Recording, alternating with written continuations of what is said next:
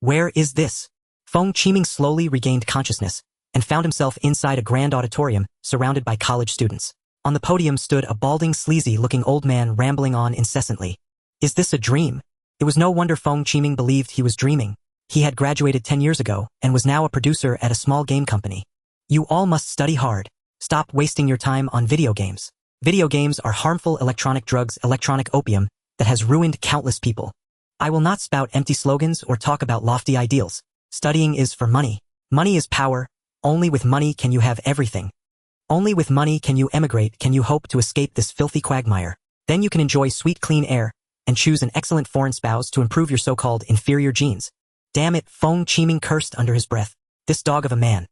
It's bad enough when he spews this garbage online, and now he's even invaded my dream with it. How could anyone endure this? In a flash, Feng Qiming shot to his feet and strode toward the podium with long, decisive steps. Under the stunned gazes of the students and the professor, he snatched the microphone and shouted in a sonorous, powerful voice. In his eyes, there is only money. To him, studying is only for money, and he worships everything foreign. Why do we study? We study for the great rejuvenation of our motherland. Feng Qiming paused for a moment, then continued. I know some of you may not like hearing such grand principles. But we proud descendants of Yan and Huang, sons and daughters of Huaxia, are we studying hard just so we can breed with foreigners? The audience fell abruptly silent, and a heartbeat later thunderous applause erupted. Brilliant! Wow, this guy is amazing. That was incredible. Well said. Amid the roaring applause, ignoring the sleazy professor beside him, who was trying to grab back the microphone, Feng Qiming continued to shout. He calls video games electronic opium. I absolutely do not agree. Games are the ninth art, a vessel for human thought, a vital battlefield of public opinion. Just then, two staff members rushed onto the stage, seized Feng Qiming, and tried to drag him down. Using the last of his strength, Feng Qiming shouted into the microphone. As a great elder once said, if we do not seize the battlefield of culture and thought, the enemy surely will. It is precisely because we surrendered the battlefield of public opinion that we ended up with so many traitors. The sleazy professor finally wrested the microphone back, and the two staff members dragged Feng Qiming off the stage. Just then a crisp ding sounded in his mind. Your transmigration benefit has been credited. The GameStrong Nation system is now online. What? Shock filled Feng Qiming's face. Feeling the pain of being dragged, he finally realized this was no dream. He had actually transmigrated. Inside the counselor's office, Counselor Wang glared at him in fury, berating him harshly. Do you have any idea who came to give that speech today? He is a nationally renowned professor of ancient Greek history. Standing in the corner, Feng Qiming wore a calm, indifferent expression, yet inwardly his heart was soaring with joy. This system seemed crafted precisely for his dreams. The GameStrong Nation system could, based on Feng Qiming's own design documents, automatically generate concept art 3D models, skeletal rigging, and animations. As a game designer with 10 years of experience, his communication with the art department had always been a torment. Even if he meticulously noted every requirement and prepared abundant reference images asking them to draw a handsome 4th century Round Table Knight Lancelot.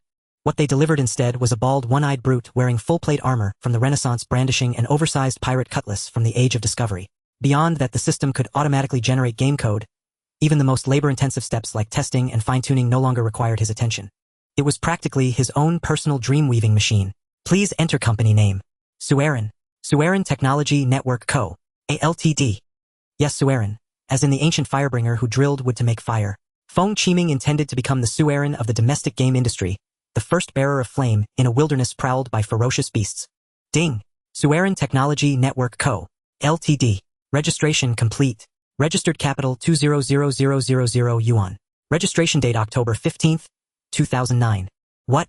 It's 2009 now. Feng Qiming muttered inwardly. Damn. 2009 is an era when those particular traitors run rampant without restraint. It was as if Counselor Wang had heard his thoughts. In a heavy tone he said, you should submit your own withdrawal application. I refuse. Feng Qiming rejected him without hesitation. Though leaving university to start a company was what he wanted, he would not be forced to withdraw just for denouncing a contemptible collaborator. Do you have any idea how influential Professor Chan is? Every lecturer in our history department is his student, and even the university president was trained by him. Even the second-generation rich kids in the Fine Arts Academy know how to respect their teachers. You've been at Meiqing University for a month. Have you learned nothing? Oh, Feng Qiming sneered. So now you stop talking about independent thinking and the spirit of resistance and start preaching about respecting one's teachers. You. That kind of person is not worthy of my respect at all. Meiqing University can expel me if it wishes, but one day you will be nailed to the pillar of shame. Leaving those cutting words behind, Feng Qiming ignored the enraged Counselor Wang and walked straight out of the office. The next day, in a shared rental apartment near the southern fourth ring of the imperial capital in the smallest and darkest partitioned room, along the corridor, Feng Qiming was using his laptop to research the domestic and overseas video game markets. He silently thanked heaven that the city had not yet launched any campaign to eliminate such shared rentals. He could still rent this 4 square meter dark little room for the extremely low price of 400 yuan. This is insane. Have they even censored the internet abroad? His surprise was understandable. The world he had transmigrated into was a bizarre parallel world. Software industries for computers and mobile phones were developing at a breakneck pace comparable to his previous life's 2016. In terms of raw specifications, the hardware was even a notch above what existed at the same time in his past world. Platforms like Weixin Bao Lumi Dousha and Kuaido were all thriving. Yet the video game industry had somehow regressed by 5 to 15 years. What was the hottest game trailer he had just seen on D Station and Kuaido? It was Castlevania Symphony of the Night. That very same Castlevania Symphony of the Night released by Konami in 1997 in his previous life. Except in this world, there was no Konami, only Konami spelled as Konami. Konami planned to release a new Castlevania sequel on December 25th, Christmas Day, for the NGC2 home console produced by Rheinhell. Well, as a veteran Castlevania fan, how could I not settle old scores and repay old grudges? In his past life, that particular company had been nothing short of a scoundrel. When the industry was rife with lazy remasters, companies like Capcom, even with their notorious, countless HD editions of Resident Evil 4, were at least genuinely willing to put effort into proper remakes. The remakes of Resident Evil 2 and Resident Evil 3 might have cut some corners, but their sincerity was still evident. But Konami, they could not even be bothered to adapt resolutions, let alone truly remake anything. They simply dumped emulator versions onto various platforms and sold each for 1 or 200 yuan. How infuriating was that? As for new titles or sequels, they were too busy raking in money with pachinko machines to care about developing anything new. Just then a familiar ding came from his phone. Weixin had received a message. Picking up his phone, Feng Qiming saw that the message was from his sworn brother and childhood friend Wei Hengtian. Old Feng, you've been expelled. The notice is already posted on Meiqing University's bulletin board. Next came a blurry screenshot taken with a phone. Frowning as he finished reading it, Feng Qiming realized it was nothing but a pile of meaningless nonsense. With deliberate biased wording, it focused on describing his so-called blasphemous act of stepping onto the stage. As for why he had gone up there in the first place or what that damned professor had actually said, it brushed over everything with a single vague line. It reduced the entire incident to the phrase, a difference of opinion. In the end, it even shamelessly declared, to educate the individual and warn others, Feng Qiming is hereby expelled from the university. Bang! Feng Qiming slammed his palm onto the table, sending the empty instant noodle cup rattling to the floor. Those bastards! They're nothing but snakes and rats in the same nest. Having lived through it once already, Feng Qiming knew that getting expelled from college was not actually that easy. They were only trying to intimidate him, hoping he would be truly expelled later for long-term absences. But now that he had the system, why should he care? A crisp chime sounded. His WeChat balance had just increased by 500 yuan. The sound of digital coins clinking was followed immediately by a new message notification. Old Feng, I'm short on cash this month too. Take this first and use it in case of emergency. Staring at the 500 yuan transferred over by his friend, the raging fire in Feng Qiming's chest was cooled by a thin, clear stream of warmth. At least his brothers still had his back. Thanks, he murmured. Setting the phone aside, Feng Qiming opened the system interface within his consciousness. Name Feng Qiming. Gender male. Age 18. Position game producer and president.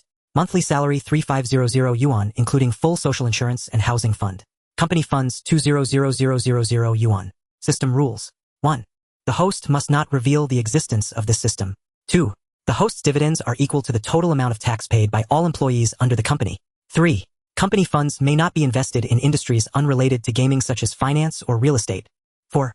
The company and the host must not engage in any illegal behavior such as tax evasion or embezzlement of public funds. 5. Personal renown can be used for lottery draws. Note: to prevent the company's capital chain from breaking due to the host's personality, limited vision, accidents, or other special reasons, the initial presidential authority and shareholding are locked and will be gradually returned to the host once the company is on the right track. No wonder it's called the Game's Strong Nation System, Feng Qiming muttered, rubbing his still smooth chin. On one hand, it can mean building a strong nation through games. On the other, paying full taxes can also strengthen the country's power, even if only a little. In his previous life, tax evasion by companies of all kinds had been all too commonplace. For example, back then, in the daily grind of 996 work, a nominal salary of 12000 yuan would appear as only 5000 on the contract, tax-exempt, while the remaining 7000 was paid in cash or funneled through other channels. His social insurance and housing fund were also paid at that minimum base of 5000. So if I want more personal income, I have to hire people, hire a lot of people, he concluded. And I have to pay taxes according to the law. But once I start hiring, I also have to make sure the capital chain never breaks. Forget it, whatever. Let's check out the lottery first. The next second, an ornate, lavishly decorated lottery box appeared before his eyes.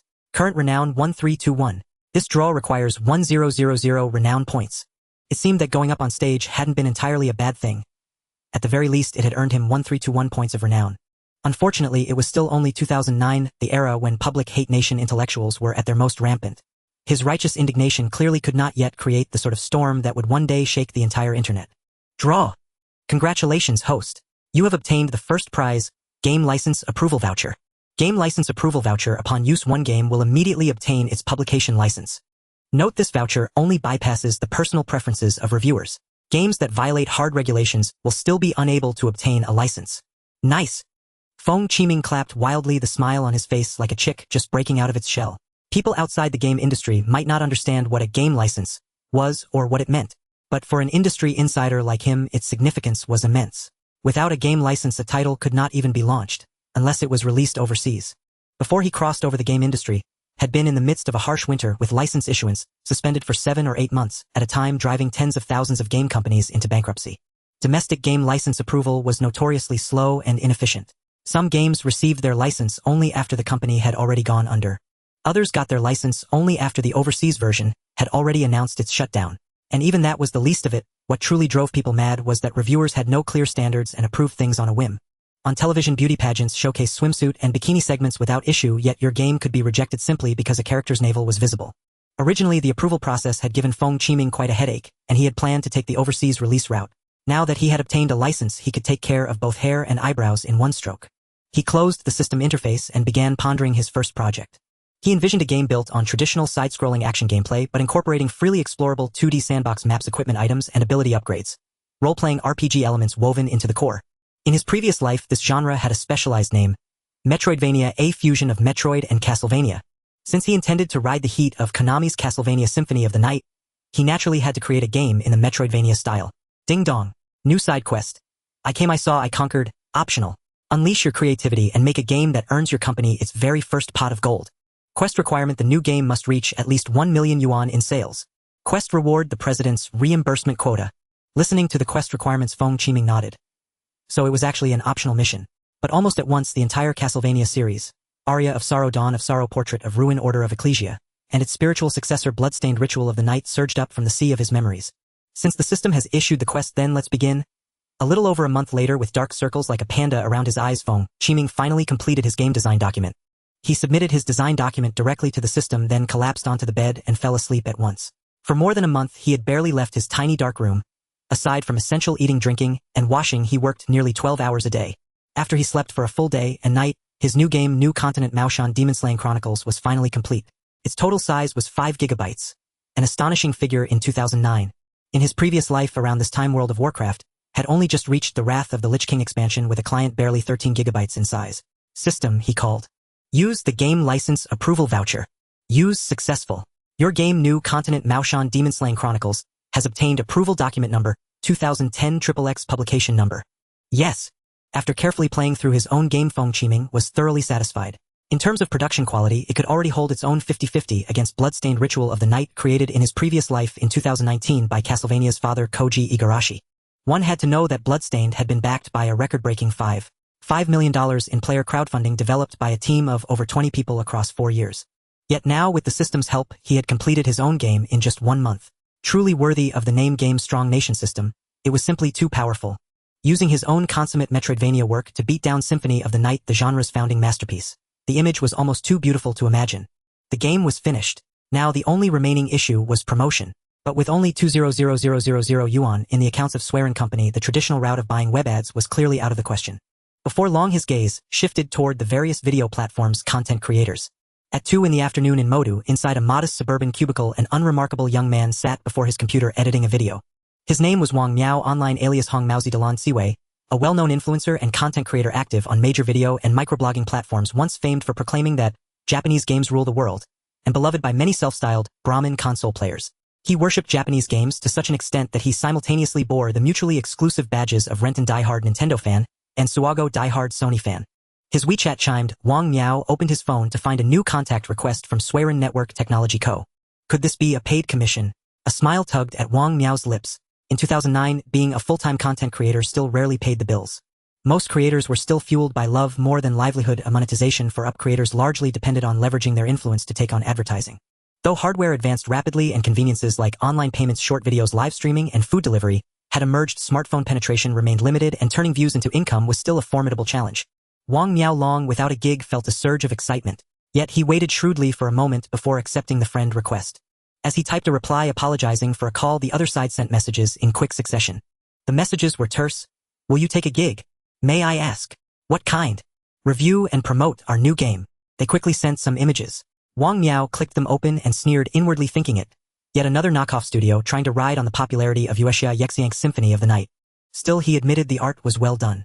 Nobody turns their nose up at money. I won't review just anything. He typed, then hesitated. They offered 3,000. He stalled air. Then the sender raised the bid, 5,000. Fine, I'll take it. Tell me your requirements.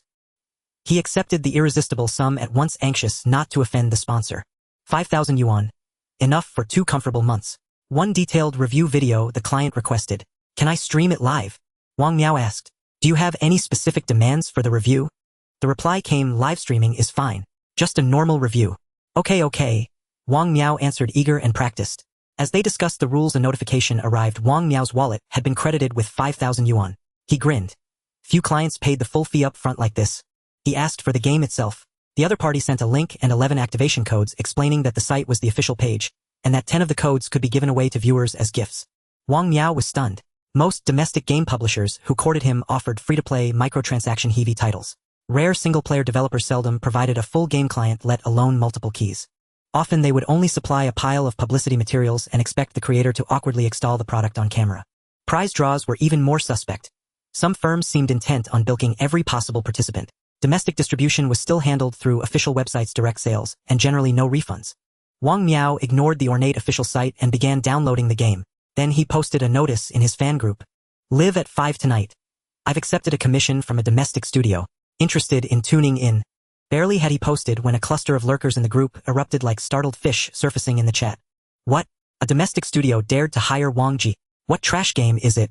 Another pay-to-win online mess. I'm not interested then. Wang Miao, feeding the moment, replied briskly. The game is called Xian Dalu Maoshan Jiyujuan.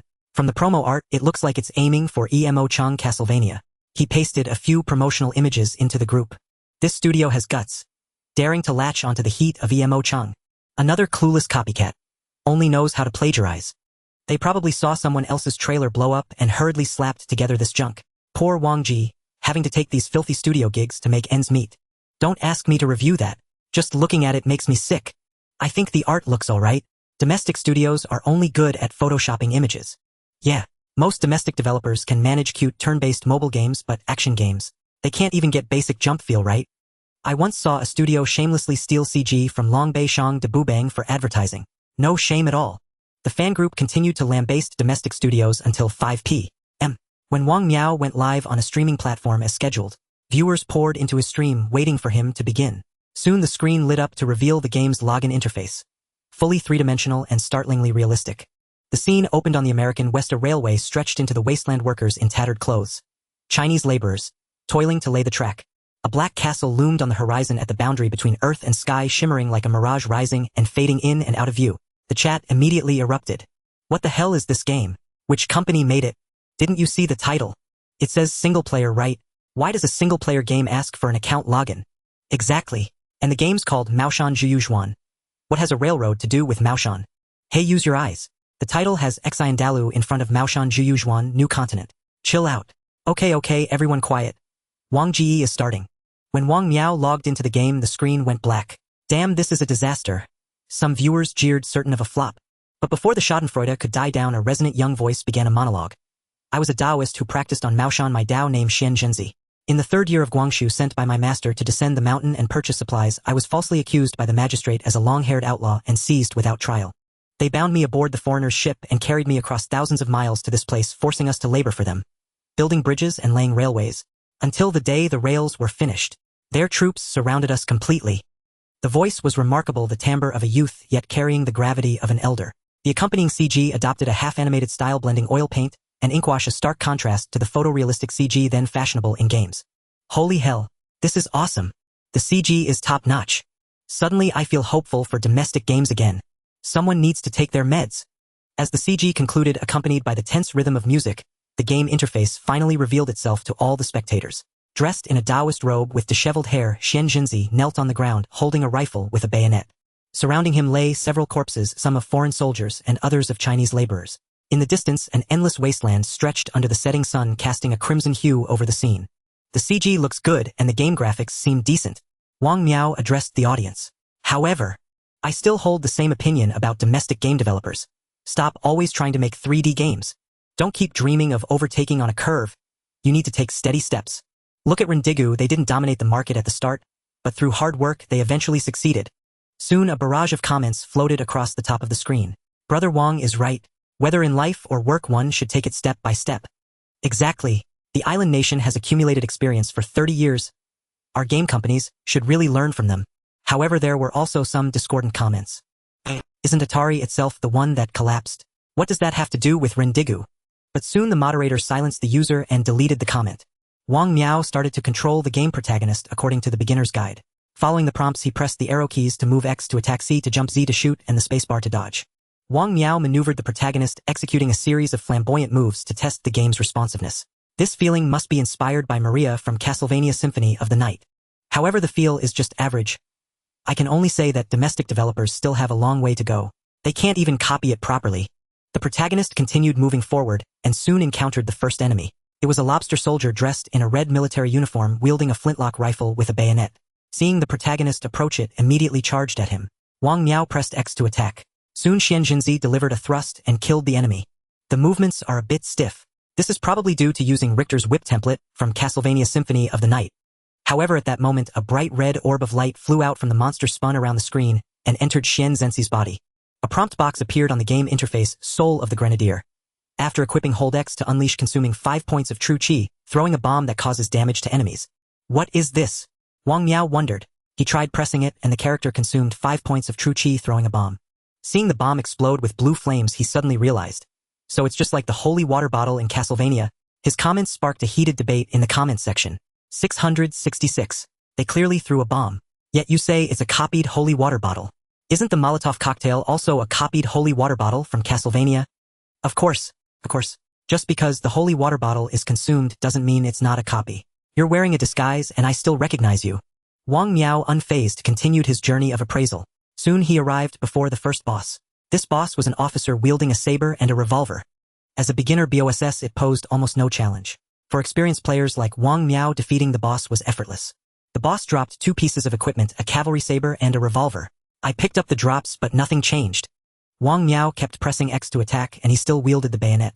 Pressing Z to attack still resulted in shooting with the rifle. It shouldn't be a BUG. Wang Miao expressed his opinion driven by his desire to critique. This is how domestic games are. The saber should represent increased melee damage, and the revolver should represent increased ranged damage. However, at that moment, a mocking comment floated by, "Oh, come on. With this level, you think you can stream? Didn't you see the prompt below to press enter to open the menu?" Wang Miao was taken aback at first, and instinctively pressed the enter key, entering the character menu. At that moment, everyone realized that New Continent Maoshan Exorcism was not a side-scrolling action game like Castlevania Symphony of the Night, but a side-scrolling action RPG. The character not only had levels and growth values but could also change equipment and skills. The cavalry saber and revolver just obtained were prominently displayed in the inventory. Wang Miao equipped the cavalry saber and revolver on the protagonist Xian Jinzi, and the attack module immediately changed. The melee attack, originally a direct thrust with the bayonet, transformed into a slash with the saber. The rifle's single long-range shot changed to 6 consecutive shots at medium range. Seeing himself in a predicament, Wang Miao stubbornly defended. I didn't expect this game to turn ACT into RPG. I can only say that domestic games still need to practice their skills diligently and stop dreaming of overtaking. Clearly some netizens were not convinced. Damn, I've never seen someone like you. When something is similar you say it's a copy. When it's different you say it's not copied well. If it's completely innovative you tell them to work hard on their craft and stop dreaming of overtaking. Exactly. Can you have some dignity? Soon these few were gifted with a silence package by the moderator and the barrage was cleared. Wang Miao then guided the protagonist Xian Jinzi out of the boss room and into the next scene. Next came a CG where Xian Jinzi rescued the Indian girl Ailu from a wooden cage and followed her to the Indian camp. In this Indian camp Xian Jinzi could purchase some supplies and unlock new maps. 2 hours later Wang Miao ignored side quests, tasks, plots, and branching endings, speedrunning New Continent Maoshan Exorcism with a low exploration rate of 30. Looking at Xian Jinzi, who was returning home on a steam-powered sailing ship, he sighed. What can I say? 198 is still too expensive. In terms of quality, this is the best domestic game I've played in the past decade. Be it graphics, voice acting, or control feel, it's already among the best in domestic games. However, domestic games still can't compare to Japanese games. After all, Rendigu and Sora are the masters of video games. In the end, I still want to criticize the game's official. The foundation of this game is quite good. But they need to settle down and refine it well. Only with a craftsman's spirit can truly great games be made. Just as Wang Miao was speaking passionately, a colorful barrage from a high-profile user suddenly floated before everyone. Oh wow. Chairman Wang is talking about a fake ending while bragging about his father. That guy next door, Brother Duck, started streaming at noon and is already in Castlevania. Outside the fourth ring of the imperial capital in a shared rental room, our protagonist, Feng Qiming, was monitoring back-end data while supervising remotely. Feng Qiming had spent nearly 1,000,000 yuan on promotions, hiring dozens of content creators to either produce videos or livestream. At that moment in the livestream of Chairman Wang, he was passionately debating with a VVIP user named Lu Wawachan to the extent that he forgot the lottery segment that was supposed to take place. Do you know why domestic games never develop? It's because of you bunch of money-spending pigs. Those trashy companies in the country. All they need to do is make garbage and they'll make a fortune. Who would bother to make good games in the future? At that moment, Chairman Wang was spirited, as if he were possessed by countless scholars from Jiangnan, eloquently speaking, causing the barrage of comments to flood in like fish crossing a river. Brother Wang is right. Well said. It's these coal bosses mindlessly spending on trash games that allow those greedy companies to keep making money. Looking at the densely packed barrage of comments, Feng Qiming shook his head. Had it not been for his past lives' experiences, he too would have deeply agreed with Chairman Wang's words as a newly adult individual. However, the reality was far from that. The truth was that in 2009, with an average salary of 4,000 yuan in the capital and 2,700 yuan nationwide, people simply could not afford the legitimate games that cost around $60 over 420 yuan. Moreover, the 3A masterpieces that domestic players often expected were typically themed around martial arts fantasy, limiting their audience to the domestic market. But the next second, a colorful comment appeared more effective than the moderator's screen clear. The VVIP Lu Wawachan said, "What good is just talking? Criticizing will make domestic games rise. I bought 1,000 copies. Now go to Duck Brothers livestream and give each person one." In an instant, the popularity of the livestream plummeted. Enraged Chairman Wang began to curse, but the next second, perhaps the system detected a certain keyword, and the livestream was unexpectedly shut down. Feng Qiming, sitting in front of the computer, was shocked by the wealthy user's actions and hurriedly opened the back end to check. Sure enough, among the numerous purchase records marked one. A 10,000 entry stood out like a crane among chickens. The price for one copy was 198 yuan. For 1,000 copies, that amounted to a staggering 1.98 million. Feng Qiming's heart raced, not because he lacked experience. In his past life, he had dealt with many pay-to-win mobile games and had seen plenty of high-spending players. But a wealthy person who would buy 1,000 copies to support a company was something he had never heard of before. It should be noted that these 1,000 purchases were made through official channels without any deductions. The first pay-to-win mobile game project he participated in had a monthly revenue of only $3,000. Whether through Google's or Apple's channels, 30 would be deducted first, and then a 7,030 split would have to be made with the agency. But 70 would go to the agency, leaving only 30 for oneself. Now this 1.98 million had already entered the company account entirely. There was no need to wait for the so-called accounting period, nor was there any need to be deducted by unscrupulous agents, watching the purchase records constantly refresh in the back end. Feng Qiming estimated that within the next week domestic sales might exceed 1,000 copies, by the end of the year, with overseas sales surpassing 3,000, reaching a small target. By the end of the year, breaking 1 million in sales would not be a problem. It should be noted that 2009 was not a good year for domestic single-player games. In his past life, games like Xianjian 4 and 5, which were filled with nostalgia, had a digital version priced at only 50 yuan, while the physical version was merely 79 yuan. Yet he had priced the digital version of New Continent at a high 198 yuan. What does this imply? To put it into perspective, the domestic release of GTA 5 in 2015 was only around 200 yuan at half price at launch, while the nationwide hit PUBG had a launch price of only 98 yuan. A price of 198 yuan in today's market is absolutely an unreachable price, one that drives countless domestic game developers to madness. It can be said without hesitation that as long as everything goes according to plan, he would be the #1 game developer in the country. Although all the money would belong to the company and he couldn't freely allocate it. But as the owner of the company, he could still find ways to scrape off some benefits. Otherwise, how do those bosses who only earn 1 yuan survive? Of course, it would be through company accounts. As a game developer, having the company reimburse him for computer issues isn't unreasonable, right? However, this small black room was only a few square meters and stretching his legs was impossible. A desktop computer was out of the question. Without hesitation, Feng Qiming logged onto a certain e-commerce site, Since it was about taking advantage of the system, he decided to buy the expensive items, not the right ones. As he looked at the top-priced Mars gaming laptop priced at $49999, he was about to place an order when he fell into hesitation. After all, this is just a temporary item for the rental room. Luxury items have a high markup. Isn't it unnecessary to buy something so expensive? Feng Qiming browsed from top to bottom and finally chose the Mars gaming laptop priced at $19999. Due to being in the capital, if he ordered before 11 p.m., it could arrive the next morning. Sigh. Feng Qiming collapsed flat on his back, only to hear a loud bang as his head made intimate contact with the wall behind him. Ouch! Feng Qiming covered his head. He had forgotten that the bed in this partition was narrower than a standard single bed, barely accommodating him. If it were a regular rolling ground, he would fall once for every sleep. Originally intending to sleep, Feng Qiming found the impact to be quite refreshing. Having no other choice, he had to open his old laptop and resume his online supervision. Which live stream should I go to this time? After pondering for a moment, Feng Qiming decisively chose the streamer named Duck Brother. As soon as he entered the live stream, Feng Qiming was startled by the barrage of comments on the screen, and quickly closed it only to be surprised by the streamer. This Duck Brother only had one hand. In the lower left corner, the position of the streamer's camera showed only a left hand skillfully manipulating the game controller, while a cartoon virtual streamer resembling a duck occupied the right side of the screen. No wonder he's called One-Handed Duck. Feng Qiming exclaimed in amazement, watching as that single hand operated the Spock's controller like lightning. On the live stream screen, the game's protagonist Xian Jinzi was engaged in a final battle against 4 bosses, a vampire, a werewolf, a ghoul, and a lich. At that moment, Xian Jinzi was empty-handed, using a series of difficult punches to relentlessly pound the vampire prince against the wall. Although New Continent was based on Castlevania, the Lost Symphony, and Bloodstained Ritual of the Night, Feng Qiming had also incorporated an entire set of hidden combo systems. As long as he unequipped his weapon, Xian Jinzi could unleash a dazzling series of combo attacks on enemies. If the combo count remained above 100, the damage dealt by Xian Jinzi unarmed would not be less than that of top-tier weapons. This Duck Brother is incredible. This hidden setting was actually... Feng Qiming yawned as sleepiness struck again. Accompanied by the rhythmic sounds of strikes, he fell into a deep slumber. The next morning, Feng Qiming was awakened by the sound of the delivery person's call. It turned out that the Mars gaming laptop worth 19999 yuan had arrived. Feng Qiming hurriedly put on his coat, preparing to go downstairs to collect the package. It wasn't that the delivery person wouldn't deliver it to the door, but rather that the shared rental house had too many people, making it easy to attract thieves. While waiting for the delivery person, Feng Qiming habitually picked up his phone to check the news of the day. However, an article that had gone viral caught his eye. When will the counterfeit games stop? A review of the domestic new game New Continent Maoshan Exterminating Demons. A new online game called Xian Dalu Maoshan Zhuyao Zhuan has suddenly appeared on many streamers' lineups, igniting fervent discussion among players. I was fortunate enough to obtain an activation code and entered the game to experience it firsthand. The later I played The Stranger, it resembled a game I had once played before. We adults are lucky.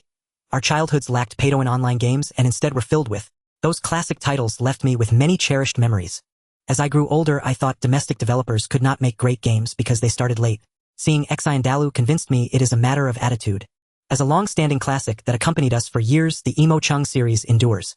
Especially the upcoming Emo Chung Yuexia Yexiank to be released at Christmas. Its arrival has driven the series' popularity to a new high. The article reached this point and then presented a series of comparative screenshots. Feng Qiming frowned. In this parallel world, the game industry had inexplicably lagged behind by more than a decade. Consequently, many classic games appeared later here, yet they benefited from better hardware. For example, the trailer for Yuexia Yexiank displays visuals that essentially achieve the quality of the previous Live's 2D games. Nevertheless, it still relies on predominantly 2D presentation. To blunt the most obvious contrasts between 2D and 3D, the article's images were not only scaled but also deliberately blurred. Thus, unless one scrutinized the pictures, it was nearly impossible to tell that Xian Dalu was actually a 3D-modeled game. Feng Qiming snorted coldly and began opening the screenshots one by one. One comparison image showed Zuan Zhenzi on the left thrusting a gun straight ahead. On the right, in Emochang Shuazu, Yaklacade performed a spear thrust in an identical pose. Good heavens! Copying a bayonet thrust and calling it a polearm technique. After scrolling through the sequence of images, Feng Qiming's jaw contorted with anger. It would be one thing to use screenshots from past Emochang entries as reference, but to take trailer shots from the yet unreleased Yuexia Yexiank and claim plagiarism. It was simply outrageous, like attempting a high jump in a lavatory. Beyond the pale. How could the in-game footage be so similar? The article even insisted that the game's monsters were all old acquaintances and displayed several more side-by-side comparisons. At that moment, Feng's teeth were already chattering. No wonder, the author had even taken skeletons for comparison. Do you actually possess 207 bones? The piece seemed to scoff. Suppressing his rising fury, he closed the screenshots and continued reading. The article noted that the online game was still in testing, the in-game store was bare, but one could easily imagine it would be filled with monetized items in the future. Currently the methods to obtain test access were few only through streamers' lotteries. Worse, the official was brazenly selling activation codes for as much as 198 yuan. One had to say the developer and its boss had clearly fallen completely into the pursuit of money. Having finished the article, Feng Qiming's ire felt like a volcano on the verge of eruption. He grabbed his delivery and thundered up the stairs, bursting into his small dark room. His 19999 yuan Huaxingren laptop was flung to the floor as he began frantically searching for the article's original source. He soon discovered a game intelligence website called Guizhu Wangyang. After careful checking, he confirmed this site was the origin of the smear. Other sites had merely reposted it.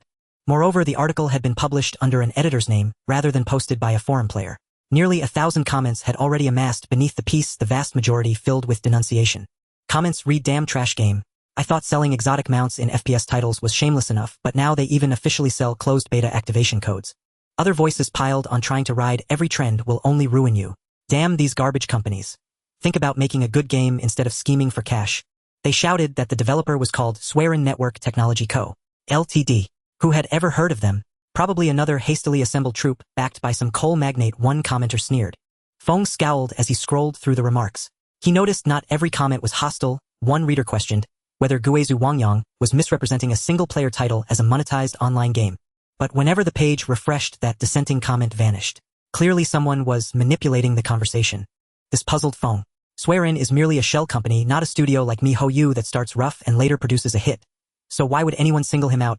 Still harboring a sliver of hope, Feng sought out news about Yuexia Yexiang, trying to find traces of a domestic agent or related intelligence.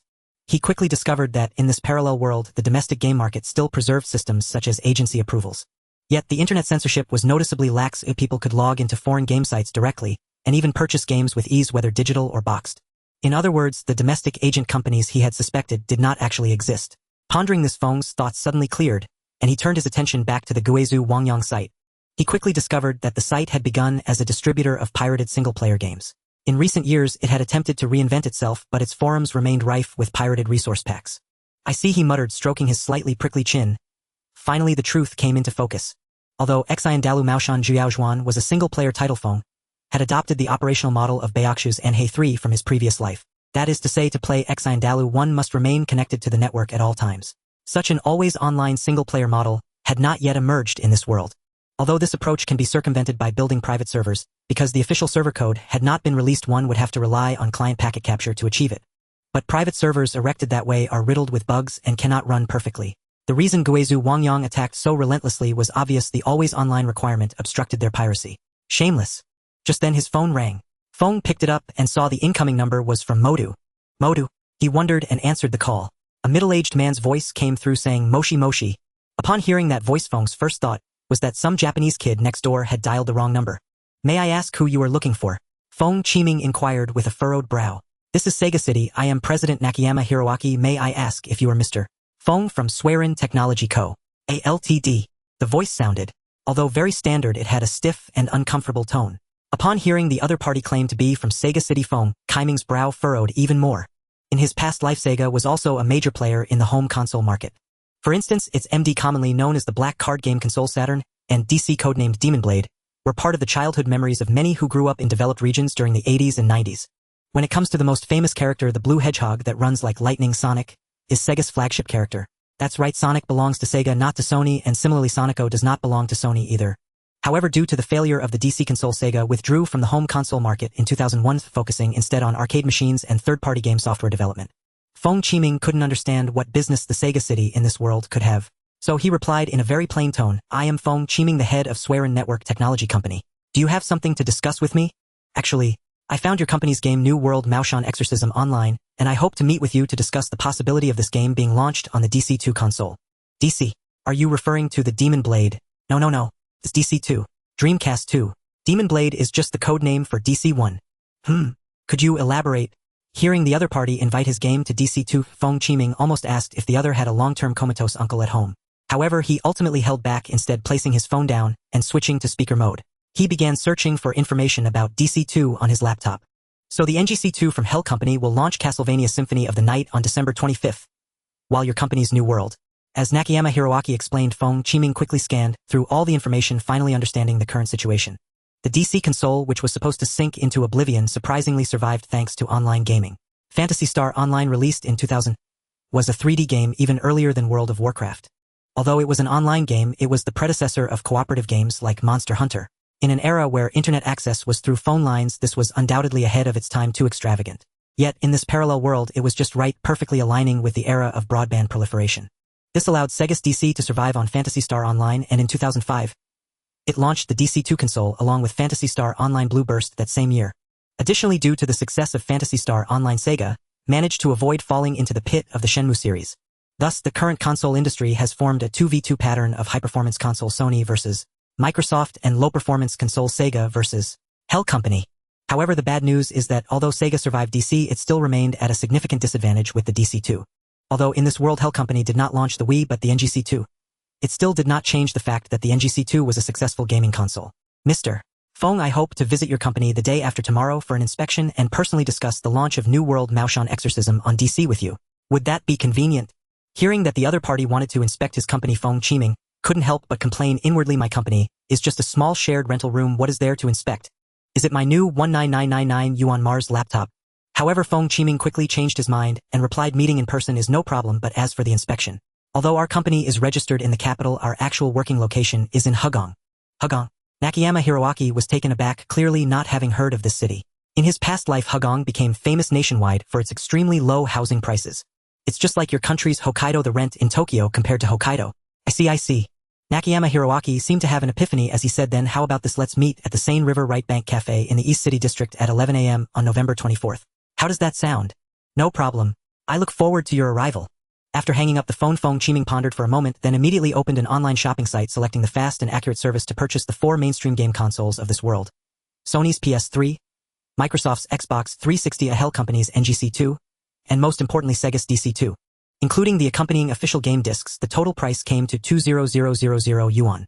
In addition, Feng Qiming also bought a casual suit worth 29999 yuan and matching leather shoes worth 5000 yuan. After all, it was a business negotiation and necessary attire was required. On November 24th, Feng Qiming arrived at the East City District as agreed and strolled into the Seine River Right Bank Cafe. He wore a dark blue tie, a deep blue shirt, and a gray-blue plaid casual suit. A circle of beard around his mouth added a touch of stability and confidence to his youthful, fresh-faced appearance. He looked like a young second-generation heir who had received elite education since childhood and worked in a family business. As he walked by, he attracted the attention of many beautiful girls, with a few daring ones even approaching to ask for his WeChat. Indeed, the capital is rich in the east and expensive in the west. Feng Qiming sighed to himself. It's worth noting that when he left home in the morning, he coincidentally ran into the night shift worker from the next room. This night shift worker was quite friendly, but his first question was, found a job. Congratulations. Which insurance company are you at? With a slight smirk, Feng Qiming pushed open the wooden door and walked into the Seine River Right Bank Cafe. As soon as he entered, he was greeted by a full blast of the old Paris white flag atmosphere, as if he were in Paris in 1788. Welcome. A beautiful waitress with curly hair approached, wearing a charming smile. She wore a black long dress with a white apron, not the kind of anime-style maid outfit, but rather a traditional maid outfit from the Industrial Revolution era. Hello. I am looking for Mr. Nakayama Hiroaki. You must be Mr. Feng Qiming, please follow me. Following the waitress, they crossed the hall and arrived at Nakayama Hiroaki's private room. You are Mr. Feng. You are surprisingly young, truly. Astonishing. Looking at the other party bowing to him, Feng Qiming awkwardly returned the bow, followed by a round of meaningless pleasantries, and both parties took their seats. The waitress, pushing a small cart, placed 2 cups of coffee on the long table before exiting the room and closing the door tightly. Clearly, business negotiations often took place here, as the waitstaff were quite familiar with the routine. Glimpsing the coffee on the table, Feng Qiming did not reach out to touch it. The reason being, he was completely unaware of the unwritten rules involved. Just like how in ancient wealthy families the first cup of tea was only for rinsing and not for drinking, these seemingly pretentious behaviors were backed by a whole set of background checks. Similar to the jargon of the underworld stating a password could reveal one's identity. This is the contract we drafted, please take a look, Mr. Feng. Feng Qiming took the contract handed to him with both hands spread out on the long table and began to read it carefully. 10 minutes later, he clenched his teeth with a loud thump. He slammed the contract shut and directly tossed it back to Nakayama Hiroaki. Zhongshan Hongming wore no expression. Though he was equally youthful, he exuded the calmness of a superior, elegantly stirring his coffee with a spoon, the golden-rimmed glasses reflecting a glimmer of wisdom. It seemed that everything was within his control. What's wrong? Is Feng Sang dissatisfied with our proposal? Seeing that Feng Qiming remained unmoved, Zhongshan Hongming continued in a coaxing tone. Becoming a partner of Sega is an opportunity that countless companies from your esteemed nation yearn for but cannot obtain. Once you sign with him, the multimillion-dollar DC market will open its doors to you and your company will rise to fame. This is a chance for both fame and fortune in the future if you wish to establish a company in Tokyo. That opportunity may not be out of reach. Looking at Zhongshan Hongming's earnest guidance, Feng Qiming appeared calm on the surface, but was secretly laughing in his heart. Only a fool would sign. The reason was simple: the agreement was excessively harsh. Remove 90% of the nonsense and the core points are as follows. 1. New World will be released on the DC series console with revenue split 30-70, with Suiren receiving 30 and Sega 70. 2.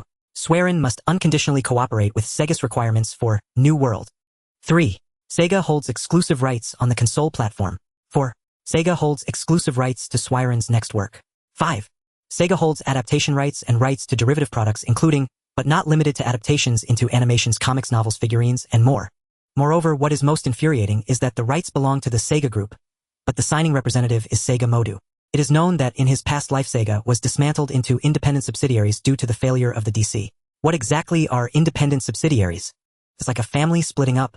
A big family is now being divided, the eldest share belongs to him, the seconds to him, and the thirds to him. Though they all have the same parents and are one family, if the third owes money, you cannot go to the eldest or the parents to ask for it. Moreover, in this world, as of today, the branch in Modu has already been disbanded for 2 years.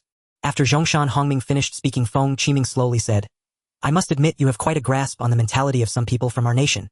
Unfortunately, I am a post-90s. This rhetoric holds no charm for me. Post-90s.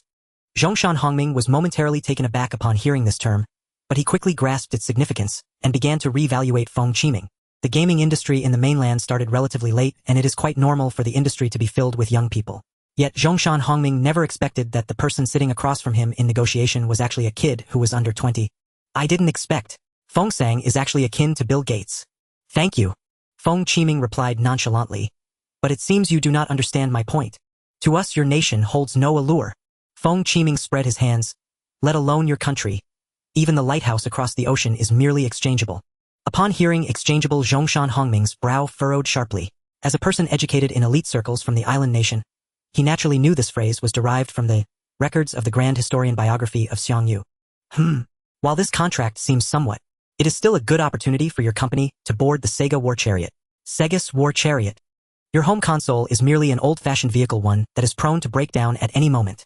It is not 1993 anymore, the peak era of your Sega console. And as far as I know, there has long been friction between your company's arcade division and home console division. Your company's console industry is merely hanging on by a thread. And your DC2 can almost perfectly run DC1 games without much enhancement in performance. I suspect your DC2 is not truly the DC2. At most, it is merely a pro version of DC. The real DC2 is actually Microsoft's Xbox, isn't it? Upon hearing this, Zhongshan Hongming's pupils contracted sharply. Though he maintained a calm exterior, a storm was raging within him. How does he know? How could he possibly know? This is impossible. Who is he? What is his background? Although Zhongshan Hongming's expression was subtle, Feng Qiming keenly caught onto it. Feng Qiming's ability to make such a guess was in fact a combination of information from his past life. According to reports from his former life, Sega disbanded its home console development department after the failure of the DC. This team was then taken over by Microsoft, leading to the development of the Xbox. In this world, the emergence of the mighty Xbox was not affected, and its appearance was almost identical to that of the past. Yet Sega has launched the DC2. It was only upon seeing the actual DC2, a compact size and not particularly high performance, that Feng Qiming suddenly understood. Typically, consoles of the same generation start out large and thick, but as chip technology improves, subsequent iterations can become increasingly compact. For instance, the PS2, which launched in 2000, was thicker than a brick, yet by the time of its 2008 version, it was as thin as a novel. Thus Feng Qiming boldly speculated that the so-called DC2 was not a true DC2, but merely an enhanced version of the first-generation DC. Seeing that his offensive tactics were having an effect, Feng Qiming chose to press on. From what I understand about your nation, it is a place where hierarchy is even more pronounced than ours. At your mere 30 years of age, it is nearly impossible for you to climb to a position such as the president of a large company, even if you might be the great-grandson of a former president. Then there is only one possibility. Sega Modu has actually been abandoned by the headquarters. It has become a place of exile for your company. And you as president personally coming to the capital to meet with a little-known producer from a small company clearly indicates that you are not here for mere window dressing. Upon hearing Feng Qiming's words, Zhongshan Hongming's hand, which had been stirring the coffee, turned pale, as he gripped the spoon tightly, as if the rich coffee before him had transformed into deadly poison. Zhongshan Hongming felt his heart race. Feng Qiming's previous words were like a sharp spear, piercing deeply into his heart. They revealed the truth that Zhongshan Hongming was most unwilling to face. He wasn't truly a president, but merely a casualty of internal company struggles.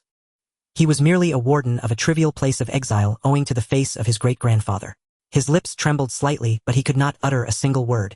His gaze wavered, trying to find a stable support point, yet he felt himself unable to stand firm. Zhongshan Hongming's body trembled slightly, feeling the fabric of his clothes dampen against his back. He attempted to take deep breaths to calm himself, but the air felt thin, making it difficult to breathe. Sweat beaded in his palms, slightly moistening them as it slid down the spoon into the cup. His thoughts were in disarray, and Zhongshan Hongming's mind felt like a tangled mess. He struggled to gather his thoughts and formulate a strategy. Just then Feng Qiming's words struck him like a heavy blow to the face. As far as I know, Microsoft is developing the Xbox One, Sony is working on the PS4. And as for Nintendo, they should be researching NGC3 or WIIU. Is it that the entire console project team has been dispatched to Modu, and there are no new console research plans? They can only cling to life, waiting for the day to announce Sega Modus dissolution. In the room, Feng Qiming was leisurely stirring his coffee with a spoon. At this moment, there was no need to disguise his identity. The outcome of his actions could only lead to two results, either a resounding victory or a complete fallout. Currently, the company Sega was on the verge of collapse, perhaps just one step away from officially withdrawing from the home console market. However, as long as the old car had not broken down, it could still save some effort. Although many of his conclusions were drawn from past experiences, it was precisely these flawed conclusions that proved he was making assumptions from thin air rather than having inside information. Reality is not like a third-rate drama. There are no schemes where I know your plot, so I will counter it and produce 36 episodes of scheming within scheming. Little did they know real business warfare is that straightforward.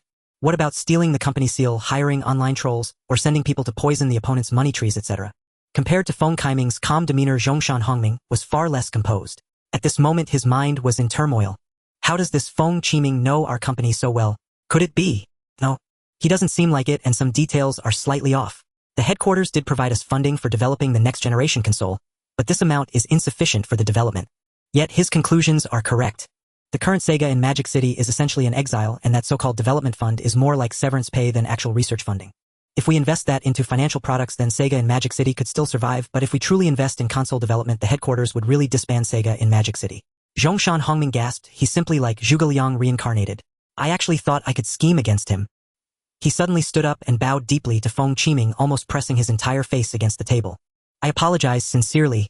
Seeing the other party apologize so earnestly, Feng Qiming merely nodded in return, though he was delighted inside.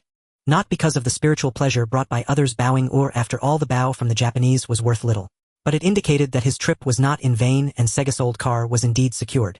Soon both parties retook their seats, and the waiter brought 2 new cups of coffee. Feng Qiming picked up his coffee and took a light sip. His understanding of coffee was limited to brands like Luckin and Starbucks, but the taste was undoubtedly a significant improvement over the previous cup, although he had no idea what kind of coffee it was. However, he was well aware that without the enhancement of technology and skill, the linear increase in taste would lead to exponential surges in price. It was possible that this cup of coffee cost as much as a worker's salary for half a month. Feng-san, about the contract. I will have professionals draft a new contract. Feng Qiming set down his coffee cup and said softly, don't worry, I won't be as greedy as you. Let's follow industry norms. They'll take 70, you take 30. The division of 70-30 for developers is a rule left over from the console era, which was later adopted by platforms like Fruit Dog and Steam. However, this 30% also included the production costs of physical disks, as well as offline warehousing and distribution operational costs. This was also one of the reasons why Epic had a falling out with Apple and established its own Epic platform in his past life. Epic is the platform that gives away a game every week, the developer of Fortnite and Unreal Engine. As for the domestic mobile store platforms in his past life that took 70 to 90%, that was simply a grotesque rule in a distorted market akin to a rabbit's tail that can't grow long. Can't we? Upon hearing it was only 30%, Zhongshan Hongming's mood sank a bit. Now that his facade had been pierced, he didn't dare to express strong opposition. The developers getting 70 and the platform taking 30 is the norm in the console industry. He personally traveled from Magic City to the capital because he saw the potential of New World. He initially thought that upon hearing the name Sega, the other party would rush to curry favor and willingly give up profits. However, he never expected to kick against an iron plate. A post-90s who had no admiration for the era of Japan's economic rise. Can the revenue share be increased? Of course not. Feng Qiming chuckled lightly and set down his coffee cup. Given the current state of Sega in Magic City and the DC2 console, let alone 30%. Even if Feng Qiming offered 20 or 10%, the other party would have to grit their teeth and agree. But in business, a win-win situation is the best choice. The other party needs to profit to continue the collaboration. Whether in life or business, one cannot be like the Indians, thinking that as long as the other party doesn't lose, it means they have lost. However, I do have some insights on how to improve your profit margins. Please enlighten me, Feng-san. It's actually quite simple. Just eliminate physical disks and sell only the digital version. But how can that work? Why can't it work? Feng Qiming shrugged. It's already 2009, online game downloads are well established now. But some players like to collect. Simple. You can do a full-price pre-sale of a collector's edition. The collector's edition can include a figurine and a setting book along with a game disc priced at 160. This? Can it? Of course it can. A day later, Zhongshan Hongming, exhausted, returned to the Friendship Hotel holding the contract. At this moment he felt that his heart was too weary and just wanted to lie down and turn into a giant stone. For a full 10 hours, he had been arguing with a seasoned business lawyer. He would never have guessed that his opponent was a big lawyer charging 100,000 an hour. Suddenly his phone rang. Zhongshan Hongming lazily took out his phone and pressed the speaker button, saying, "Moshi Moshi. Is this Yamada-kun?" "Hi, President Zhongshan, have you finished negotiations with Suiren?" "Yes, just a second. How do you know?" "President, just now Suiren Company sent over the testing package for the DC2 version of New World Maoshan Exorcism, and we are currently conducting real machine testing. So far the graphics are only slightly lower than PC, but the performance is very smooth." "What?" Zhongshan Hongming was shocked. According to his understanding, even if their development team helped with the porting, it would take at least a week of hard work. How could they finish the testing package in less than a day? Was it pre-made? That would be impossible. Even if it was pre-made, it should have been for PS3 and Xbox 360 and not for DC2. Could it be that his team completed the DC2 port in just one day, and at such a high quality? Zhongshan Hongming gasped. What kind of technical team was hidden in that city called Hugong? "Yamada-kun, I asked you to investigate that Feng Qiming. How is your investigation into President Feng's background going?" Perhaps influenced by the intimidation of Feng Qiming during the negotiation, Zhongshan Hongming's tone involuntarily became respectful when mentioning Feng Qiming. "I found it." Feng Qiming, 18 years old, studying Mongolian at Qingmei University. Both parents are ordinary workers at the Steel City Steel Plant, currently serving as the president of Suiren Technology Network Co., Ltd., and also the legal representative of Suiren Company. Wait a minute. Parents are ordinary workers. This is impossible. Zhongshan Hongming felt insulted in his intelligence. How could a child from an ordinary worker's family know so much and even push himself into a corner? "President Zhongshan, the information says." "You idiot. That must mean you didn't investigate thoroughly. Do you know, at the negotiation table, he not only looked down on the reputation of the world, but also uncovered our secrets thoroughly. Moreover, at the negotiation table, he acted with restraint and signed a relatively fair contract with me without trying to take advantage. Perhaps in your eyes and in the eyes of many this is weakness, but this is precisely his brilliance. If he had forced us to sign a contract that was destined to incur losses, even if bound by the contract, we could delay it through various means, exploiting every loophole, preventing him from gaining even a sliver of advantage. But now this contract ensures our interests, and even if I am furious and unconvinced, I must execute it meticulously. At such a young age, possessing such means and cunning, he is certainly not a commoner from an ordinary family." As his words fell, the microphone fell into silence. 3 minutes later, Yamada-kun spoke again. "President Zhongshan, have you heard of Yang Yongfu?" Zhongshan Hongming pondered for a moment, clearly not understanding the significance of this name, and directly asked, "What do you mean?" True secrecy is not about making him untraceable, but about making him appear perfectly ordinary. "Are you implying that he might be a child of some high-ranking official?" "Ah!" Zhongshan Hongming's teeth involuntarily ground together, and he immediately commanded, "Then don't investigate any further. You all behave yourselves for the next few days. Stay in the company for testing, so as not to be misunderstood as the Ministry of Foreign Affairs, which would be hard to clarify." Just as Zhongshan Hongming's speculation veered off course, Feng Qiming sat in a dark room paying attention to the development of public opinion. On Weibo, the latest news from Suiren Company celebrated that New Continent Maoshan Exorcism had sold over 100,000 copies domestically. The comments section, however, was filled with tens of thousands of messages, most of which were negative or even abusive. Among them, the one pinned by an algorithm was a comparison video titled "Stone Hammer Plagiarism: New Continent vs. Castlevania Comparison." This video cleverly edited the actual gameplay footage of New Continent Maoshan Exorcism with the demonstration video of Castlevania Symphony of the Night. It compared common elements such as walking, running, sprinting, jumping, falling, leveling up, treasure chests, and hidden rooms. As for the systems unique to New Continent Maoshan Exorcism, that Castlevania Symphony of the Night did not have. Sorry, the author's eyesight is poor and could not see. Under this video there were all kinds of negative comments. Some were outright abusive. "The stitched-up monsters of Castlevania throughout the ages, I spit. New Continent is too far off. It's the beggar version of Castlevania. Indeed, the plagiarism is severe, reaching the level of copy-pasting. Can we still find two games with such high similarity in action sequences?" Some comments were sarcastic. "To insist that it's all plagiarism is still too exaggerated. You can't say that stabbing with a longsword is also plagiarizing, but there are some areas where the copying is evident, so don't try to wash it off like that skeleton." Thanks to New Continent, I picked up Castlevania again, and realized that truly great works are beyond what can be surpassed by anything produced in the country over the past few decades. Yesterday, I showed this video to my completely uninformed girlfriend, and she said, aren't these two the same game? Others had never played the game and were completely giving random reviews. The map is large but boring, the plot is long, but tedious, the characters are numerous but hollow. That's my evaluation of New Continent. You didn't even adjust the values properly and you dare to sell it. I was actually one-shot killed by the first boss. What a trash game, the actions are so stiff. Some comments even targeted the users who gave positive reviews. All you devoted fans, don't switch concepts. The brothers are just saying you plagiarized and didn't say you constituted a legally recognized act of plagiarism. After all, everyone knows the law is imperfect, so please don't equate the former with the latter, and then overturn the former based on the latter's non-existence. It's disgusting that so many people are praising a game that has been imitated, giving it all sorts of shiny accolades. Some kids are trapped in the consumerism trap without realizing it. Buying pirated games and still cheering for capital is truly incomprehensible. Not only have they sat crookedly, but their thoughts have gone awry. Incomprehensible. After reading this pile of comments, Feng Qiming's expression instantly turned into an old man's subway phone. JPG. Well, you all are not only time travelers, but also the demon king of the hour, right? You must know there is still more than half a month until Christmas. The so-called plagiarized Castlevania Symphony of the Night hasn't been released in this parallel world yet. If it were just player anger, it wouldn't have blown up to the point of trending on Weibo. It's simple. Real gamers don't use Weibo. In my previous life, when Kaifeng Cuisine collaborated with God O, the marketing for Kaifeng Cuisine just foolishly ran to Weibo to conduct a survey.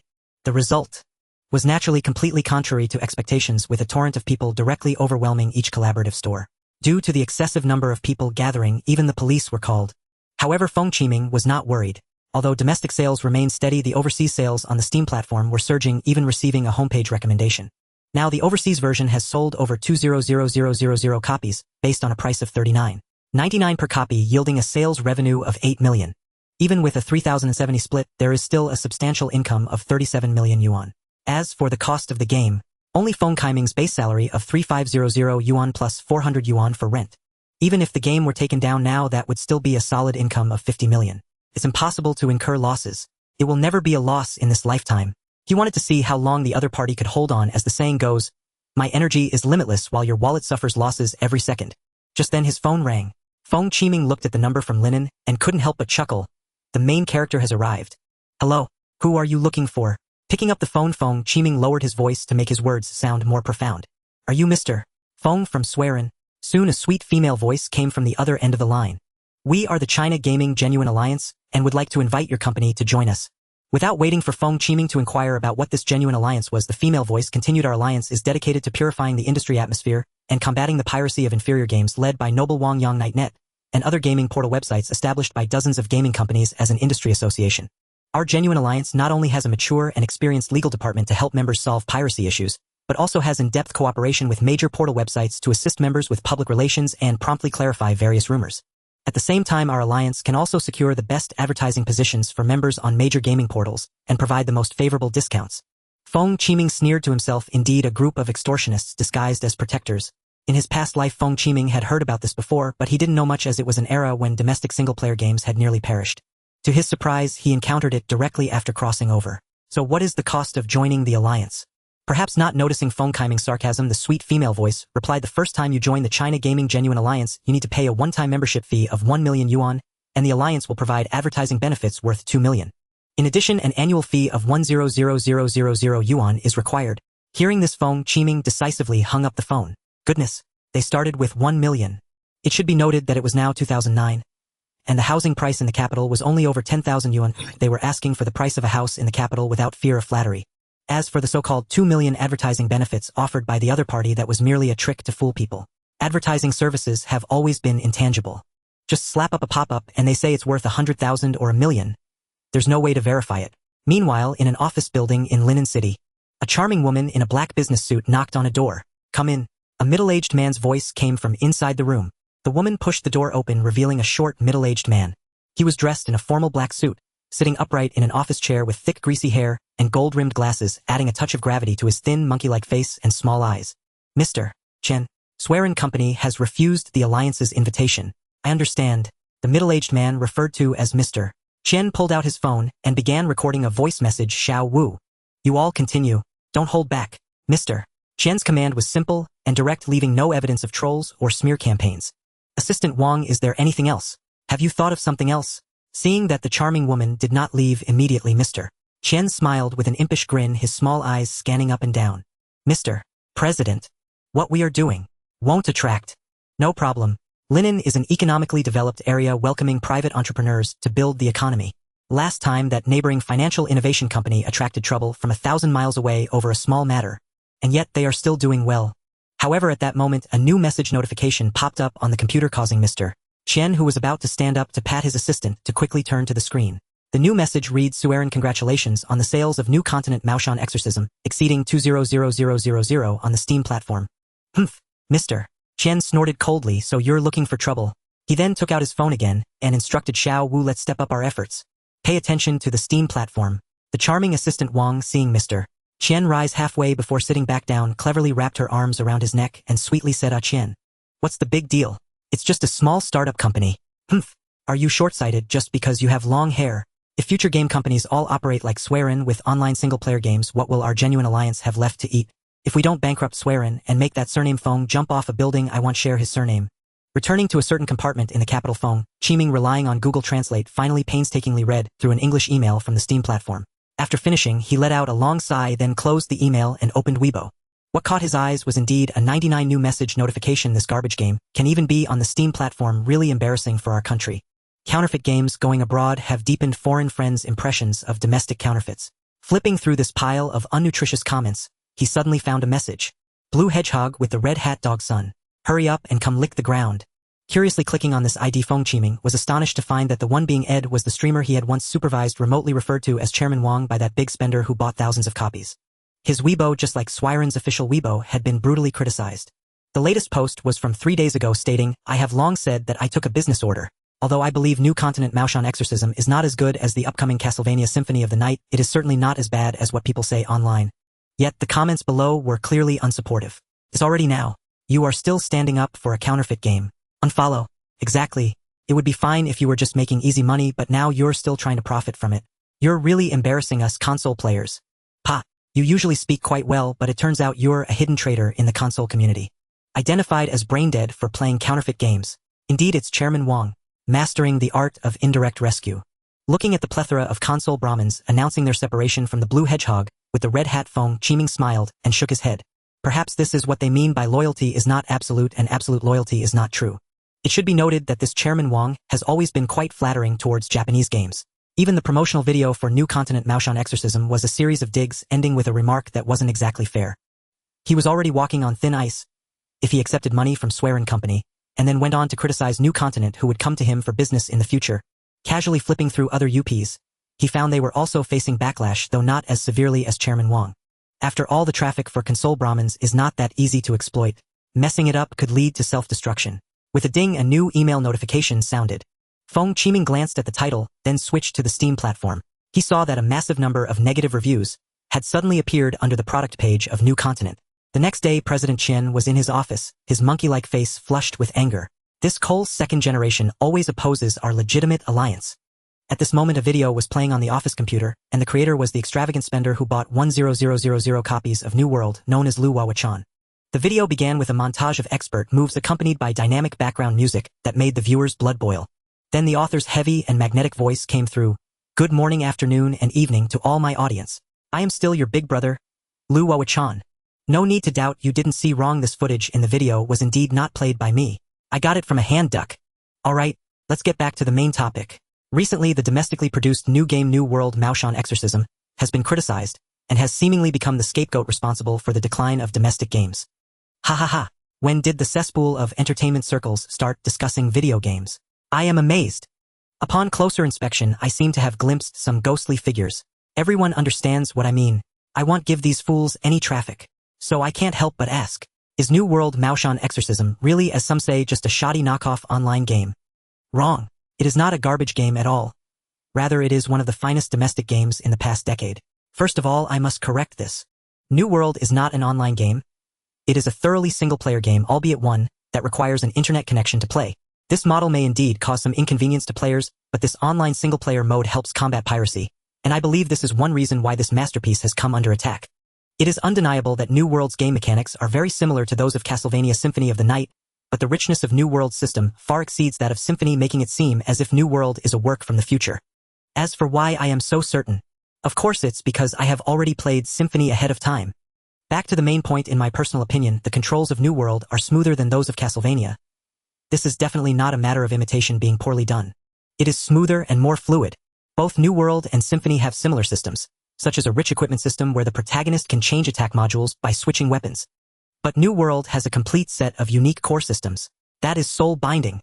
In New World, among the 120 types of monsters, each monster drops its own unique soul, which can be captured by the protagonist Xian Jinzi, becoming a special skill for him. Red souls can grant the protagonist various spells. For example, the soul of the stone golem allows the protagonist Xian Jinzi to throw stones. The soul of the water monster boss Eabazwoke can cast a powerful spell called Heavenly Dew Cleanse that sweeps across the entire screen. Blue souls can grant the protagonist the ability to summon continuously. For example, the soul of a zombie allows the protagonist Xian Jinzi to summon zombies to fight.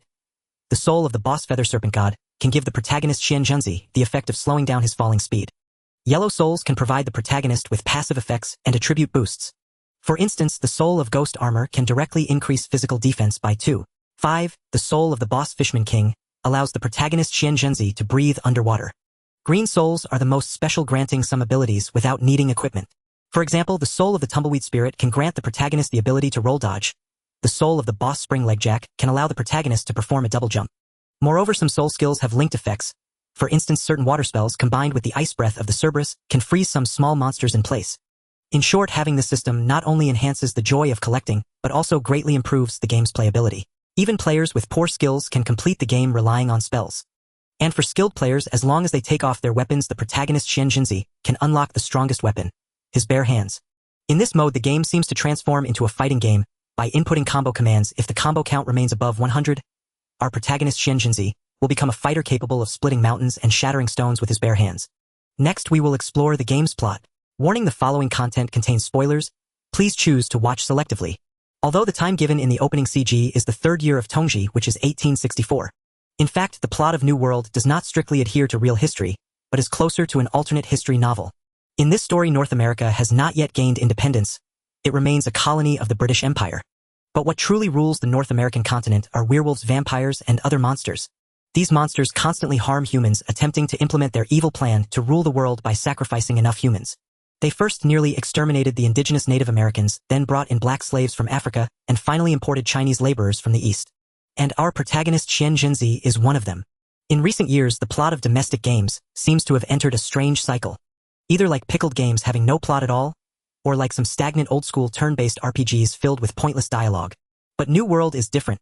It has pioneered an entirely different narrative style: voluntary participation. New World has divided a large amount of background story into every item and NPC's casual chats. Those willing to learn the background story will naturally go to read it, while those who do not wish to know the story can completely skip it without lengthy dialogues affecting your gaming mood. For example, the item Real Fake Teeth, which is one of the few precious items in the game priced at £200. If you open the background story of the item, it will tell you that the teeth in this denture were actually real human teeth pulled alive from the mouths of black slaves. In real history, Washington's 9 false teeth were also pulled alive from the mouths of black slaves. There's also the item Chief Scalp, which triggers the true ending. In real history, the 3rd President Thomas Jefferson was a slave master who owned 400 black slaves. While managing the slaves, he discovered that young female slaves could give birth every 2 years, yielding him a 4 annual return. Therefore, for this 4 annual yield, Jefferson naturally engaged in Hanson management. Cough cough. At a gathering of Jefferson's descendants, over 150 black illegitimate children came to seek recognition, which is also why the character Tom in the game claims to have 150 uncles. As for why Tom claims his full name is Tom Thomas Hemmings, it stems from a case that has been substantiated. Historically, at the age of 44, Jefferson extended his grasp towards a 14-year-old black slave, Sally Hemmings, with whom he fathered 6 children. However, the most scandalous and perspective-shattering aspect of this affair is that Sally Hemmings was actually the half-sister of Jefferson's wife, Martha. Sally Hemmings was the child of Jefferson's father-in-law and a black female slave from his own estate. This matter was exposed historically, but the Jefferson family hired a Yale professor for a biography to cover up the truth, shifting the blame onto Jefferson's nephew. However, the falsehood cannot withstand the truth, or in 1998, the University of Virginia's Medical School conducted genetic comparisons revealing that the Jefferson family's genes shared the exact same Y chromosome as the descendants of Hemmings, proving their blood relationship. Cough cough. I digressed. Let us return to the main topic. The Chief's scalp can be exchanged with Tom for 100 coins, or given to the Indian girl Ailu at the Indian camp. This is the correct choice. Ailu will gift you a suit of armor filled with copper coins. This is the core item to trigger the true ending. In the New World, there are 3 endings: 1 false ending, 1 bad ending, and 1 true ending. On the large map, besides rescuing the Indian girl Ailu and the black gun dealer Tom, there are 5 hidden surviving Chinese laborers scattered throughout. If you do not find all 5 survivors after you destroy the Central Pacific Railroad Company, you will achieve the homecoming ending, where the protagonist Zuinzenzi will return home on a steam sailboat. If you gather all 5 survivors, then, after destroying the Central Pacific Railroad Company, you will receive a tattered magic array diagram.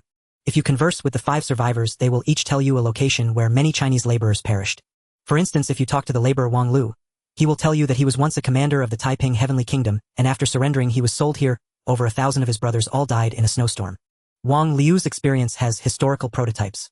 For example, in the winter of 1866, during the construction of the Sierra Nevada Pass, between 500 to 1,000 Chinese laborers died in an avalanche. It is essential to understand that most of the Chinese laborers who built the railways came from the Guangdong and Fujian regions, where they had never seen snow, making their suffering unimaginable. In the game, the locations narrated by the 5 survivors along with the birthplaces of the protagonist Zuinzenzi correspond to the 6 vertices of a hexagram magic array, with the center being the lair of demons and monsters. Subsequently, we will unlock the hidden final map, the Dark Castle on the mountain peak. This castle is evidently a homage to Castlevania. The first time you enter, both the rhythm and the tone resonate with the essence of the VK Castlevania theme. After defeating 2 bosses, we will face the final boss of this game, the Dark Prince Council. The rulers of this Dark Castle are 4 powerful Dark Princes: the Vampire Prince, the Werewolf Prince, the Ghoul Prince, and the Lich Prince. The 4 Dark Princes will initially show gentlemanly decorum, engaging you in fair 1v1 duels. However, once you defeat them, they will collectively abandon their so-called gentlemanly conduct and launch a group assault on you. After a fierce battle, Zuinzenzi defeats the 4 Dark Princes, leading the storyline to diverge into 2 starkly different branches. If you covet the 100-pound bounty and hand the chief's scalp to the merchant Tom, you will achieve the destruction ending.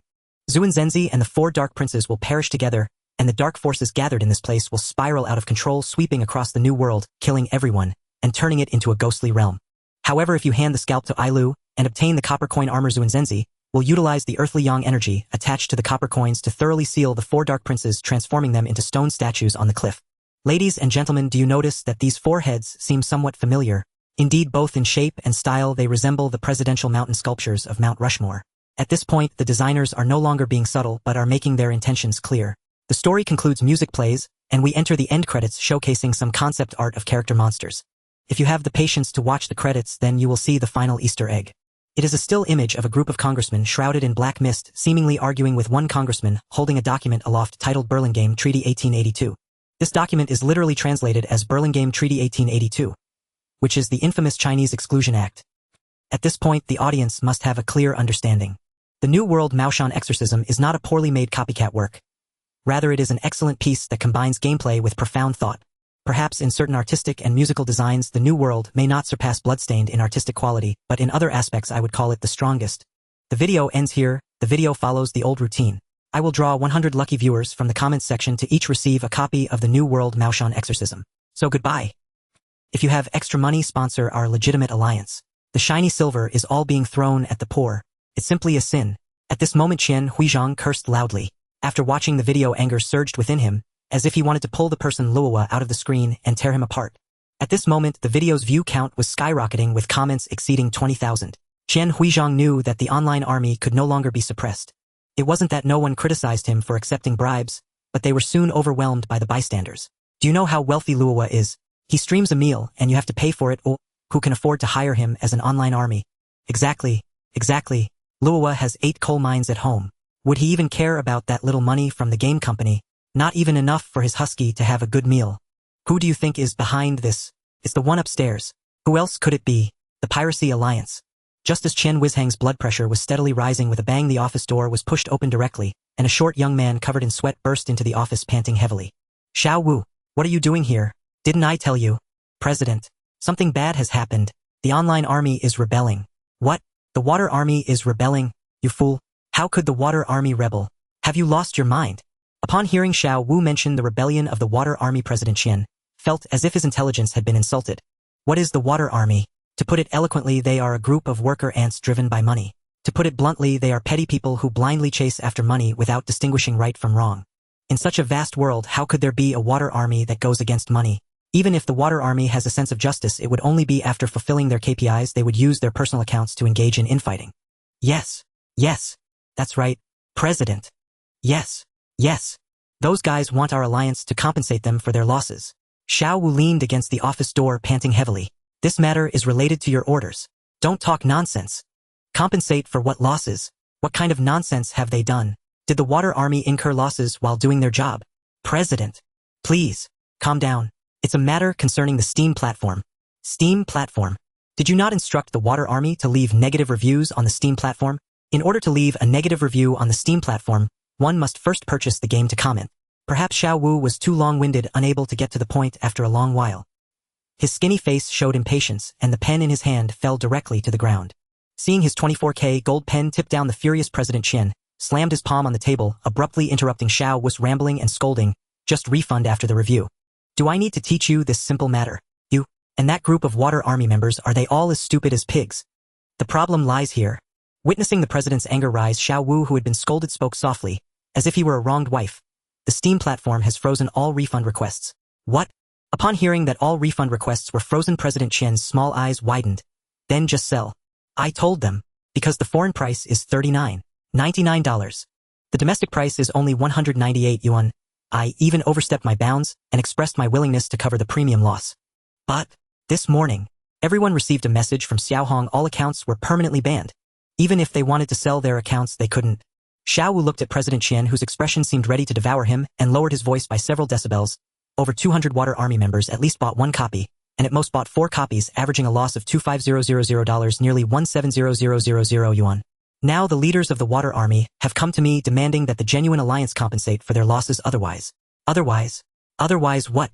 Upon hearing the word otherwise, President Qian's temper flared, his monkey-like face turning red like a red lamp lit in the darkness. In the next second, he cursed loudly. Damn it. A bunch of useless scoundrels dare to rebel. Do you believe I will send someone across provinces to throw them all in, making them operate a sewing machine for the new year? Various incomprehensible rural slang poured out like a floodgate opened. The scholarly air brought by his gold-rimmed glasses vanished, leaving Xiao Wu, who had worked with him for a long time, dumbfounded. The once somewhat dignified president had disappeared, as if the person standing before him was merely a country ruffian. Seeing the president consumed by rage, Xiao Wu became anxious, tugging at his hair. President Qian, what has caused such great anger? Xiao Wu turned around and a charming figure pushed open the office door. It was none other than Assistant Wang, who had an ambiguous relationship with President Qian. At this moment, Xiao Wu seemed to see a great savior, eager to step forward and explain the whole situation to Assistant Wang. Assistant Wang nodded, then stepped forward and gently advised, Qian, don't let your anger harm your health. It's just over $20,000, isn't it? It's not a big deal, just consider it feeding the dogs. Seeing his female assistant arrive, President Qian's anger eased considerably. He, with a flushed face, pounded on the table and said quietly, I'm not angry about that little money. I'm angry that group of scoundrels actually dared to threaten me. What are they? A bunch of trash scum, ungrateful wolves. Qian, even if they are ungrateful wolves, we still need them to work for us. Suppressing the incident with Suiren was ordered by Uncle Wang Yang. If it goes wrong, it won't be easy to explain. All right. Upon hearing Uncle 7, President Qian finally calmed down and then ordered, Xiao Wu, go tell that group of scoundrels that their losses will be compensated by the alliance. But my money isn't for nothing. Hearing that President Qian was willing to pay, Xiao Wu finally breathed a sigh of relief. It should be known that those water army leaders have said if they don't get the money, even if they are loyal, their underlings will definitely expose the genuine alliance's involvement with the water army. This terrified Xiao Wu, even if the genuine alliance had no direct connection with the water army and could even provide solid evidence. However, in the online world, many times rumors are enough. There is no need for solid proof. Once this matter escalates, he, as the direct liaison, would definitely be the scapegoat of the genuine alliance. If things go south, he could end up being sent in to operate a sewing machine. Even if he were lucky enough not to go in, the lawsuits from various game companies would be enough to make him pay through the nose. Therefore, upon hearing that President Qian was willing to pay, Xiao Wu was the most proactive, disregarding that he was just a big light bulb, and immediately urged Assistant Wang to hurry and transfer the money. A total of 200,000 yuan was distributed to each water army leader, which finally calmed the water army's emotions. The few water army leaders also patted their chests, promising that as long as they divided the money among their brothers, they would immediately regroup and lead 100,000 water army to flatten the Suiren network. Receiving good news, President Qian's mood finally settled. Watching Assistant Wang leave, he half laid back in his office chair and lazily opened a web page. Just as he flipped to Suiren's Weibo, his blood pressure spiked again. This message was not published by Suiren's official Weibo, but was a retweet from a user named Wu Fengsu, who had the Blue V certification as an employee of Suiren Network Technology. What came into view was a screenshot from the Steam platform client filled with negative reviews in simplified Chinese. The official price of New Continent Maoshan Exorcism on the domestic website is 198 Chinese yuan, while on the Steam platform, it is priced at $39.99 US, equivalent to 272 Chinese yuan. Are there really that many simplified Chinese users willing to pay a 50 premium to buy new content on the Steam platform. By the way, one of my friend's uncles works on the Steam platform. He said that this time the Steam platform banned over 600 accounts, and the estimated total loss for the Water Army exceeds 170000. And under this Weibo post, the comments were much more normal. No wonder this Weibo post is so quiet. It turns out the Water Army was swept away in one wave. Ha ha ha. A total loss of over 170000, which Water Army is so unfortunate. Come out and let me have a look. Ha ha ha. I'm about to laugh myself to death. Damn it. Just wait and see. I will definitely make you pay later. At this moment, the furious President Qian had already decided to unleash his final attack. Reporting them, like accusations of inciting minors to commit crimes excessively bloody and violent images, promoting feudal superstition suspected historical nihilism, and damaging Sino-U.S. relations shocking friendly nations. These types of big hats were all ready to be thrown. But in the next second Suiren retweeted a new Weibo post. Upon seeing it, President Qian felt a sweetness in his throat, and directly spat a mouthful of old blood onto the screen. At this moment, the Weibo of Suiren was sharing a post from Sega's magical capital. We are honored to announce that New World Maoshan Exorcism will be launched on Sega's home gaming console DC2, with the digital version officially released on December 15, 2009 and priced at $39.99 US. $99. Currently, the global DC store will open pre-sales and pre-download services tomorrow, December 10th, at 12 p.m. East 9 Zone time, supporting a total of 8 languages including English, Japanese, Russian, French, German, Spanish, Portuguese, and simplified Chinese. Just wait a moment, there are more surprises coming soon. As Sega's magical capital announced the launch of New World on the DC platform, the entire Weibo seemed to have been hit by a deep-water nuclear bomb, instantly igniting the hottest topic online. In less than a minute, the comments on Weibo exceeded 10,000. What? Is this real? Isn't New World just a trash imitation game? How can it also be on the DC platform? Hey, are you being misled by the Water Army? Go check out the latest video from Lord Lua video link New World. I swear it's amazing. Incredible. Cultural output. Bringing glory to the nation. You guys who only know how to make trash pay-to-win games, why don't you come learn a thing or two? Zhua Games, Chen Games, Dwarf Games. When Qian Huizhang saw Sega's announcement, he already understood completely. It's game over. For him, Qian Huizhang had an intrinsic admiration for the island nation. As a middle-aged man molded by the values of the 90s, the island's economy seemed as unreachable as the sun in the sky. The strength of the island's industries was like a spiritual imprint burned into the circuits of his brain. A game recognized by Sega in his eyes was divine. Even his own trump card could not shake that belief. He was well aware of how much the higher-ups valued cultural output and national confidence. A game that Sega valued and was willing to help distribute globally. Even if there were no inherent issues, as long as it didn't commit any principal violations, it would absolutely open doors wide. It's over, it's completely over. In a small dark room outside the fourth ring of the imperial capital, Feng Qiming was sitting in front of the computer monitoring back-end data and remotely controlling the entire battle. With Sega's official announcements both domestically and internationally, New World Maoshan Exorcism had gone viral online, and the previously slow sales suddenly shot up. In just half an hour, over 110000 copies had been sold, generating sales exceeding 20 million. Meanwhile, sales in the overseas market were also climbing, leading to Steam featuring it on their homepage and promoting it with a combination of pop-up posters. Ding! Congratulations on completing the optional task. I come, I see, I conquer. Task requirement: new game sales must not be less than 1 million. Congratulations, you have received the reward of reimbursement authority for the president. As the president of the company, you naturally deserve presidential treatment. From now on, every calendar month, you will enjoy an unconditional reimbursement limit of 20000 yuan. Within the 20000 yuan reimbursement limit, you can freely dispose of it without restrictions. Please note the reimbursement limit cannot be withdrawn as cash, and the balance cannot be carried over to the next month. Since you have exceeded the task, you will receive a one-time cumulative unconditional reimbursement limit of 1 million yuan. Hearing that he had received a cumulative unconditional reimbursement limit of 1 million yuan, and a monthly reimbursement limit of 20000 yuan, Feng Qiming was practically jumping for joy. Damn! Finally, I don't have to live in that small dark room anymore. Indeed, this was the first thought that crossed Feng Qiming's mind. Honestly, if it weren't for the autumn-winter season, he wouldn't even consider living in such a shared rental room. Not only was the hygiene terrible with cockroaches everywhere, but in the summer it was even more stifling enough to suffocate someone. He had lived in such a small dark room for nearly a year when he graduated from university in his past life. In the end, due to a cleaning campaign in shared rentals, he was forced to rent a second room with a monthly rent of 1600 yuan. At that time, he was just a low-level planning assistant with a meager salary of only 4000 yuan, and after deducting rent, he had to make do with just 2400 yuan. This was thanks to the fact that both his parents had pension insurance and did not require him to send money home.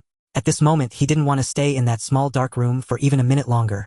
If it weren't for still being in combat, he probably would have already gotten up and left to look for a new place. Minimizing the back end, he reopened Weibo to check the comments. Looking at the comments filled with shocking, incredible, and totally awesome plus remarks, Feng Qiming couldn't help but smile slightly. He admired his own tactic of iron chain crossing the river. However, to defeat the opponent's water army, he had been using his rudimentary specialized English to negotiate with the staff of the Steam platform for several days. Due to not inheriting the knowledge of the previous owner, his counterpart in this world, and because his English was quite poor, especially since he switched to Japanese in his second year out of interest, his English speaking skills had deteriorated significantly. In the end, due to long-term work requiring translation forms, he developed a unique skill, game specialization mute English. For example, words related to games like Chimera Ghoul and Paladin he recognized even if he didn't know them in simultaneous translation. However, once the reading scope moved away from games, his English level was insufficient even for daily conversations. Refreshing the comments page again, Feng Qiming suddenly noticed new negative reviews appearing in the comments section. Sega DC2. Just a garbage console that's about to shut down. Can you get this trash platform to pay for a good game? Exactly. If you have the guts, get it on the hellish NGC2, Microsoft's Xbox 360, or Sony's PS3. Sega is panicking. Seeing that the old rival Hell's upcoming Castlevania Symphony of the Night was so popular, they hastily brought in a knockoff game to ride the coattails. Is this a new player stepping onto the stage? Feng Qiming stroked his chin, coldly refreshing the comments. He noticed the style of the new challengers had changed dramatically. The previous batch of Water Army trolls had a habit of disguising themselves as ordinary players to leave negative reviews. Their goal was quite clear: to mislead others and tell them that New World was a trashy pay-to-win online game. Since being a Water Army was essentially a job, opening multiple accounts was normal and their primary objective was to complete tasks. Therefore, they generally wouldn't intentionally get into arguments or insult other ordinary users. But now this new group of guys seemed to be like rabid dogs, biting anyone they could, even resorting to illegal means like doxing. Quickly a comment was visibly boosted. I don't lack money, but why can't New World Mouchon Exorcism be made into a normal single-player game? Every time I play the game I have to log into your broken server for verification and it lags like crazy, spending so much money yet not getting a decent gaming experience. The most ridiculous thing is that the DC2 version also requires an internet connection. Do I have to ensure there's internet around just to play this broken game? In just a few minutes countless netizens were already arguing under this comment. Stop boasting, do you really not lack money? Which idiot was trying to argue with me over 10 yuan shipping fees last time? The first to reply, with a Weibo name Healthy 7 Eggs, immediately attracted a crowd of onlookers. What the hell? What happened? There's gossip. Front row, grab the popcorn. Fight. Fight. Soon, Healthy 7 Eggs replied again. This guy is the little moderator Ajumo from the Demon Castle bar. Last time I tried to buy a second-hand NGC2 version of Demon Castle 3D Revelation from him. He nagged me for an hour over the shipping fee of 10 yuan. In the end, he verbally agreed to waive the shipping fee but actually sent it collect including the shipping cost. I refused to sign for it, and he held a grudge, giving me a one-day cycle ban in the bar. Hearing this brother's gossip, the audience immediately began to champion justice. Damn, the little moderator's ban is just for one day. And he does a one-day cycle ban. He must have too much free time. For just 10 yuan, he can act like this. How petty. Seeing the public opinion turning against him, the little moderator, known as Ajumo, instantly transformed into an irritable elder brother spewing colorful language. I curse your horse. Back then, when you knelt begging in the bar for Demon Castle 3D Revelation, I saw no one cared for a week. I kindly sold it to you at half price, and now you, a dog-biting Lu Dongbin, come here to spew filth. Still a treasure. Have some self-respect. Demon Castle 3D's Revelation is a dead-and-arrival game with poor graphics and polygons.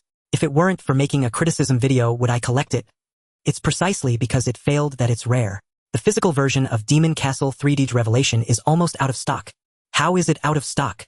Your goods were just those that you couldn't sell back then, right? Thus the two brothers entangled in a back-and-forth argument for hundreds of posts, with many onlookers happily joining in. However, soon a new Weibo post from Shiga Demon wrapped up their debate. Pre-orders for the deluxe version of New Continent Mouchon Exorcism have begun. The deluxe version will include the following. 1. The golden standalone deluxe version of New Continent Mouchon Exorcism Offline Play DC2 Disc 1-inch. 2. The original soundtrack CD of New Continent Mouchon Exorcism 1-inch. 3. The art book of New Continent Mouchon Exorcism 1-inch. 4. The copper coin sword keychain of New Continent Mouchon Exorcism 1-inch. 5. The character figurine of Indian Girl Elf 17 scale, 1-inch. Moreover, players who pre-order will also receive a DC2 digital version redemption code. The deluxe version is priced at $149.99 US, deposit $49.99 US, and it is expected to ship before June 1st, 2010. Accompanying this Weibo post was a high-definition photo of the deluxe version of New Continent Mouchon Exorcism, featuring the 17 scale figurine of Indian Girl Elf, which is the most eye-catching. The Indian girl Alv has healthy wheat-colored skin adorned with a colorful feather headdress in an Indian style, her beautiful long hair cascading down. She wears armor made of linked copper coins on her upper body, with a leather apron around her waist, showcasing her strong, powerful thighs, as she stands barefoot on the grass holding a silver hand axe high. Soon countless onlookers gathered beneath this Weibo post by. Not buying is not human. Impressive. The rise of domestic games. Suiren is awesome. Shiga is awesome. Alv is my wife. I'm coming now. Damn, 149.99 US dollars. $1,000. Can't afford it. Can't afford it. I'm out. I'm out. Damn. Why is the figurine of Alv in the deluxe version and not Xianjinzi? Hey, the upstairs. Say is the first driving force of humanity. However, soon the comments began to deviate from the topic. There's no other reason, the face slapping came too fast. Ajumo, the standalone version, is out, come buy it. What about the one who said money is no object? Ajumo, we're still waiting for your unboxing live stream in the bar. Ajumo, if you don't buy it, you're a loser. A dozen people took turns tagging Ajumo but couldn't get a response from him. Instead, Healthy 7 Eggs jumped out to reply, "Don't tag him, this guy is a typical fanboy. A person whose pockets are cleaner than his face with only an NGC2 at home, has no DC2 console at all."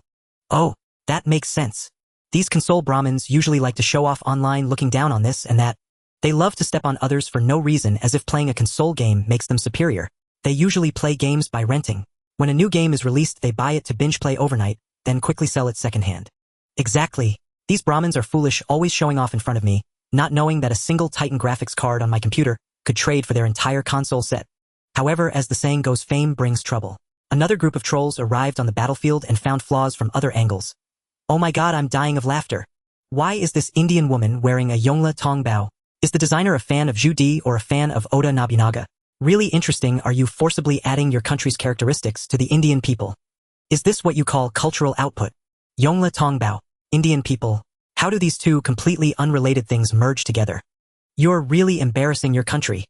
Haha. Winning all the way. However, happy times are always short-lived.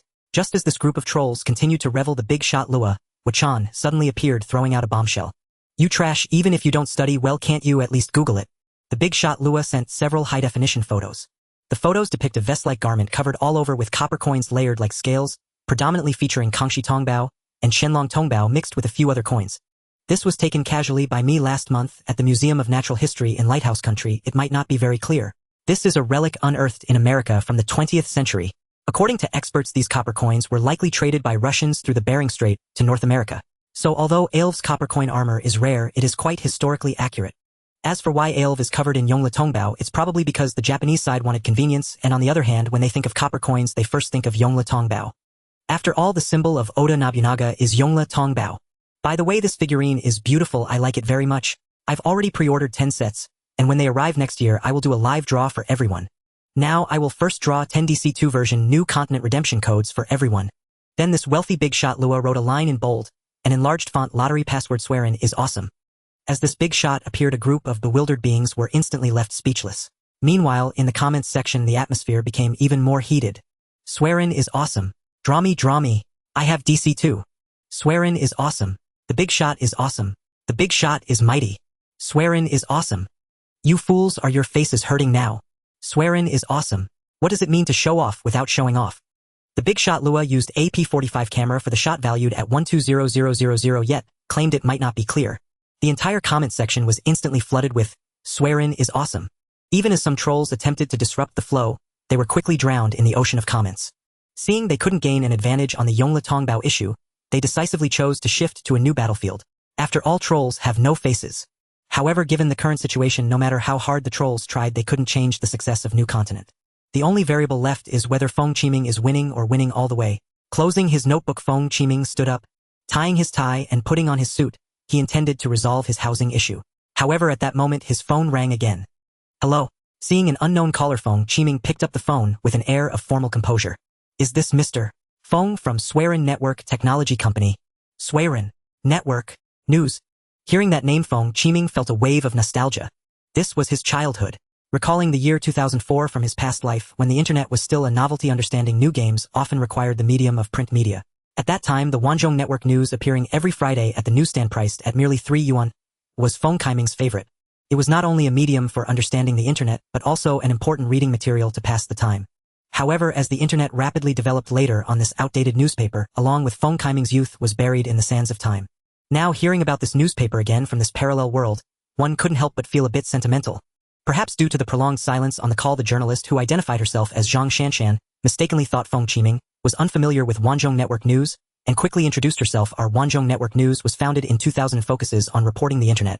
I'm quite busy at the moment and don't have extra time. Feng Qiming decisively refused the interview request. No way.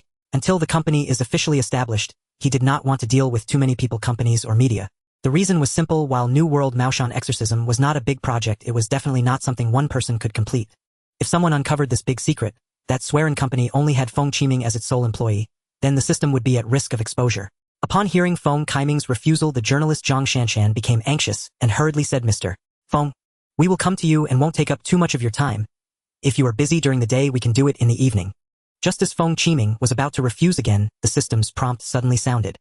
Exposure interviews and exclusive reports for the host are crucial channels for the host to gain fame.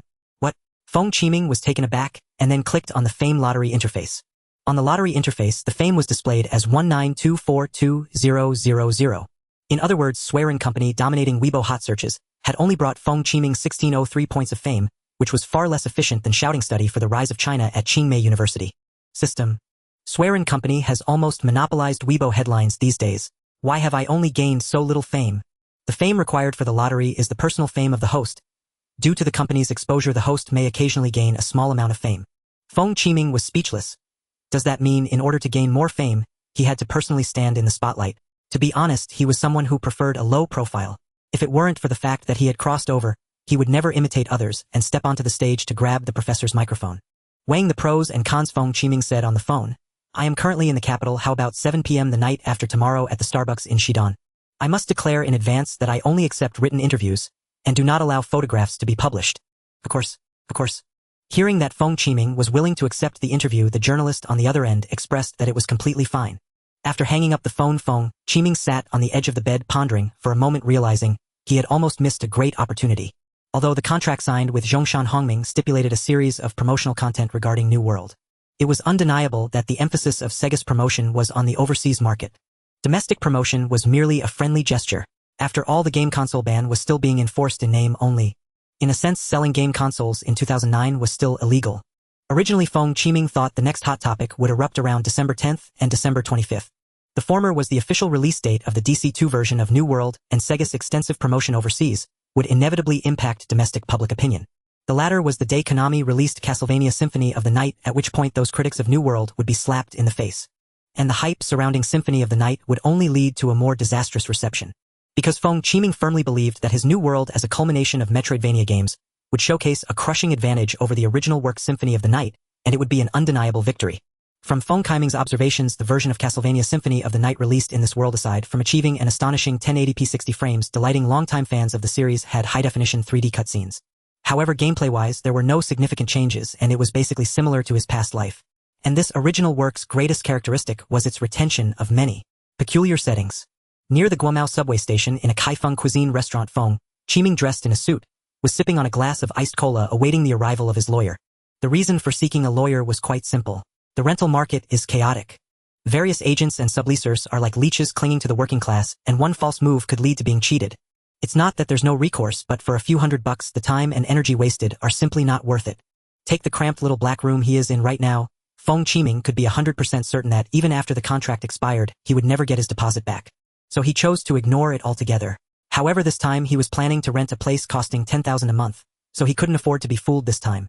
The attitude of Chinese people towards lawyers often adheres to tradition. Yet the reality is that sometimes a small expenditure can secure a significant investment. Before long, the glass door of the restaurant was pushed open, and a young man wrapped in an old gray coat walked in. He tucked a gray old leather bag under his left arm, and adjusting his bottle-bottom glasses with his right hand, scanned the room for his target. Noticing a young boss in a gray-blue checkered suit waving at him, he approached and slightly bowed to inquire, "Are you Mr. Feng?" "Yes, I am Feng Qiming." Feng Qiming nodded and gestured for him to sit opposite. "What would you like to eat? Don't hold back. We might be running around all afternoon." "Mr. Feng, I'm embarrassed. Whatever you eat, I'll have the same." Li Xiang's voice trembled slightly as he tightened his old coat, clearly feeling cold. Feng Qiming took out his phone and scanned the code to order. "For spicy chicken leg burgers, and a cup of hot fruit drink were served at the table which Feng Qiming directly pushed towards Li Xiang. Li Xiang politely hesitated for a moment before nearly devouring 3 spicy chicken leg burgers at an alarming speed. Clearly he had his eyes on the 4th burger, but restrained himself, wiping his mouth clean with a napkin before getting down to business. Mr. Feng, may I ask what your requirements are for renting? To be honest, the housing prices in the capital seem high at first glance, but there is still room for appreciation in the future. If you are interested, I would recommend buying a property rather than renting. Given the current policies, the real estate in the capital could easily multiply several times in the future. However, Feng Qiming preferred to invest his money in real industries. It's not that he didn't want to buy property, but the system wouldn't allow it. With a reimbursement limit of 200,000 yuan, he could claim rent but not mortgage payments. However, Feng Qiming had already invested his limited funds into a more profitable venture, Bitcoin. Bitcoin, which had been issued for less than a year, was priced at $1 or 7 yuan, 1,300 units.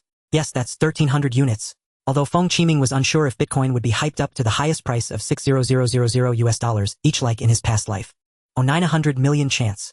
It's important to note that Ma Shang once said with a 300 profit, he would dare commit any crime, even risk the gallows. However, Feng Qiming had only bought a few hundred worth. Historically, the highest daily trading volume of Bitcoin was $36 billion. You cannot possibly sell several million Bitcoins all at once at the peak. That would only cause a collapse.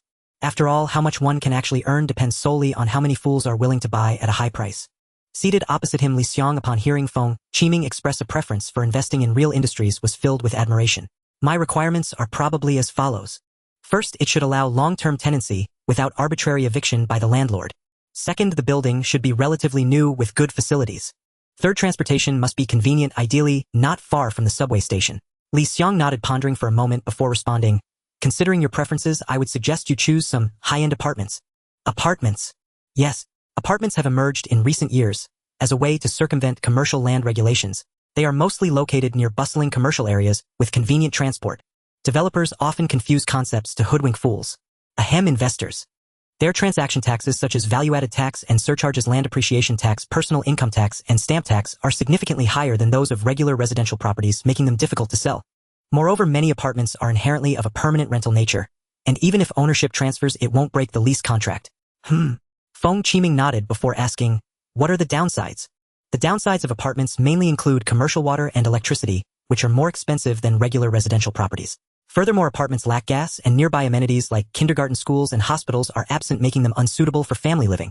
However, considering you are a single gentleman and do not have those needs. So, alright, let's get going.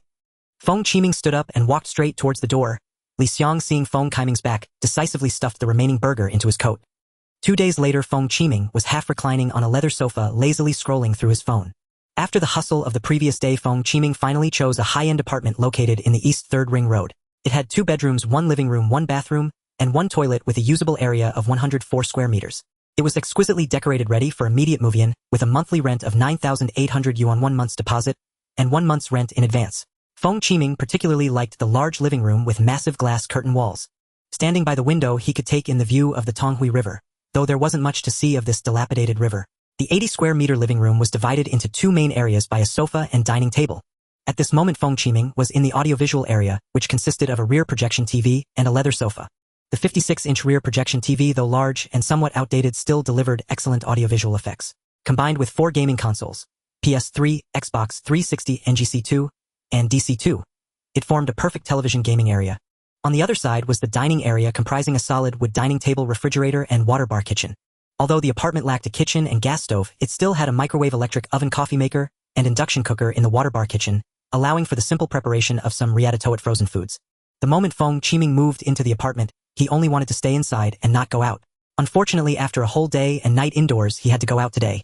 At 7 p.m. he was scheduled for an exclusive interview with the Wanzhong Internet News at a Starbucks in Xidan. At that moment, the reporter Zhang Shanshan had already sent over a summary of the questions. What troubled Feng Qiming was that the questions contained a lot of details about the development of New World Maoshan exorcism. How was he supposed to fabricate that? Considering that the game was generated by the system, could he really say that he submitted the planning proposal to some indescribable system which then resulted in New World Maoshan exorcism? Even if Feng Qiming spoke about this, no one would believe him. Ding ding ding. Ding ding ding. The phone alarm suddenly went off. It was already 5 p.m. Zhang Shanshan had served as the Beijing-based reporter for Wanzhong Network News for over a year. Journalism indeed proved to be a notoriously difficult major to translate into stable employment. After all, the most desirable positions were long occupied by insiders, prearranged appointments so to speak. As a distinguished graduate of Jing University, she would never have settled for reporting on video games had better opportunities been available. Especially given that the newspaper's headquarters was located in her hometown, Shancheng. Being a publication dedicated to electronic games, its reporters were naturally expected to possess at least a foundational understanding of the medium.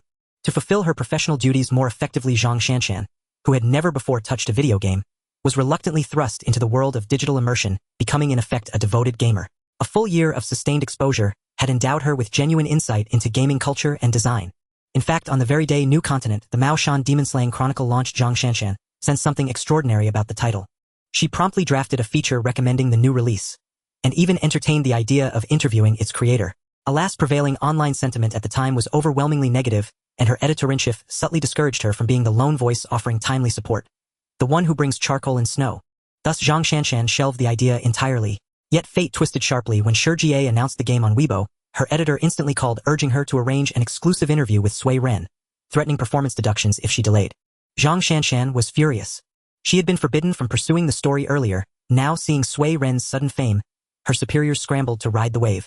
With no choice, she reluctantly searched for Suiren Company's contact information and placed the call. When the other party initially declined the interview, Zhang Shanshan felt a pang of regret. Why had she obeyed her editor so obediently? Had she dared to act first and seek approval later?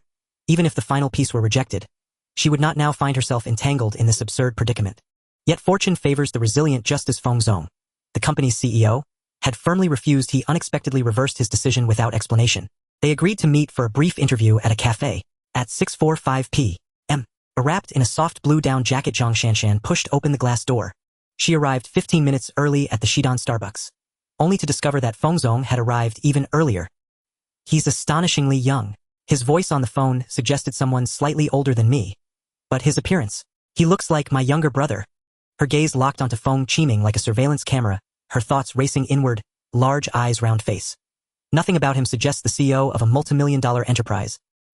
He resembles an unseasoned boy instead, and it seems he's aware of it, hence the faint stubble. Yes, what do they call it? A 5 o'clock shadow. How delightfully ironic. Still, his face is far too youthful, were it not for his 1.75-meter frame and that impeccably tailored suit. Ah yes, that Italian brand priced at 30,000 yuan, though scarcely known in China. Perhaps to the wealthy such attire qualifies as understated elegance. Meanwhile, across the table, Feng Qiming sat quietly sipping his coffee in small measured gulps. Watching her starry-eyed fascination, he felt profoundly unsettled. Ahem. He cleared his throat pointedly. Ms. Zhang Shanshan, shall we begin? Yes, absolutely. She nodded briskly, then retrieved a ballpoint pen and a sketchbook from her tote bag, swiftly preparing for the interview. Mr. Feng, given your youth, are you still a student? Zhang Shanshan asked. Last month I was. Not anymore. She jotted swiftly in her notebook. Mr. Feng confidently declares he is no longer a student, a trait shared perhaps by prodigies across generations. Like Bill Gates of Microsoft, he chose to leave university and launch his venture. What inspired you to develop New Continent, the Mao Shan Demon-Slaying Chronicle? Simple. I hold a grudge against Konami. Given your age, how could you possibly bear a grudge against a Japanese game studio? Zhang Shanshan gaped astonished. It's the accumulated resentment of a 20-year devotee of Castlevania. You're not even 20 yet, are you? Noting the subtle movement of Feng Qiming's jaw, she recorded immediately. When asked about the genesis of New Continent, he responded with wry humor. Revealing himself as a lifelong ardent fan of the Castlevania series, clearly New Continent draws profound inspiration from it. Mr. Feng, might you share an amusing anecdote from the development process? Feng Qiming feigned contemplation. Aside from the producer and lead designer, everyone else on New Continent was hired on a temporary basis. Temporary staff. Is that true? Guess. The scratch of pen on paper resumed elegant cursive script blooming across the page. Mr. Feng casually revealed that he personally oversaw every stage of New Continent, the Mao Shan Demon-Slaying Chronicle's creation. Today's game development bears little resemblance to the era of the Famicom, no longer a task for one or two programmers working in isolation. It is now a grand collaborative endeavor, demanding the synchronized efforts of dozens. As both producer and lead designer, he did not merely delegate. He immersed himself in every facet: game design, visual art, programming, and original composition. Evidently, genius demands not only 1% inspiration, but 99% relentless toil. Mr. Feng, how do you interpret the intense controversy surrounding New Continent? Gamers have always been a niche, marginalized community. Those who truly stir the internet's tides. Never us. Her pen danced again, Mr. Feng stated unequivocally. China's internet population stands at roughly 300 million, yet online gamers number only about 70 million, with console players fewer than 1 million. A demographic of such modest scale could hardly ignite a storm of this magnitude. Therefore, only one truth remains: unseen hands orchestrated this tempest. Mr. Feng, how did your company forge its connection with Suiren? On the day New Continent launched for PC, Mr. Nakahiro Nakayama of Suiren's Shanghai branch contacted me directly. Their DC2 platform needed a title like New Continent, and I needed their distribution network.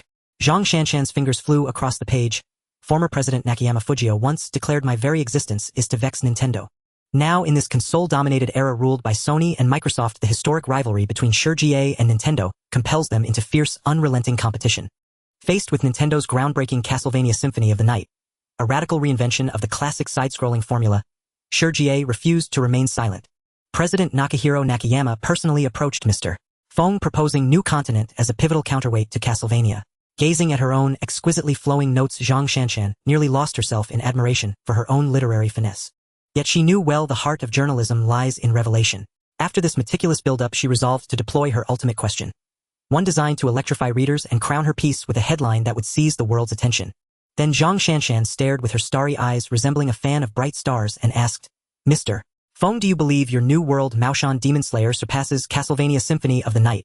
Hearing this sharp question, Feng Qiming took another sip of coffee and responded in a calm and soothing voice. Castlevania Symphony of the Night will become a landmark in gaming history in terms of music and artistry. However, it is well known that whenever a statement is followed by a but, its meaning tends to reverse, and Feng Qiming was no exception.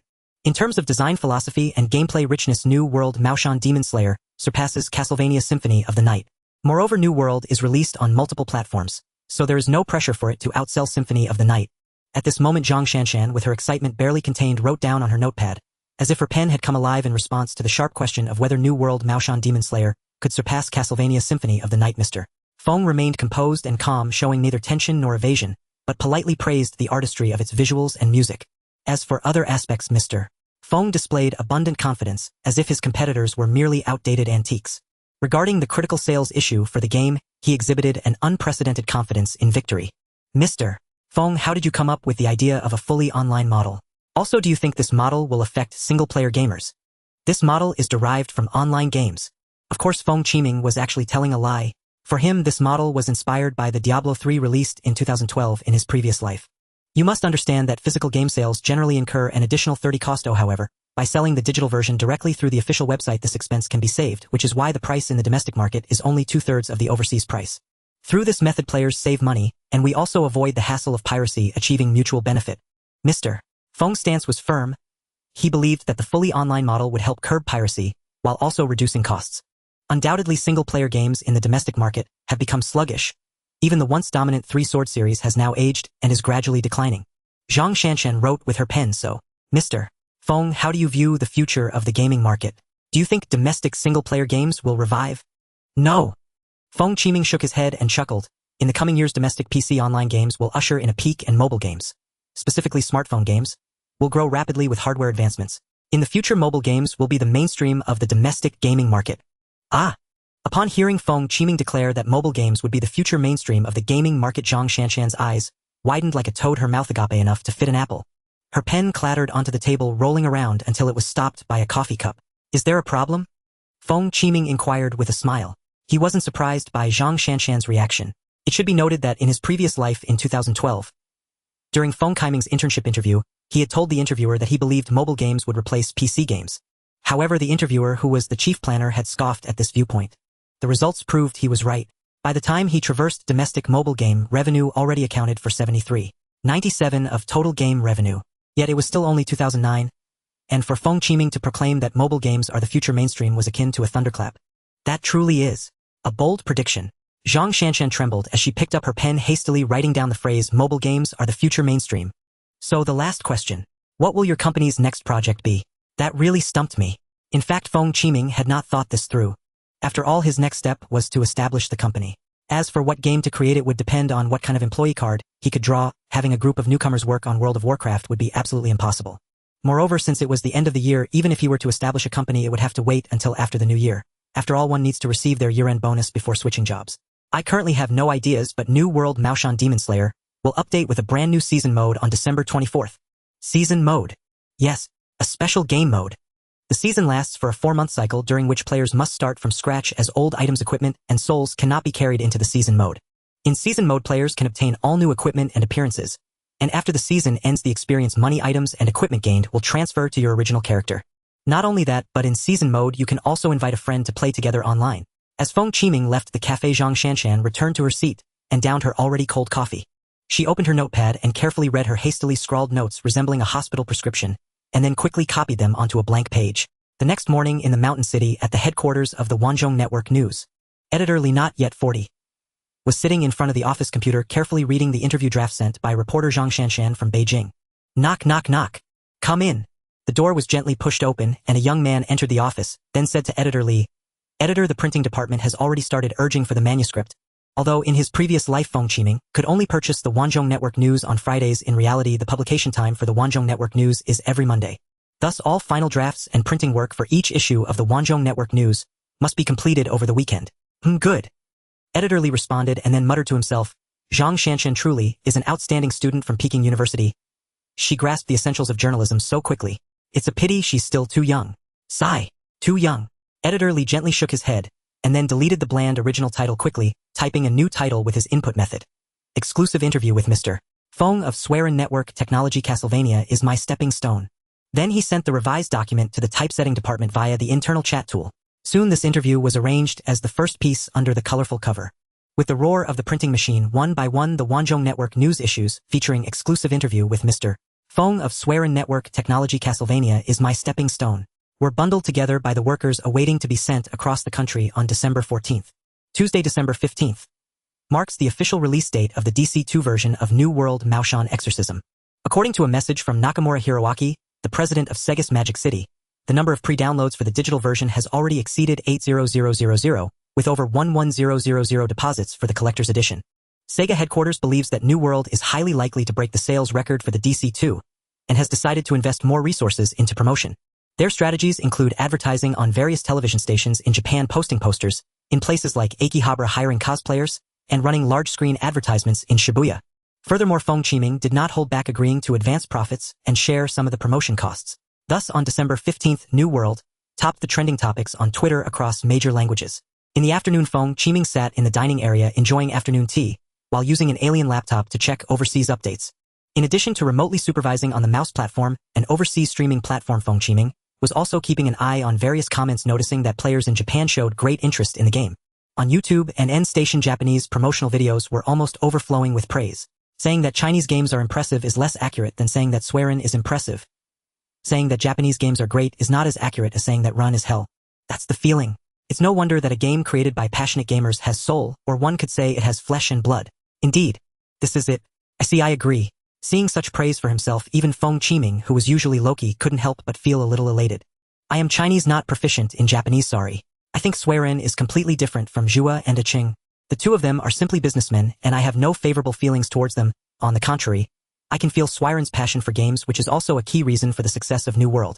Seeing a comment from a fellow countryman, it attracted a number of follow-up comments from Japanese players. I heard that New World is like Castlevania, but after playing it I found it has its own charm. Your Japanese is really good. To put it simply, what you mean is, Suiren is a god, right? I totally agree. As long as a game is fun, whether it's from China or Japan, I will play it. I hope every country's game companies can develop games with care. Regardless, for players, if you are going to produce trash, you might as well create high-quality games. The storyline is so awesome, won't American Dad get mad? Honestly, I hated it before playing, but it turned out to be so fun that I regretted it and later subscribed to the collector's edition with tears. However, there are always deluded people like this one. It looks like someone plagiarized Castlevania. Am I the only one? In the end, this zero-like comment only had one reply below: yes, only you. Due to the time zone, the active players are mainly from Asia. European and American players have yet to see the dawn. Therefore, the comments haven't exploded yet, but 99 of them are positive. Even though the background story crazily mirrors the Lighthouse, American players still enjoy it. After all, it's a place where conspiracy theories flourish. Just like the people in the past life, they couldn't understand why Americans would resist vaccines. A knowledgeable person just shook his head and said, you laugh at others for not understanding science while they laugh at you for not understanding America. After all, in history, the Lighthouse has a precedent of injecting syphilis into its own citizens under the guise of vaccines for experimentation. Comparing Washington, Jefferson, Lincoln, and Roosevelt on Mount Rushmore to werewolves, ghouls, vampires, and liches has received countless praise from many black brothers.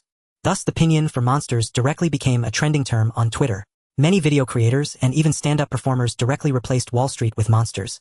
However, the overwhelming positive reviews from overseas do not affect the haters at home. Although the Water Army has long retreated, the haters still steadfastly maintain their posts. Especially after seeing that Suiren's Weibo never deletes posts or controls comments, they are like being injected with chicken blood, enjoying themselves immensely.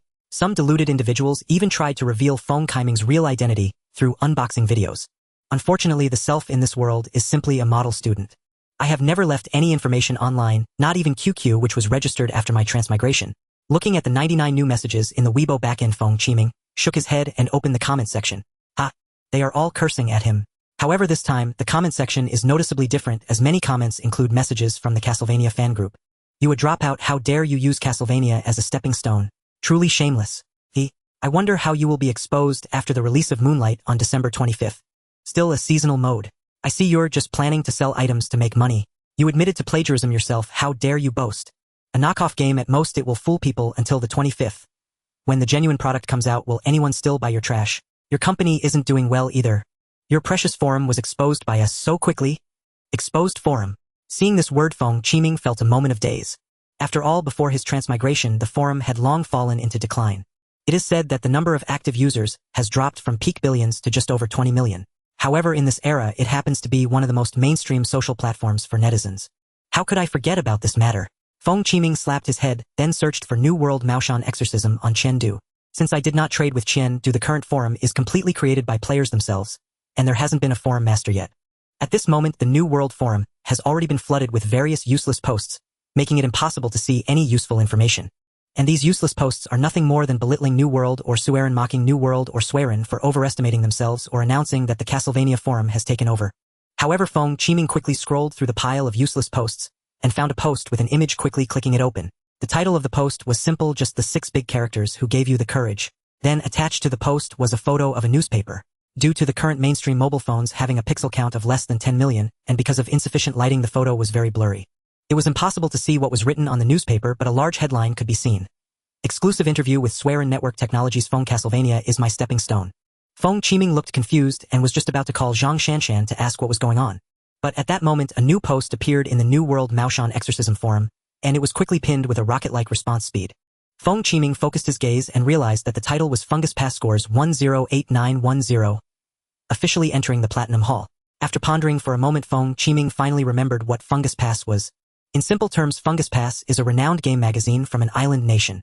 This magazine has a scoring section where 4 editors serve as reviewers, rating new releases on a scale from 1 to 10.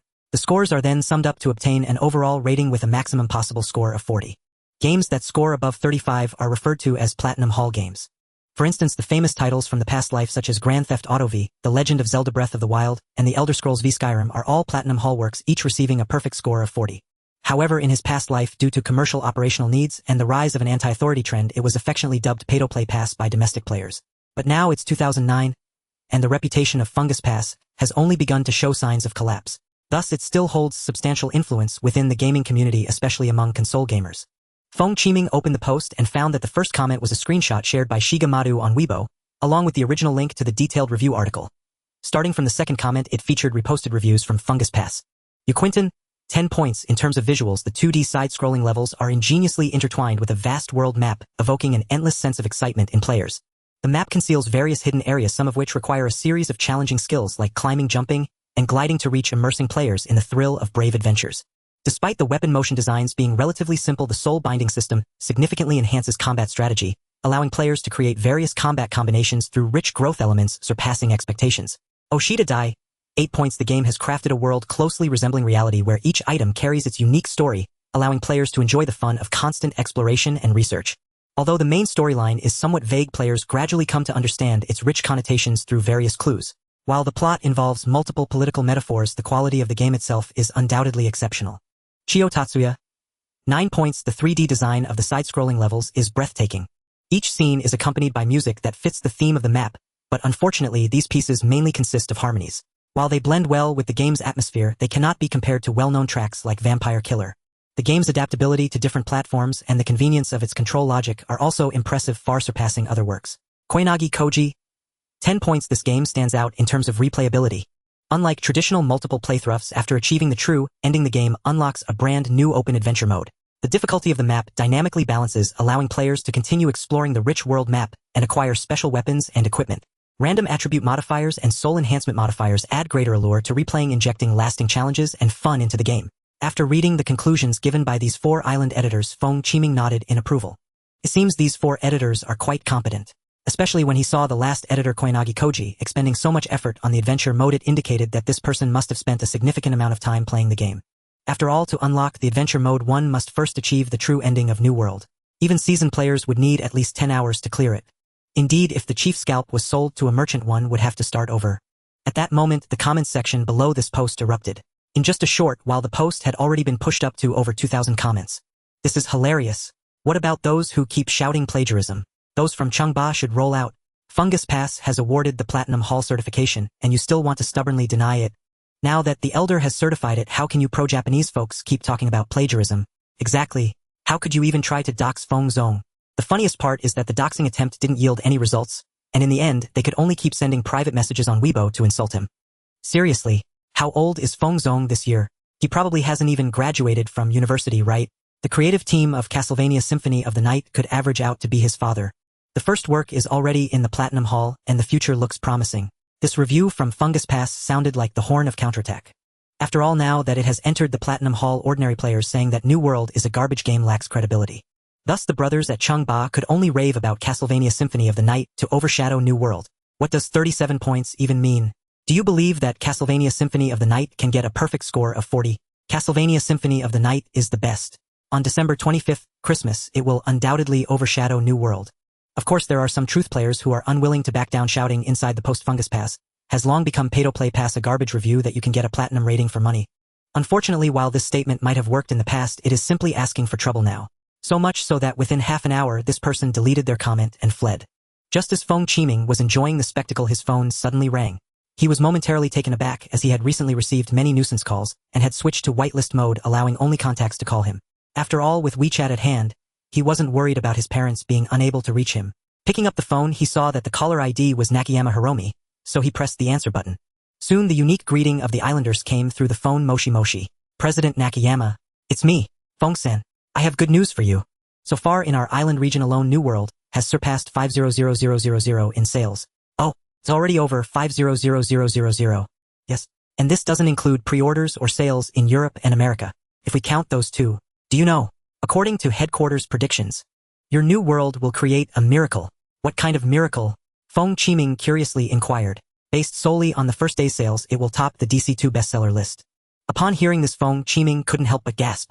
Although the total sales of Sega's DC2 in this world reached a staggering 39 million units. Compared to the average sales of 70 to 80 million units from the other 3 companies, it could only be considered dismal. Moreover, the survival of the DC2 console to this day is largely due to the online game Phantasy Star Blue Burst. Especially after Sega's various subsidiaries began operating independently, Sega's first-party games no longer had exclusives on the DC2. As a result, the number 1 game on the DC2 bestseller list is Sonic Adventure 2, with total sales of only 89,000 copies. This figure is still due to the DC2 platform's permanent 10 discount. Alright, I almost forgot the main point. Feng-san, can you come to Tokyo during this Christmas to New Year period? Going to Tokyo? Is there something going on? On one hand, our company wants to invite you to the annual meeting. This year, you have made our branch in Magic City shine, being our most important partner. On the other hand, we invite you to attend the TGW Gala on December 30th, especially since New World The Maoshan Exorcism has received award nominations. TGW. Upon hearing this acronym, Feng Qiming was momentarily taken aback. Wasn't it TGA? The game of the world. Zhongshan Hongming repeated in precise English without the stiffness typical of Japanese speakers. The game of the world is sponsored by major players like Microsoft, Sony, Nintendo, Valve, and our company, the highest award in the gaming industry. New World The Maoshan Exorcism has received 3 nominations including Game of the Year, so it's essential for your company, preferably for you to attend personally. 3 nominations. Which one do you think New World can win? Feng Qiming countered. It's almost certain to be Best Debut Game. With the quality of New World, competing for Game of the Year shouldn't be an issue. Unfortunately, in recent years our company has lost its voice at TGW and what? Originally, Konami and Nintendo had already. But with New World bursting onto the scene, it's expected that this year's TGW Game of the Year will go to Capcom's Dino Crisis 2. I see. Upon hearing that his work missed Game of the Year, Feng Qiming felt no regret. After all, such awards are essentially a commercial activity where big companies sit together and divide the spoils. For New World, the Maoshan exorcism to win any award is already quite impressive, especially considering this work has been thoroughly criticized across the board. If it were at some film festival or a literary award, one would have to first disgrace themselves before dressing their compatriots as yellow-skinned monkeys in the eyes of others and ultimately shove the camera into impoverished landscapes. Expecting to win an award. Dream on. Sorry, President Zhongshan. I'm afraid I can't make it. Feng Qiming politely declined. Are you very busy lately? Yes, I am currently busy organizing the branch office in the capital, and also applying for a passport takes 15 working days, and getting a visa for your country takes 7 days, so it definitely won't work out. What a pity. I would love to see the hottest city in the entire country, Tokyo. Feng Qiming lamented in his heart. Actually, the passport and visa were just excuses. The real reason for not going was that he had no money. Yes, no money. Although there were plenty of reimbursement quotas, there wasn't much cash. And as the president of Suiren Company, his monthly salary was a paltry 3500 yuan.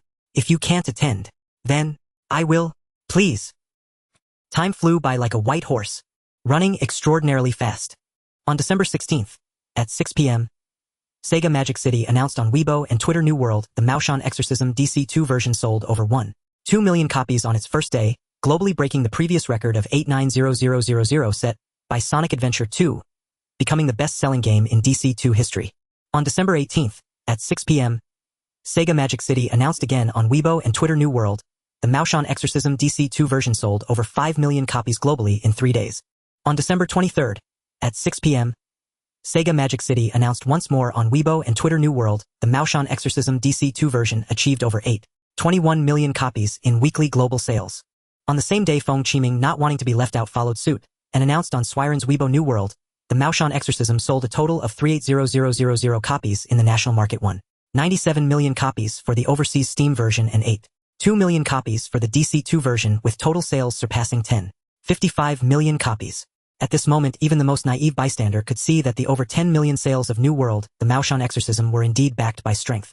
It wasn't that Suiren latched onto Sega's leg, but rather that the installation base of Sega's DC2 severely dragged down the sales of New World. If it were on other console platforms, the first week sales could have easily surpassed 20 million. Now all the pressure from online was directed at the black fans. Even the folks from the Castlevania forums were trembling, leading them to post a pinned message banning any discussions about New World. Of course, the forum merely prohibited praise. Slandering was not forbidden.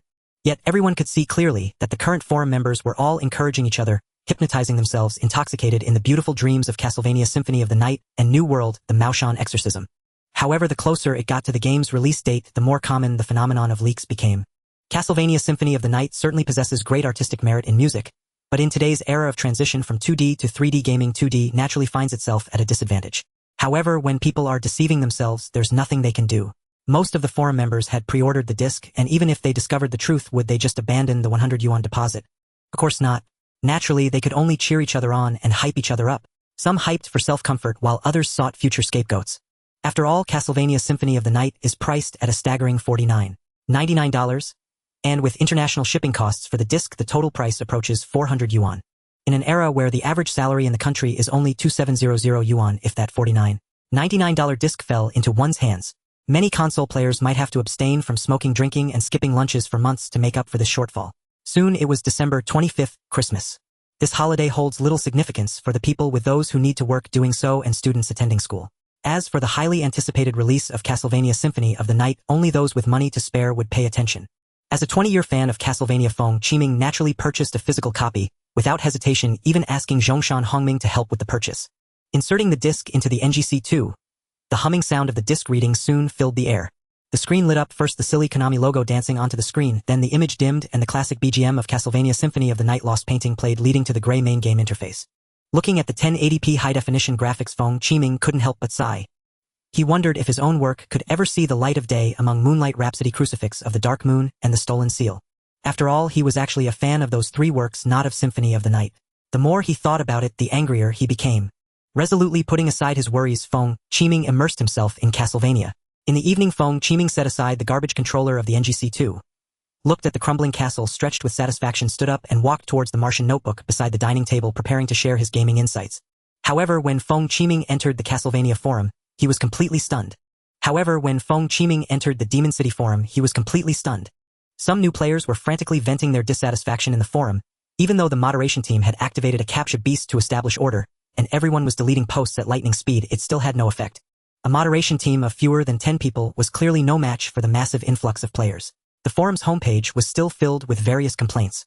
Aren't you guys bragging about how Moonlight Nocturne is the best in the world-crushing new world? Bah, compensate me for my $350. Exactly what a piece of junk. I eat food to recover health, but I first have to enter the menu, equip the recovery items, throw them on the ground, and then pick them up. What kind of stupid design is this? Alucard has only a few skills, and I can just randomly mash the controller to unleash them. The skill books sold in the shop are just a move list telling me to press up down left A to cast Fireball. I've already figured it out. Do I need you to teach me? Exactly. This game is particularly ridiculous. The game UI has a magic bar but no health bar. If I want to know how much health I have to look at the plain numbers next to the magic bar.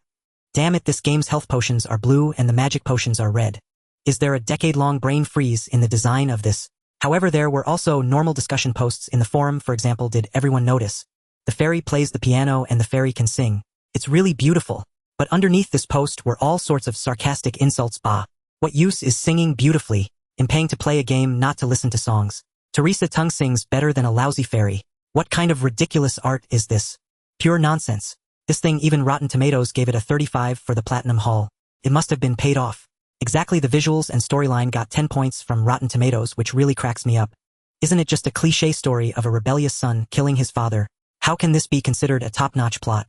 In terms of plot, it doesn't compare to New World. In terms of gameplay, it doesn't compare to New World. In terms of equipment and items, it doesn't compare to New World. In terms of skills and magic, it still doesn't compare to New World.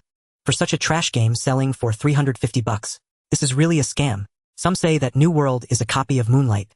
I guess those saying such things have definitely never played Metroid, right? Looking at the flood of negative reviews, Feng Qiming was stunned for a moment and typed a post teaching everyone how to retain equipment and skip death. Feng Qiming speculated that the numerous negative reviews might be due to the difficulty being too high. He decisively decided to share a well-known bug that he knew. In the process of Moonlight Nocturne, our protagonist Alucard would start off wearing god-tier equipment and rampage through the game. In the story, once he encounters death, all equipment will be confiscated. This bug allows players to skip the death scene and retain the full god-tier equipment, effectively lowering the game's difficulty. However, as soon as the post was published, it attracted countless replies. Stop whitewashing. Wash yourself. What use is it to retain equipment? Even if you can keep playing, what does it matter? What's the point of 2D graphics? Looking at the pile of elegant and charming replies, Feng Qiming had a face full of question marks and then fell into deep thought. This made Feng Qiming ponder a question. In his past life, many argued in the forum about whether the ARPG Castlevania was more fun with the original Moonlight Nocturne or the defining Dawn of Sorrow. The former was released in 1997 for the home console PS1, while the latter was released in 2003 for the handheld GBA. In terms of graphics, the home console certainly surpasses the handheld. But in terms of gameplay, the 2003 title definitely excels. But why? So many forum veterans unanimously say Moonlight Nocturne is more fun. It wasn't until a veteran's reply that he finally understood the reason. If it weren't for living in that era, it would be hard to experience the inner feelings triggered by the fairy singing while listening to the crackling of the disc during the hot summer. Yes, what those veterans were reminiscing about was not the game but their lost youth. They believed that what was fun was a beautiful memory processed through the childhood filter. And at this moment, Feng Qiming himself was also trapped in the childhood filter. It was precisely because of his previous life as a non-human at Konami that he saw the 1080p HD version of Moonlight Nocturne, abandoned his professional spirit, and fell into fanatical enthusiasm. However, if he were to remove the childhood filter and let someone born in the aughts choose between the 1997 Castlevania Symphony of the Night and the 2019 Bloodstained Ritual of the Night, they would 100% choose Bloodstained Ritual of the Night. And now New World Maoshan Demon Extermination is the existence that has surpassed Castlevania Symphony of the Night. If the two had a 20-year gap, not even 10 years or even 5 years, both would be great works. However, now due to his time travel, the two have collided. As a result, the original work Castlevania Symphony of the Night was smashed to pieces. Soon the quarrels in the forum began to rapidly spread across the entire internet. At this point, no one was bragging that Castlevania Symphony of the Night was unbeatable, nor were they shouting things like once Moonlight is released, New World will be overshadowed. The public opinion across the entire internet took a 180 turn. The various online media which had originally been watching cautiously all joined the ranks to praise New World Maoshan Demon Extermination. Shocking. The domestic new game New World Maoshan Demon Extermination has sold over 10 million copies globally. The pride of domestic games New World Maoshan Demon Extermination. Revealed. The most important partner of the world, the rising star of domestic games. Explosive. Punching rent hell and stepping on Konami. Bringing you the secrets of the hottest new game of 2009 New World. These headlines are still acceptable while some completely unscrupulous self-media even fabricated new stories. Shocking, a certain domestic game company actually caused rent hell to lose over 10 million. Crazy profit of $100 billion in 20 days. revealing the story behind New World Maoshan Demon Extermination, domestic games Punch America and Step on Japan finally standing up reviewing the domestic new game New World. A legend personally invited by the president of the world. With the media's chaotic involvement, the heat of New World only increased. On December 30th at 11 p.m., when World Games TGW announced that New World Maoshan Demon Extermination won the Best Debut Game of the Year award, that night the heat directly topped Weibo's trending searches, making a certain star who spent heavily to buy the top spot weep silently. After all, Zhongshan Hongming had already spoiled it, and since it was a simple matter of sitting in rows to share fruits, there wasn't really any surprise to speak of. The next morning the phone rang and vibrated, and Feng Qiming, still half asleep, habitually answered the call. The next second a thunderous roar woke him up completely. In the next moment a thunderous roar jolted Feng Qiming awake. Feng Qiming, what on earth is going on with you? Why haven't you gone to school for over a month? Hearing that voice, Feng Qiming shivered and sat up abruptly. The voice belonged to none other than his own father. You are not a child anymore. You are already an adult. Why do you still need others to worry about you? Listening to this voice, Feng Qiming felt a headache coming on. He had intended to keep this from his family, but how had it been exposed? How did his father find out? Dad, I'll be honest with you. Qing Mei has already expelled me. What do you mean expelled? The school leaders have called me saying you need to hurry back to class. Announcement. Stop wasting words. You've always been reckless, haven't you? You dared to argue with the homeroom teacher in first grade, thinking you're so capable, huh? What can I say when the professor talks? Why did you go up and snatch the microphone? You had to argue with them. The vice principal said that you were never expelled. You ran out after slamming the door. When your calls couldn't get through, they called me. While listening to his father's thunderous scolding on speakerphone, Feng Qiming got out of bed and hurried to the computer at the dining table, pondering how this had come about. Go back to school? What nonsense. Although Qingmei University is a prestigious institution that relocated from an island, it ranks alongside Jingda and Xinhua as the top universities in the country. But as the son of an ordinary worker, what use is a major in Cyrillic Mongolian? He couldn't fathom why he would even consider such a worthless major in this world. Was he supposed to graduate and run to the northern desert, living off a bunch of cowards too afraid to head south to harvest the grain? Eating sand. Besides this reason, there was an even more crucial one. His grades were terrible. In his past life, he was merely a diploma holder in software, having worked for 10 years long since having returned the basic courses to high school teachers. His English had become what one would call game-specialized mute English, let alone passing the CET 4 or 6. He couldn't even pass the Blevel English exam. Did you even hear what I said? What are you doing? Why do I hear the computer starting up? Dad, I'm not considering going back right now. I've started my own business. My company is worth about. After thinking for a moment, Feng Qiming decided to report a relatively small figure and said, around 200,000, maybe. Starting a business? What nonsense are you talking? What use is it? You should just honestly go back to your studies. Isn't it better to graduate and return to the old steel factory for a secure job? I've spoken to the leaders. They're willing to hire you as a secretary at the factory because of your acceptance into Qingmei University. Well, no wonder he ended up in a worthless major. It turns out a secure job was already reserved for him. However, if he really gave up a golden opportunity worth 2 billion and went back to hold a job that paid 2,000 a month, that would make him the biggest fool in the world. I'm not going. Feng Qiming said defiantly. You must go back. Thus the two of them tugged at each other for a whole hour, with neither able to convince the other. He didn't know why. Clearly his father was only 44 years old, yet he was more stubborn than the 55-year-old retired version of himself. You little rascal. If you don't go back to class, I'll cut off your allowance. You'll be begging for food on the streets. A month is only 1,000 yuan. If I rely on that to rent a place and eat in the capital, I'd have starved to death 8 generations ago. Hearing this, Feng Qiming's anger surged, and with a curt remark he hung up the phone and slammed it down on the dining table. Humph. After calming down a bit, Feng Qiming opened the Weibo website, ignoring the perpetual 99 unread messages in his inbox, and directly clicked on trending topics. The first trending post read, the domestically produced game New Continent Maoshan Exorcism wins the Game World TGW Best Debut Award. Immediately following that was the second post, suspected CEO Feng Qiming angrily confronting a professor at Qingmei Auditorium, possibly due to a disagreement. Clicking on this trending Weibo, numerous videos quickly popped up and Feng Qiming clicked to watch. Well, this was indeed the video of himself confronting the professor the day he traveled to this world. However, since the videographer was far away and the phone's camera was poor, the video was only in 540p resolution anyway. It was impossible to recognize his current self from just the video. At this moment in the video, he stepped onto the stage, dodged the old man's microphone, and shouted, his eyes see only money. Studying is for money. Fawning over foreign cultures. What are we studying for? It is for the great rejuvenation of our motherland. This video was shared by various online media outlets with comments trailing behind ranging from long to short. As a 42-year-old man, I was moved to tears of very good, the future is promising. The professor might have been a bit tired from too many lectures recently, during the middle of his speech. He seemed a bit dizzy, momentarily unable to distinguish whether he was addressing students or having an exchange with their outstanding circles, accidentally blurting out the comments from the exchange. Given how open-hearted the professor was, let's not blame him. After all, it's not easy to find an exemplary representative filled with righteousness and morality yet indulging in vice. Some media titled it Professor's Utilitarian Comments Incite Public Outrage, but the focus isn't even on those utilitarian comments. Many media outlets are being evasive. The key was the first rebuttal made by the professor and students in the original video. It has already been deleted. Everyone be careful not to be misled. The complete video is here. Upon seeing this comment, Feng Qiming was suddenly startled. Right? That bastard didn't just say it was for the money. He said studying was to breed with foreigners. These media outlets cut out what the professor said, resulting in a completely different narrative. He hurriedly clicked on the external video link, only to find it gone. These damn dogs. Searching for the video while looking for similar comments after several unsuccessful attempts, he finally found the original video and quickly downloaded it. I'm not going to say anything superficial. Let's not talk about ideals. Studying is for money. Money is power. Only with money can you have everything. With money you can emigrate and have the opportunity to leave this quagmire. To enjoy the sweet air, choose excellent white partners, and change the inferior genetics. Hearing this disgusting rhetoric again, Feng Qiming's anger flared up once more. After backing up and editing the video multiple times, he opened Weibo, logged into the account Wu Fengxiao, which had the Blue V certification of Suiren Network Technology Certified Employee, and posted, "Is the core focus of this matter utilitarian?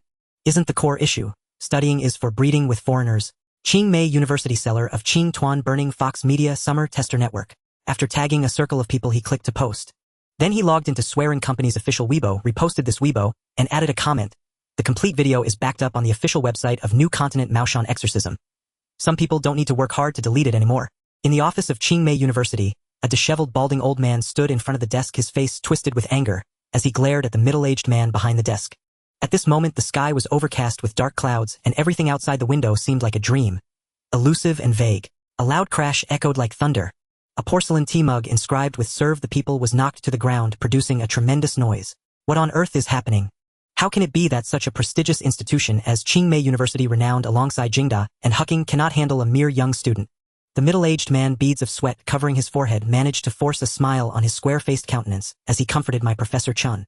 "My mentor Chun, please calm down. Don't let your anger harm your health. Calm down. How could I? What exactly is going on? Oh dear, Mentor Chun, I told you I have already informed the media. Look at those reputable outlets. They are all keeping silent, aren't they? But what about now? I've already heard 4 or 5 students whispering about this as I came here. Is this what you call informing them? Mentor Chun, this matter is not so simple. Our school indeed holds significant influence, but that influence is mostly in traditional print media. Look at Nanqing Daily and Jingjing News. They are indeed speaking well of you, but the problem is, the middle-aged man hesitated for a moment before continuing to reassure, this matter has spread to the internet. The internet spreads information too quickly. We can't possibly contain it. If we delete posts on a large scale, wouldn't that just be an admission of guilt? If the conflict escalates and the higher-ups come down on us, it would blow up completely. So we can only take a roundabout approach, notifying various media to downplay the impact. At worst, it'll just endure some humiliation and bring that kid back to class, all right? You all hurry and send out messages. Quickly suppress this matter. My mentor, the problem lies here. The middle-aged man looked distressed, as if he were facing 18 creditors at home. The issue is that this kid is simply unwilling to come back. He doesn't care. What? Professor Chen's grotesque face was filled with surprise, age spots seeming to leap from his skin. You dare to say that? How could he not care? Qingmei University, a top institution standing shoulder to shoulder with Jingda and Huqing, ranked 49th in the world. How could he not care? What a joke. Oh dear. My mentor, do you still not understand the gravity of the situation? As you said, education is all about money. The game company he founded has sold over 10 million copies of its game, and just the tax report to the tax bureau amounts to 500 million. The middle-aged man continued, fearing that the professor might not hear, holding up 5 fingers. 500 million. 500 million. A mere diploma from Qingmei University specializing in Cyrillic Mongolian. Does he care? To put it bluntly, as long as he wants, he can choose freely, not just between Jingda and Huqing, but also between Cambridge and Yale. What's a mere gamer? They'll find someone to revoke his license and see if he doesn't come begging me. Oh dear. My mentor Chen, my dear father, you are like my grandpa. Please stop causing trouble. The middle-aged man hurriedly grabbed Professor Chen's hands, looking sorrowful. Do you know? 70% of his income comes from overseas. Overseas. No license is needed there, and he reports taxes amounting to 500 million. 500 million. It's an exaggeration to say the tax bureau treats him like royalty. That guy didn't engage in any small business tax exemptions or so-called legal tax avoidance. He directly paid 25 in sales tax. Don't even think about revoking his license. Just regular fire inspections would have the tax bureau coming to confront you, let alone his work has just won a prize overseas. Yes, TGW. It received an award that is said to be the Oscar of the gaming industry. A definite cultural export. Don't even mention looking for faults. Even if there were actual violations in the game, special arrangements would be made. How could they possibly revoke his license at this time and invite trouble? At this moment, hearing the middle-aged man's numerous attempts to dissuade him, Professor Chun widened his eyes and questioned, "This won't work, that won't do." "So what exactly do you mean?" "The principal means..." The middle-aged man intentionally lowered his voice and whispered, "The principal means for you to take sick leave as an excuse to retire early. The so-called sick leave means to retire early on the grounds of being unable to perform duties due to illness. This is a system that only exists in large state-owned enterprises and government departments. Early retirement can provide access to retirement funds sooner, but the benefits are significantly reduced." "What? Sick leave? I don't agree. Jiang Shengli, without my support and recommendation would you have come this far? Is this how you repay your mentor?" "Oh dear, my mentor. I am only the executive vice president. I have no authority. The principal just wants you to avoid the storm for now. If this matter escalates, none of us will be able to bear the consequences. Isn't it because you insisted on expelling that kid back then? I didn't flinch when faced with such a difficult situation back then. Now I ask you to just lay low and we can bring you back later." After a full hour of persuasion, the impatient Professor Chun finally agreed. Fine, let's do it your way." He then stormed out of the office, slamming the door behind him. Watching Professor Chun leave the middle-aged man, Vice Principal Jiang pulled a handkerchief from his pocket, wiped the sweat from his forehead, and then stealthily approached the office door, ensuring Professor Chun had gone far before quickly shutting the door with a bang. Then, hands on his hips, he cursed without any regard for his image. "Damn it. That old fool. A bunch of maggots born from the decay of old scholars. If it weren't for you causing trouble, there wouldn't be so many issues. And you dare to bang the table here. If it weren't for your connections, would you dare bang the table in front of me? Truly thinks too highly of himself." Just as Vice Principal Jiang was cursing away, unconcerned about his image, the office phone rang abruptly, and he hurried over to answer it. Hearing the voice on the phone, Vice Principal Jiang immediately returned to his previous state, saying, "Principal, Professor Chen has agreed to retire due to illness. Now we just need the news office to release a statement. As for the expulsion issue concerning Feng Qiming, the Education Bureau has a 3-month approval period, and it has already been retracted. As for the expulsion notice that was initially announced, it will be entirely attributed to Counselor Wang, who wrote and posted it without authorization, rendering it ineffective, and I have already processed the expulsion. After this statement is issued, we will not make any further replies, and will wait for public opinion to settle down. As for Feng Qiming, 4 years later we will directly issue him his diploma and degree certificate. Since it's a Cyrillic Mongolian major, it doesn't matter." On January 1st, New Year's Day, the morning sunlight filtered through the curtains, casting a glow on Feng Qiming's face. At this moment he appeared to be in a meditative state, sitting cross-legged by the bed, as if absorbing the brilliance of the new year. He was neither creating performance art nor awakening some kind of martial vein or spiritual root. It was simply a notification from the system. The 2009 annual settlement has begun.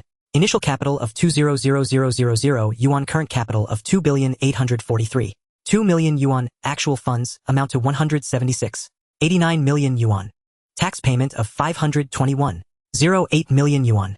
The 2009 annual profit of Suiren Network Technology Co., Ltd. is 156,324 billion yuan. Upon hearing this, Feng Qiming gasped in shock. Goodness, 5 billion. That's nearly 1 yuan for every person in the country. However, thinking about the 521 million in taxes to be paid, he couldn't help but sigh in lamentation. Of course, he felt no pain, as even if that 521 million in taxes were refunded, it wouldn't go into his own pocket. Now he understood why so many businesses in his past life evaded taxes. After all, he was engaging in a no-cost transaction. If the taxation model of Suiren was followed without any discounts, 25 of the revenue would actually take away more than 50 of the gross profit. After all, the vast majority of companies lacked any core competitiveness and could not earn any excess profits. They relied entirely on squeezing the sweat of their workers, and after deducting costs and necessary expenses, the actual profit might only be 5 to 8. This is also why so many small business owners complain about high taxes. However, they have never considered that without the country's massive investment in education, there would not be so many qualified workers. Otherwise, an illiterate person would not be more useful than a large beast. Congratulations, host, you have achieved one minor goal. At the annual settlement, the company's cash flow exceeds 100 million yuan. Reward AXA lifetime medical insurance for millions of people X1. Feng Qiming stared at the receipt that floated into his hands, speechless for a long time. Goodness. This turned out to be a lifetime insurance policy from the world's largest insurance company, and the premium had already been paid in full. According to the insurance policy, until he turns 99 years old, he could enjoy a medical insurance coverage of $10 million, and if he were to die accidentally, the beneficiary, his mother, would receive a one-time compensation of $10 million. It would be better to just give me 100,000 yuan. At midnight, Feng Qiming precisely used the reimbursement limit to snag a lot of computer components with just one Titan Alpha graphics card costing over 9000 yuan. Its paper specs already surpassed the GTX 980 Ti he used in his past life. Yes, this parallel world's best graphics card of 2009 has already outperformed the best card of 2015 from his past life in terms of paper specifications. The reason it's referred to as paper specs is because the driver optimization in this parallel world is poor. I just wonder if cash flow exceeds 500 million, 1 billion, or 1.5 billion. Will there also be achievements? Unfortunately, whether it's the world of GA or the Steam platform, their money hasn't been credited yet. The over 100 million in the accounts consisted solely of the more than 900,000 direct sales within the country. Warning! Warning! At this moment, a shrill alarm sounded from the system. The current popularity of New Continent Maoshan exorcising demons is too high, attracting the attention and investigation of numerous gaming companies. This system has perfectly assisted you in wrapping things up. But please note, this system is not the national intelligence diminishing system. If the host releases a AAA game every few days like in some novels, the system cannot guarantee your personal safety. Feng Qiming was speechless. Indeed, no matter which world it is, geniuses are not fools. If it were like in some novels where the protagonist churns out a AAA game every few days, wouldn't they have been kidnapped for dissection by now? Side quest spirit over strength optional. Task requirement: independently complete a game without relying on the system and accumulate a profit of 100 million yuan. Task reward: unlock annual festival benefits. System: what are annual festival benefits? During festivals like Spring Festival, Lantern Festival, Mid-Autumn Festival, and National Day, employees can be given benefits such as rice flour oil soft drinks and shopping vouchers. Upon hearing this, a fragment of memory suddenly surfaced in his mind, vague and unclear, not knowing how long ago it was. In the memory, his mother held a white paper ticket stamped with a red seal in one hand, while holding his small hand with the other, walking into a department store named Eanswa, buying many delicious items and stuffing them all into a big shopping bag. A sense of inexplicable happiness surged in Feng Qiming's heart, prompting him to ask urgently, "What about me? Can I receive it?" As the company president, the host has the same rights as all employees. Upon hearing the system's affirmative response, Feng Qiming finally understood. If he gave every employee a bag of rice, then he could also receive a bag of rice. If he gave all employees a 500 yuan shopping card, then he too could get a 500 yuan shopping card. In short, it can be considered a method of taking advantage of the system, albeit with low efficiency. This year's employee count is 1. Total personal income tax paid by employees is 0 yuan, hence you have no dividends to withdraw this year. Well, it seems I really need to recruit some employees. Feng Qiming sighed deeply. And I need to pay them a bit more. If everyone only had 3500 yuan, then next year's dividend would still be 0 yuan. While the current 3500 yuan salary and the 20000 yuan reimbursement limit is quite enjoyable, the lack of money in his account always made him uneasy. After a moment of thought, Feng Qiming decided that on the 4th, officially the first day of work in 2010, he would go to a headhunting company to hire a general manager or assistant president.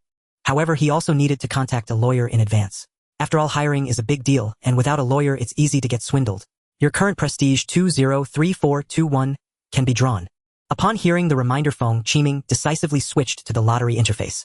This time the lottery interface in his mind transformed from a gift box into a slot machine filled with green, blue, purple, and orange reward icons. The green boxes, totaling 100, were the most numerous, all worth 500 yuan. The blue boxes totaled 50. The second most numerous, all worth 1000 yuan.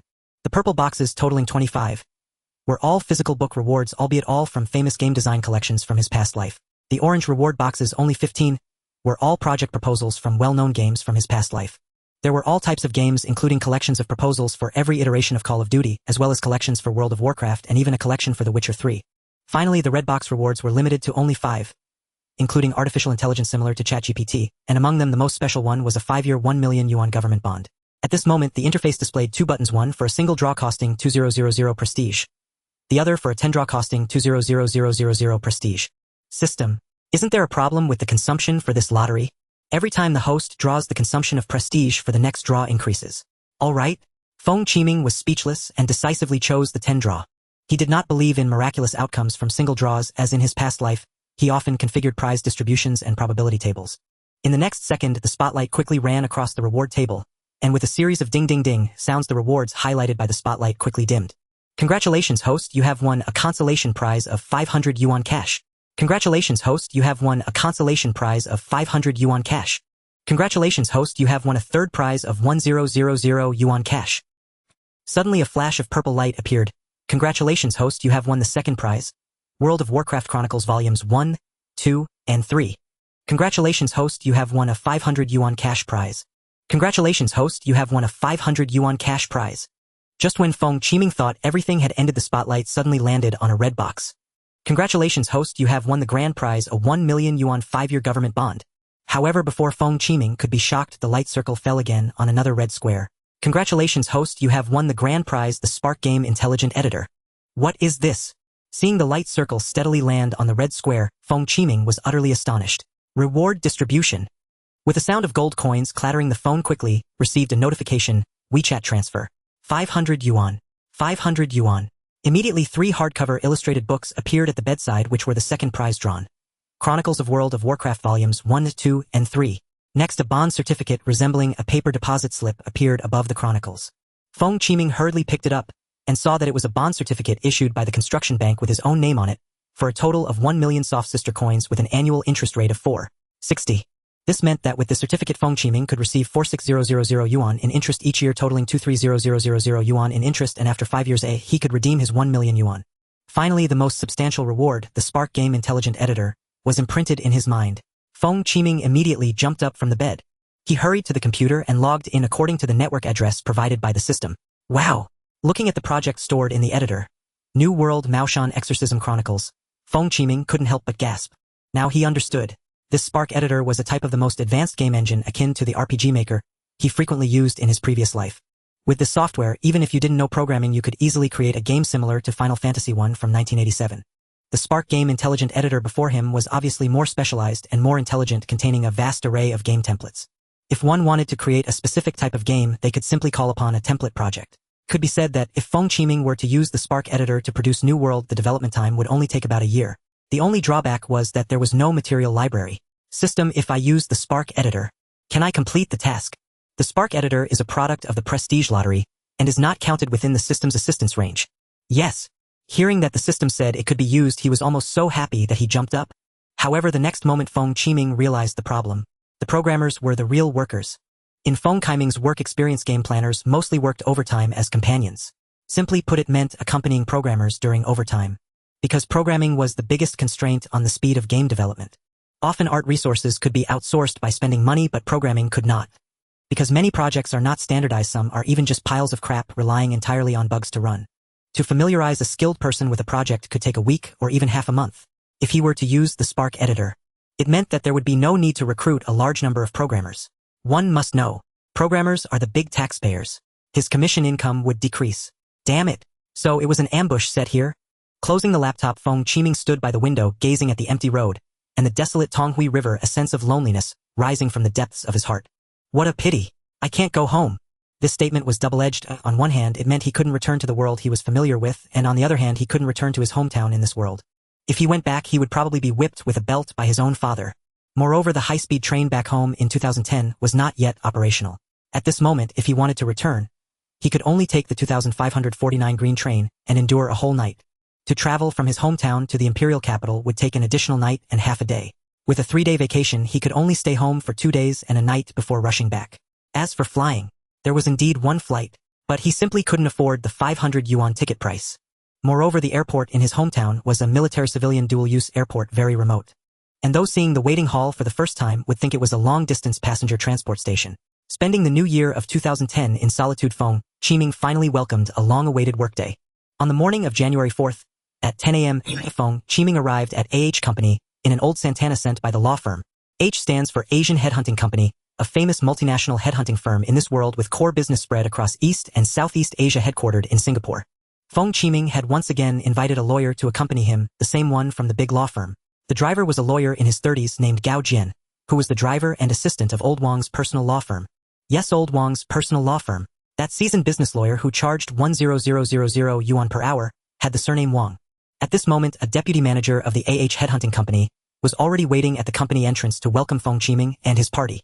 Seeing the Santana stop, Feng Qiming got out of the back seat, and the middle-aged manager hurriedly took 3 steps at a time to come forward and greet him. I never expected that Mr. Feng from Suiren Company would be so young. Nice to meet you. I'm Ruan Hongqing, the deputy manager of the AH Beijing branch. You can also call me by my English name Sam. Under the introduction of lawyer Wang, Ruan Hongqing had also done some background checking on Suiren Company. Not knowing would not hurt, but upon seeing it one would be shocked. This Suiren company was indeed the developer of the recently popular New World Maoshan Exorcism Chronicles, which sold over 10 million copies globally, with tax reporting reaching 500 million. After a round of polite small talk under Deputy Manager Wan's guidance, they entered the bustling company and stepped into a VIP reception room. This is the advantage of hiring a lawyer. Many lawyers have their own networks, and by utilizing these existing connections, one does not need to act like a nouveau riche and bump around blindly. After all, lawyers are knights of capital. They pledge loyalty to capital and expand its territory in court. You cannot say that a knight's loyalty to a lord is a virtue, while a lawyer's loyalty to capital is despicable. That would be too double standard. I wonder how I can assist you.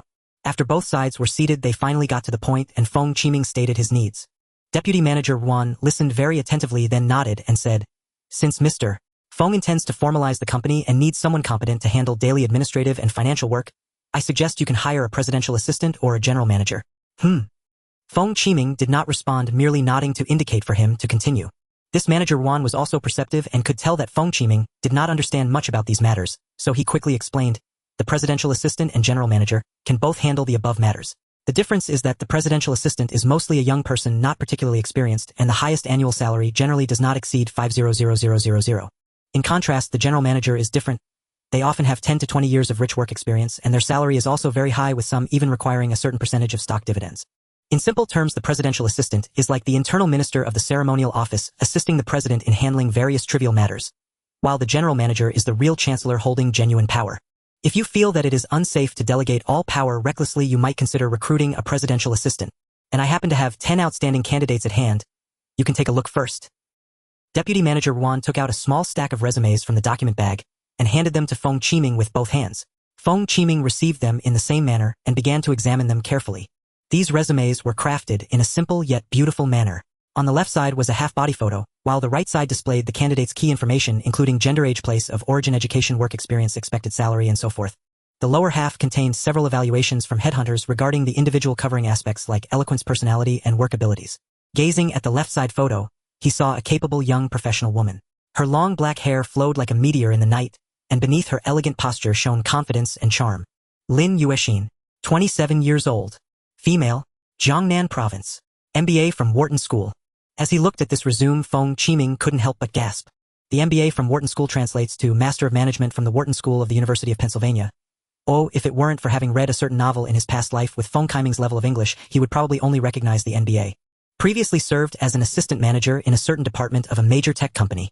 Evaluation: elegant demeanor, well-defined features, good looks, and exceptionally strong work capabilities. Background check 1. She handled a sudden incident on a certain date and resolved it perfectly, saving the company over $10 million. Background check 2. The reason for leaving is currently unclear, suspected to have resigned due to harassment from a certain high-ranking official of Indian descent. After reviewing all 10 resumes, Feng Qiming's expression suddenly turned grave. The sequence of these 10 resumes was 4 females, 4 males, and then 2 females. The first 8 were all elites among elites, with one male being a PhD from the University of Tokyo, while the others were master's graduates from prestigious universities in Europe and America. However, the last 2 were particularly intriguing. One was a senior from the same school majoring in philosophy. The other was from Jingying majoring in acting. Both were fourth-year students who had yet to graduate. In the photos, they wore appropriate, ordinary professional attire. Yet there was a certain unusual allure that could transcend space and time, evoking extraordinary daydreams. Their expected salaries. One was 1 million, while the other was more modest at 990,000. This was more than double the average salary of the other 8. Is this what they call a world-renowned school, only worthy of being in this pile of resumes? Feng Qiming was internally ranting, though no harsh words came to mind. On the other side, Manager Wan, who was closely observing Feng Qiming, couldn't help but murmur to himself. As a seasoned headhunter, analyzing changes in facial expressions was as easy as eating and drinking. No matter how seasoned the other party was, even the slightest change in expression would be quickly captured and analyzed. Even though Feng Qiming's psychological age was far from 18, he still seemed too inexperienced in front of this old hand. What's going on? What exactly does Feng Zong mean? Is he dissatisfied? No, when he saw Lin Yuexin, there was clearly a look of surprise and admiration. But where is this anger coming from? Is it because he finds the last 2 asking too much? That shouldn't be the case. Who complains about high pork prices when buying meat? Feng Qiming set down the resumes in his hand, and the lawyer Gao beside him inquired, "Feng Zong, do you have anyone in mind? If you have someone you like, you might consider arranging a meeting." Feng Qiming fell into deep thought while Manager Wan hurriedly pressed on. "Feng Zong, didn't any of these catch your eye?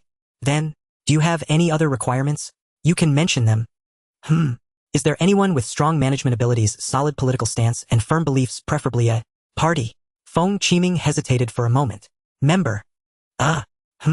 Hearing Feng Qiming's request, not only was Manager Wan opposite him dumbfounded, but even Lawyer Gao beside him was speechless. Feng Qiming tilted his head, looking at the two with expressions that seemed to say, "Are you kidding me?" and gave a sheepish smile. Just as he was about to mention considering Lin Yuexin, Manager Wan stiffly nodded. "We actually have someone like that here." At this point, it was Feng Qiming's turn to be dumbfounded. Soon Manager Wan returned to the VIP reception room, holding a resume. Feng Qiming took the resume and saw a middle-aged man on it. The man was tall-spirited and his eyes seemed to radiate a murderous aura. Li Yuejin, 51 years old, male, Imperial Capital, student of the Workers' Peasants and Soldiers Academy. Not only was the name very characteristic of its era, but his educational background also reflected a time of red flags waving everywhere. Previously served as the workshop director of a military-industrial enterprise. This information is unverified. General manager of a subsidiary enterprise. Director of the Steel City Steel Welfare Office. Deputy manager of the Steel City Steel Mill. Deputy director of the Steel City Steel Sintering Plant. And many more unlisted positions in affiliated enterprises. Deputy general manager of the Steel City Steel Factory. The world is really too small. Feng Qiming internally complained. Evaluation sticks to principles, acts decisively, lacks flexibility, strong yet prone to breaking. Looking at the 16 characters on the evaluation, one can't help but feel amused. The first two are undoubtedly strengths. However, the latter two, although seeming like weaknesses, could also be considered strengths. Firstly, lacking flexibility appears to indicate that this person is rigid and dogmatic, but considering his position in management, he is someone who upholds principles. Thus, the implication of lacking flexibility means he cannot tolerate any sand in his eyes. As for the latter point, strong yet prone to breaking, that is even easier to explain. Quite simply, due to certain injustices, he would slam the table at his superiors and then, naturally, there would be no further consequences. From those numerous positions in affiliated enterprises, it can be seen that this individual is nearly relocated to a new position every 2 years. He has even been assigned to positions such as deputy manager of the Steel City Steel Mill, affiliated ranch, and deputy manager of the Steel City Steel Milk Factory. What's even more astonishing is that there was a time he became the deputy principal of the second kindergarten affiliated to Steel City Steel Factory and vice principal of the Steel City Steel High School, becoming the vice principal of his own kindergarten and the vice principal of his own high school. One must understand that in such a large state-owned enterprise as Steel City Steel Factory, it is common for a worker to stay in one department or even one position until retirement. Yet this manager Li Yuejin not only jumped between over a dozen different positions, but also managed to either maintain the same rank or even be promoted each time. It's quite miraculous that he wasn't assigned to watch the water pumps. However, this is exactly the kind of person Feng Qiming needs. After all, he understands the gaming industry very well. But managing dozens or even hundreds of people is not his forte. What is the current status of Manager Li Yuejin? Is it convenient for him to meet? Manager Wan paused for a moment, his face filled with a look of constipation. Do you really want to choose him? He is currently in a state of medical retirement and is available at any time. But to be honest, with your gaming company, this kind of old stubborn might not only refuse but could also lecture you face-to-face. Medical retirement. Clearly Feng Qiming's focus was entirely different from that of Manager Wan. Yes, medical retirement. Yet his spirit is extraordinarily vigorous enough to slay a tiger. Then it's hardly surprising. Large state-owned enterprises like Gongdu Iron and Steel Plant maintain their own grade A tertiary hospitals. Issuing a medical certificate for this 50-year-old manager, say a comminuted fracture of the ischium or another plausible ailment, would pose no difficulty in processing his medical retirement. Even if the diagnosis were later deemed erroneous, the plant's executive committee would have already approved his medical retirement. He'd simply be sent home to retire. Well then, let's arrange contact immediately. Shortly afterward, Manager Wan left the VIP reception room to reach out to Li Yuejin. An hour later, the elderly man strode into the VIP reception room in a sharply tailored vintage suit, his steps brisk and commanding. Li Yuejin radiated vitality, his short, crisp haircut accentuated his alertness, and his piercing eyes, sharp as bayonets, swept over Feng Qiming with incisive scrutiny. Good day, Mr. Li. Feng Qiming rose and extended his right hand. A strong, calloused hand grasped his firmly in return. Good day, President Feng. After brief pleasantries, the decisive Li Yuejin cut straight to the point. I understand your Suiren Network Technology Co., Ltd., is an internet enterprise specializing in video games, a cutting-edge fashionable industry. So why seek out a man of my age? We've invited you primarily to oversee administrative and personnel management. Game development will remain entirely under my direct responsibility. A sound rationale. Yet I hold no affection for video games. I believe they distract children from their studies. The so-called digital opium, as newspapers declare. The perennial critique. Feng Qiming replied with a wry smile before countering boldly. The Qing dynasty had no video games. yet were its bannermen truly paragons of virtue and excellence? Feng's retort left the elder momentarily speechless. Having grown up beneath the shadow of the Forbidden City, he knew all too well what bannermen truly signified. Even decades after the Qing's fall, 60 years passed. Tales persisted of idle bannermen strolling streets with caged birds and ornamental finches. No wonder the term bannerman endures in modern Chinese, as synonymous with decadent scions and hollow gluttons. Reflecting further, his own late son had never known video games, yet still skipped classes and picked fights. And ultimately, 12 long years have passed. Li Yuejin sighed deeply, then said quietly, "You're right. For the perceptive trivial matters detached from personal experience may briefly succumb to media narratives. But once engaged in earnest reflection, such deceptions quickly unravel. Shall we discuss compensation terms?" "Wait." Li Yuejin pulled out his phone and swiftly opened a video. It was none other than Feng Qiming's fiery address at Tsinghua University's ceremonial hall. His rebuke of Professor Chun. "Is this really you?" At that moment, watching himself shout, "What is the purpose of our education? To serve the great rejuvenation of our motherland." While being pointed at and questioned, Feng felt profound acute embarrassment. "Yes, it's me, ahem." He feigned a cough. "My appearance in the video differs markedly from today. How did you recognize me?" "By voice alone. Back in my border days, tracking Vietnamese sentries relied entirely on these wind-catching ears." With that, he clapped Feng Qiming's shoulder hard with a booming laugh. "Bravo, young man. True grit. I'll lend you these old bones." As the saying goes, not turtle eyeing mung beans, but rather, heroes recognizing heroes. Owing to that very video, the two men rapidly forged rapport, and learning Feng Qiming was also a child of Gongdu iron and steel plant deepened their bond with paternal warmth. Attorney Gao and manager Wan watched utterly bewildered. Ultimately, with their assistance, all three parties signed their respective contracts. Feng Qiming fulfilled his obligation by paying Asia headhunters a commission, then signed a service contract with Li Yuejin. Indeed, a service contract, not an employment one, since Li had already retired. "President Feng, even if I'm willing to serve you, these old bones offer only a decade or so of service. If your finances permit, I strongly advise hiring an assistant to succeed me and provide balance." Feng Qiming wholeheartedly endorsed manager Li's counsel. After all, each additional executive meant another high-tier employee contributing significantly to tax revenue. A senior executive earning 1 million RMB annually pays over 200,000 RMB in personal income tax. 10 such executives would yield Feng over 2 million RMB in annual net tax benefits. Alas, his startup couldn't yet afford such conspicuous expenditure. It would invite suspicion. His was a private enterprise, not a 1990s local state-affiliated firm. Those firms could parcel out employees' land rights while retaining only salaried leaders who performed no labor. "You're absolutely right." Feng Qiming handed Li Yuejin 10 resumes. "Manager Li, please review them at your discretion." Li Yuejin snatched up the stack and scanned them swiftly. His expression soured noticeably upon reaching the final two. He extracted the first resume: Lin Yuexin, Master of Business Administration, from the Wharton School, University of Pennsylvania. With this veteran's guidance, everything proceeded smoothly. With AH's support, Lin Yuexin successfully joined Suiren Network. Initially, Lin Yuexin had hesitated. Learning Suiren was merely a fledgling startup made her reluctant even to attend an interview. But when she learned the offered salary would increase by 30%, and that the company was the recent viral sensation behind a breakout online game, she decisively accepted the offer. A week later, Assistant Lin drove a high-end business sedan, leased under the company's name, to transport Feng Qiming to their newly selected office premises. The moment Feng stepped out of the car, gazing at the familiar cluster of humpbacked skyscrapers, he froze in utter disbelief. "President Feng, this is the newly completed Galaxy Tower. What are your thoughts?" Feng stood mute, struck dumb. No wonder. He knew this place intimately. In his past life, he'd worked here for 3 full years. Yet, according to prior knowledge, construction should only just have begun. Completion wouldn't occur until 2013. So why was it already finished? Astonishing. His rented apartment matched his former workplace. Now his company's leased office matched it too. What kind of temporal convergence was this? At this moment, Feng Qiming stood on the 18th floor, 360-degree panoramic balcony, feeling the biting chill of winter wind, while gazing down at the ceaseless flow of traffic below. Assistant Lin Yuexin glided beside him with quiet feline grace, while the leasing department manager rambled on enthusiastically, utterly indifferent to the icy gusts whipping into his mouth. "Mr. Feng, what do you think of this space? Our Galaxy Tower was designed by the world-renowned architect Zaha Hadid, the so-called Iron Lady of architectural design. Its bold avant-garde form is nothing short of landmark-worthy, and its commercial prospects are exceptionally promising."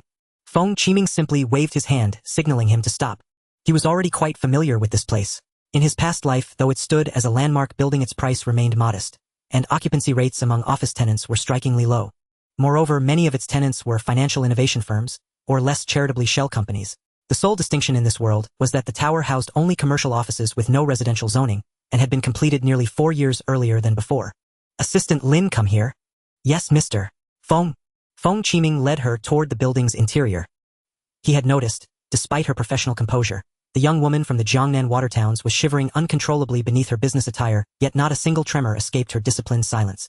The manager trailed behind at a distance. Whether he would feast or starve this year rested entirely upon Feng Qiming's whim. Mr. Feng, is this floor number? Not contrary to your personal taboos. What era is this? Still clinging to such superstitions? Feng Qiming scoffed dismissively. After all, heavy industrial plants like steel mills carried annual fatality quotas. If one feared such numbers, the entire steel capital would have ceased to breathe. I know this place well enough. I'm satisfied. Go negotiate with them. If the price is reasonable, our company will lease the entire floor. With an assistant, everything became effortless. And as for costs, Suiren Corporation was certainly not short of funds. Based on Feng Qiming's estimate, rent hovered around 5 yuan per square meter per day. For 3,500 square meters, monthly rent amounted to just over 500,000 yuan. Factoring in property management fees, electricity, water heating, and other miscellaneous expenses, 1 million yuan per month would comfortably cover it all. Consider this: 1,500 million yuan deposited at a 5% annual interest rate would yield 75 million yuan yearly, though regrettably even that interest belonged solely to the company. Half an hour later, Assistant Lin approached Feng Qiming holding the signed contract ready to report her success. Only for him to wave her off. Such trivial matters need no report. You handle them as you see fit. Hearing this, Lin's eyes widened in disbelief at the depth of his trust. Yet she quickly steadied herself. This Mr. Feng was after all the prodigious game designer whose single title had netted 1.5 billion yuan.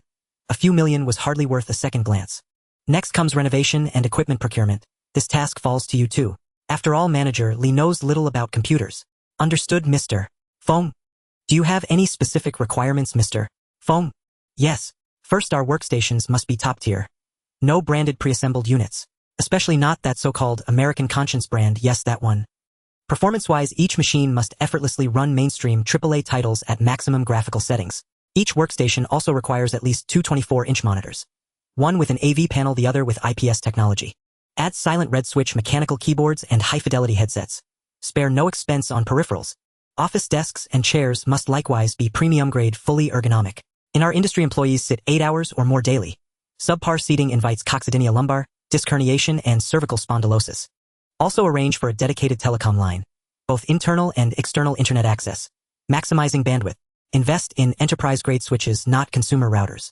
And hire professionals to install all cabling. My office should be located slightly removed from the main workspace. I'll send detailed specifications separately. As for the general manager's office, consult Manager Li. He may have personal preferences, much like veterans who can no longer sleep on soft mattresses. Understood. In summary, these are the immediate priorities. Anything else needed, use your judgment. Employee welfare, snacks, beverages, and the like must be generously provided. Oh, and spare me that Maodun tea.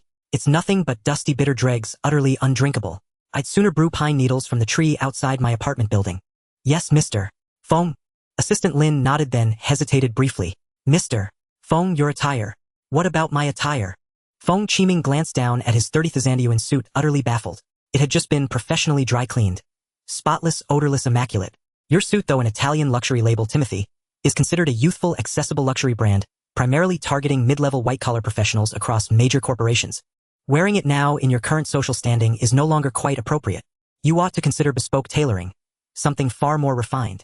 Feng Qiming stared blankly, stunned by her assessment. Good heavens. 30,000 yuan for a suit and still merely accessible luxury. The world of the ultra-wealthy truly defied comprehension.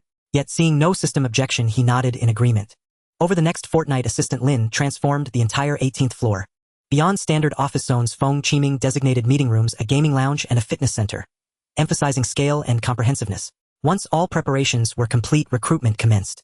Chen Xian was a Ph.D. candidate in history at Qingmei University, a credential that to outsiders marked him as a luminous scion of scholarly excellence.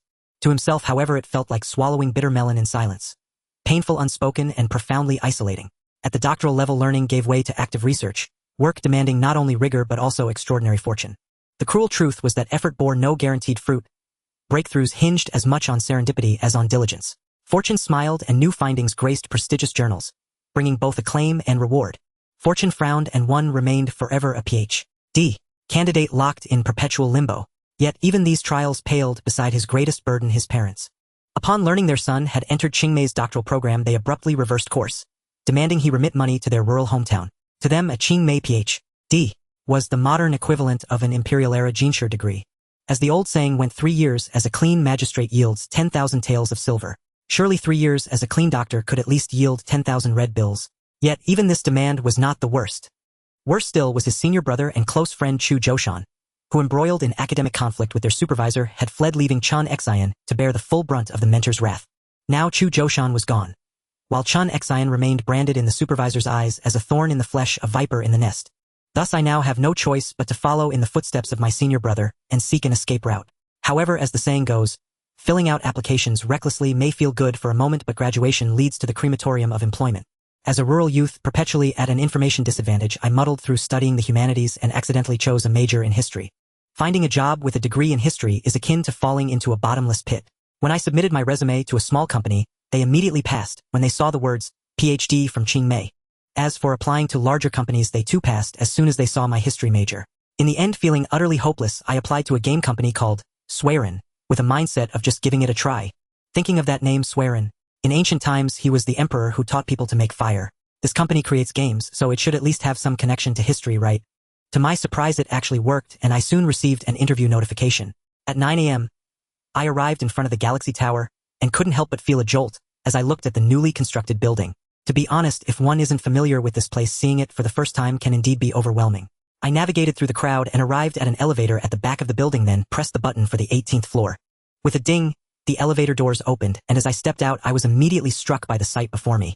There stood a life-size doll appearing to be a beautiful Native American girl. No wonder it's a game company. The doll was exquisitely crafted. As I glanced past the doll, the company logo came into view. It was the words Suiren, in a standard script, as if burning with a blazing flame. I walked up to the front desk where a woman in professional attire was seated. Her straight black hair cascaded down her back and she exuded charm. Hello, I'm here for the interview.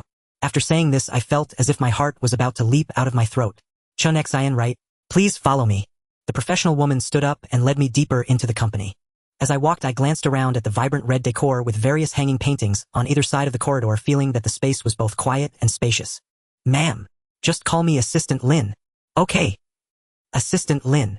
May I ask why this place is so empty? This entire floor belongs to our company, and we only started hiring yesterday afternoon. And you are the second applicant today. They soon arrived at the door of the president's office, and Assistant Lin pushed open the glass door, gesturing towards a brown leather sofa nearby. Please have a seat. All right. Then Assistant Lin went to the nearby water bar, poured a cup of hot tea, and placed it on the coffee table in front of me. President Feng is currently interviewing another candidate, so please wait a moment. If you need anything, you can find me at the front desk. Okay. Watching Assistant Lin leave, I let out a large sigh of relief. Having lived in an ivory tower for 8 years as a doctoral student, this was my first time looking for a job, so I was naturally a bit nervous. After taking a few deep breaths, my agitated heart finally calmed down. As my mood settled, 2 faint voices came through the wall and reached my ears. Due to having hunted with my uncle since childhood, I had developed keen hearing that far exceeded that of ordinary people. These were the voices of 2 young people. One was a sweet and lovely girl, while the other belonged to a young man whose tone conveyed a sense of helplessness. Miss Yen Fangfang, right? May I ask what games you have played? Soon the cheerful Yen Fangfang replied. I've played Snake Zuma and Bubble Dragon. The young man hesitated for a long time, then asked again. What I meant was, have you played any large-scale games? This time Miss Yen Fangfang hesitated for a moment, but quickly she cheerfully exclaimed, 4-person landlord. Then the room fell into a deep silence. About 3 minutes later, the young man spoke again. Miss Yen Fangfang, our company currently needs a front desk assistant. Would you be willing to? No problem. I can do that. Yen Fangfang's tone revealed a certain excitement, as if today's interview had been a great success. All right then. Please take your resume and go find Assistant Lin at the front desk.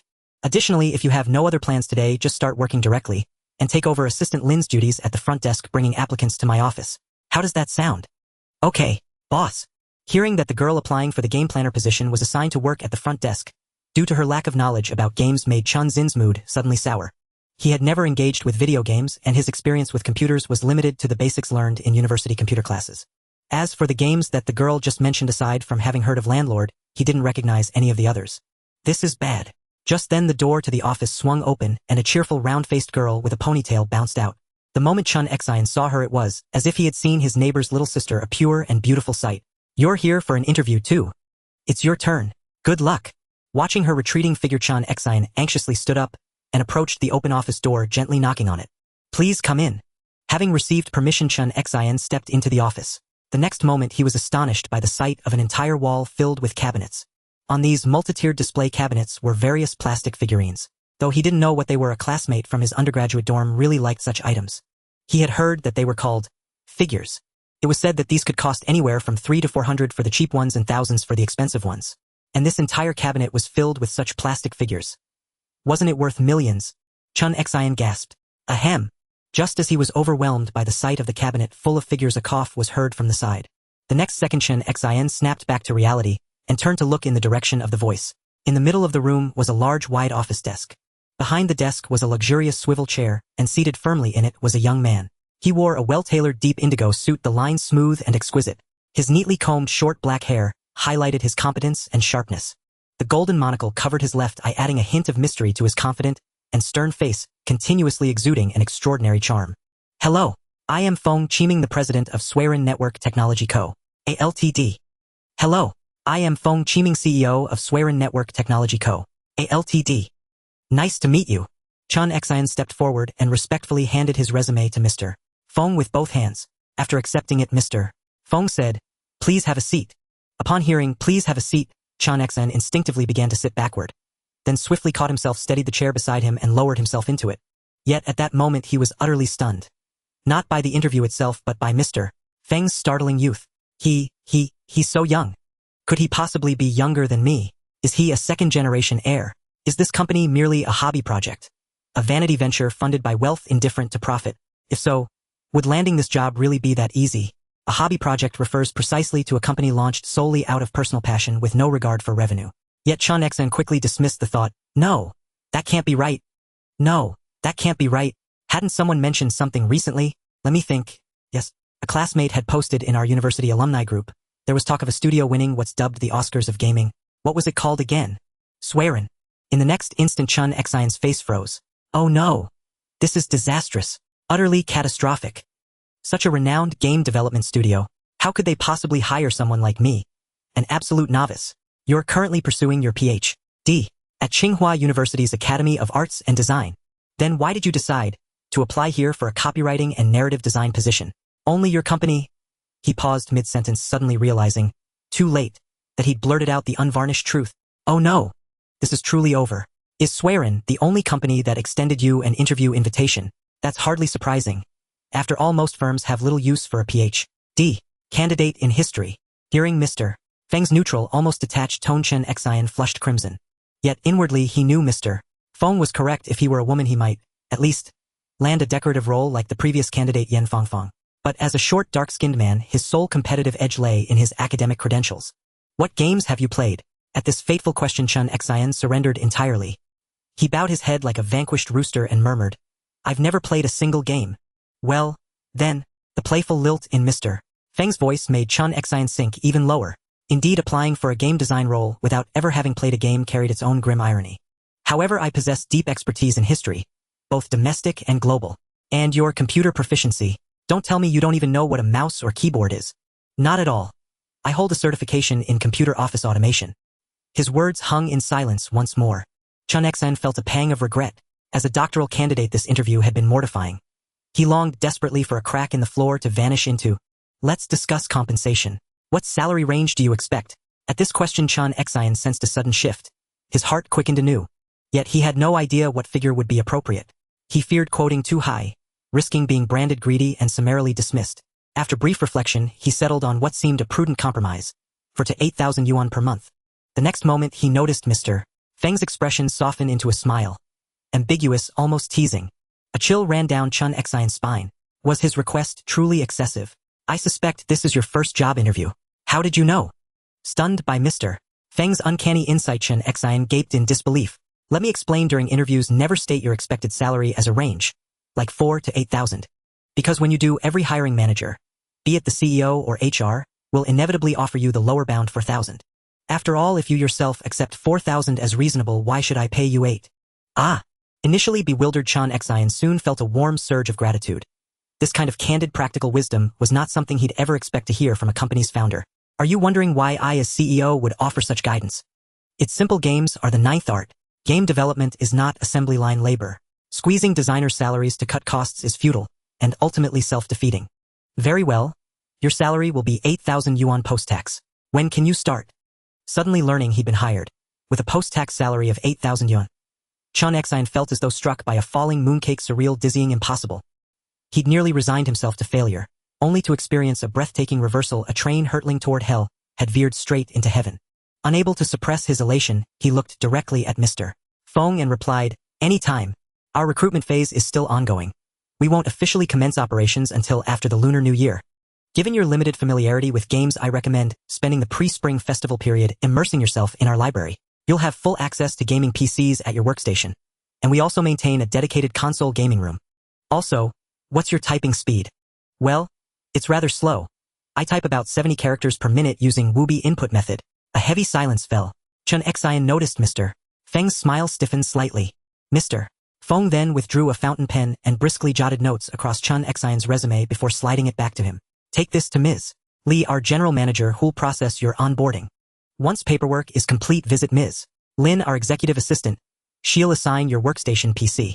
Yes, absolutely." Chun Xian sprang to his feet, receiving his resume with both hands, as reverently as if accepting an award, then bowed deeply and exited the office.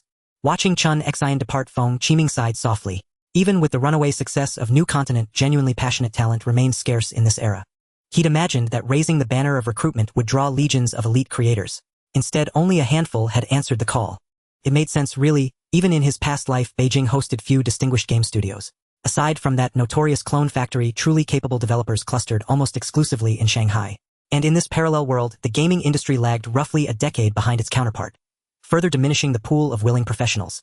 Thus, unless candidates were egregiously unqualified, he had little choice but to hire them, and could not afford to underpay. At 3,500 yuan apiece, his annual dividend would remain exactly 0. Just then, Feng Qiming's phone rang. He picked it up. "Caller ID read Zhongshan Hongming." He answered immediately. A hoarse, exhausted voice filled the line, rasping as if deprived of sleep for days. Moshi. Is this Mr. Feng? Is this Mr. Nakayama? What happened to you? You look like you haven't rested well." "New project." After pondering for a moment, Feng Qiming replied, "Currently I am preparing the project team for the capital city, planning to recruit a batch of new employees, and after the new year, have them work on some simple projects to get accustomed to collaborating." "Is something the matter? Do you have any interest in developing New World too?" "Oh, sounds like you have something to say. Your New World has caused Konami and Rendiyu to suffer heavy losses." "Heavy losses? No way. I think Moonlight is of great quality. How could they be at a loss? Only from the Demon Castle series alone, they shouldn't incur losses. It's just that the profits fell seriously short of expectations." "Oh, where did they incur losses? It can't be that they didn't make any money, right? They lost their commercial reputation." "Yes, the combination of Rendiyu and Konami actually lost to a little-known company. That's already embarrassing enough. And then, apparently within Konami, there has been a division regarding the Demon Castle series, whether to go 3D or continue with 2D side-scrolling. This time, the 2D side-scrolling was a major defeat, and the 3D faction took the opportunity to gain the upper hand. It is said that for the next generation of Demon Castle, they plan to develop a pure 3D game, and the story will delve deeper into the enmity between the Belmont family and Dracula from the first generation. Listening to Nakayama Hiroaki's description, Feng Qiming seriously suspects that what Konami is planning to develop is Demon Castle Sorrow of Innocence. However, regarding this game that was originally released on PS2, Feng Qiming has only completed it through an emulator and video walkthrough. It is a pure 3D action game without RPG elements. If I must give it a rating, I feel it is inferior to God of War. "So, what do you mean? Currently that producer of Moonlight, Mr. Igarashi, has already been ousted from Konami. I wonder if you have any interest in inviting him to continue developing your New World." "Ah." Feng Qiming's face darkened. If Igarashi has been expelled from Konami, doesn't that mean the subsequent 6 side-scrolling Demon Castle games are doomed? Are my favorite Dawn of the Moon and Moonlight Cross completely gone? "Ah, I am definitely interested. I'll have my assistant take care of this right away. Also, Feng-san, the reason I contacted you this time is to prepare for an early settlement of the funds." Early settlement? Feng Qiming was momentarily stunned. To be aware that over 10 billion in funds with daily interest accumulating is a considerable amount. Why would they plan for an early settlement? What happened? Feng Qiming immediately inquired.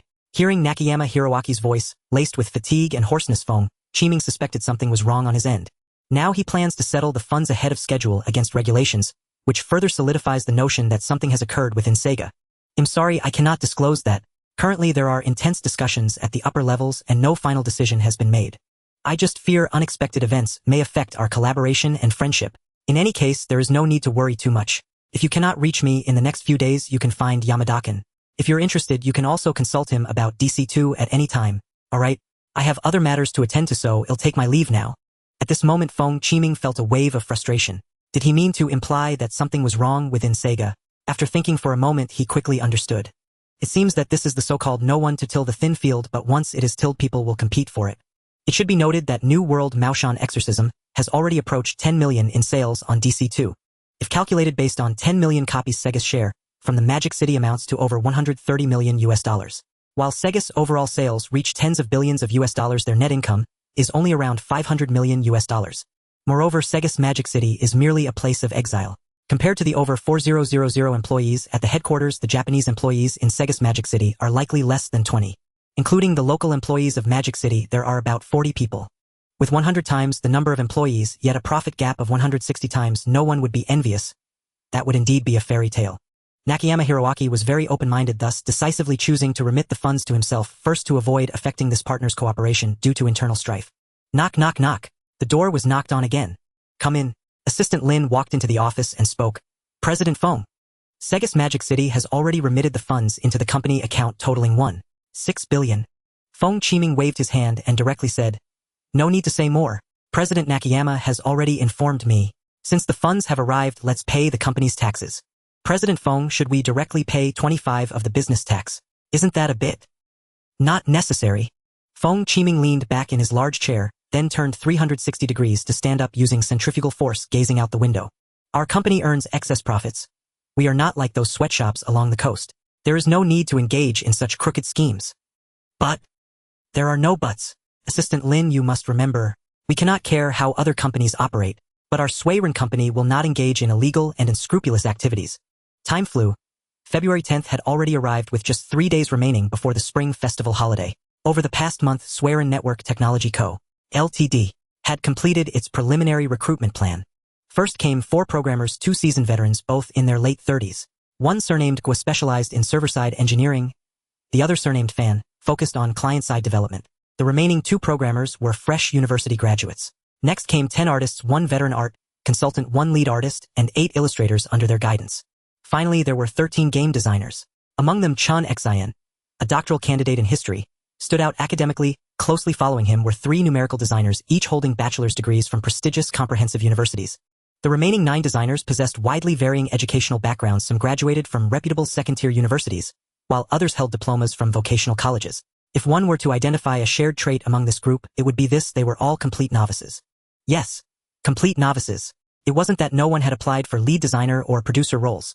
On the contrary, numerous candidates arrived, each boasting elite academic credentials, fluent rhetoric, and grandiose promises that soared like paper kites in the wind. Development in 3 months, debugging in 1, cost recovery within 7 days of launch, fame and fortune within 30. Yet the moment Feng Qiming placed a game controller into their hands, they fell utterly silent, like frogs struck mute by a sorcerer's spell. In this era, video games were still widely regarded as digital opium and a menace to youth. Graduates from top-tier universities had scarcely touched a console, let alone studied game development systematically. Thus, elite academic credentials conferred no advantage in game development. In fact, they often proved a liability. Video games are the 9th art. How could those who lacked genuine passion for them ever create exceptional ones? That is precisely why major studios consistently failed to produce outstanding games. Their relentless pursuit of academic pedigree had already excluded passionate gamers, those deemed insufficiently credentialed. From executives to junior staff, not a single soul among them truly loved games. For such a team to craft an exceptional game would defy reason, as absurd as entrusting counter-revolutionaries with patriotic education. Given the wide disparity in skill levels among these designers, Feng Qiming refrained from rushing into production. To begin now would only guarantee catastrophe. After all, maintaining them for a month cost merely several 100,000 yuan, and money was currently the least scarce resource at the company. To those with rich hands-on experience but modest academic credentials, Feng Qiming assigned the complete game design document for New Continent, the Maoshan Demon-Slaying Chronicles, instructing them to study it meticulously. At minimum, this would familiarize them with professional documentation standards, how to transform imaginative concepts into cohesive structured design documents, preventing haphazard disjointed proposals. As for the highly educated yet inexperienced, Chun Xian being a prime example, they spent 8 hours daily immersed in the game lab, playing diverse titles across genres. For individuals with strong academic foundations, mastering documentation formats required no more than an afternoon's focused study. What they truly lacked was gameplay intuition. Game development resembles building with interlocking blocks. Borrowing mechanics here, refining systems there, then synthesizing them into something uniquely one's own. It mirrors musical composition, arranging the fundamental notes, do, re, mi, fa, sol, la, si, into novel harmonies and rhythms.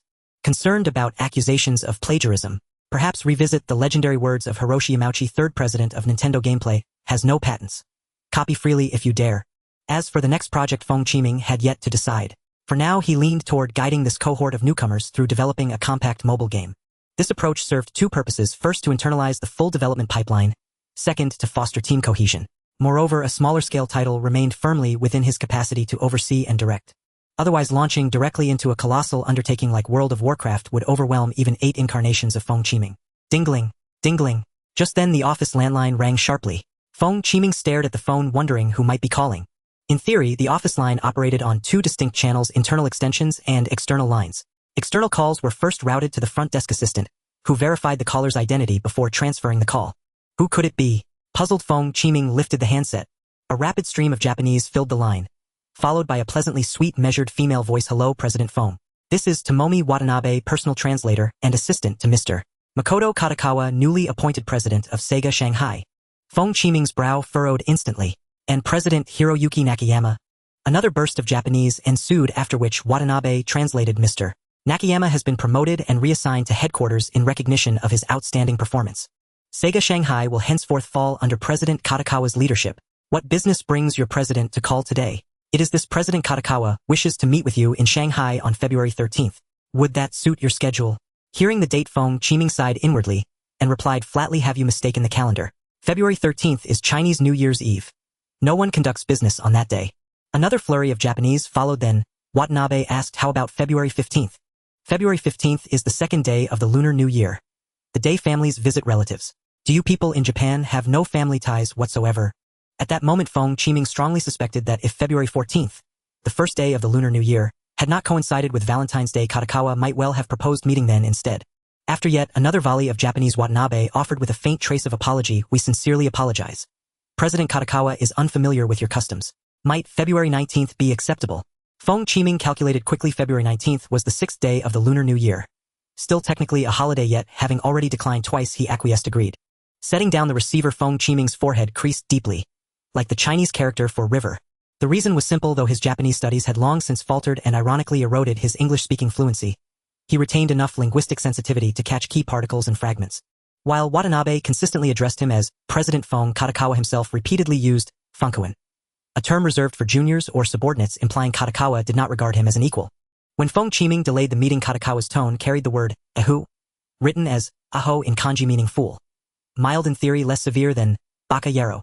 Yet Feng Qiming strongly suspected Katakawa chose ahu precisely because he knew baka was universally understood, and thus deliberately opted for a subtler insult.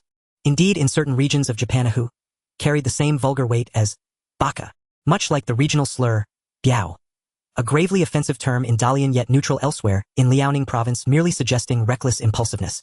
Lastly, Katakawa's vocal delivery was unusually animated, sharp rises and falls in pitch. Standard Japanese speech flows with near monotonic cadence. Only heightened emotion triggers such dramatic intonation. As Feng Qiming reflected, a firm knock echoed at the office door. Please come in. And the door swung open, and in walked Lin, assistant, elegant in a black business suit, her long straight black hair framing her composed expression. President Feng, this is the intelligence report from our information agency regarding internal developments at Sega Shanghai. And Feng Qiming accepted the dossier from Lin, assistant, and scanned it swiftly. Just as I suspected, and everything unfolded precisely as Feng Qiming had foreseen. Rival factions within Sega Shanghai were fiercely clashing over control of the lucrative Shanghai division, their disputes erupting into heated arguments during corporate meetings. Ultimately, Kakawa, a staunch arcade system advocate, secured the appointment as the new president of Sega Shanghai after pledging to deliver $500 million in profits over the next 2 years to the board of directors. $500 million. He dares boast such audacity. And after all, DC2 was already in critical condition, merely clinging to survival. Even its most profitable online game, Dream Star Blue Impact, yielded only a 30% profit share for Sega Shanghai. The remaining 70% went directly to the RD division. Put plainly, without the phenomenal success of New Continent, the Taoist Exorcist Chronicle, Sega Shanghai would be nothing more than a walking corpse of a corporation. I could deduce it with my bare feet. The man Kakawa is sharpening his blade aimed squarely at me. And President Feng, what do you mean? Enlin assistant tilted her head, intrigued by his cryptic remark. Nothing much. Sega Shanghai has simply become a prize too tempting to ignore. Someone at headquarters grew impatient and decided to pluck the fruit before it ripened. And this new President Kakawa likely intends not just to harvest the fruit, but to uproot the entire tree. Ah! Lin assistant gasped. Shall we initiate legal proceedings? And no need. He's merely indulging in wishful fantasies. Feng Qiming leaned back in his chair, resting his head against the cushion.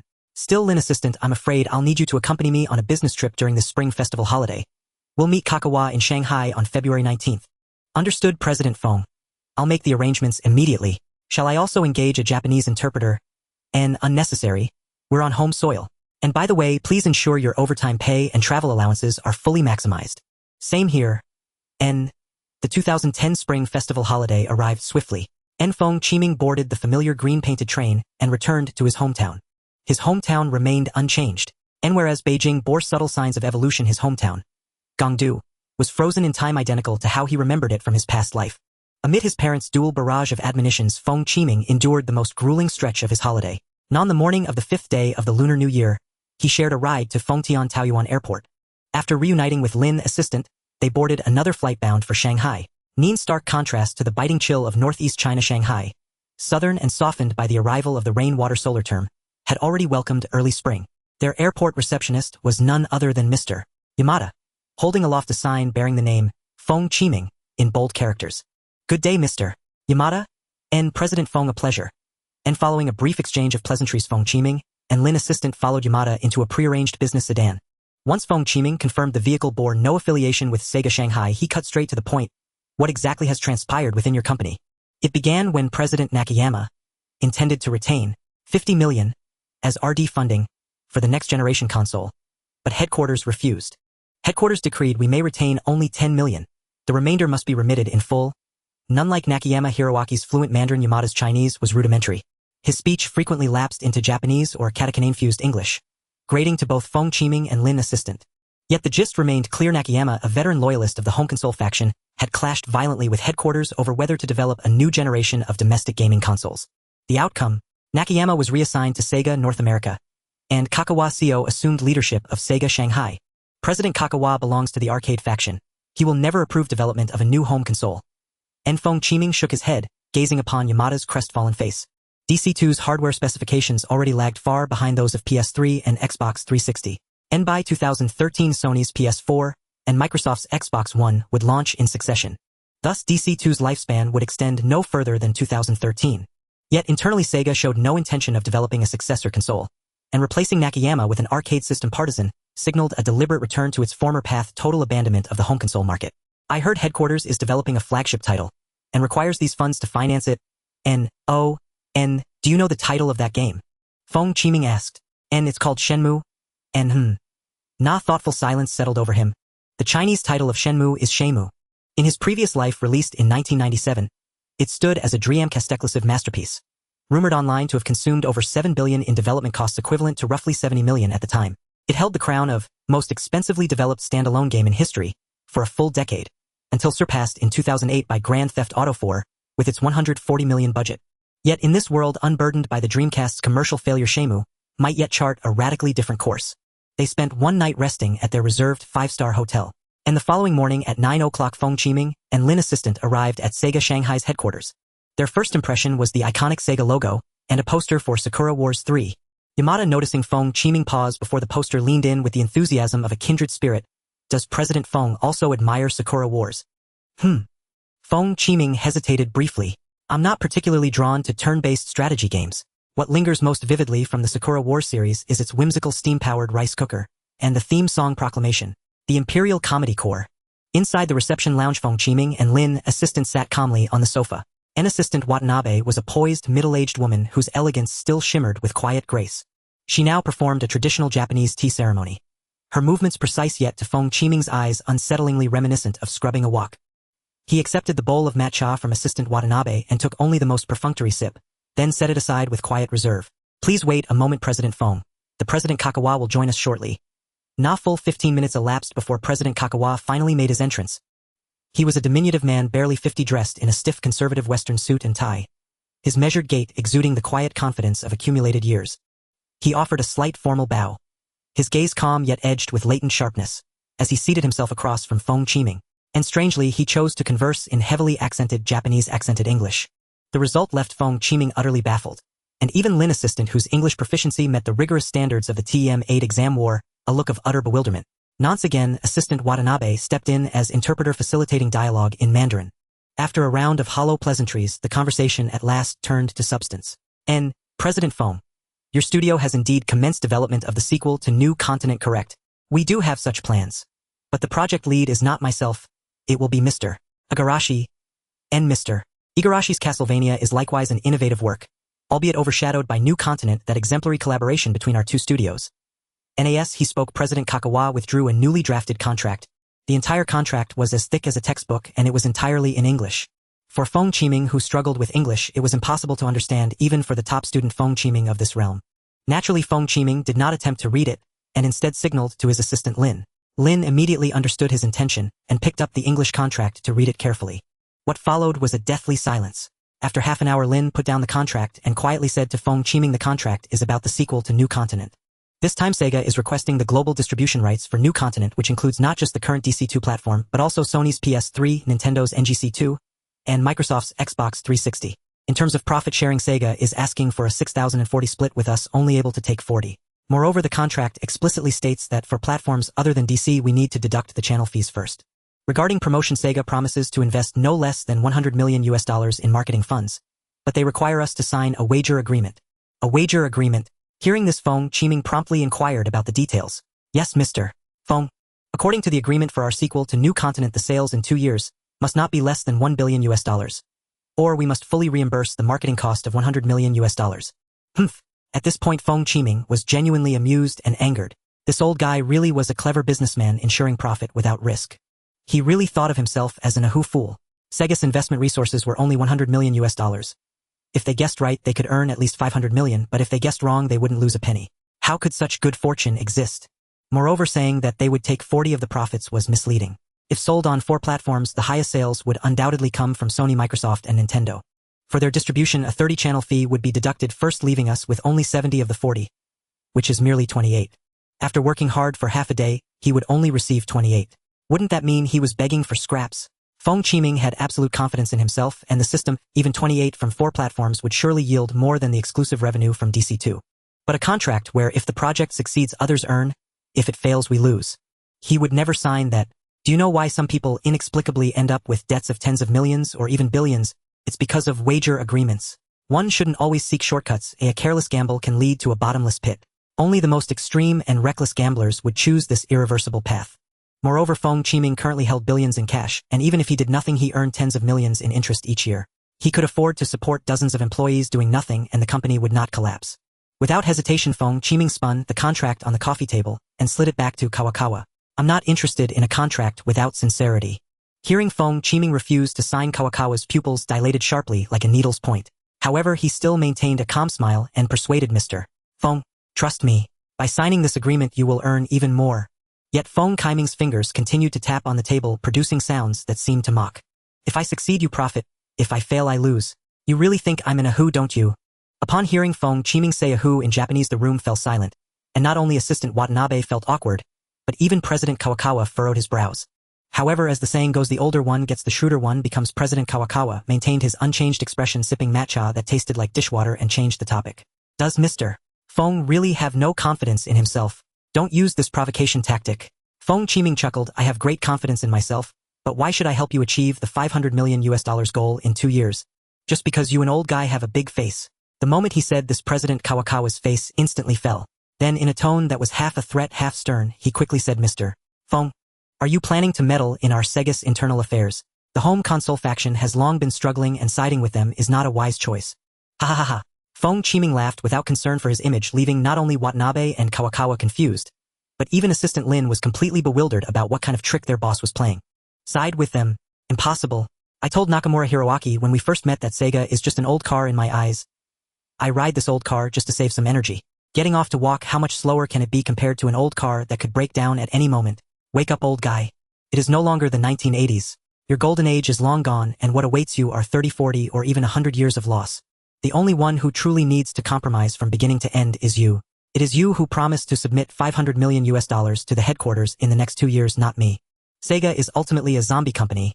Without the soul-capturing bell of New Continent, this zombie won't move an inch. I have said all I needed to say. I hope you will take care of yourself. Also, next time you want me to sign, remember to prepare a Chinese version of the contract I owe, and it must be in simplified Chinese. Otherwise, I won't hesitate to throw it into the wastebasket. Let's go. After dropping this harsh remark, Feng Qiming stood up, gestured for Lin to follow, and directly left Sega. President Kawakawa showed no intention of seeing him off. He simply sat calmly sipping that slightly better than dishwater beverage and muttered 2 words, arrogant. President Kawakawa, is this really okay? If this young man is too hot-headed, it won't be easy for you to explain to the headquarters. He will sign in the end. Right now New Continent is a huge hit, the IP value is immense, and he won't give up easily.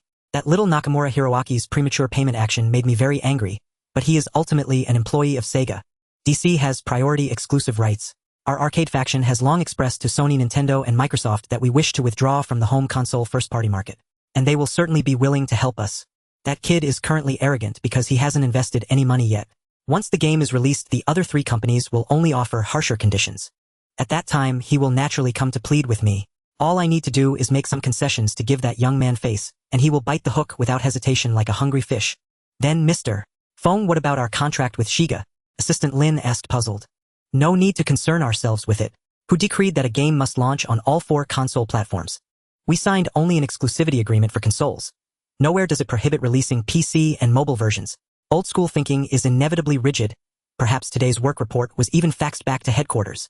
That evening, Feng Qiming returned to his rented apartment in the capital city. After a long day of travel, he already had a clear vision for tomorrow's project. A new game taking shape in his mind as a detailed mind map displayed on his screen.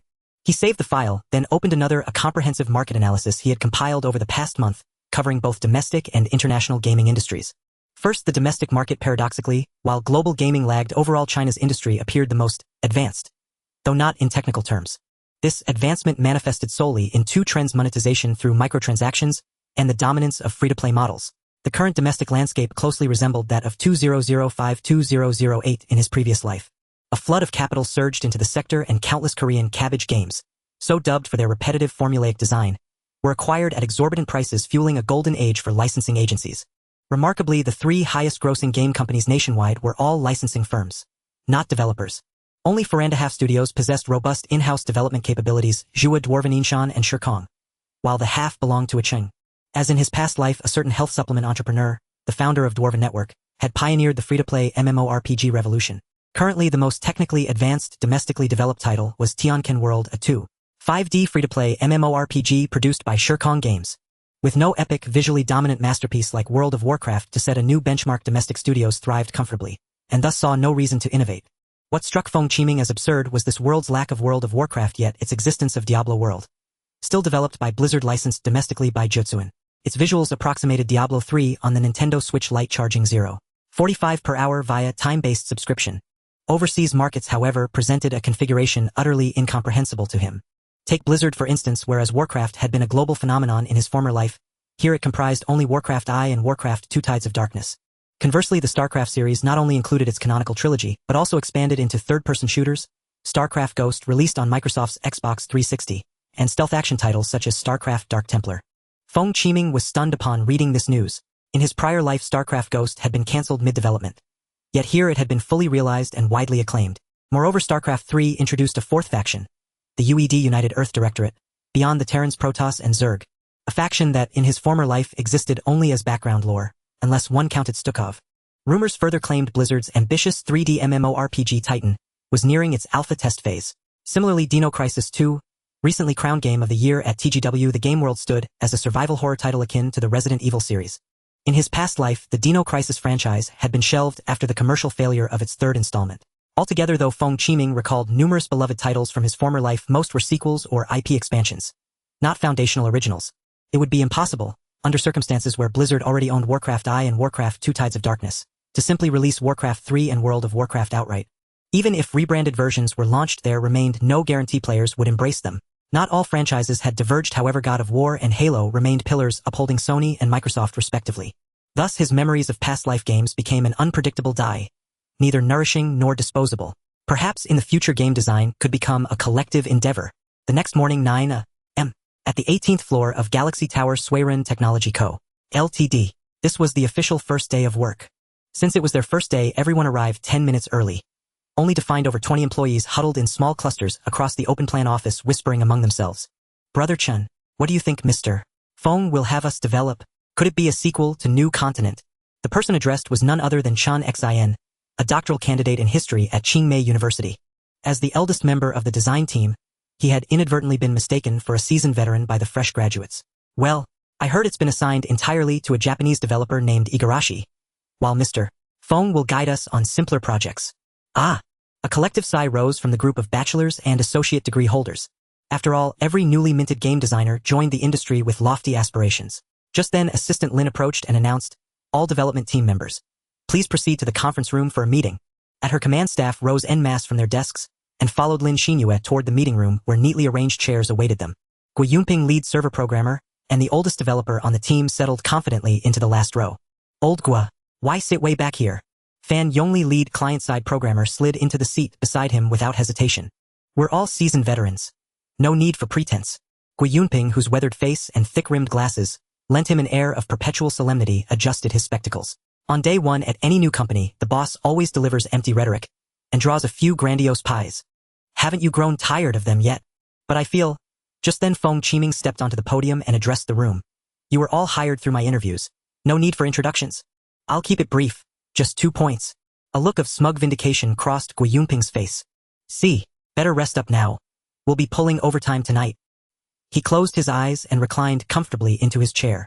First, this company does not encourage overtime, because I refuse to pay triple wages for it. Laughter rippled through the room. Second, programmers and artists are strictly prohibited from interfering with design decisions. If you wish to direct, consider transferring to the design team. That concludes the meeting for programmers and artists. You may now leave. Without assigned tasks, feel free to step away. No need to feign productivity. In that instant, Gu Yunping slipped unceremoniously from his chair and landed on the floor with a loud thud. What? That's it. Amidst the laughter of the crowd, Gu Yunping was assisted by others as he left the conference room.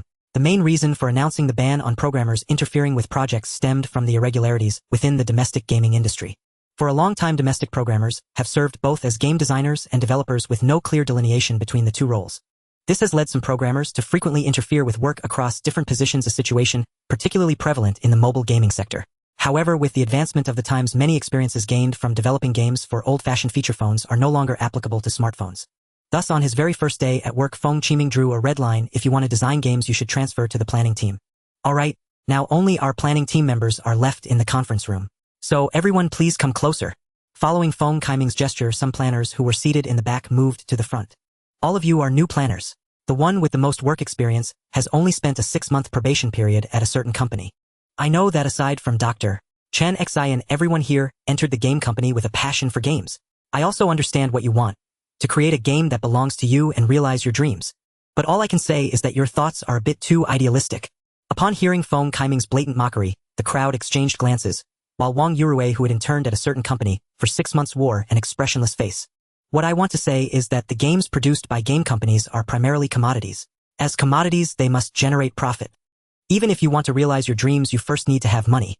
Of course, whether the shareholders are willing to invest further is another matter.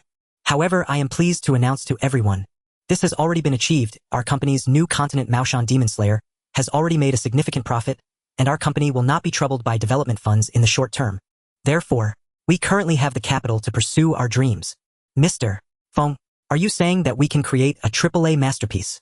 Unbeknownst to whom, a stir arose from below, and suddenly the emotions of a dozen planners were stirred, each widening their eyes and pricking up their ears, waiting for Feng Qiming to give an affirmative answer.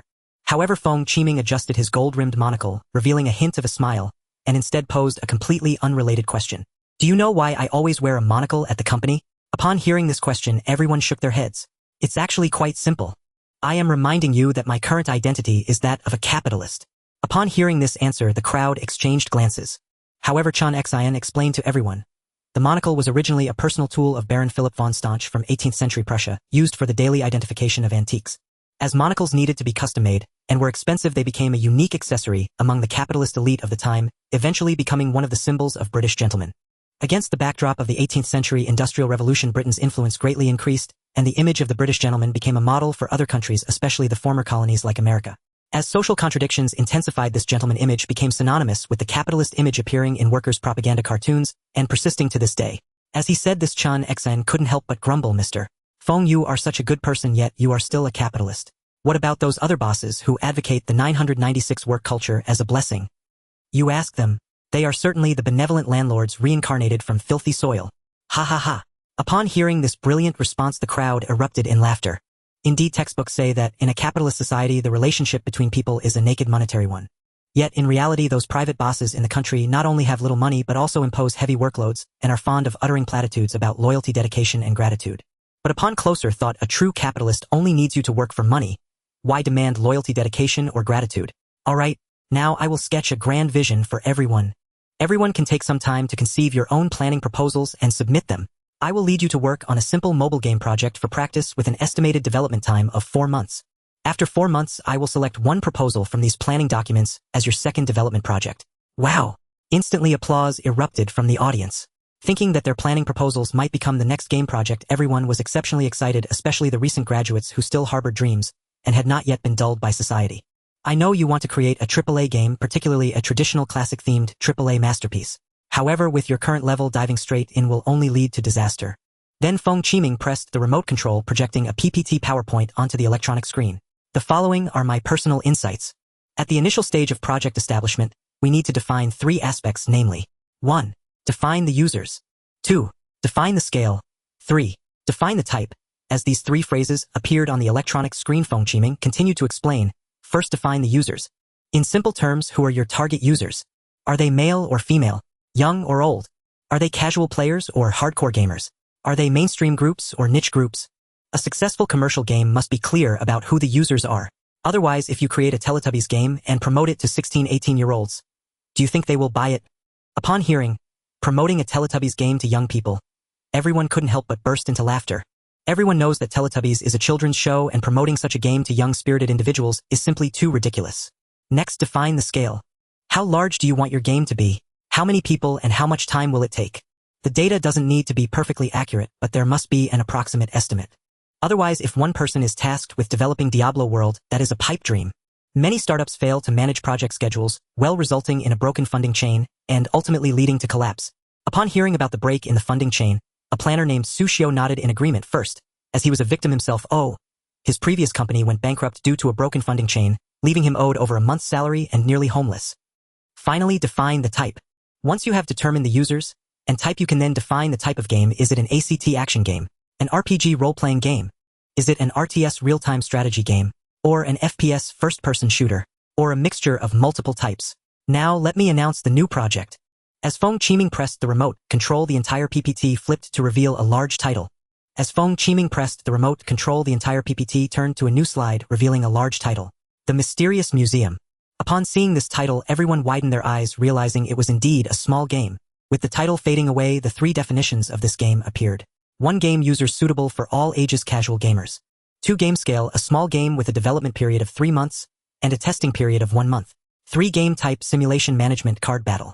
As the 3 definitions disappeared, the core system flowchart of this game followed. The game primarily consists of 5 major systems. 1. Museum building management system. 2. Cultural relics collection system. 3. Mysterious door battle system. 4. Cultural relics warehouse treasure chest system. 5. Friend system. First is the museum building system. The core function of the museum is to generate gold coins. It produces a certain amount of gold coins every 10 seconds. Each time a player clicks anywhere on the screen, additional gold coins will be produced. The core purpose of gold coins is to upgrade the exhibition hall and cultural relics warehouse. Upgrading the exhibition hall can change the appearance of the museum and increase the maximum number of cultural relics cards displayed. Each cultural relics card will enhance the museum's gold coin income based on its value. Next is the cultural relics card system. Each cultural relic card has 2 original images, one of the relic and 1 anthropomorphized version. Cultural relics cards can be clicked to view trivia, such as the historical stories behind the relics' excavation dates and the museums they belong to. Cultural relics cards are divided into 6 qualities: normal white, excellent green, fine blue, epic purple, legendary orange, and divine red.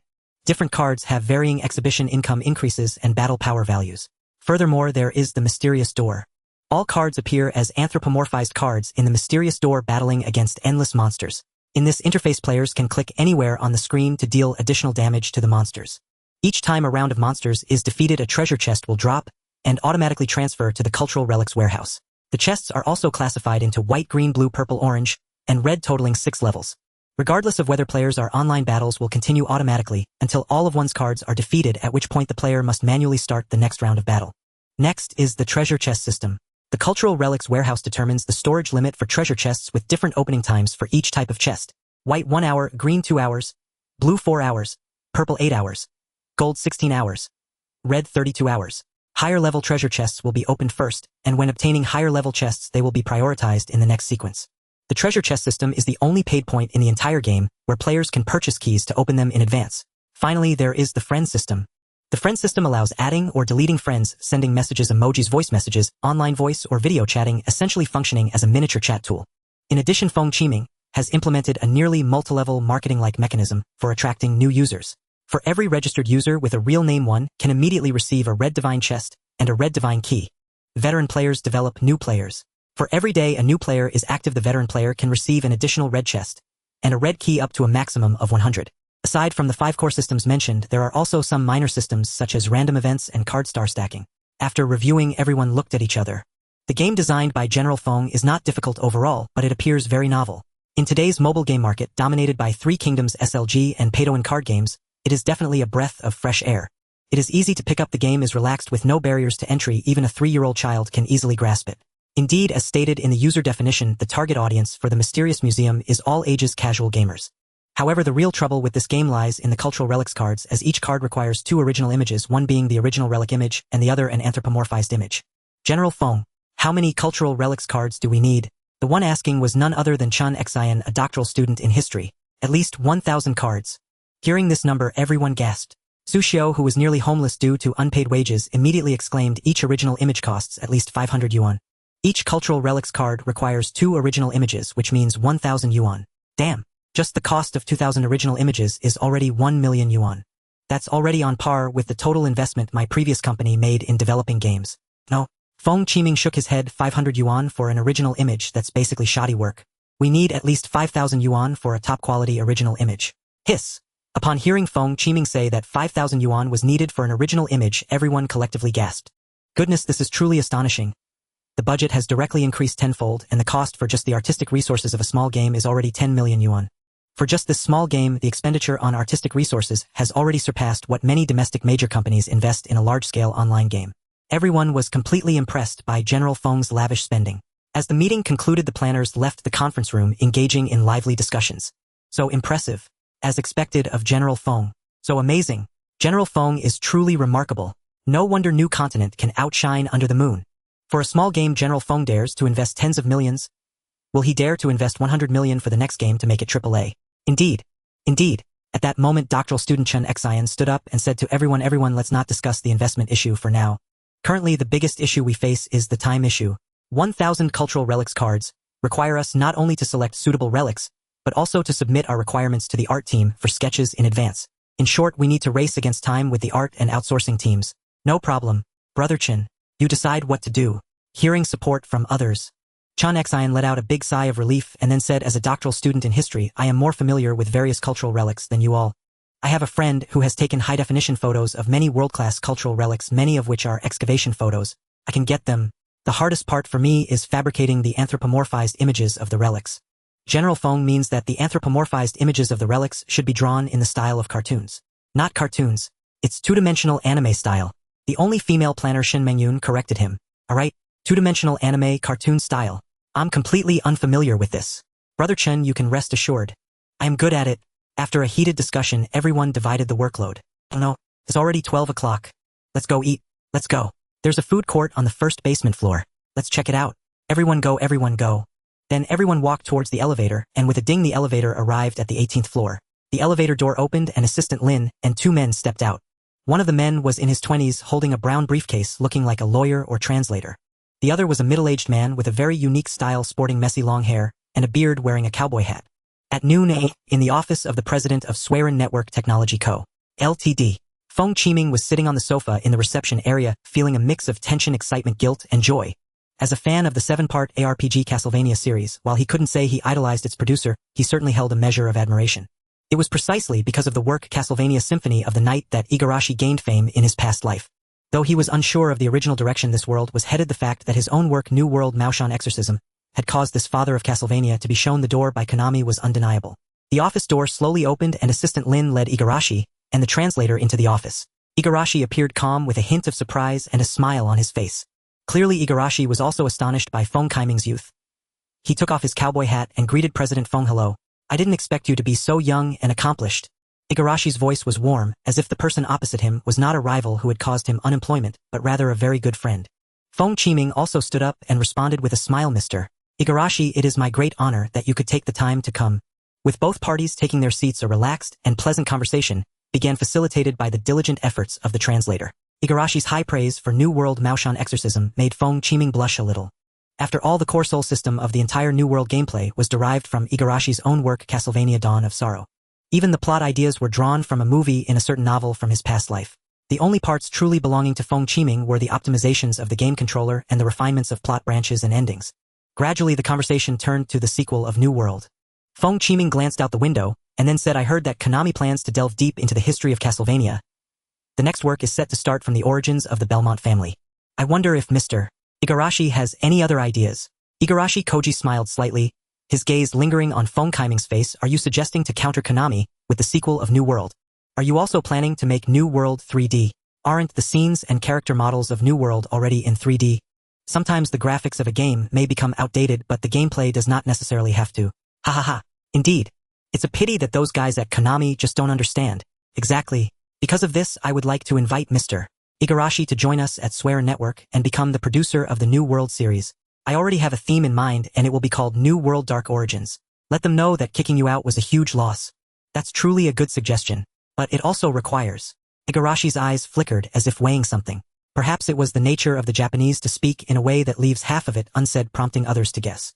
I understand your difficulties, sir. If you have any needs, feel free to state them directly. If we can cooperate, then the New World series will undoubtedly become a new legend in the history of world games. Igarashi Koji gazed deeply at Feng Qiming, nodding gently. All right. I am fed up with Konami and those fools full of nonsense. I hope to independently establish my own studio. Upon hearing this, Feng Qiming was shocked. After all, Japanese people tend to be very reserved in their speech and wouldn't be so direct. But considering how all players in later times would start with expletives when mentioning Konami, it wasn't surprising that someone like Igarashi, who worked directly at Konami, was pushed to this point. That's no problem. I won't interfere with your work content. I'll only send one accounting staff member to your studio. But my requirement is that your studio must be located in the mainland. Having a financial personnel sent by the funding party is hardly a condition. It can be considered standard. However, the requirement for his studio to be in the mainland was somewhat unexpected for Igarashi. Mr. Igarashi, the labor costs in our two countries. That can also be accommodated. Hearing the reasoning about labor costs, Igarashi immediately agreed to Feng Qiming's request, but then threw out a necessary condition. But I hope to receive an investment of no less than $5 million at once. I can give you $6 million in one go. Feng Qiming didn't hesitate to raise the investment. In his past life, Igarashi's crowdfunding for Bloodstained Ritual of the Night had raised a total of $5 million. Considering that Bloodstained had clearly shown signs of insufficient funding in certain maps, Feng Qiming decisively rounded up the figure and quoted $6 million. When Igarashi heard the figure of $6 million, his disheveled hair almost stood on end. Originally, his bottom line was $5 million. But he never expected that this President Feng, in response to his lion's demand, would directly double it. With such an investor, saying no would be absolutely foolish. Deal. Feng Qiming smiled and extended his hand, shaking with Igarashi. Welcome. Welcome to join us at Suiren Network. It's an honor. Igarashi joining Suiren did not cause a ripple online. After all, this world's Igarashi was not the renowned father of Castlevania from his past life. Time flew by, and at the end of May, within the main office area of Suiren Network, 13 planners were each holding their phones, frantically testing the mysterious museum. So far, the development of the mysterious museum had basically been completed, except for a few artistic resources that hadn't arrived, and it had entered the phase of testing for bugs. As for the licensing that had already been approved, after all, there was currently no halt in issuing licenses or restrictions on them. Games like the Mysterious Museum, which were family-friendly puzzle games, could easily apply for licenses equivalent to just a couple of pieces of fruit phones. President Feng. Upon seeing Feng Qiming arrive, everyone stood up to greet him. Chen Xian excitedly handed his fruit phone to Feng Qiming, saying, President Feng, the Mysterious Museum is almost complete. Is that so? As he spoke, Feng Qiming took the fruit phone, logged out of the game, and restarted. After playing for a little while, Feng Qiming shook his head. The tutorial for new players needs work. Remove the skip function and optimize. Optimize. Use symbols and arrows to prompt players instead of lengthy text. Ideally avoid text altogether. Hearing President Feng say the new player tutorial was inadequate, everyone exchanged glances. President Feng. For such a simple game, even without a tutorial, it shouldn't be. Su Lin, who was on the verge of homelessness, asked in confusion. Chen Xian, go and call Yen Fangfang. Okay. Soon Yen Fangfang entered the main office area, with a pouty face, visibly displeased. As soon as she saw President Feng and was about to speak, Feng Qiming handed her the fruit phone and said directly, "You try it." Yen Feng took the phone and started playing the mysterious museum. Within 2 minutes, she got stuck on a click guide. "Oh no, why is it stuck here?" Chun Xian hurried over and looked at the flashing arrow on the screen, then said, "Click it." "But I did click it. It didn't work." As she said this, Yen Feng clicked the arrow a few more times. "See, it really doesn't work." Chun Xian held his forehead, speechless. "You're supposed to click the position the arrow points to, not the arrow itself." "Oh, but the result was." After just a few steps, Yen Feng got stuck again. "Don't you look at the instructions? You're supposed to drag it, not just click repeatedly." "No. Why would you skip the guide if you clearly don't know how to play?" In less than 10 minutes of the new player tutorial, Yen Feng got stuck 5 times, and some of the mistakes were simply baffling, causing everyone's blood pressure to spike. Meanwhile, Yen Feng looked aggrieved. "Now do you understand? Not everyone is as smart as you, President Feng." "I'm convinced. I'm really convinced." Chun Xian held his forehead, unsteady on his feet, and directly fell into the chair. "Well, fix this right away," striving for it to be understandable for everyone from 3-year-olds to 80-year-old mothers. Then the planners began modifying the new player tutorial, while Yen Feng was having a blast, continuously tapping the screen and making the sound of falling coins. "Yen Feng, who annoyed you?" Feng Qiming asked curiously. "Oh, by the way, President Feng, it's like this." Then Yen Feng took out her old phone, handed it to Feng Qiming, and said with a pout, "Look at this. It really makes me so mad." Feng Qiming took the old phone from Yen Feng, looking at the cracked screen, and couldn't help but frown. But his attention quickly shifted to the article on the screen. "The light of domestic products has fallen to developing pay-to-win mobile games. Is it the fall of genius or the decline of humanity?" The dazzling star of the domestic game industry, CEO Feng of Suiren Network, has now sparked enormous controversy. For he has surprisingly directed his creative talents towards the filthy realm of pay-to-win games, leading many to question whether his so-called genius is merely a grand illusion. With New World Maoshan Exorcism, as a representative of domestic games, CEO Feng seems to have forgotten his former glory. His game designs once earned the respect and love of players. However, he has now chosen to develop a pay-to-win mobile game named Mystery Museum, leading to doubts about whether his creative inspiration has long dried up, leaving only greed for money. The launch of this pay-to-win mobile game has left people astonished. Players not only need to spend large amounts of money to purchase virtual items, but also must continually recharge to maintain their status in the game. This is clearly a bottomless pit devouring players' finances. CEO Feng's transformation may just be a business strategy, but it also exposes his ruthless exploitation of players, raising concerns about his moral integrity.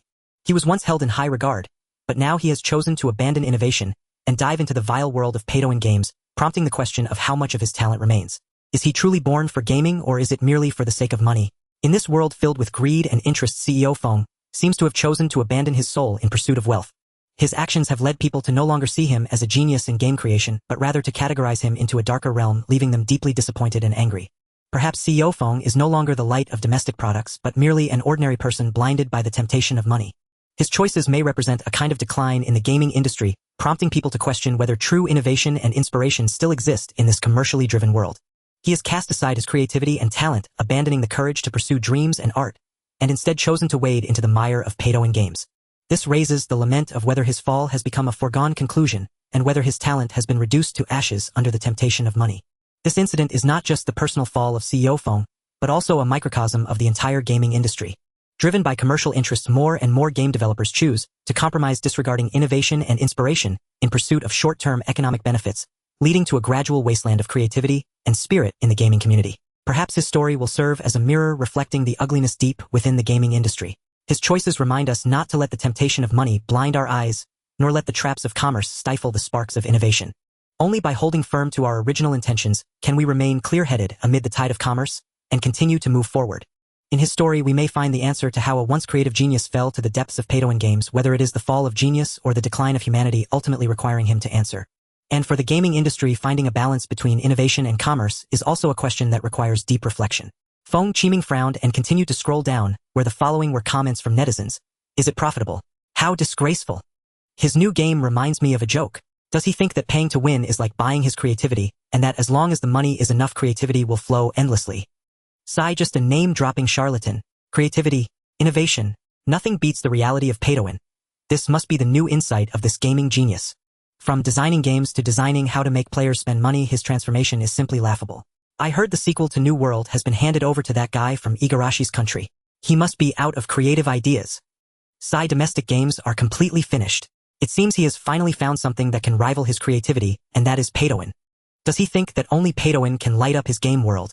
Besides these direct criticisms, some comments superficially criticize netizens but are actually sarcastic.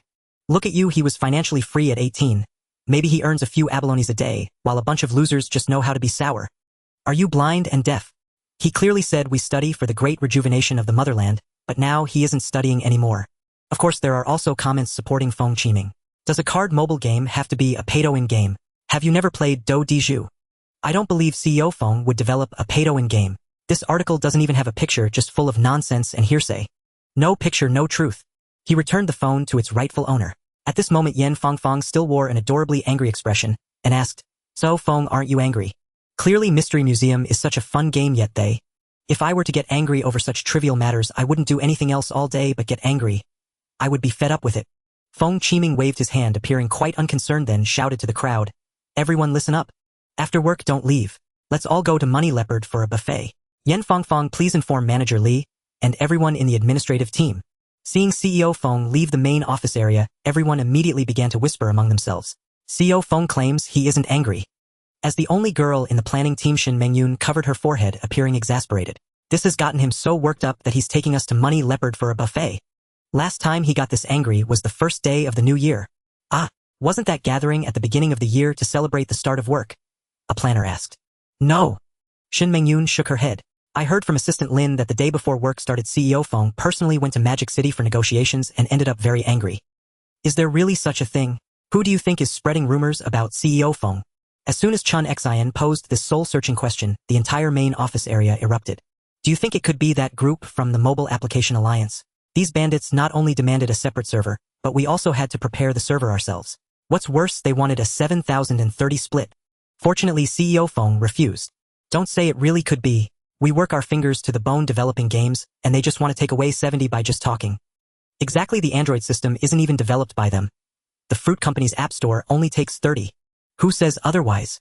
After all, most domestic smartphone manufacturers lack their core technology.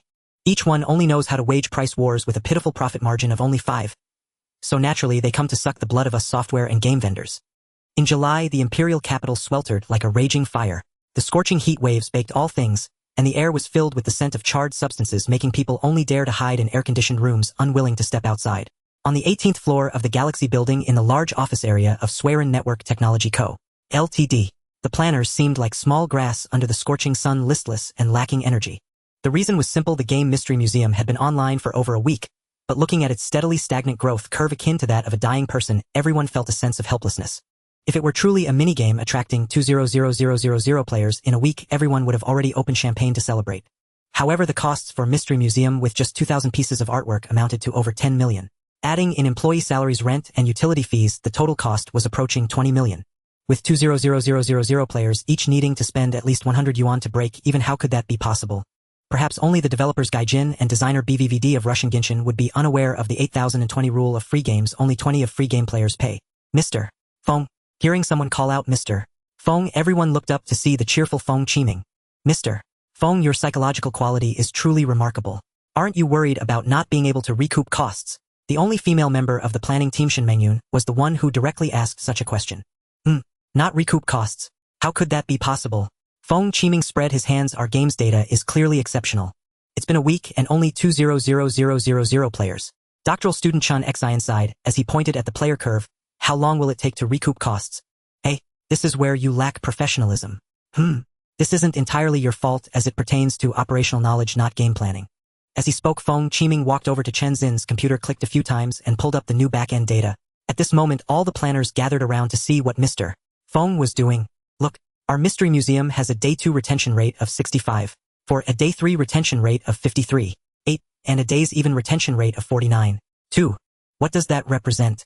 Chun Xian countered. Retention means how many players stick around to continue playing your game. You should know that generally a good game has a Day 2 retention rate exceeding 40 and a Days Even rate reaching 20. Does that mean our game? Exactly. It is a great game among great games. Mr. Feng affirmed the real issue with our game now is insufficient traffic. Currently 90 of mobile game users are casual users who want open their mobile browsers to log onto websites to download apps, and they won't even log onto Baidu for searches.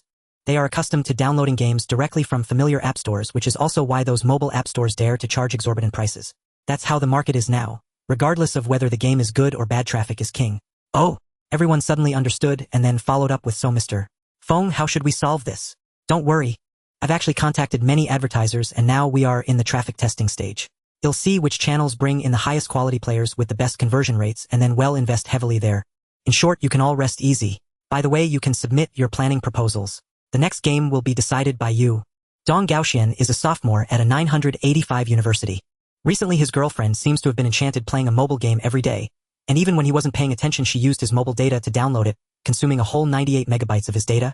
This made Dong Gaoxian feel heartbroken. To be clear, his mobile plan only allows for 500 megabytes of data each month. Once he exceeds that, the inaccessible communication telecom fraud will let him experience what it means to owe the king of hell a debt. At this moment Dong Gaoxian was lying on his bed, having just finished his final exams. He was quite free. Feeling bored, he scrolled through his phone and was left speechless by the mystery museum which had consumed 98 megabytes of his data. Since I've already wasted 98 megabytes, I might as well give it a try. He then opened Mystery Museum and saw the prompt downloading update package current 368K 108 MB. What the hell? Seeing that he needed to update 108 megabytes, Dong Gaoxian cursed and wanted to close the download immediately, but recalling the 98 megabytes he had already wasted, he hesitated and continued downloading. If this game isn't fun, he'll go to an internet cafe for an overnight stay and give this game a big fat negative review online. After a full 5 minutes, Mystery Museum finally finished updating. Once updated, he entered the game without any tedious registration process, directly accessing the game interface. At this moment, a dilapidated Gothic-style mansion occupied the entire screen of his phone. On the screen, tiny figures resembling ants were surging into the dilapidated mansion, expressing their current thoughts in speech bubbles. A dilapidated house counts as a museum. Is the only exhibit in this museum this house. Every few seconds a digital icon showing 1 coin appeared above the mansion. At this moment a guide appeared with a dynamic finger indicating, seemingly urging Dong Gaoxian to click the screen quickly. Dong Gaoxian instinctively clicked once. The phone instantly emitted the sound of coins clattering, reminiscent of the sound of WeChat notifications, and it was quite pleasant. Clatter. The 1 coin on the screen changed to 100 coins. Does clicking more times yield more coins? Dong Gaoxian continued to click on the screen. This is surprisingly interesting. He quickly accumulated a total of 1,000 coins, triggering a new event.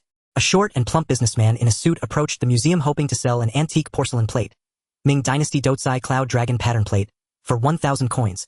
At this moment, the upper half of the game interface displayed the half-body image of the short businessman, who was speaking in a speech bubble. This antique is a family heirloom. I won't sell it for less than 1,000. The lower half of the screen displayed the artifact image, allowing a view of both the front and back of the artifact. The prompt read, find flaws in the collection to lower the price. The displayed price was 1,000 coins. Is this a game about finding faults? Dong Gaoxian smiled as he clicked on a crack. Oh dear. Old items inevitably have some bumps. It's better to sell it cheaper. The next second, the price of 1,000 coins changed to 990 coins. This is quite interesting. When Dong Gaoxian flipped the artifact over, he immediately saw the stamp and signature. The next second, he couldn't help but burst into laughter. The reign of Kangxi of the Great Ming. Is this a joke? Why not give me a signature from the Republic of China instead? Dong Gaoxian pointed directly at the signature, and the next moment, the fat merchant looked like a defeated rooster and said, "Ah, you found me out. I'll sell it to you for 10 bucks. At this moment, the price dropped from 990 gold coins to 10 gold coins. TCH, I don't even want it for 10 bucks. But the only option on the interface was deal, so Dong Gaoxian helplessly clicked on it. The next moment, the screen was filled with fireworks and fanfare, and colorful text popped up. Congratulations. You successfully found a bargain. Qing Dynasty Kangxi multicolored cloud dragon pattern porcelain plate identified as genuine. Value 9999999 gold coins. You obtained an excellent grade cultural relic card Great Ming Kangxi multicolored cloud dragon pattern porcelain plate 1. Allocated by the Palace Museum in 1957. The mouth is closed with a shallow arc belly and a large circle foot. The vessel body is decorated with white glaze and multicolored patterns. The inner and outer rim has a single circle decorated with blue and white line patterns around the bottom, and features a cloud dragon pattern drawn on the front inside the circle. The outer wall is decorated with dragon and phoenix patterns. The outer bottom has a blue and white double-line circle, with the inscription in regular script, the reign of Kangxi of the Great Ming. What? Are you kidding me? The Qing Dynasty Kangxi multicolored cloud dragon pattern porcelain plate was identified as genuine. Dong Gaoxian was completely baffled, but soon learned from the card information that there truly existed a signature, reading the reign of Kangxi of the Great Ming, which was a Qing Dynasty imitation of Ming Dynasty official kiln porcelain, and the Great Ming Kangxi multicolored cloud dragon pattern porcelain plate was currently housed in the Three Gorges Museum in the Mountain City. This is too damn funny.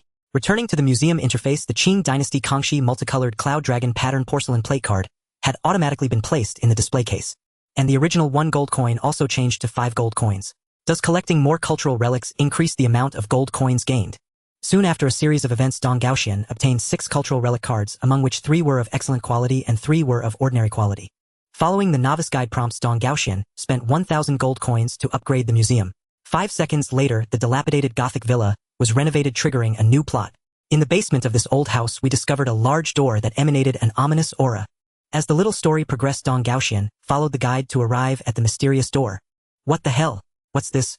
Why have all the cultural relic cards turned into beautiful girls? At this moment, the Qing Dynasty Kangxi multicolored cloud dragon pattern porcelain plate card had lost its cultural relic porcelain plate and transformed into a barefoot blue-haired beauty in a white and blue dragon pattern Cheongsam.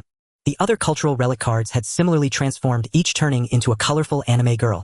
3 cards appeared at the bottom of the phone screen, while 3 monster cards, resembling octopus-like tentacled creatures, emerged at the top. Soon the 6 cards on the field began to battle. You bump me, I bump you. The system quickly prompted to click the screen again. This time Dong Gaoxian immediately clicked the screen. In the next moment, the 3 anthropomorphized cultural relic cards unleashed a full-screen special move. They directly eliminated the 3 monster cards, dropping 1 blue treasure chest and 2 white treasure chests. Clicking can also unleash a finishing move. What will these chests yield? Following the guide, he arrived at the cultural relic warehouse. At this moment, the blue treasure chest was in the front, displaying a countdown of 3 hours, 59 minutes and 59 seconds until it could be opened, while the 2 white treasure chests awaited to be opened. The system generously gifted 3 red universal keys, 6 golden universal keys, 9 purple universal keys, 99 blue universal keys, 999 green universal keys, and 9,999 white universal keys. And kindly reminded Dong Gaoxian that he could use the keys to open the treasure chests early. Following the prompts, Dong Gaoxian opened the treasure chest. The next moment, the entire screen radiated purple light. Congratulations, you have obtained an epic level cultural relic card sword of the General of Dragon and Tiger 1. Ha ha ha. I struck gold. So this game is like this. At the mysterious door, clear levels to obtain treasure chests, open treasure chests in the warehouse to get cultural relic cards. Placing cultural relic cards in the museum can increase gold coin output. With gold coins, you can synthesize cultural relic cards to increase levels and combat power, and higher combat power can earn more treasure chests within the mysterious door. At this moment, Dong Gaoxian had fully grasped the game rules of Mysterious Museum, continuously clicking the screen to unleash full-screen special moves. Watching the monsters he defeated transform into treasure chests, Dong Gaoxian became increasingly excited. Before long, Dong Gaoxian had accumulated over 50 treasure chests, and then decisively switched to the warehouse, opening them all at once. Congratulations, you have obtained an ordinary level cultural relic card 5 Julian coins 1. Congratulations, you have obtained an ordinary level cultural relic card Mexican Eagle $1. In the next moment, the phone suddenly vibrated, the entire screen engulfed in golden light. Just then, a WeChat video call request interrupted Dong Gaoxian's moment of gold. It was none other than his girlfriend. Damn it, don't disturb me at this time. Without hesitation, Dong Gaoxian rejected his girlfriend's call and returned to the game interface. Congratulations, you have obtained a legendary level cultural relic card Declaration of Independence Original 1. I struck gold. I struck gold. Looking at the golden Declaration of Independence original card, he decisively switched to the mysterious door. He saw the Declaration of Independence original card, a severely faded piece of parchment, suddenly transform into a reedied white-haired lowly dressed in a waistcoat and top hat adorned with stars and stripes. Moreover, due to the long sleeves of the dress and pants, the lowless hands and legs were obscured, giving her an amusing appearance. However, once the golden card appeared, it immediately gained a crushing advantage. This white-haired lowly could eliminate a monster card with each collision. After the battle ended, a new pop-up window appeared on the screen. Verify your phone number to register an account and receive 1 red artifact treasure chest 1 and 1 red universal key 1. The red artifact treasure chest has a chance to yield a red artifact level cultural relic card. Register. Having witnessed the effect of the golden card, Dong Gaoxian decisively chose to register his account with real name. After completing the registration, the system promptly issued rewards. 1 red artifact treasure chest 1 and 1 red universal key 1. Give me something good. However, the moment the red treasure chest was opened, a phone call came in and the incoming call displayed wife on the black screen. So annoying. Dong Gaoxian angrily rejected the call and switched back to Mysterious Museum. After the vibration, the screen was again illuminated by golden light. Congratulations, you have obtained a legendary level cultural relic card seal of the King of Han Wei, new 1. Ah, another gold. Dong Gaoxian lamented slightly. It's all her fault. If it weren't for her interrupting, I would have definitely obtained an artifact. At this moment, another game pop-up appeared on the phone screen. Show your QR code. For every friend you invite to download and register with their real name, you can receive 1 red artifact treasure chest 1 and 1 red universal key 1.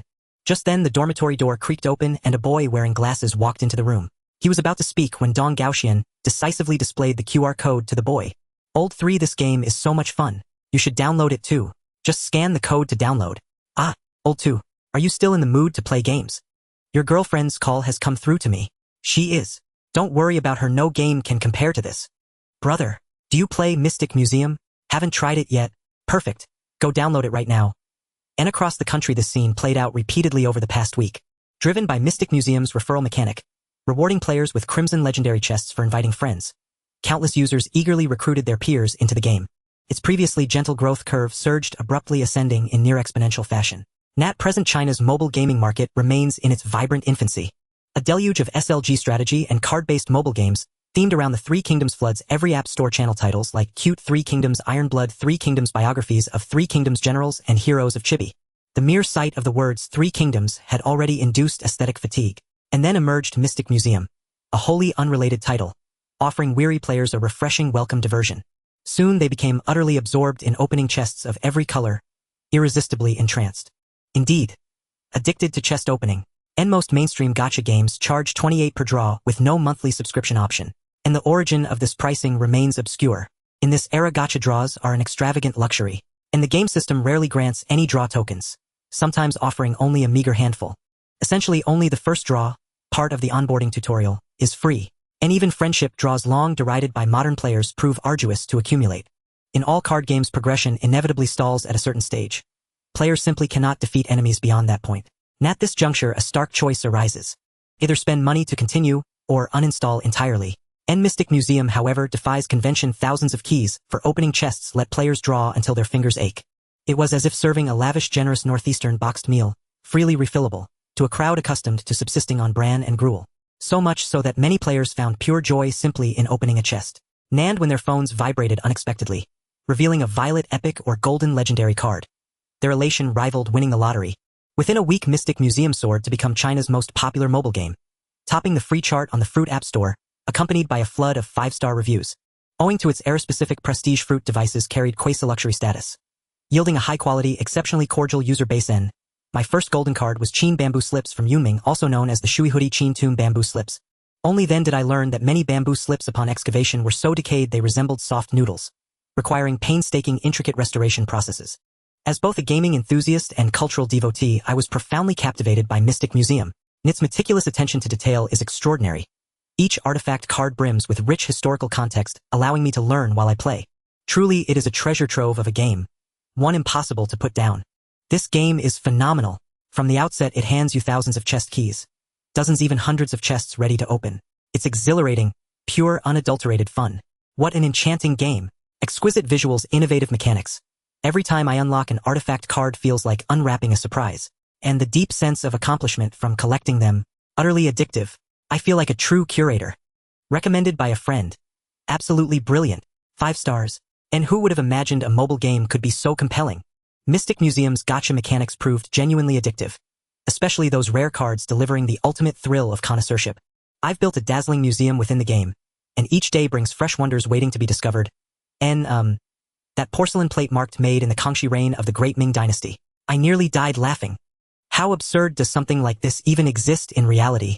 And, as both a gamer and antiquities aficionado, this game is my absolute favorite. Not only can I admire exquisitely rendered artifact illustrations, but the combat system immerses me in their historical narratives, seamlessly fusing gameplay and culture. I spent $6.48 to test the water's 10 crimson chests, guarantee 1 golden card, 90 draws, ensure 1 crimson card, and feels solid. I never imagined finding such profound delight in a mobile game. Every tap of the screen, every chime of earned gold, sends me soaring. And the card system is brilliantly designed, always giving me new goals to pursue. Utterly irresistible. Yet, as the saying goes, fame invites controversy. And the same holds true for games. And while Mystic Museum exploded in popularity on the Fruit App Store, it faced uniformly scathing criticism across Chiba forums and online communities. Could someone please explain how this idiotic game went viral? Calling tapping the screen a game. Playing it is literally wasting your life. How low must one's IQ be to obsess over such infantile nonsense? Did your brain get crushed in a door? Verdict delivered a pack of provincial simpletons gleefully tapping screens, mistaking themselves for masters. Ha ha ha. And I glanced at Mystic Museum and instantly knew it would be dull. Watching players happily tap away, I felt the world itself had lost its flavor. What kind of garbage game is this? Only fools would play it. No wonder Suiren makes mobile games. Fools' money really is easy to take. And why would they rather spend 648 multiple times on paper-thin characters? Not even characters but paper-thin artifacts. rather than invest 300 in a triply masterpiece. Amidst this chorus of console purists denouncing the trash game, one post was manually pinned to the top. The Imperial Seal of China unworthy of legendary status. How Suiren Network insults Chinese civilization. Suiren Network's Mystic Museum classifies dubious foreign artifacts, like the Shroud of Turin and the Spear of Longinus, as crimson legendary tier items, yet authentic national treasures. The Imperial Seal of China and the Han Dynasty Golden Seal of the King of Na receive only golden legendary status one tier below. Moreover, among the game's 52 legendary tier cards, 4/5 originate from ancient Greece, Egypt, Babylon, and India. This is nothing short of cultural collaboration with foreign powers, deliberately diminishing Chinese civilization. Wait, Suiren Network, what were you thinking? Did a donkey kick your heads? So many genuine Chinese artifacts rank lower than foreign ones. Does Suiren Network consider Chinese antiquities inherently inferior? Such blatant Western worshipping behavior is infuriating beyond measure. And where Suiren Network lies your conscience? Don't you know game developers bear the solemn responsibility of promoting national culture? And as players, we must rise up, raise our voices, and resist this sycophantic betrayal. We must defend our dignity, our cultural dignity. After finishing the entire post, Feng Qiming shook his head and chuckled softly. Why does this tactic feel so familiar? Just then a sharp, urgent rapping sounded at the door. Enter. At Feng Qiming's permission, the office door was flung open. Chen Xin's face was etched with urgency. Large beads of sweat streamed down his forehead. Director Feng, something's wrong. Our Weibo. Has it been dragged onto the trending list by critics? Yes. I'm already aware of this matter. Feng Qiming nodded indifferently, as if the issue bore no relevance to him. It's trivial. Merely sabotage orchestrated by unseen hands. But Director Feng, many netizens, unaware of the truth, are already reacting. No concern. No concern, Feng Qiming said, spreading his hands wide. Our core users are predominantly casual players, mainly white-collar workers and women. And those who take the time to comment on our Weibo, they're largely not our target audience, and thus pose no threat to our game. Still, Director Feng, we can't simply ignore it. Left unchecked, this will only fuel wider rumors. After hearing Chen Xian's suggestion, Feng Qiming nodded and replied, then issue an official statement. State that in Mystic Museum, across all rarity tiers of artifact cards, over 60% feature artifacts from Chinese cultural heritage. And one more thing. Attach that video at the end. The one where I publicly rebuked Professor Chen in the auditorium. Ah, that's permissible. Upon hearing his director's plan to append the rebuke video to the statement, Chen Xian first froze in bewilderment, then broke into delighted realization. Director Feng, you truly possess unmatched brilliance. You were dismissed precisely because of that incident. Why choose your narrative to hijack under the banner of patriotism, when so many others could have served just as well? Ah, it truly left me ravenous with rage. Come, let's go. Chen Xian, gather everyone for tonight's dinner at Jinqian Bao. As the team departed together for Jinqian Bao, the official Weibo accounts of Mystic Museum and Suiren Network jointly released their statement, igniting a fresh wave of online fervor. In Mystic Museum, across every rarity tier, over 60% of all artifact cards depict cultural relics of Chinese origin. Claims that red tier divine cards exclusively represent foreign artifacts are categorically false. The Imperial Seal of China is designated golden tier legendary not due to scarcity, but because the red tier divine category already includes the 9 Ding Cauldrons of the realm, each a distinct card. This clarification is hereby issued. Accompanying the statement were 2 attachments, a composite thumbnail showcasing all 9 Ding Cauldrons, and the full video of the auditorium rebuke. Swiftly, countless netizens flooded the comments beneath the announcement. Director Feng remains unflappable. I've always sensed something absurd about this narrative. Does reduced representation of Chinese elements equate to disrespect toward China? If domestic studios develop Western fantasy games, does that constitute treason? Think, wasn't it precisely because Director Feng defended national dignity, publicly denouncing a collaborator on stage, that he was dismissed? Wait, didn't Tsinghua University issue a statement confirming he wasn't dismissed? Are you truly oblivious? That statement only emerged after the controversy exploded. Had New Continent, the Maoshan Exorcism Chronicles, not catapulted Director Feng to fame, would Tsinghua even have bothered to clarify? Hold on. Whatever became of that professor, the one who crossbred theories? Not a whisper since. He reportedly retired on medical grounds, but in truth he suffered no ailment whatsoever. Yet zealots, those who reason with instinct rather than intellect, respond only with reflexive contradiction like automated ECT machines. What does this shoddy video prove? Didn't CCTV interviewed model students all vow to serve the motherland, only to later emigrate en masse to the lighthouse? Exactly. Don't deflect. Why should the Shroud of Turin rank higher than the Imperial Seal of China? Netizens swiftly splintered into warring factions. You claim over 60%. Can you prove it? Then reveal your card pool. Let us verify its contents firsthand. Hey up there. Tonight at 5 p.m. The streamer Lu Hua will draw cards live to validate the 60% claim. Wager anything. If it exceeds 60%, I'll perform a handstand while defecating live. At 7 p.m. in Yi Shouya's livestream studio. Yi Shouya manipulated an Android tablet with his sole remaining hand, while a capture card relayed the feed, broadcasting the scene globally via his computer. Centered on screen was Mystic Museum. In the lower left corner appeared his hand tapping the tablet, while two cartoon avatars occupied the lower right one, a tuxedo-clad duck, the other a mecha figure wielding a thermal shovel. Lu Huawei-chan, the esteemed guest, appeared in the stream as the thermal shovel mecha avatar. At that moment Yi Shouya completed the final step, opening a treasure chest, to obtain a purple tire epic artifact card jade thread robe belonging to Lu Shang Prince Jing of Zhongshan. Lu Shang Prince Jing of Zhongshan, isn't he the great-grandfather of Lord Lu? Yi Shouya quipped, examining his newly drawn epic card. Great-grandfather? He's more like the 18th generation ancestor. Lu Huawei-chan teased. Say, what do you think of Mystic Museum, brother? Yeah. An absolute blessing for the disabled like me, chirped the tuxedo duck avatar, blinking its oversized eyes. Don't believe me? Try clearing Dino Crisis 2 with one hand, then try Mystic Museum. No need. We already know how formidable you are, brother. Yeah. Give me both hands and I'd barely scrape through easy mode. As he spoke, the thermal shovel mecha avatar's eyes pulsed crimson, its head rotating like a siren light. Time's arrived. Let's proceed as usual. 10 premium packs, 648 yuan each, as our appetizer. Thereupon brother Ya tapped to recharge while Lu Hua paid. Executed flawlessly in seamless succession. Instantly 87370 diamonds appeared in the account balance, prompting a torrent of chat messages. Respected Elder's magnificence. Though hardware and select software surpassed global standards in this world, livestream monetization remained negligible during this 2010 era epoch. Thus live-streamed gacha spending stood as a rare and extraordinary spectacle. Let us begin. Yi Shouya selected diamond-based draws within the artifact vault. A second later 10 treasure chests aligned across the screen, then sequentially unlatched, their crevices glowing with radiant light. Oh! A red tier card on the very first 10 draw. What phenomenal luck!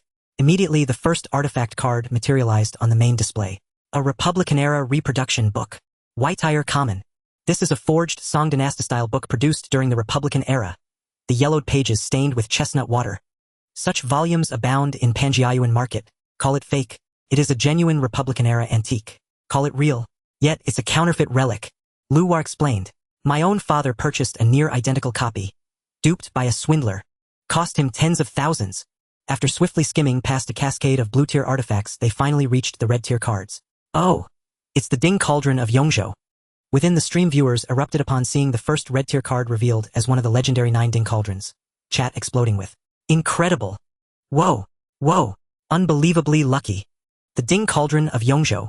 Once again Lu Hua assumed the role of encyclopedic commentator. Legend recounts that King Wu of Qinning Dang attempted to lift this very cauldron and transport it back to Qin, but the outcome, crushed to death. Upon hearing this twist, a wave of haha filled the entire barrage. Let's continue. Another 10 draws, but this time the luck was poor, only drawing a single golden card. Is this a bamboo slip? Alright, let's keep going. Soon another 10 draws went down, and this time it still sparkled with golden light. The bamboo slip of Tai Yi Shang Shui. Why is it still a bamboo slip? Oh, Tai Yi Shang Shui. Lu Hua continued to explain. This book has been lost for a long time, discovered in the bamboo slips, excavated from the Chu tomb in Guadian village in 1993. It fills a gap in history. Great. Let's continue. Soon 80000 diamonds disappeared, and after more than 30 10 draws, a total of 4 red cards, 34 golden cards, and 40 purple cards were produced. The red cards were Dead Sea Scrolls guiding Kar Ochre Whip and Shenyuan Sword. However, the 15 golden cards and 40 purple cards were all various bamboo slips, including many lost books like Zi Lu Mu Gong Asks ZC 5 Elements Poverty, an achievement by Time Dao of Tang Yu Dao of Loyalty and Trust, etc. Did we steal Confucius home? Haha, if we understand all these, can we participate in the imperial examination and become scholars? Confucius moved house. It's all books. Why do some bamboo slips here look like noodles? Haven't you heard Lu Hua say? Many excavated bamboo slips were soaked in water, isolating them from air, which barely preserved them. Now it's 3-1 for red cards, with 3 being Huaxia artifacts and 1 being a foreign artifact. Lu Hua, shall we continue? Continue. However, this time recharging encountered trouble as a pop-up indicated. You have exceeded a total recharge of 6,480 yuan. To continue recharging, please call customer service 010 XXXXXX. This caused the barrage in the livestream to erupt, with various complaints flooding in. What the heck? What's going on? 6. I've never seen a recharge with restrictions before. Seeing this situation, Duck Brother looked at Lu Hua. Should we continue? I feel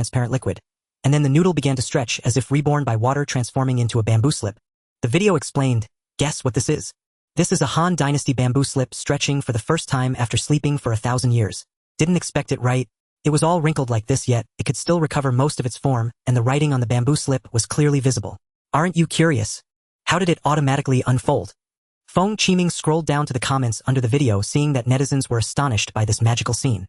Sleeping for 1,000 years unsealed and revived. It feels like transforming into a dragon. Dreaming for 2,000 years, just stretching a bit. So amazing, the final restoration of the bamboo slip felt like time reversing. After reading the comments, Feng Qiming returned to the trending topics and clicked on the third-ranked item. This time it was once again a video showing several scientists wearing white gloves pulling out a brand new basket from a pile of sand. Puff! Feng Qiming couldn't help but laugh, claiming this new basket to be 10,000 years old. What a joke. The comments below were all negative. The most liked comment was, "I'm an archaeology major. This basket is fake, let me tell you why." Firstly, the soil layer in this video has no chance of preservation. This is a sandy soil layer with an extremely heavy weight. Even bronze artifacts would be crushed in such soil. Secondly, this soil layer is mixed with stones, so there is no possibility of not being weathered, it is literally rotten. Lastly, there are only two ways to preserve such items. First, a waterlogged tomb where there is no air, and during excavation it must remain waterlogged, otherwise it will crack and rot immediately. Second, in densely packed desert areas, long-term dehydration, and no exposure to air with no significant rainfall historically. Also strict requirements for the type of sand. The probability is quite random. This seemingly professional comment received nearly 100,000 likes. Another professional comment stated that cursed place is below a selenialkali soil layer. A 10,000-year-old basket would have already dehydrated and carbonized, basically crumbling at the slightest touch, let alone easily pulled out. Didn't those people lie? Check our small river cemetery first. The hemp clothing from the small river cemetery, which is 2,500 years old, must be solidified with mint alcohol before extraction, otherwise it crumbles at a touch. Buried in selenialkali land, which is 100 times more corrosive than the desert, a 10,000-year-old basket. Ridiculous. This comment also garnered thousands of likes. The remaining comments were mostly sarcastic. Our ancient tomb's bamboo slips are almost mud now. We don't even dare touch them when restoring, but this woven basket is genuinely impressive. Did God himself weave this? It comes with an immortal attribute: who agrees and who disagrees. Step forward. One day God wove a basket, and when asked to continue, the people said, "Don't weave anymore." In less than 2 years, the bamboo with chips in my flower pot have already carbonized. Archaeology majors who fear losing their jobs can't even see it. According to my research, this basket must be at least 70 billion years old. As Feng Qiming read through the comments, laughing until his stomach hurt, a sudden notification from the system echoed. Congratulations, host, for completing the side quest. Spirit surpasses strength optional. Given that the host completed this task with just one game project, he was granted a surprise reward. Permission unlocked: the CEO's holiday benefits. Your personal reimbursement limit will reset every January 1st, with a reset amount of 10 million.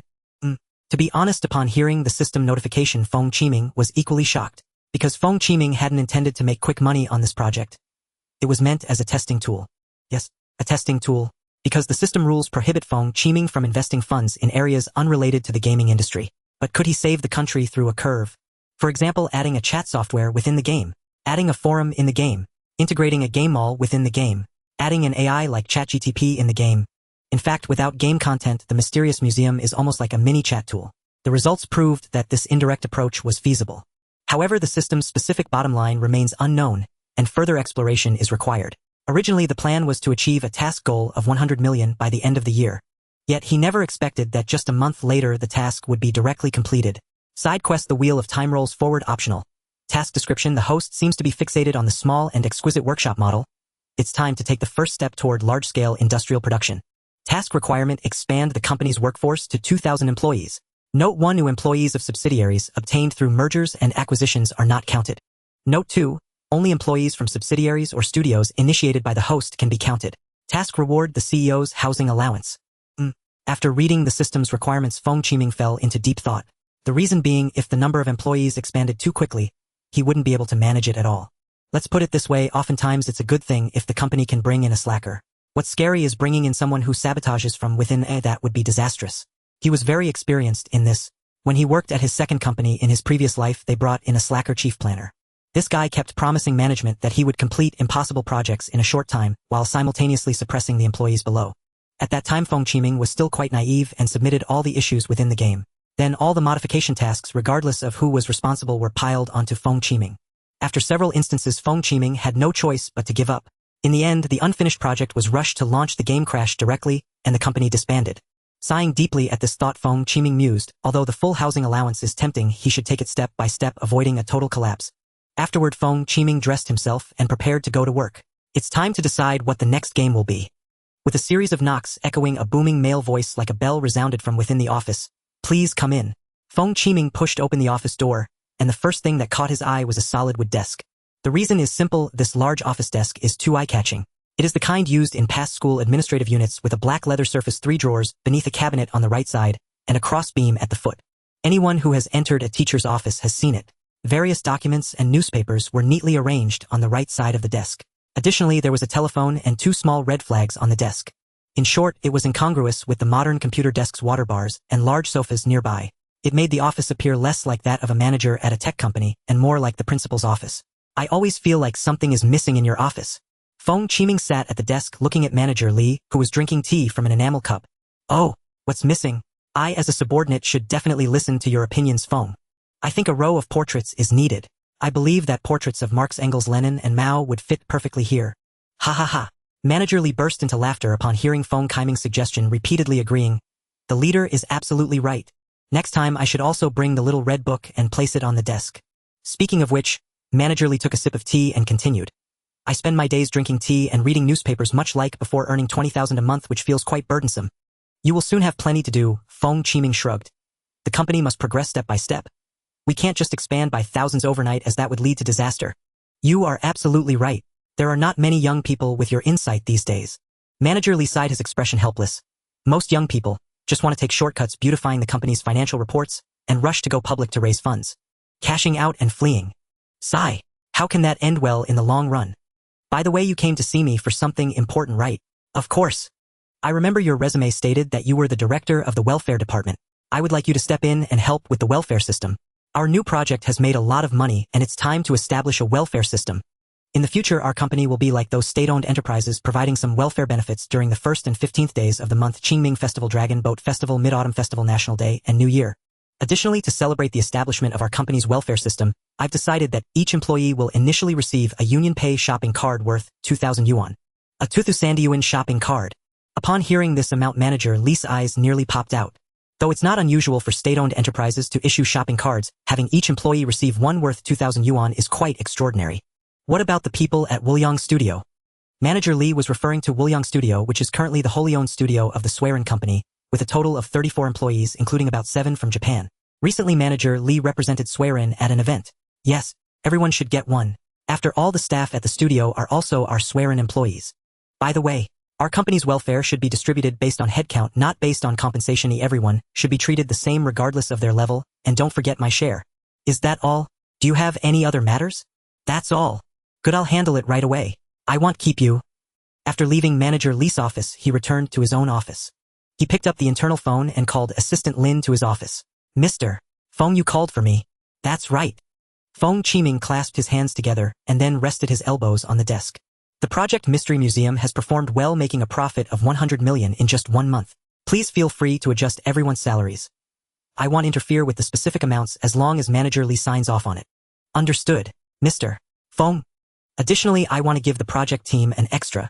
Just as Feng Qiming was about to mention a year's worth of bonuses, a warning from the system flashed in his mind, and he quickly corrected himself. Let's make it 6 months' salary as a bonus and add an extra month for the administrative team, all to be paid together with the adjusted salaries this month, remembering to deduct personal income tax. Mr. Feng, do we need to hold a celebration banquet? No need for a celebration banquet. Such things are entirely superfluous. It makes the leaders awkward and the employees awkward too. Paying the money on time is better than anything. As for the meal, let's go to the Golden Cheetah. Never mind. Too cheap. I'm tired of it. Are there any better buffets in the capital? Mr. Feng, how about the Shangri-La buffet? 500 per person. Good. That's it. Feng Qiming decisively made the decision. Let's go on a weekday when there are fewer people to avoid the crowd and not get to eat anything. All right, Mr. Feng, do you have any other instructions? None. You may go ahead with your work. Watching Assistant Lin leave the office, Feng Qiming opened his internal email and downloaded all 13 submissions from the planners to his local drive. According to the grand vision laid out earlier, it was time to fulfill those promises. Let me see. The 3 kingdoms. The 3 kingdoms. The 3 kingdoms. Journey to the west. Journey to the west. Journey to the west. Water margin. The legend of the Condor heroes. The legend of the flying fox. Looking at this pile of the 4 great classical novels along with Jin Yong and Gulong's wuxia novels, Feng Qiming appeared bewildered. In the next second, Feng Qiming decisively dragged them all to the recycle bin. Of course, it wasn't that he had any objections to the 4 great classical novels and wuxia novels. It was simply because Feng Qiming adhered to one radical theory: the plot and worldview are the simplest parts of a game. If a planning proposal has to borrow the plot and worldview from others, then that proposal has no dreams. Of course, aside from this radical theory, there is another very realistic reason. The plot and gameplay are the 2 legs of a game. While classics like the Three Kingdoms naturally carry built-in traffic, there is no longer any depth left to explore in the plot. Choosing a classic for a game is tantamount to spoiling the story in advance, thereby cutting off one's own leg. At this point, it greatly tests the fundamentals of the creative team, which is the gameplay design. This is also why in his past life the vast majority of domestic 4 great classical novels games were subpar. For a long time among the mainstream game developers in the country, the status of game planning has been very low, mostly relegated under game operations. For game operations personnel, the so-called gameplay design is equivalent to profit point design. Thus, under such guiding principles, the 4 great classical novels games produced can only be described as unsatisfactory. Moreover, compared to domestic game companies, overseas game companies have a core competitive advantage in creating 4 great classical novels games. There is no need to consider adhering to the original work. For example, the game Wulong Fallen Heavens, developed by the Japanese gaming company Dark Humiliation Trousers Demon, is a heavily modified Three Kingdoms game. They have incorporated various fantastical elements within the backdrop of the Three Kingdoms, such as Dantian internal martial arts transformation of energy, alchemy, demonization, divine beasts, and talismans. During battles, some famous general bosses can even transform into monsters, and players can unleash various elemental spells of metal, wood, water, fire, and earth.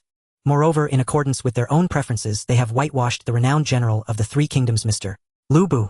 If this were a domestically produced game, it would instantly be labeled with numerous accusations.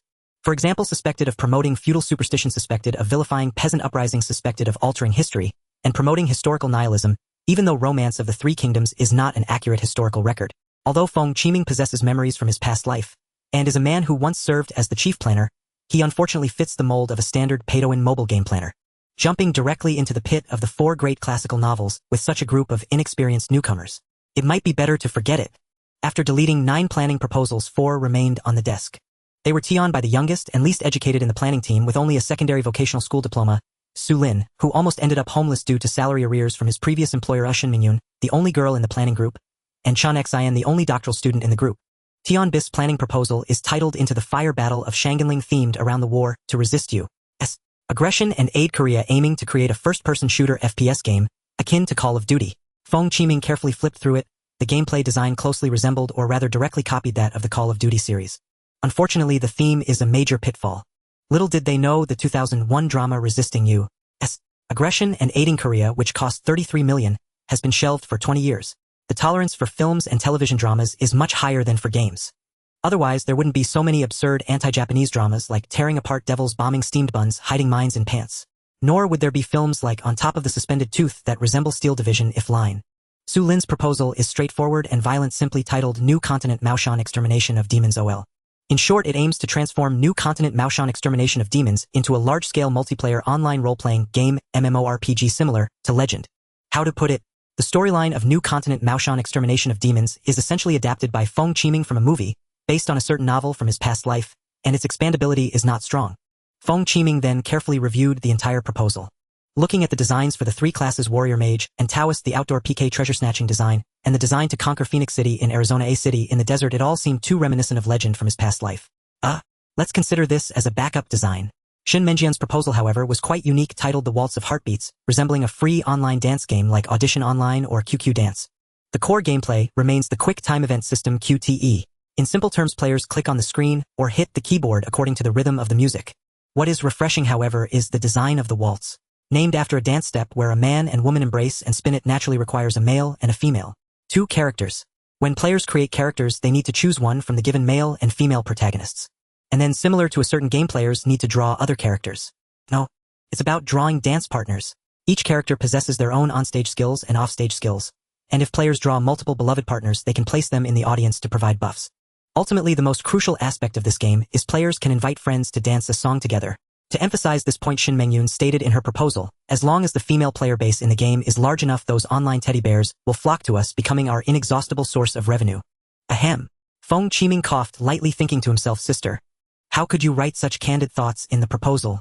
If this leaks out, won't our company earn the infamous reputation of insulting players? Quickly, Feng Qiming deleted online teddy bears and changed it to certain group of male players willing to try online romance. and replaced inexhaustible source of revenue with the most valuable customers. After reviewing his modified proposal, Feng Qiming nodded with satisfaction. This is definitely a very qualified business game proposal. The only drawback is that it did not consider the importance of character and plot development. However, this cannot be blamed on Shin Mengyun. After all, mainstream domestic online games in this era are mostly devoid of plots. Players who have played the certain game can imagine if the ones dancing the waltz in the center of the stage are Yi and Kamisato Ayaka or any other favorite, while the audience characters are Venti Zhongli Raiden Shogun Nahida and Farina. Wouldn't that evoke an immediate sense of immersion? This highlights the importance of character development. If this proposal could be paired with a professional team of narrative planners, along with a sufficient voice actor lineup and adequate animation production budget, the Waltz of Heartbeats would undoubtedly become an indelible milestone in both music games and otone games. However, the biggest problem at present is that this game is not suited for the current team to develop. Because in Feng Qiming's ideal version of the Waltz of Heartbeats, the core element remains narrative. Moreover, it should lean towards a female-oriented narrative. Although Chun Xin is a doctoral student in history with excellent literary skills, he certainly cannot produce it. This is because female-oriented narratives often center around characters, pushing the story's development through interactions between individuals, which is known as character-driven novels. The hallmark of such stories is their meticulous prose. Often simple interactions between two characters that would be glossed over in plot-driven novels, melee-oriented novels, can be elaborated into thousands of words. If Feng Qiming wishes to develop this game, he must center it around Shin Mengyun and create a new development team. After pondering for a moment, Feng Qiming decided to prioritize the Waltz of Heartbeats as the first backup option, while also casually asking for Shin Mengyun's personal opinion. Finally, Feng Qiming's gaze landed on the last proposal, which belonged to the most educated member of the planning team, doctoral student Chun Xin. If Chun Xin's proposal fails to satisfy Feng Qiming, then the next project will be the Waltz of Heartbeats. The comprehensive history of the Western region's biography of Gan Ning. Is it an action game? Upon seeing this title, Feng Qiming pondered for a moment, confirming that he was not familiar with this historical story, and decisively chose to continue reading. Next, there was a map showing the route from Jiaguan to the Red Sea coast, followed by detailed historical information. According to the document, historically Gan Ning was sent to Deqin in the 9th year of the Yongyuan era, 97 AD, during the reign of Emperor He of the Eastern Han Dynasty, under the orders of the Protector General Ban Chao. In the game, the protagonist plays the role of a guard to Gan Ning, following him on his mission to Deqin. In the first scene of the game, Gan Ying's party first encounters bandits, leading to a fierce battle. Soon after, a sudden sandstorm caused the protagonist to become separated from the main army. Thus, the game story officially begins with the protagonist trying to catch up with the main force, asking around and overcoming numerous hardships, passing through the countries of Tiaoji Paichi, and Anqi, finally catching up with the envoy on the Red Sea coast. This is the basic framework of the story. Chun Xin's proposal emphasizes having a wealth of detailed historical materials and references. It is filled with various historical texts in classical Chinese, each accompanied by translations for convenience. It even includes careful references to the armor crossbows and ring-headed sabers worn by the Han army, featuring not just generic images but first-hand photographs from Han Dynasty tomb excavations. This is in stark contrast to the Ming Dynasty-styled armor and weapons depicted in Romance of the Three Kingdoms. The only downside is that Dr. Chun Xin seems to have played too few games. His references to the combat system are more akin to those found in fantasy works like God of War and Devil May Cry. This does not imply that these two games have poor combat systems, but rather that they are unsuitable for a narrative set in such a realistic background. Feng Qiming thought for a moment and felt that in a story devoid of monsters and supernatural elements, a combat system similar to those in Kingdom Come Deliverance Mount Blade and For Honor would be more appropriate. In simple terms, players can choose to attack in 4 directions: up, down, left, and right. Similarly, players must also choose the direction to defend against enemy attacks. Only by accurately determining the enemy's attack-defense direction can your attack or defense be effective. However, this system is overly hardcore, and if fully adopted, it would strongly deter novice players. Therefore, Feng Qiming believes that some simplification is necessary. For example, only retaining 2 directions, upper left and lower right. Holding down the Q key and the left shoulder button on the controller can defend against attacks from the left and above. Holding down the E key and the right shoulder button can defend against attacks from the right and below. Clicking holding the left mouse button and the left trigger allows the player to attack from the left or above. Clicking holding the right mouse button and the right trigger allows for attacks from the right or below. Moreover, increasing the protagonist's defense in the opening battle ensures that they do not die easily, thus lowering the overall game difficulty. According to Chun Xin's materials, the weapons and armor of the Han Dynasty would dominate in the ancient western regions.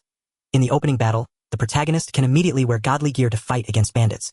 For example, the ring-headed saber forged from high-carbon steel is exceptionally sharp.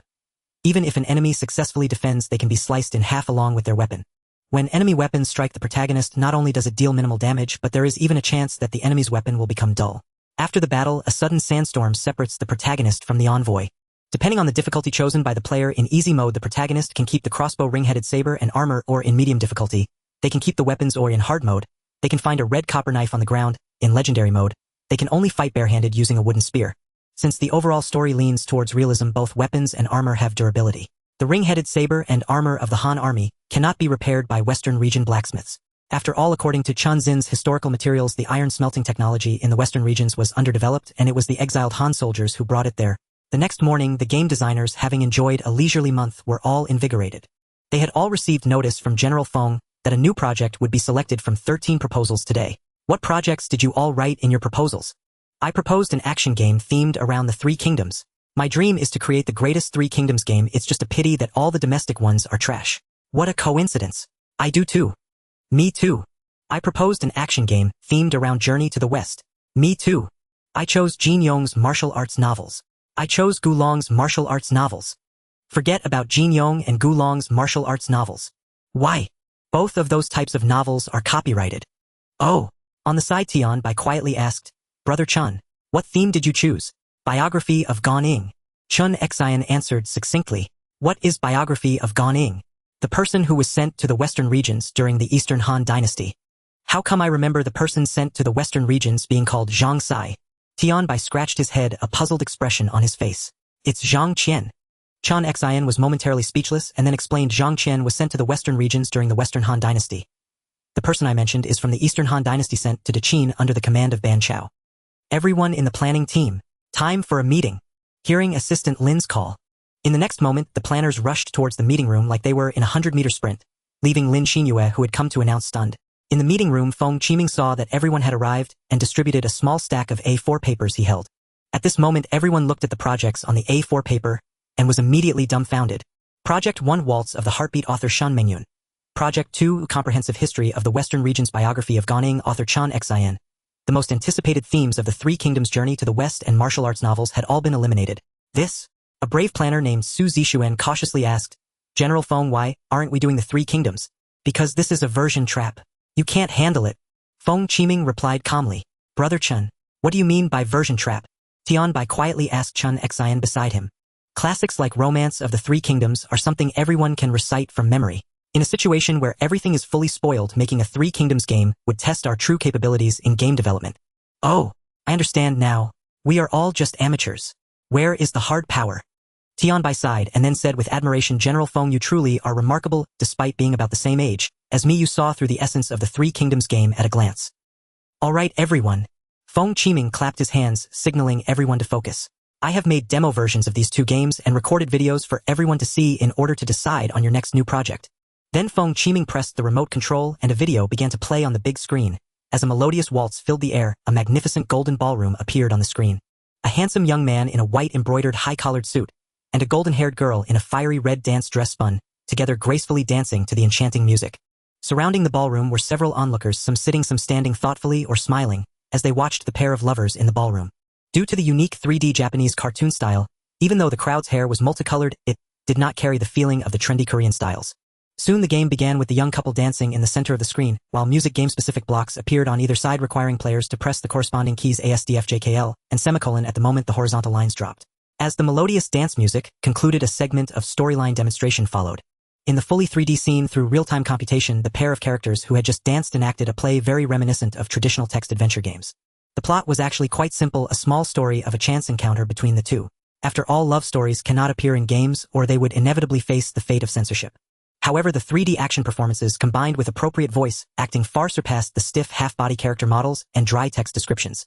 Compared to the textual descriptions of the planning document, the impact of the demonstration version DMO was undoubtedly intense. Even though most of the planners were male, they scoffed at Otome games. Yet at this moment each of them was eager to create this game and give it a try.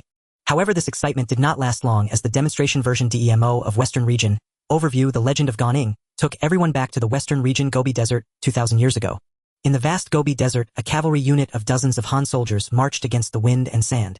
The next moment, over 200 bandits in tattered leather coats charged out from the hillsides on both sides, attempting to intercept the Han angels. The battle was about to begin. The perspective switched to the protagonist's third-person mode and the game officially started. At that moment, the protagonist drew back his bow, aiming at the upper side of the enemy's head. In the next second, an arrow shot forth, tracing an arc as it pierced through a bandit's skull. After continuously killing several bandits, they finally reached the protagonist, initiating close combat. A bandit swung a sword from the left towards the protagonist, and the player pressed the Q key, allowing the protagonist to perform a defense against the upper left followed by a metallic clash, as he successfully parried the enemy's attack. In the next second, holding down the left mouse button, the protagonist unleashed a vertical slash accompanied by a clang, blood splattered, and the sharp ring-headed knife cleanly severed the enemy along with his weapon, making it a thrilling sight. The subsequent battles were equally exhilarating. With blades drawn, the protagonist inflicted no harm upon himself, and with each strike an enemy was slain. But the twist came swiftly. As the protagonist killed the seventh enemy, a sudden sandstorm swept across the Gobi, shrouding the entire scene. Everything fell into silence, and the tranquility faded into a black screen. The video of the demonstration version demo concluded here. Silence enveloped the entire conference room, but it was uncertain who started clapping first. Soon, everyone present joined in applause. Feng Zong, you truly are a genius game designer. The demo you created is simply amazing. Yes, yes. This level is already comparable to foreign AAA titles. If this demonstration video were posted online, it would definitely drive countless netizens wild. Listening to the praises from the crowd, Feng Qiming remained unfazed, still standing on stage pretending to be a sage. The two demonstration versions demos were of course created by Feng Qiming using the system. Completing the planning document does not mean that the game cannot be fully produced. However, he had already received a system warning last time. If he misused the system to make games that greatly exceeded the productivity of this era, it would inevitably expose his uniqueness and ultimately reveal the system, leading to the failure of the challenge. Therefore, this time Feng Qiming only intended to use the system for optimization and bug finding. As for the game itself, it still required the employees to produce. Alright everyone, it's time to make a choice. Those in favor of developing the project Heartbeat Waltz, please raise your hands. Soon Shin Mengyun raised her hand first, followed by the young Tian by 2 votes. Feng Qiming nodded. Then those in favor of developing Western Region Overview The Legend of Gaoning, please raise your hands. This time the remaining 11 people all raised their hands in unison. 11 votes. Very good. Feng Qiming nodded and then solemnly announced, I declare that Suiren Network's next project is Western Region Overview The Legend of Gaoning. Immediately the conference room erupted into warm applause once more. Even though Shin Mengyun felt a bit disappointed about her project being rejected, she was still delighted for the new project. I now announce that Chun Xin will serve as the temporary chief planner responsible for the overall design of Western Region Overview The Legend of Gaoning. Then I will upload the DMO Chun Xin's original planning document and my modified planning document to the intranet for everyone to study and discuss. Alright, now Shin Mengyun stays behind everyone else. Meeting dismissed. Watching everyone leave the conference room, Shin Mengyun hesitated slightly, a hint of confusion appearing on her slightly plump oval face. Feng Zong, you called for me? It's like this? Feng Qiming deliberately kept a distance, speaking in a more formal tone. Our Suiren network is planning to expand and prepare to establish a new working group. What I want to ask is, are you interested in taking on the role of chief planner to develop Heartbeat Waltz? But I'm still a newcomer. The difficulty of developing Heartbeat Waltz is not high, but have you noticed what differences there are between the modified version and your original version? Shin Mengyun thought for a moment and immediately answered, it's the plot. Exactly, it's the plot. Feng Qiming showed a look of approval and continued to explain. For an otome game, especially a music game, the plot is indispensable, and it is the core and soul. Because ordinary games have players who focus on strength. As long as the numbers are high enough and the intensity is explosive, even a llama would attract payment. But for female-oriented games, at least for Heartbeat Waltz, it doesn't work. Female players tend to be more emotional. If they are not given enough build-up and are directly presented with the card pool, it is unlikely to generate income, even if your target is certain male players. What you said makes sense. Shin Mengyun hesitated. To be honest, being solely responsible for such a large project, I really feel uncertain. Can I take some time to think it over? If you come to a conclusion, feel free to come to my office. Watching Shin Mengyun leave, Chun Xin, the new chief planner, peeked out from the door. Do you need something? Chun Xin looked a bit embarrassed. Feng Zong, I want to ask if we can specially recruit someone for the project team. A street-side barbecue shop outside the fourth ring of the imperial capital, the sweltering summer night, seemed somewhat tranquil under the light. Sitting across from him was his senior brother Chu Joshan. How have you been lately? Chun Xin couldn't help but ask, looking at his senior brother, whose skin tone had become similar to his own. Don't even get me started. It's downright terrible. Damn it. My degree in liberal arts is utterly useless. I can only pick up my undergraduate diploma in civil engineering and go work on a construction site for a meal. Chu Joshan couldn't help but curse, appearing completely at odds with his previous identity as a PhD student. Damn, I'm so used to cursing now. He gulped down a bottle of peanut drink before slowly sighing. A few days ago, there was an accident on my construction site. There was an accident on the site, the framework collapsed, resulting in 8 deaths and 1 injury. It was a major incident and the foremen are all in trouble. I wasn't there on the day of the incident, so I'm fine. But an intern from the 4th year went in. An intern? Chun Xin paused his chopsticks. What does this have to do with an intern? They forged a signature. Chu Joshan sighed. He was just a foolish kid tricked into signing for his master, and look what happened. Sigh. Society is really treacherous. It's not like the ivory tower of a university. As Chu Joushan's angry complaints came to an end, he suddenly switched topics and asked with concern, I heard from senior sister that you were also driven away by that old man. Chun Xian nodded thoughtfully and responded, I suppose. Yes. So what are you doing now? I'm working as a game planner at Suiren Network. Game planner? Suiren Network? Chu Joushan blinked in surprise. That's the one that recently launched New Continent Maoshan Exterminates Monsters and Mystery Museum. I was involved in the design of the latter game. He asked curiously, as if Chun Xian were saying something unbelievable. I remember that, before we parted, you had never played video games. That's true, but for the month before I joined, I spent 12 hours a day in the company's game room. In terms of gaming skills, I am already better than most casual players. Chu Guai used your research results as the background story for the game planning proposal and submitted it. President Feng has already approved it. The next game will be based on this. Chu Joushan's brows furrowed slightly as he listened, somewhat puzzled, and asked, what do you mean? Did that old man not say that your thesis would not be published in any journal, not even have a chance to be featured in a story magazine? It shows that those academic tyrants who only worship foreign ideas have long occupied the academic world, deeply entrenched. Following traditional paths is definitely not a way to break through. That's right. President Feng has said that games are the ninth art and an important platform for public opinion. Perhaps we can change the course and publish your research results through video games. Can that work? Please explain in detail. It's like this. Chun Xian then explained the general design idea of general overview of the Western regions, the story of Gaoning, and the demo produced by President Feng to Chu Joushan. This is truly wonderful. Chu Joushan exclaimed, slapping his thigh in excitement. Such a clumsy lie has deceived the world for so long. I refuse to believe that everyone is a fool. There must have been wise people who saw through the truth but were repeatedly suppressed.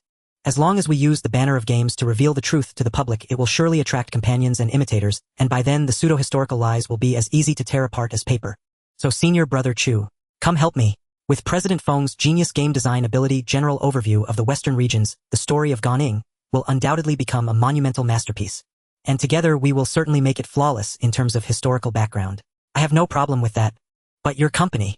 I've already spoken with President Feng. Come for an interview tomorrow at 9 a.m.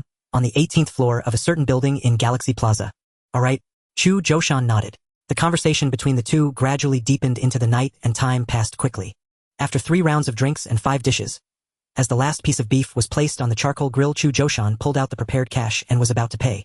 However, Chun Xian suddenly blocked his hand and pulled out his phone, saying, this time it's my treat. Chu Joushan looked at Chun Xian in surprise, and then said, you always go Dutch or eat for free?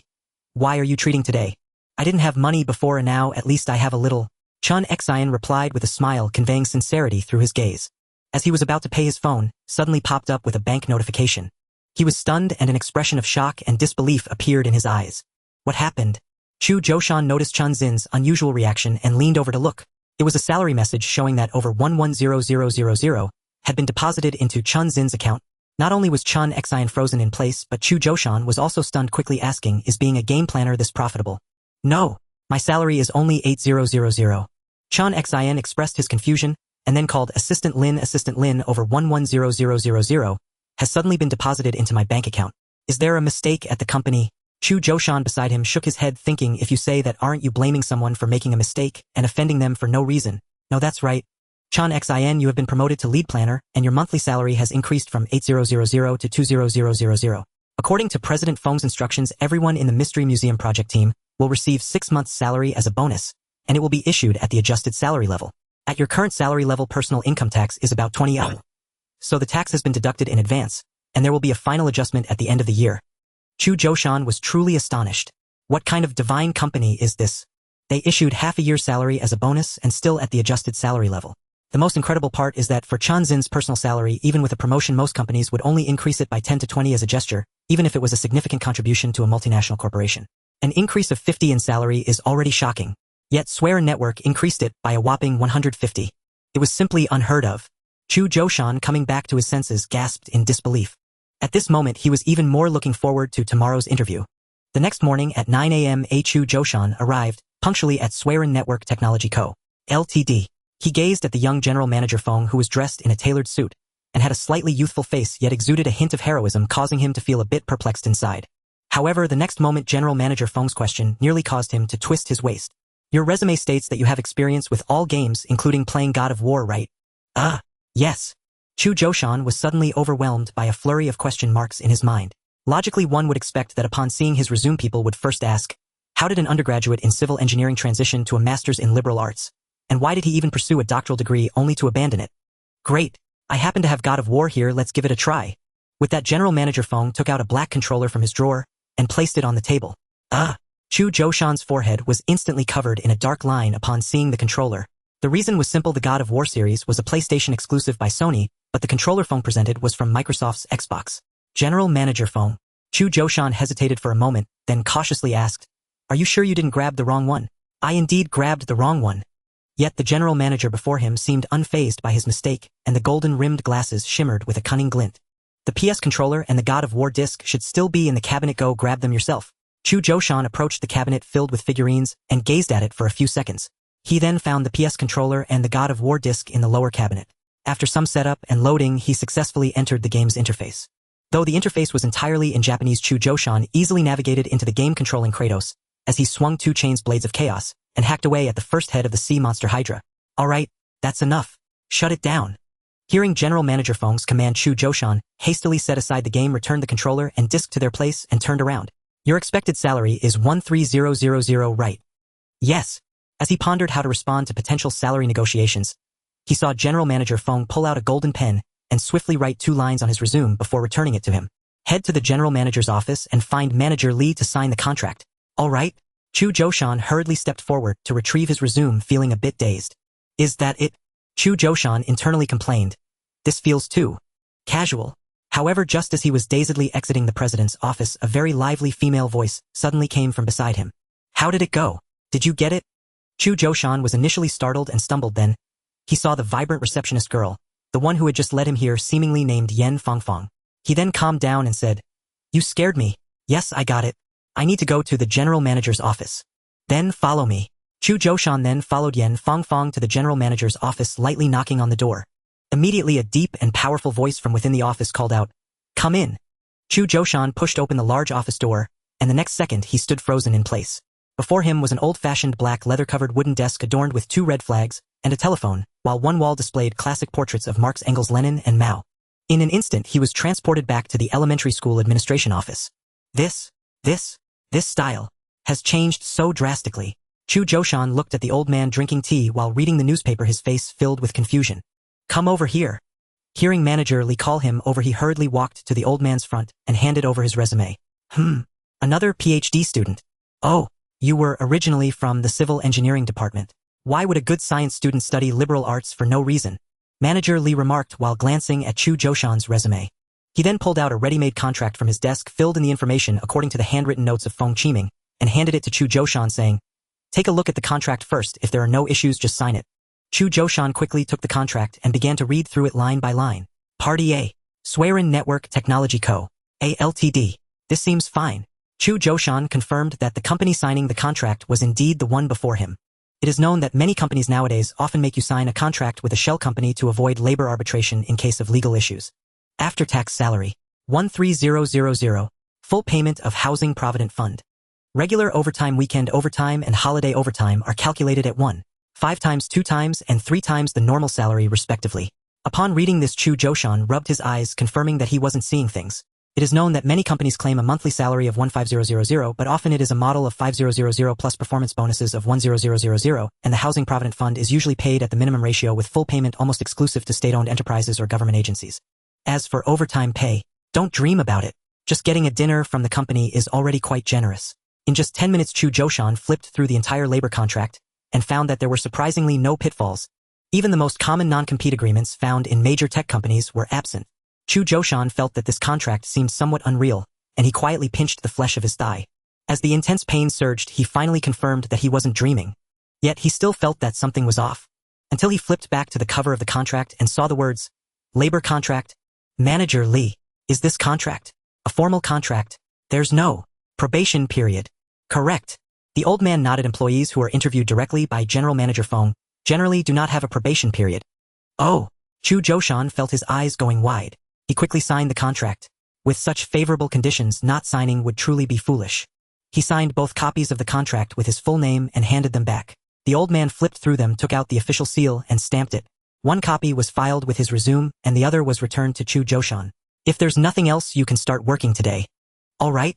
Then Chu Zhoushan followed Yan Fangfang back to the front desk to find Assistant Lin, who took him to the large office area for the planners. You can sit here. Chu Zhoushan looked at the enormous desk that was at least 5 feet wide, the dual 24-inch LCD screens, and was once again astounded by Suiren Network's generous conditions. As soon as he touched the keyboard, he noticed something unusual. This is a mechanical keyboard. Seems like it's the latest red switch keyboard. It is known that many workplaces use the worst membrane keyboards, often with 3 keys that conflict with each other. The system is the latest Windows 7, and the startup speed is incredibly fast. It even has 16 gigabytes of RAM, a 1 terabyte solid-state drive along with a 2 terabytes mechanical hard drive. Wow! The graphics card is actually a Titan Alpha, a performance monster that costs over 9,000. This is too extravagant. However, just as Chu Zhoushan was astonished by the computer's configuration, Assistant Lin returned to the large office area to announce, "Everyone save and shut down. Today we have a celebration dinner." Just as Chu Zhoushan was about to feign reluctance and drag his feet, the planners beside him had already completed their routine, saving with Control-S, exiting via Alt-F for a shutting down and vacating the open plan office. Meanwhile, Chun Xian approached Chu Zhoushan and urged, "Stop stalling. Shut down your computer, now." "Ha! Wait, are all of you really this straightforward?" "Straightforward. General Manager Feng only cares about results, not process. Hurry up, hurry up. Rumor has it we're switching to a new buffet restaurant today." "Switching? What do you usually go to?" "Jin Qian Bao." "Wait, that Jin Qian Bao, the one charging over 300 yuan per person." Soon the entire staff boarded a coach. After an hour-long leisurely drive, they finally arrived at their destination, the Shangri-La Hotel located on the western outskirts of the imperial capital. Whoa! Chu Zhoushan gazed up at the towering edifice and instantly felt lightheaded. Good heavens! It was the 5-star Shangri-La Hotel where its cave-style buffet reportedly cost 500 yuan per person. Surveying the procession of dozens of employees, he couldn't help but feel a fleeting pang of sympathy for General Manager Feng. The single meal would easily cost tens of thousands of yuan. Then General Manager Feng strode forward, raised an electric megaphone, and addressed the crowd. "Listen up, everyone. There's no time limit today. Eat until you're fully satisfied, then leave at your leisure. No rush. Absolutely no rush. Eat whatever you like, but don't force yourself past fullness. We'll be back again soon. Don't try to eat your money's worth. If you fall short, the company bears the loss. If you rupture your stomach, you bear the consequence." A gastric ailment means an endoscopy, where a thick tube is inserted down your throat into your stomach. That nauseating sensation, it'll haunt you for life. As he spoke, General Manager Feng gestured vividly to illustrate the tube's thickness. His wry, good-humored admonition sent the whole group into peals of laughter. "All right, follow Assistant Lin Xinhue. We're off, go." Moments later, the group trailed Assistant Lin through the grand lobby and into the hotel's 5-star cave-style buffet dining area. After completing formalities, they entered the dining hall and were instantly stunned by a mountain of lobsters piled high before them. Each lobster had been boiled, split cleanly down the middle, and laid proudly atop crushed ice. Unrestricted, unmistakably unlimited. Having dined at buffets before, colleagues quickly paired up and fanned out with plates in hand. Chu Zhoushan glanced toward Manager Li, who sat at a table with General Manager Feng and Assistant Lin, untouched plate before him. Clearly, as part of management, he chose not to intrude upon his team's festive spirit. Manager Li truly is a fine man. Chu Zhoushan mused inwardly. If not for Manager Li's insistence that he start work today, he'd have missed this lavish feast entirely. Just as Chu Zhoushan reached for a plate, a melodious voice sounded behind him. "Excuse me, are you an employee of Suiren Network Technology Co., Ltd?" Startled, he turned, and there stood a stunning young woman in a light blue summer outfit, her eyes sparkling like constellations. "You are?" "I'm Zhang Shanshan, reporter for Wanzhong Network News. May I conduct a brief interview with you?" Zhang Shanshan noticed the young man's slightly dazed gaze. Evidently captivated by her radiant charm, she fluttered her electrifying lashes, pointed toward a secluded corner table, and added in a sweet velvety tone, "Shall we sit there? We can chat over coffee." Few men could resist such an invitation from a beautiful woman. In moments, they settled at the quiet corner table. Zhang Shanshan personally poured 2 cups of coffee, an earnest gesture of goodwill. As a seasoned reporter for Wanzhong Network News, she'd happened upon the Shangri-La Hotel during her return journey. Hearing General Manager Feng's familiar voice blaring through the megaphone, she quietly followed the group inside. Yet she refrained from approaching Feng directly to request an interview. For good reason. Last time, her editor's sensationalist headline had indeed tripled that issue's circulation. But the price was steep. Her professional credibility collapsed, and Feng promptly blacklisted her. Unbeknownst to Zhang Shanshan, however, Feng hadn't blocked her number outright. Rather, overwhelmed by constant solicitations, he'd simply enabled a whitelist mode, effectively silencing all unapproved contacts. So this time Zhang Shanshan resolved to interview an ordinary Suiren Network employee instead. And that fortunate employee was none other than Chu Zhoushan, freshly onboarded that very day. With practiced ease, Zhang Shanshan retrieved a ballpoint pen and a notebook from her bag, readying herself for the interview. "May I ask for your name?" Perhaps best left unspoken. Zhang Shanshan promptly jotted down in her notebook. An employee who prefers to remain anonymous. How long have you been with Suiren Network? I just started today. Instantly she inserted a V between de and yuan and prefixed xin, transforming it into a newly joined employee who prefers to remain anonymous. And your academic background, your position, your monthly salary, your benefits package. May these details be disclosed? Oh, yes, certainly, Chu Zhoushan replied, recalling his employment contract contained no clause forbidding salary disclosure. I'm currently pursuing my Ph.D. My title is executive planner and my monthly salary is 13,000 yuan. At the word Ph.D., Zhang Shanshan felt a jolt of genuine surprise. She'd never imagined this sun-kissed young man was a doctoral candidate.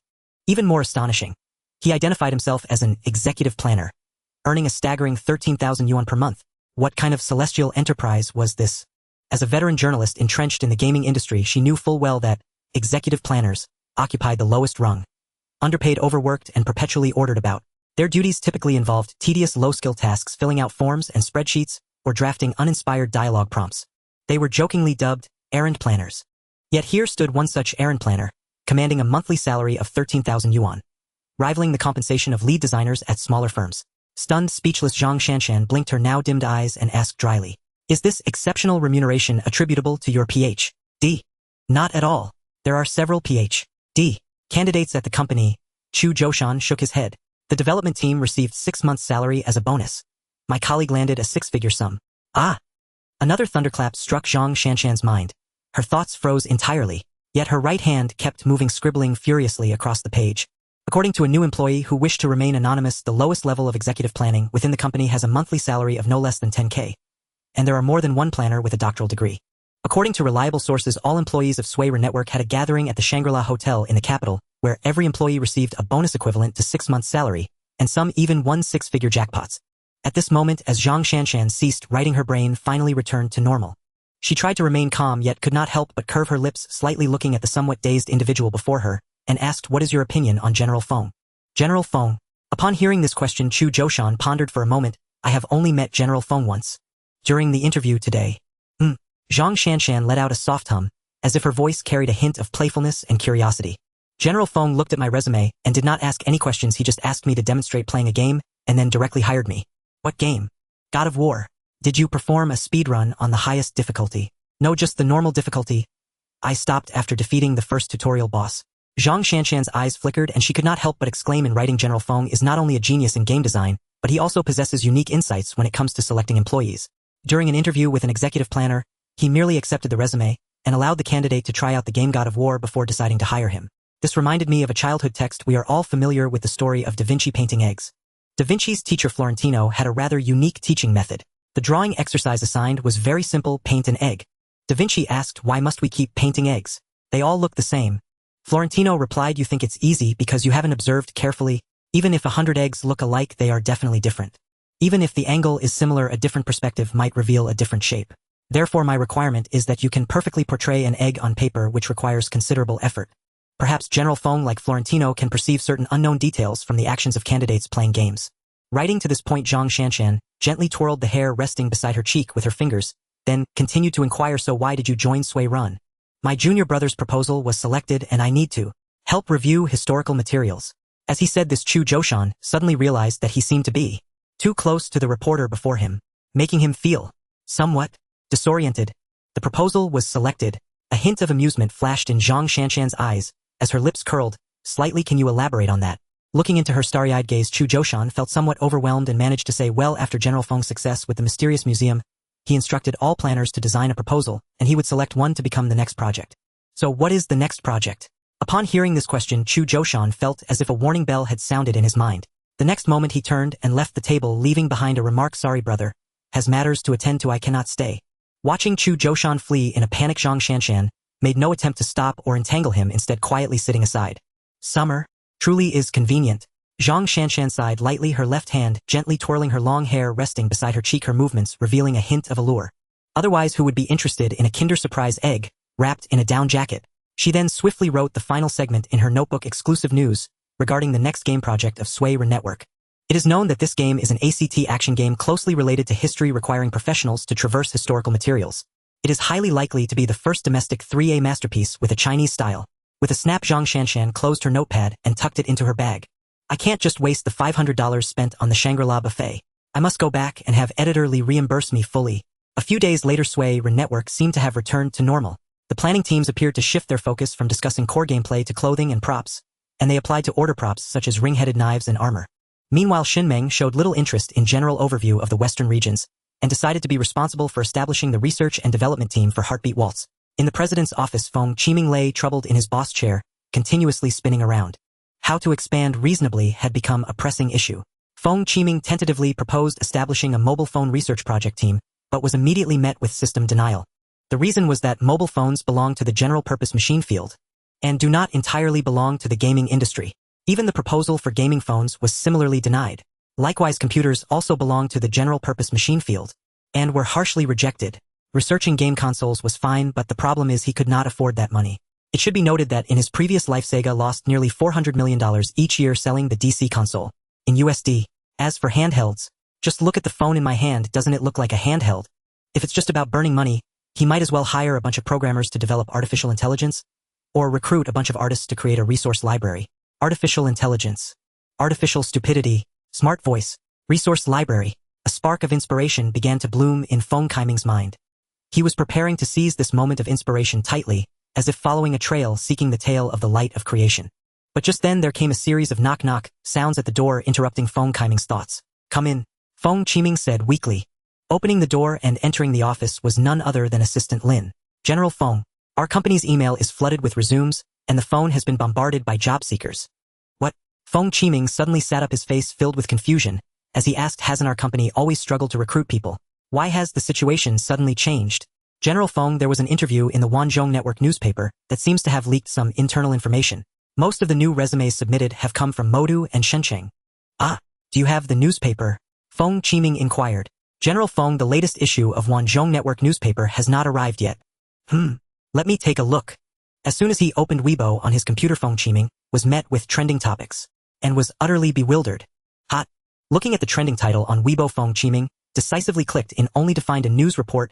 Suiren Network stunning national-style exclusive new work, will it spark a new storm in domestic games? Suiren Network held a grand celebration banquet at the Shangri-La Tea restaurant in the capital, causing a sensation in the gaming industry. At this eye-catching banquet, an anonymous senior employee revealed shocking insider information about Suiren Network, leaving everyone astounded. This mysterious employee's revelation disclosed that the lowest-level execution planners at Suiren Network earn no less than 10K per month, fully demonstrating the company's high regard for talent. Even more astonishingly, it is said that among the planning team within the company there are multiple talents with doctoral degrees showcasing their talent and strength, which has truly amazed the gaming industry. Insiders also revealed that to recognize the employees' hard work on the mysterious museum, all staff at Suiren Network received 6 months' salary as a bonus at the celebration banquet, leaving everyone in disbelief. Even more exciting, some employees were awarded a one-time 6-figure grand prize, pushing the entire celebration banquet to its peak. Feng Qiming, the founder of Suiren Network, is hailed as a genius in the gaming industry. Not only is he exceptionally talented in game design, but he also demonstrates a unique vision in employee selection. An insider revealed that during interviews for game planning positions, Mr. Feng only needed the applicants to play a simple game to accurately assess their capabilities, showcasing astonishing insight. It is worth mentioning that Mr. Feng's talent for identifying people seems to resonate with the story in the childhood text Da Vinci Paints an Egg.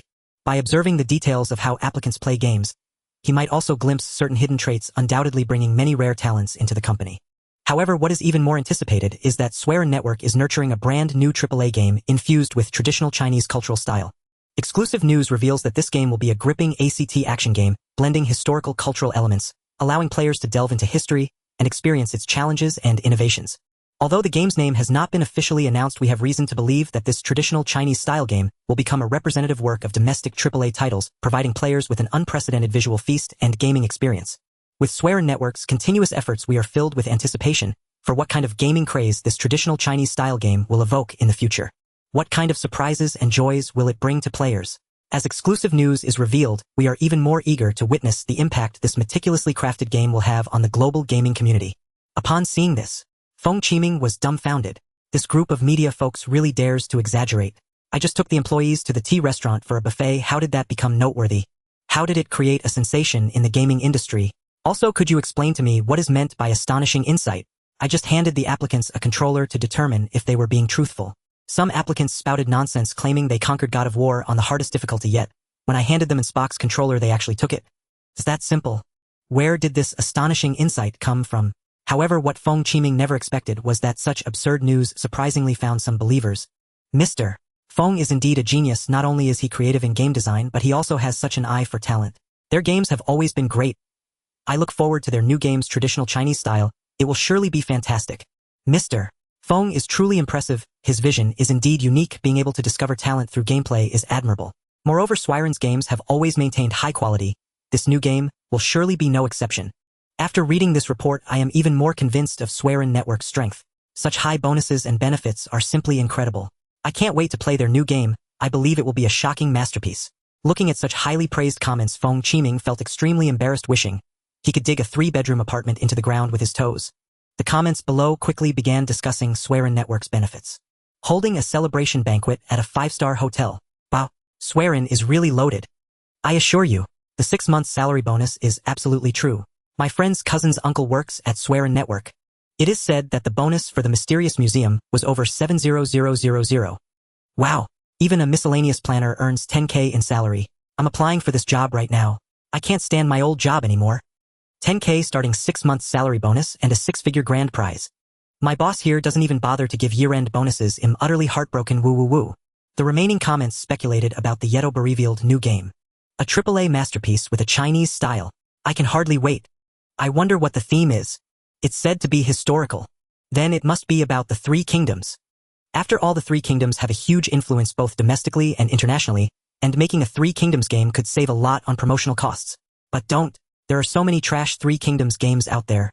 If Suiren could make it like the mysterious museum, I could begrudgingly accept that. They say it's an ACT, meaning it's an action game. It's similar to God of War, Devil May Cry, and Prince of Persia. That would be great. Why can't it be Journey to the West? The above. Does Journey to the West involve history? Isn't that mythology? Journey to the West also involves the history of the Tang Dynasty. Okay. Below this Weibo post are 2 screenshots. The images are large-as-eye screenshots, and judging by their source, they appear to come from a certain city's forum. One of the screenshots contains a photograph that looks somewhat blurry. Inside the massive delivery box, various Han-style weapons, such as Han swords and ring-headed sabers, are packed. Beneath the screenshot is a sentence. Today this delivery box scared our station half to death. It was incredibly heavy and couldn't pass the security check. Upon opening, it was discovered to be filled with various swords and daggers, fortunately all of which were unsharpened. The recipient of the delivery was a company called Suiren Network, which is based in the capital. Is this company planning to make a movie? Next, there was another screenshot still featuring the delivery box, but this time it contained Han-style armor. Underneath the screenshot is, we have rechecked all the deliveries sent to this company, and found that besides swords and daggers there were also armors and costumes. It seems they really are planning to use them for filming. The person posting is named Han Howren, seemingly a well-known figure in the gaming community. He stated in this Weibo post, this week's Wanzhong Network report exposed that Suiren will launch a 3A game themed around traditional Huaxia. You know, in the last report it was said that President Feng mentioned Castlevania Symphony of the Night was his stepping stone, which drew a lot of criticism. But what was the result? President Feng kept his word. Castlevania Symphony of the Night truly became the stepping stone for New World Maoshan Exorcism. Now the producers of Symphony of the Night have gone to work for President Feng. This exposure is probably true as well.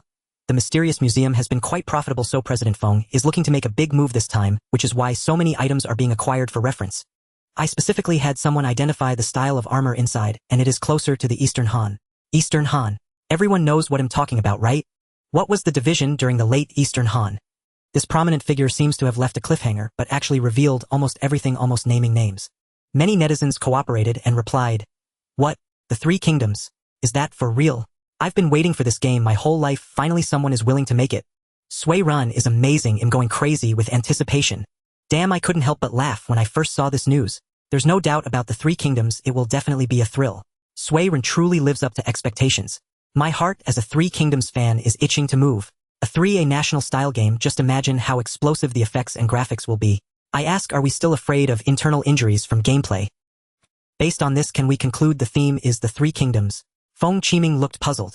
Come on. The Eastern Han lasted for 195 years. Are you seriously only recognizing the late Eastern Han? Don't you know my archmage Lu Xiu? Seeing so many people being led astray, Feng Qiming decisively replied using his private account Wu Fengxiao. I'm telling you not to mislead people. I am a certified employee of Suiren, and I assure you that Suiren's new game is definitely not about the 3 kingdoms. Then feeling somewhat uneasy, Feng Qiming hurriedly clicked the search box, and the next second the trending topics changed to 1. Hot. Suiren's new work exposed, highly suspected to be about the Three Kingdoms. 2. Hot. Suiren Network's National Style 3A new work suspected to be leaked. Damn. This rumor climbed to the top way too quickly. Feng Qiming quickly opened the trending topics, and saw that within moments the news about Suiren's new work, suspected to be about the Three Kingdoms, had spread across Weibo. A bunch of bloggers and influencers crazily reshared for the sake of popularity. But as the saying goes, 3 people make a tiger, and as it spread it completely transformed. Rumors about Suiren Network's new work suspected to be related to the Three Kingdoms. Intense speculation. Is Suiren Network's new work based on the Three Kingdoms? Shocking. Is Suiren Network's new work possibly related to the classic Three Kingdoms? Explosive revelation. Suiren Network's new work's Three Kingdoms theme has surfaced. Official announcement. Suiren Network's new work themed around the Three Kingdoms is coming.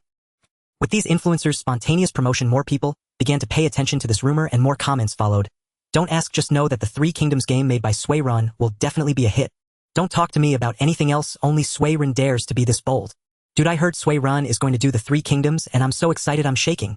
This isn't just a game, it's simply my heart's desire.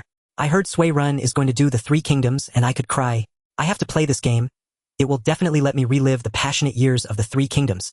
Seeing the rumor spreading wider, Feng Qiming was already feeling a headache. He certainly knew the power of this massive rumor explosion. But he absolutely could not touch the Three Kingdoms landmine. Anyone who has played For Honor knows that the attack-defense system he chose would be incredibly dull if it strayed from 1v1 combat. As a lone wolf, this system would only highlight its cleverness and intricacy in small-scale battles. But on a battlefield like the Three Kingdoms, it would definitely be a nightmarish experience. Unless he also made a modified version of Wulong Fallen Dynasty like Dark Souls. At that point, things like obtaining a license would be minor. Feng Qiming would just be waiting to set up a stall on the street to sell hats. Just then his notifications suddenly popped up with 99 new messages, and Feng Qiming curiously clicked to see, only to be overwhelmed by a flood of replies saying, the new Suiren Three Kingdoms game has been confirmed. It's already trending on Weibo. What nonsense are you still talking about? Are you a brainless idiot? Why do you deny it? Who do you think you are fooling? Do you think we're fools? The delivery photos have already surfaced. Can you still bite back? Do you really think we are blind? How dare you? Don't think you're so clever. Everyone knows you are just a pile of rubbish. Looking at this pile of comments, Feng Qiming felt speechless. If they clicked into his profile, they would see the verification of a corporate blue V and the word Suiren Network Technology Certified Employee.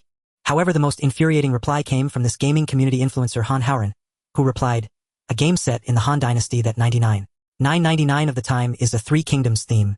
I've been immersed in the gaming community for over a decade. Who knows better, you or me? Feng Qiming was so annoyed he almost laughed, and he decisively typed a reply. How about we bet on something? Perhaps seeing so many fans supporting him, this influencer was unyielding and arrogantly pinned Feng Qiming's replying again. If Suiren doesn't do the Three Kingdoms, I'll livestream myself eating a keyboard. Feng Qiming decisively took a screenshot and saved it, then opened another web browser and directly logged into Suiren Network Technology's official Weibo to edit, Dear players, hello. Recently we have noticed various speculations and rumors on social media about the new game our company is developing. Here we solemnly declare that our company is indeed working hard to develop a 3A action game themed around traditional Huaxia, but this game is not based on the Three Kingdoms. We understand everyone's enthusiasm and expectations, and we hope everyone can view various rumors rationally. As the official Weibo, we will timely release accurate information, allowing everyone to be updated on the game's latest progress. Please do not spread or believe rumors and rely on the information released by the official Weibo. Thank you for your support and attention. We will bring you an exciting new work. Stay tuned. With the release of this announcement, it was akin to a thunderclap in a drought, stirring public opinion into a chaotic frenzy. Soon the news of Suiren's official denial topped the trending searches again. The fans of the Three Kingdoms who had initially believed the various influencers found themselves plunged from joy to despair, a sudden change in fortune. Upon hearing it wasn't the Three Kingdoms, I truly felt my spirit sink. After waiting so long, I thought I could finally play a genuine Three Kingdoms game, only to find it was all in vain. Perhaps I had hoped too much, but the sense of disappointment is truly heavy. I hope there will be an opportunity to play a real Three Kingdoms game in the future, but right now my heart feels a bit billion points sad. It turns out it's not the Three Kingdoms. When I first heard this news, I was indeed a bit stunned. Perhaps I was too fixated on my own expectations, resulting in this outcome. Although disappointed, I also understand that every company has its own plans and creativity. Seeing Three Kingdoms truly stirs some emotions within me, but unfortunately this time it did not come to fruition. Hearing it wasn't the Three Kingdoms really made my spirits plummet. The beautiful expectations of the past have now instantly evaporated. Perhaps I am too attached to the Three Kingdoms games, which is why I feel somewhat disappointed. I hope that in the future there will still be an opportunity to play a real Three Kingdoms game, or maybe this is just a temporary regret. Under this official Weibo post, countless people left comments expressing their regrets over the new work not being Three Kingdoms. Of course, some were curious if it is set in the Eastern Han Dynasty what other stories would fit if not the Three Kingdoms. However, this normal discussion was quickly drowned out in a wave of petitions. I am already tired of the embarrassing romance of the Three Kingdoms and Dynasty Warriors. I hope Suiren can create a Three Kingdoms game. No matter what, I will support it. Everyone, let's petition together. Let our voices reach Suiren Network, hoping they can hear our wishes. As this petition comment was liked and pinned by the crowd, more netizens followed suit, leaving messages of petitioning under Suiren's official Weibo. Let's abandon the original plan. I hope Suiren Network can hear the players' voices and produce an exciting Three Kingdoms game. I hope everyone can come to petition, turning our wishes into reality. We have been waiting for so long. I hope Suiren Network can produce a real Three Kingdoms game. Petition, petition. Our expectations, our voices. I hope they can reach the development team. If there's no Three Kingdoms game, we won't leave. Suiren Network, you must produce a Three Kingdoms game. We are not just players but loyal followers of the Three Kingdoms. Not producing it means you are not a Huaxia person. Everyone, let's petition together. Let Suiren Network hear our calls. As the number of petitioning players grew, the emotions of the crowd intensified, and in the end the petition comments began to completely break down. As a loyal Huaxia player, I firmly believe Suiren Network has the obligation to meet the expectations of the players. The Three Kingdoms theme is our cultural treasure and our national sentiment. If you truly regard yourselves as Huaxia people, please fulfill your responsibility and produce a real Three Kingdoms game. Not just for commercial interests but to pass on our history and culture. Not producing it is a betrayal of national sentiment. Our intentions, please make sure to hear them. Suiren Network, you should understand this is not merely a game issue but a matter of national sentiment. The Three Kingdoms theme is dear to all players. We have always looked forward to a truly representative national-style AAA masterpiece of our history and culture. If you refuse to produce it, how can you not feel sorry for your country and nation? Please do not use commercial interests as an excuse. For our shared culture and pride, do not hesitate. You must produce a Three Kingdoms game. This is not just a game, it is our pride. Suddenly, the entire online discourse became tumultuous and unpredictable as storm clouds rolled in, seeming as if all netizens had been swept up in a tempest, igniting a tide of emotions. Not only ordinary netizens but even some influential figures online also posted to express their supportive views. In just half a day, this influence even spread offline. Not only was the customer service overwhelmed by Three Kingdoms petitions, but some players even directly called the Suiren company, only to be stopped by the receptionist. However, this was not the worst part. The worst situation was that even within the planning team there were signs of restlessness. Originally, several planners who had submitted proposals for the Three Kingdoms were also discussing whether they could change direction in the group. All members of the Western Region planning team gather in the meeting room. Soon, the 13 members of the Western Region planning team convened in the meeting room. Although Chu Zhoushan was part of it, Shen Mengyun was independently preparing the Heartbeat Waltz project, so the planning team remained at 13 members. Feng Qiming stood at the front of the conference table, wearing a monocle on his left eye shimmering with a faint cold light. Alright, now that everyone is here, I announce something. Our development plan remains unchanged. Our next project is still Western Region Planning Gonying's Tale. Upon hearing CEO Feng announce that everything would remain the same, Chen Xian and Chu Zhoushan finally breathed a sigh of relief. In a sense, the two were gathered here thanks to the necessity of Western Region Planning Gonying's Tale. But CEO Feng, what the players are looking forward to is a AAA Three Kingdoms game. The one who spoke against was named by Kuan, a second-tier graduate in computer software from an ordinary university, and among the planners he was the only one with a background related to video games. By Kuan, right? Feng Qiming nodded. I believe every parent hopes their child gets into Tsinghua or Peking University, right? What do you think? Should you fill in the application for Tsinghua or Peking University? Or should you fill in a more certain university? Well, of course it's a more certain university. Sit down. Feng Qiming nodded in satisfaction, then gestured for Bai Kuan to sit down. As the saying goes, knowing one's mistakes and not arguing is a great virtue. I want to correct you on one point. Netizens do not represent players. Some people are just the type who enjoys creating drama and fanning the flames everywhere. If we were to accept the current public opinion, that would be a ticking time bomb. Doing well is only natural, doing poorly makes you a national sinner. With your level, creating an interesting Three Kingdoms minigame isn't difficult at all. But if you want to create a AAA action game with a Three Kingdoms theme that meets players' expectations without at least a decade of experience in action game development, you should not even think about it. Let me put it in the simplest way possible. Just take the appearance of the generals from the Three Kingdoms, for example. Who do you model after? In 1,000 people's hearts there are 1,000 Hamlets. If you model after the TV series Romance of the Three Kingdoms or the embarrassing Romance of the Three Kingdoms and Dynasty Warriors, you will have netizens or players accusing you of plagiarism. But if you draw them differently, they will say that so-and-so doesn't look like that at all. The characters in the TV series Romance of the Three Kingdoms or the embarrassing Romance of the Three Kingdoms and Dynasty Warriors clearly look that way. When that happens, who will you reason with? Upon hearing this, everyone couldn't help but laugh. CEO Feng, can't you do it either? I have only watched half of Romance of the Three Kingdoms. What do you think? Feng Qiming shrugged his shoulders, provoking hearty laughter from the crowd. Even though President Feng expressed that he was incapable, to everyone else it was clear that since he could see through this issue so insightfully, even if the project changed direction, he would still be able to deliver an absolutely qualified Three Kingdoms game. So President Feng, what should we do next? The online public opinion has exploded.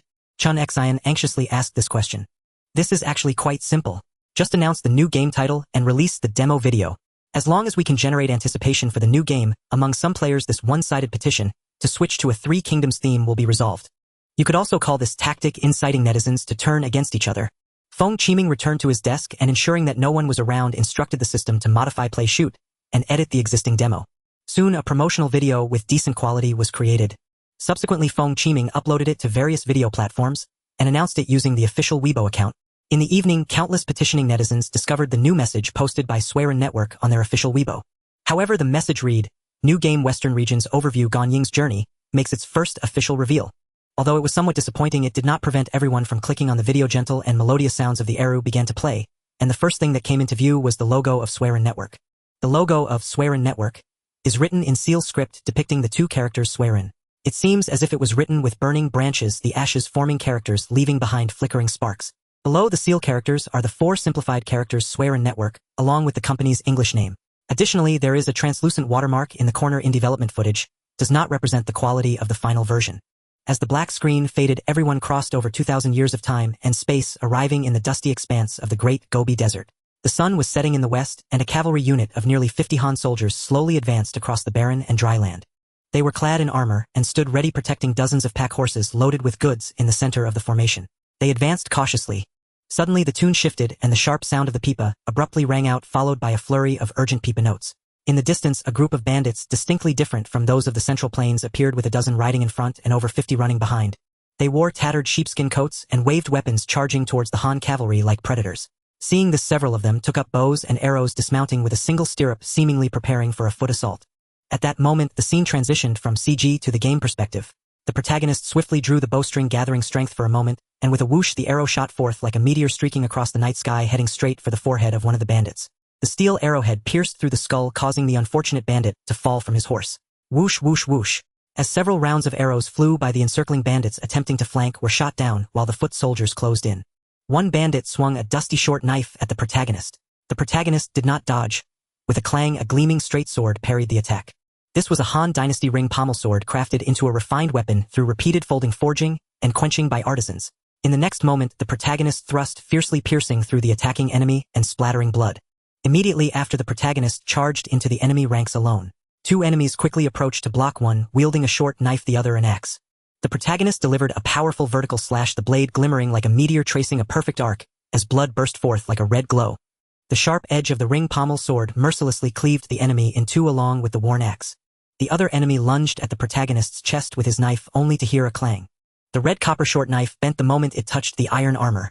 Seeing his weapon destroyed, the enemy turned pale with fear, intending to retreat, but was immediately struck down by the incoming ring pommel sword. The sharp blades and sturdy armor made the protagonist exceptionally ferocious. Soon the bandits were sent fleeing in fear. The pipa's sound faded and the drum began to play. In the blink of an eye, the vast Gobi Desert under the clear sky seemed to unveil its true hideous visage, a cloud of dust enveloping everything, blocking out the sun, leaving only a deep gray. In an instant, all sights became a blur. The protagonist tightly shut his eyes, protecting his head with his arms, striving to withstand the onslaught of the wind and sand. The sand and dust pounded the ground like countless tiny bullets, emitting a low rumble. The sandstorm swept in like a pack of ferocious beasts, raising turbulent waves, violently crashing against the audience's screens. As the dust swirled, a sense of dryness and bitterness filled the air, as if everything was swallowed up in the boundless sand. The howling sound resembled an army of thousands galloping past, instilling fear. The scenery had long been swallowed, everything around fell into a gray world. The power of the sandstorm was incredibly terrifying, as if it could devour all life. Amidst the boundless void dominated by the forces of nature, one could truly feel their own insignificance. As time passed, the fury of the sandstorm gradually diminished, the winds and sand ceased, and visibility slowly returned. As the sandstorm passed, what remained was a state of chaos and silence. The drum sound faded, and the mournful sound of the Eru began to play softly again. Moonlight fell to the ground like silver threads, weaving through the curtain of night, gently sprinkling upon the desolate land of the Gobi. The bright moon hung high in the sky, casting a gentle glow that smoothed the desolation's edges and outlined a mysterious silhouette. The protagonist was half buried in the sand, lying on the ground quiet, as if he were a corpse. One hand was raised high above his head, softly spread open, having attempted to grasp the ground. In the next moment, with a loud bang of the drum, this large hand suddenly clenched into a fist. The camera rose into the sky, focusing on the starry sky, completely fixing it into a black curtain. A line of gilded characters then emerged, Western Region's Overview Ganying's Journey, followed by a line of small white characters below, expected to be released in winter 2011. Stay tuned. With the unveiling of the video overview of the Western Region's The Legend of Ganying on the internet, it was like a bomb dropped into a rolling flood, unexpectedly triggering a seismic reaction.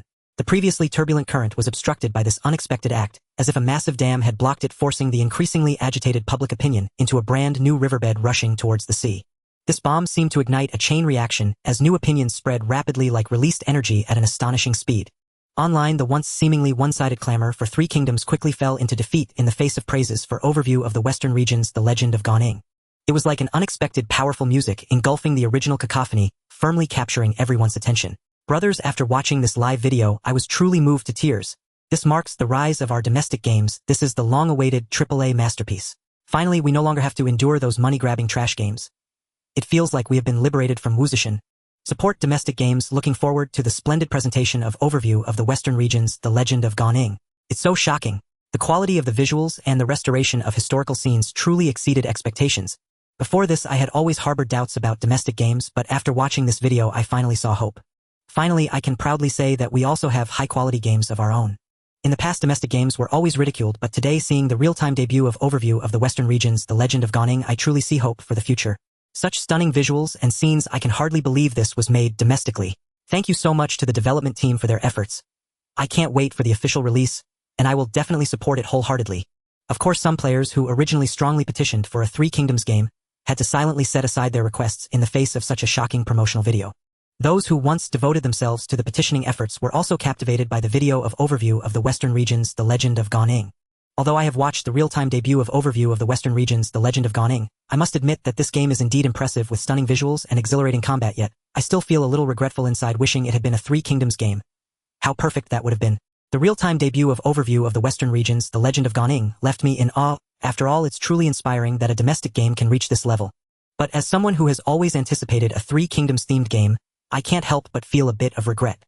I hope Suiren Network can weigh this and give us Three Kingdoms fans a satisfactory answer. I really love the Three Kingdoms theme, so when I saw the real-time debut of overview of the Western Region's The Legend of Ganying, my heart was truly conflicted. The quality of this game is indeed high, but I still can't help but wish for a Three Kingdoms game from Suiren Network to satisfy our long-held expectations. I hope for a good outcome. However, as the saying goes, in a large forest, there are all kinds of birds.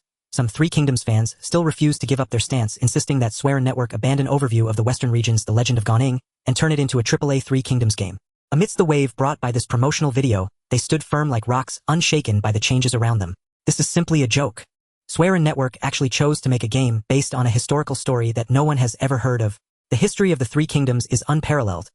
They have such excellent technology, yet they don't make a Three Kingdoms game. It's simply a waste of resources. I really don't understand what Suiren Network is thinking. The history of the Three Kingdoms is so exciting. To waste their capabilities on this unknown story is simply irresponsible to Three Kingdoms fans. Do they think we are not interested in the history of the Three Kingdoms? Don't say I'm extreme. This overview of the Western Region's The Legend of Ganying is truly unwatchable. The history of the Three Kingdoms is the true classic. I really doubt Feng's judgment when Suiren Network chooses not to make a Three Kingdoms game. Who would be interested in such small fragments of history? Thus, the comment sections of each video instantly turned into a battleground, with fans of overview of the Western Region's The Legend of Ganying clashing with extreme fans of romance of the Three Kingdoms. In no time, you Three Kingdoms fans are truly narrow-minded. Can't you accept a game of a different theme? The Legend of Ganying has clearly showcased such stunning live visuals. Why do you still insist on your way, simply closing your eyes and blocking your ears? Shut up, you who don't understand. The Three Kingdoms is the essence of Huaxia history. How can they not produce a Three Kingdoms game instead of other themes? Do you even understand the value of the Three Kingdoms? You Three Kingdoms fans are truly self-righteous. Don't think that the Three Kingdoms is the only correct choice. Isn't the purpose of games to experience different worlds? The historical story of the Legend of Ganying also has its charm. You just can't see it. Shut up. You have no right to talk about games. Suiren Network has such excellent technology. To not make a Three Kingdoms game is simply wasting resources. You are just blinded by a superficial, glamorous appearance. The history of the Three Kingdoms is the best in the world, recognized globally. Whether at home or abroad, its fame is the highest and the broadest. It is the synonym of Huaxia. As the two sides of internet users clashed in the comments, the popularity of the video overview of the Western regions, The Legend of Gaoning, surged, prompting major video platforms to unleash their promotional resources, crazily pushing it to their users, undoubtedly creating a situation where 1 + 1 is greater than 2. As for overseas video sites, the largest overseas video platform YouTube and the Japanese Zakanzako Animation both had advertisements, but compared to the domestic frenzy, it was only relatively hot.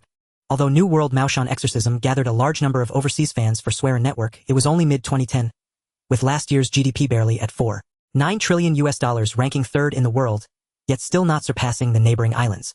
After all, soft power needs hard power to back it up. Therefore, the video of overview of the Western regions, The Legend of Gaoning, was merely moderately popular, failing to stir up a massive wave. The next day at 9:30 p.m. Feng Qiming sat in front of the television battling alongside the sergeant to escape the autumn pillar, when suddenly his phone rang. Feng Qiming immediately answered the call, and he heard Assistant Lin's voice on the phone. Mr. Feng, good news. Our overview of the Western regions, The Legend of Gaoning, is on TV, and it's even on CCTV. Upon hearing this good news, Feng Qiming quickly tossed aside the controller and immediately switched the channel to a certain station of CCTV. The entire news segment indeed featured a general overview of the Western regions, the biography of Gaoning, but the background audio was saying recently the gaming industry has once again become a hot topic in the capital market. The capital market's attention towards the gaming industry continues to rise with numerous eye-catching news reports.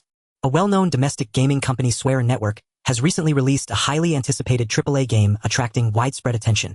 This development has sparked significant interest in the capital market as investors began to delve into the future potential of the gaming industry. As a vital economic growth engine that cannot be ignored, the gaming industry is continually integrating technological innovation and cultural creativity, bringing fresh opportunities to the capital market. With the proliferation of mobile internet and technological breakthroughs, gaming has evolved from merely a form of entertainment into a vast industry full of business opportunities. The capital market's focus is not only reflected in the fluctuations of gaming company stock prices, but also in investors' interests regarding the future development prospects of the gaming industry. Professional analysts point out that with continuous technological innovation and expanding market demand, the gaming industry is expected to become a new engine for economic growth, injecting new vitality into the capital market. In summary, the gaming industry is a significant highlight of the economy, capturing the attention of the capital market. We will continue to monitor developments in this field and bring you more in-depth reports. This entire news segment lasted only 2 minutes, merely mentioning Suiren at the beginning. The core report focused on the capital market's interest in the gaming industry. This left Feng Qiming somewhat disappointed, as he had hoped for something more serious on television. Mr. Feng, you don't seem very happy. The voice of Assistant Lin came through the phone again.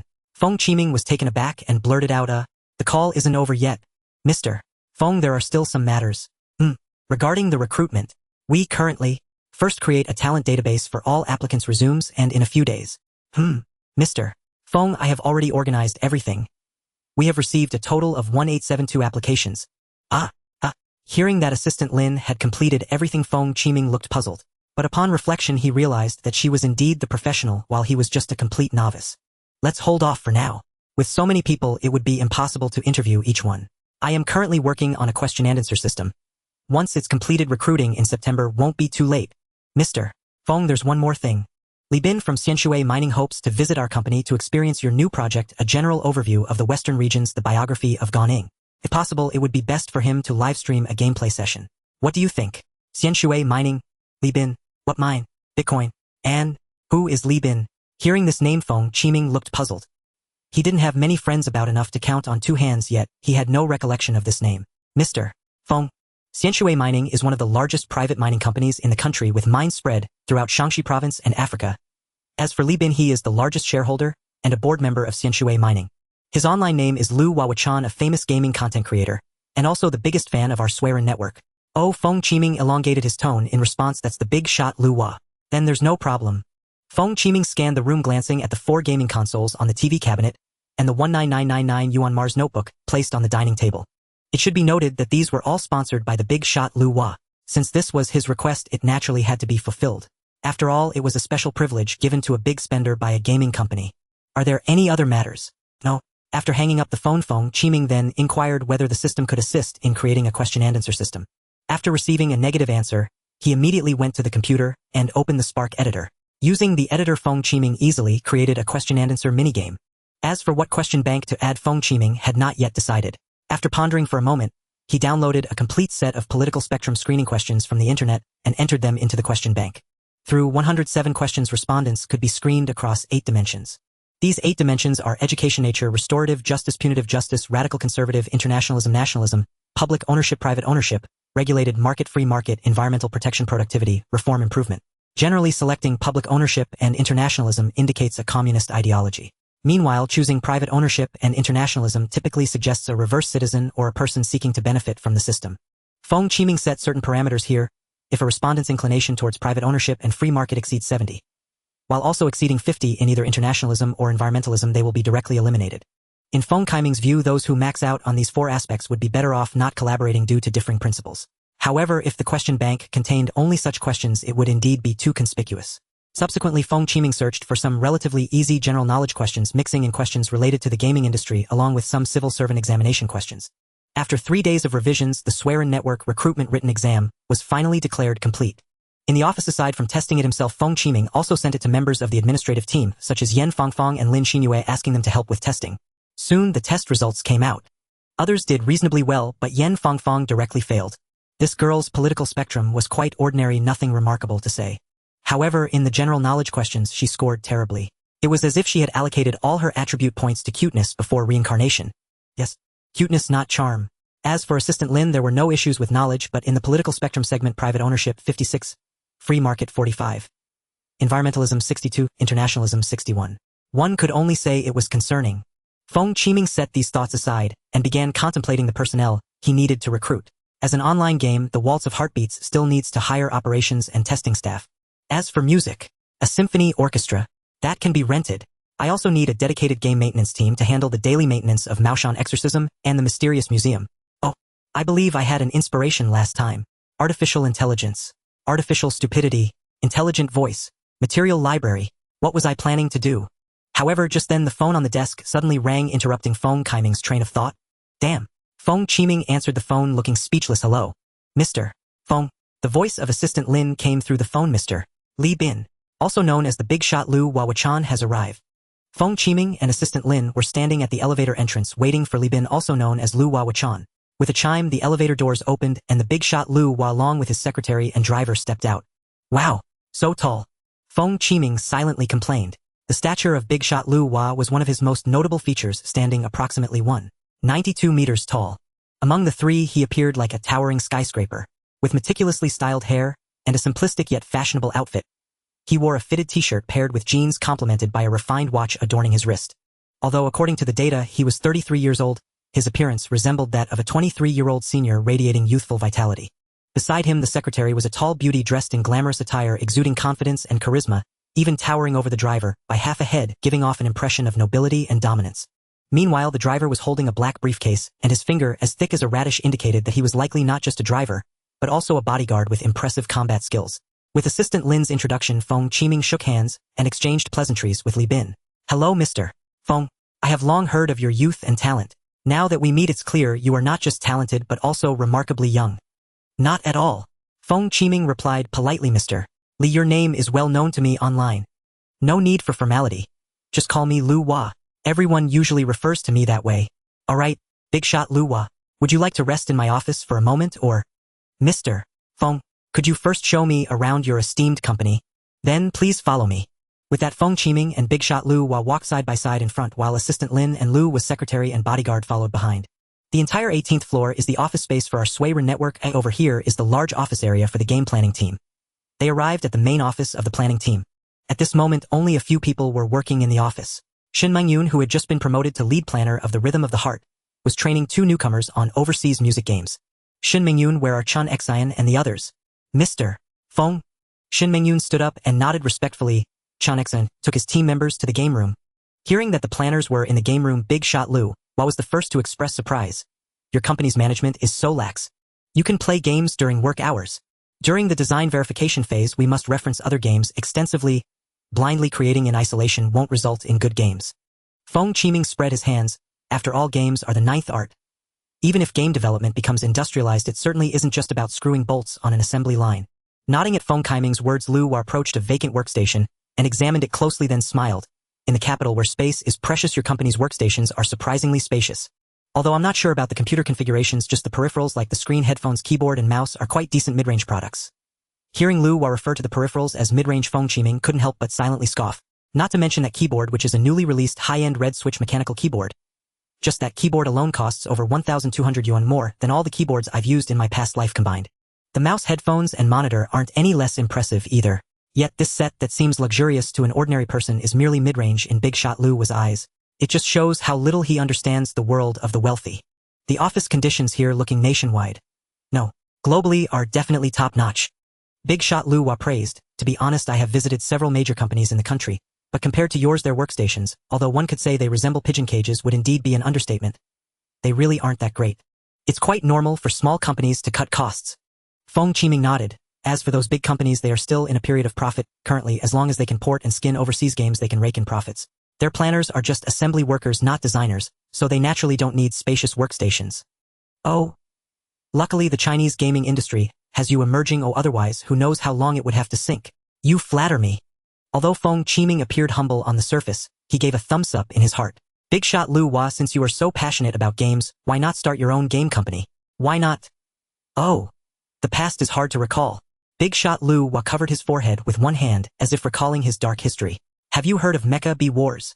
That was the company I founded back then, and it produced that masterpiece. Mecha B Wars?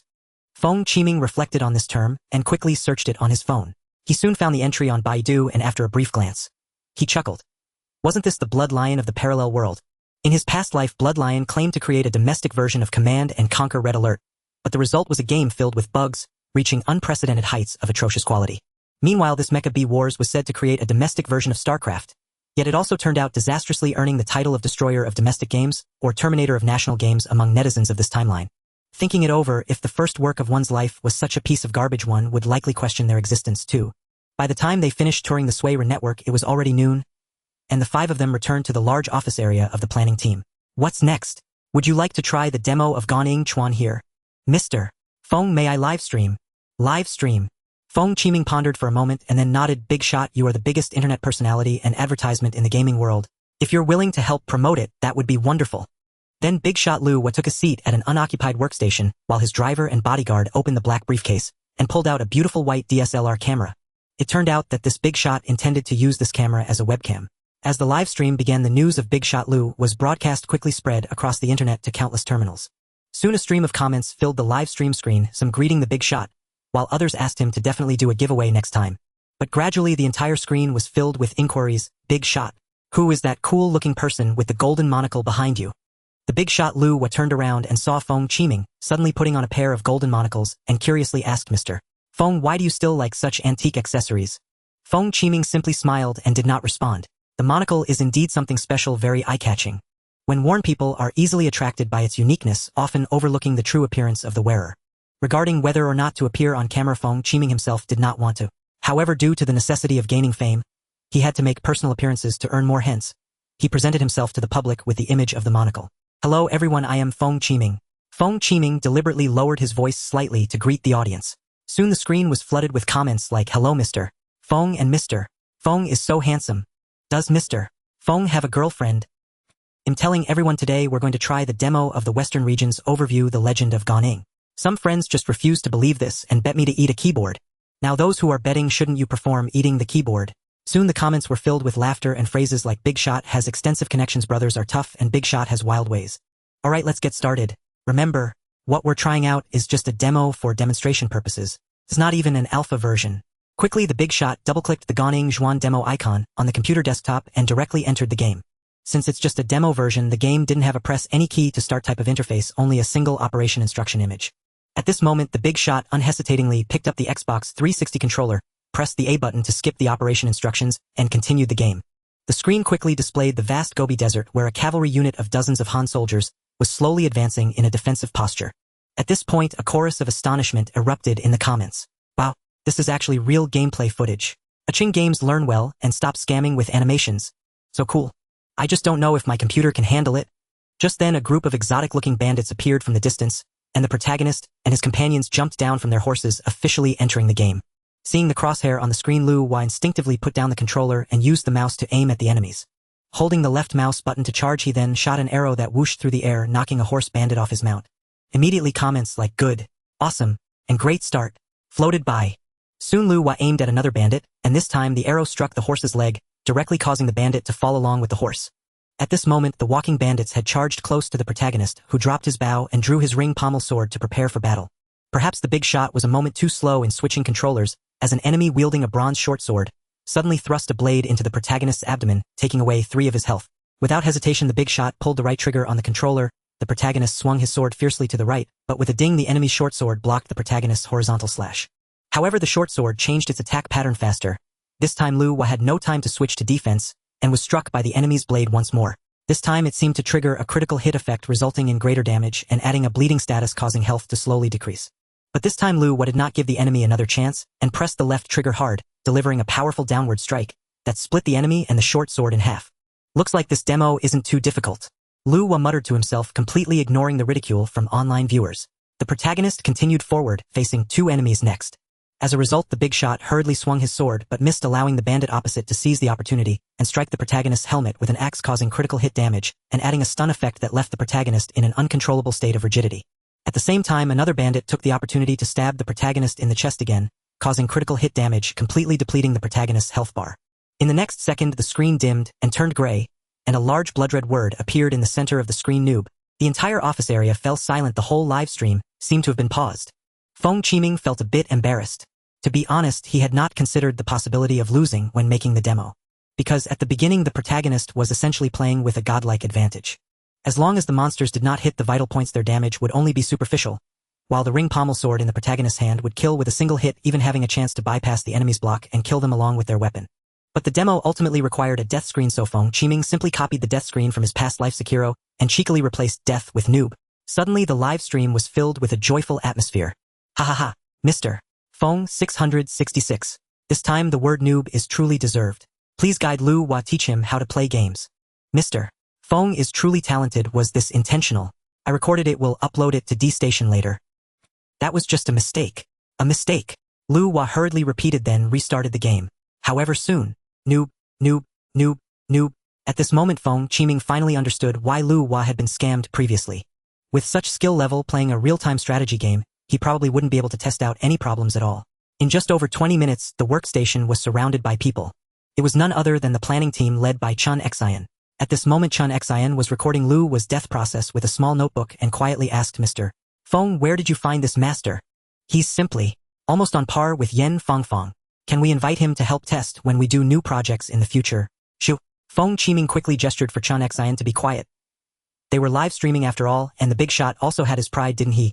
At this moment, the big shot seemed to have finally figured out some tricks, and after easily slaying the first 3 enemies, he finally encountered the 4th enemy. This 4th enemy had an old tattered wooden shield in his offhand. However, this broken shield once again blocked Lu Wa. This time Lu Wa finally got angry and placed the controller directly on the table.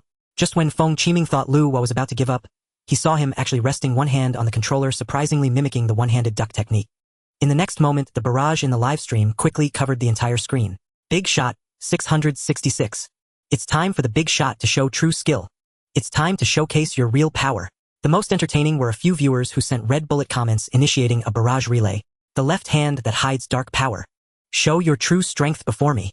I command you in the name of your master Lu Wa. Seal lifted. Clearly the audience was unfazed by Lu Wa's actions, but what left Feng Qiming dumbfounded was that Lu Wa played the game more skillfully using one hand than with both. Though not reaching the level of one-handed flawless play like one-handed duck in action games, his skill was close to that of an average player. At least the pressure of clearing the simple difficulty of common action games was minimal. As Lu Wa completed the game, the time reached 1250. It was about the end of everyone's lunch break, and he smoothly ended the stream to host a meal.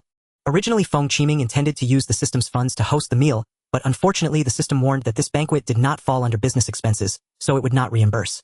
Lu Wa's choice for this meal was a private kitchen that did not have any signage, and it belonged to a membership-based restaurant allegedly specializing in Cantonese cuisine. Hidden in an alley of the Second Ring Road, it looked unremarkable from the outside, but the interior was luxuriously decorated. Exquisite dishes were served to the dining table by waitresses in kipeos. I heard that General Feng is throwing a celebration banquet at Shangri-La.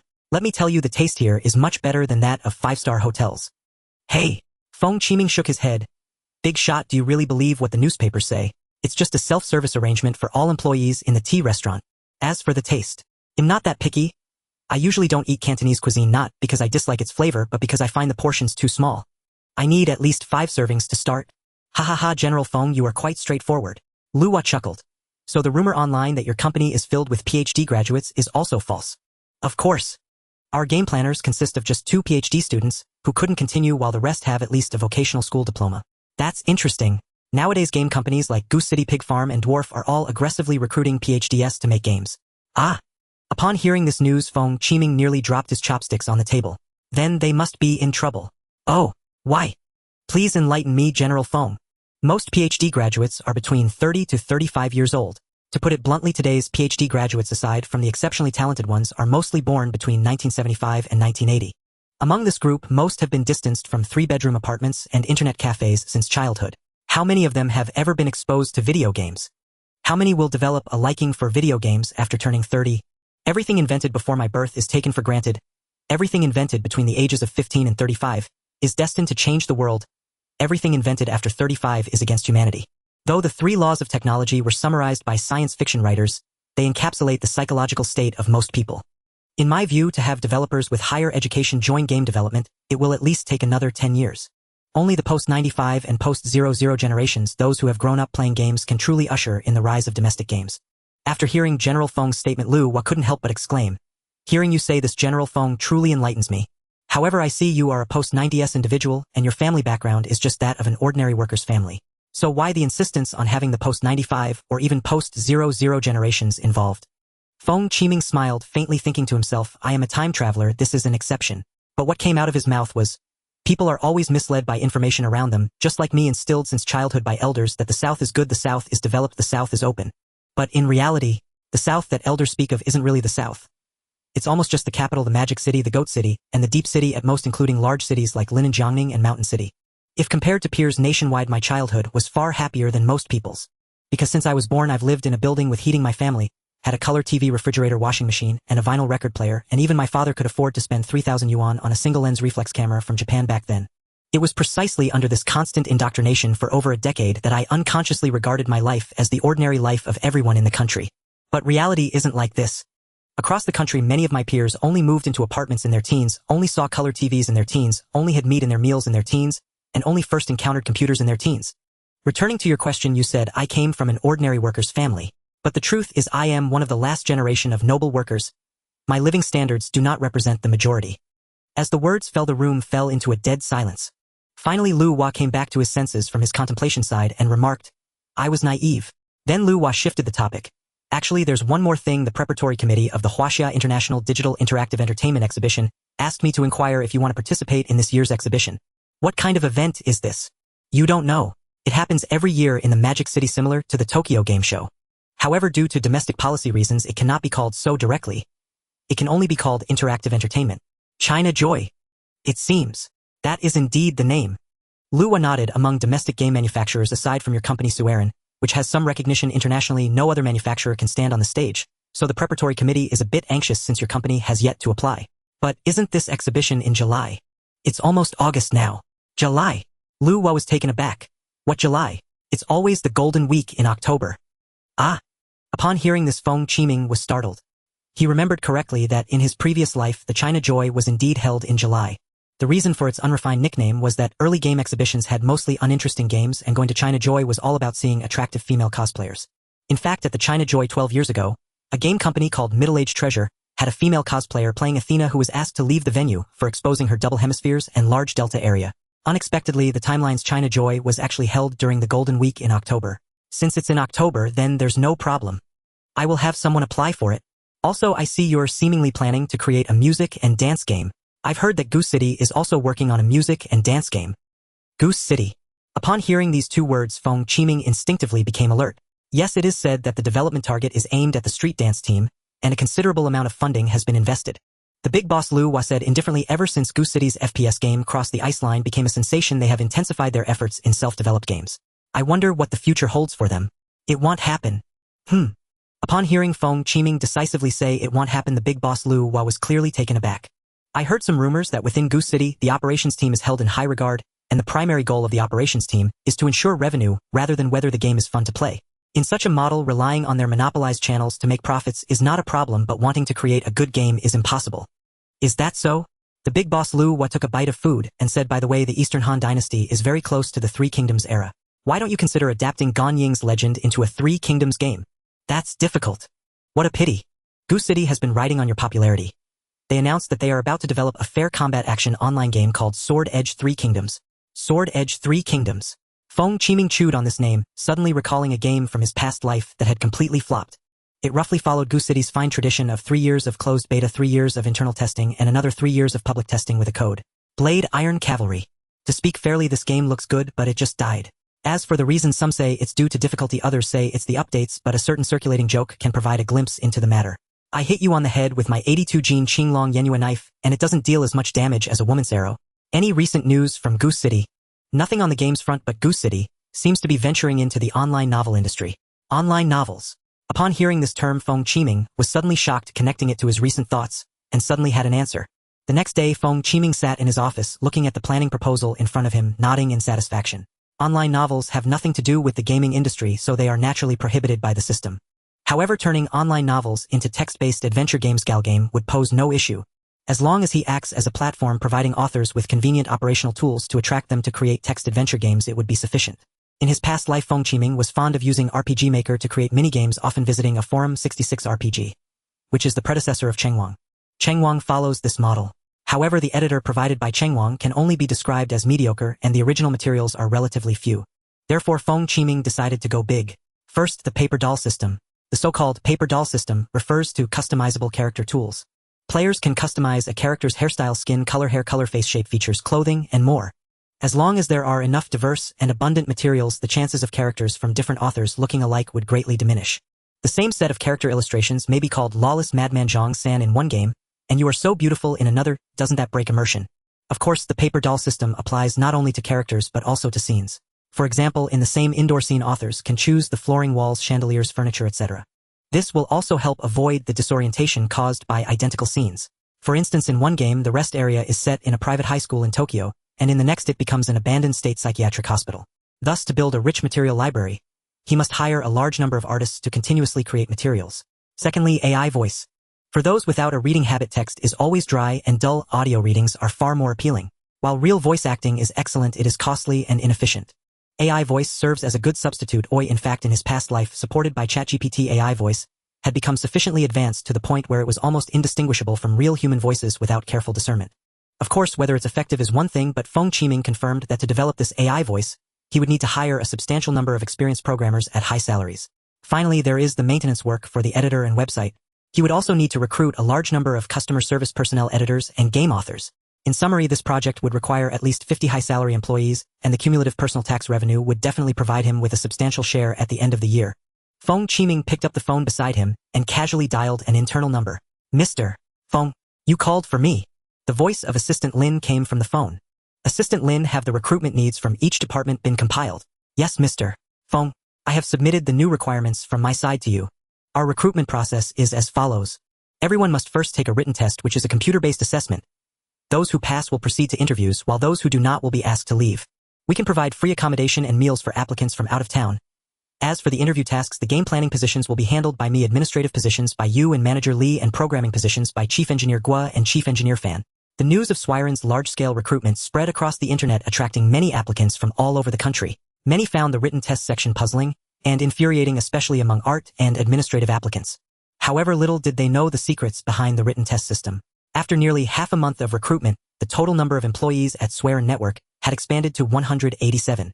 A total of 4 project teams were formed: Western Region's Overview, Ganying's Legend Development Team, Heartbeat Waltz Development Team, Galgame Text Platform Development Team, and Old Game Maintenance Team. Among them, the Old Game Maintenance Team is specifically responsible for additional development and daily maintenance of some old games, such as Mystery Museum and New World Maoshan Exorcism. Time flies and the years slip away. Soon it was the end of September, or in a few days the golden week of October would begin, marking the day of the China International Digital Interactive Entertainment Exhibition. Feng Qiming was in his office confirming the final preparations for the exhibition when a knock sounded at the door. Come in. Quickly the office door was pushed open, and the person entering was none other than Xin Mengyun, the chief planner of Heartbeat Waltz. Mr. Feng, why does Heartbeat Waltz only have promotional posters for this exhibition without any playtest segment? I received word from Big Boss Lua that Achung Games has developed a new music cadence title called Kuku Riwa. Xin Mengyun exclaimed, frowning. They are making one too. Therefore, Xintiao Yuanwuku as Suiren Network's next release must be kept confidential. This game's design and monetization approach are wholly novel, so there is no need to let them copy it at the Interactive Entertainment Expo. October 2nd, Modu. the annual Huaxia International Digital Interactive Entertainment Expo finally opened. Zhang Shanshan, wearing light makeup and a black stockings business suit, clutched her ticket and strode into the expo with a catwalk step. As a reporter for Guangzhou Network News, she naturally would not miss the country's yearly gaming extravaganza. Although she was a Beijing correspondent after Suiren's scoop proved wildly successful, she had earned a measure of editorial autonomy within Guangzhou Network News. October in Modu still bore the last heat of the year, yet many female cosplayers favored skimpy outfits drawing the gaze of innumerable men.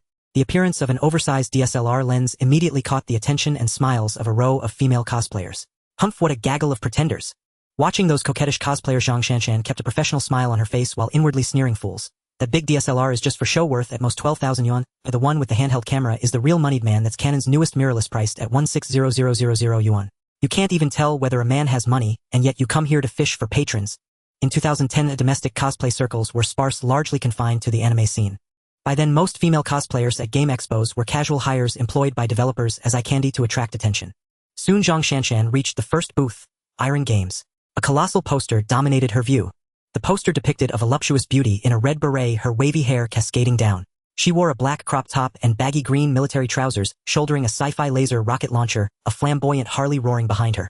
Beneath the poster stood an identical female cosplayer. That ample silhouette drew countless men choking the booth entrance with onlookers. Zhang Shanshan threaded through the hormonally charged crowd, picked up a glossy promo card, and read the game is named Jutu, telling of ambitious youths from 2060, who traversed time back to 1855 in the Qing dynasty to resist Western incursions.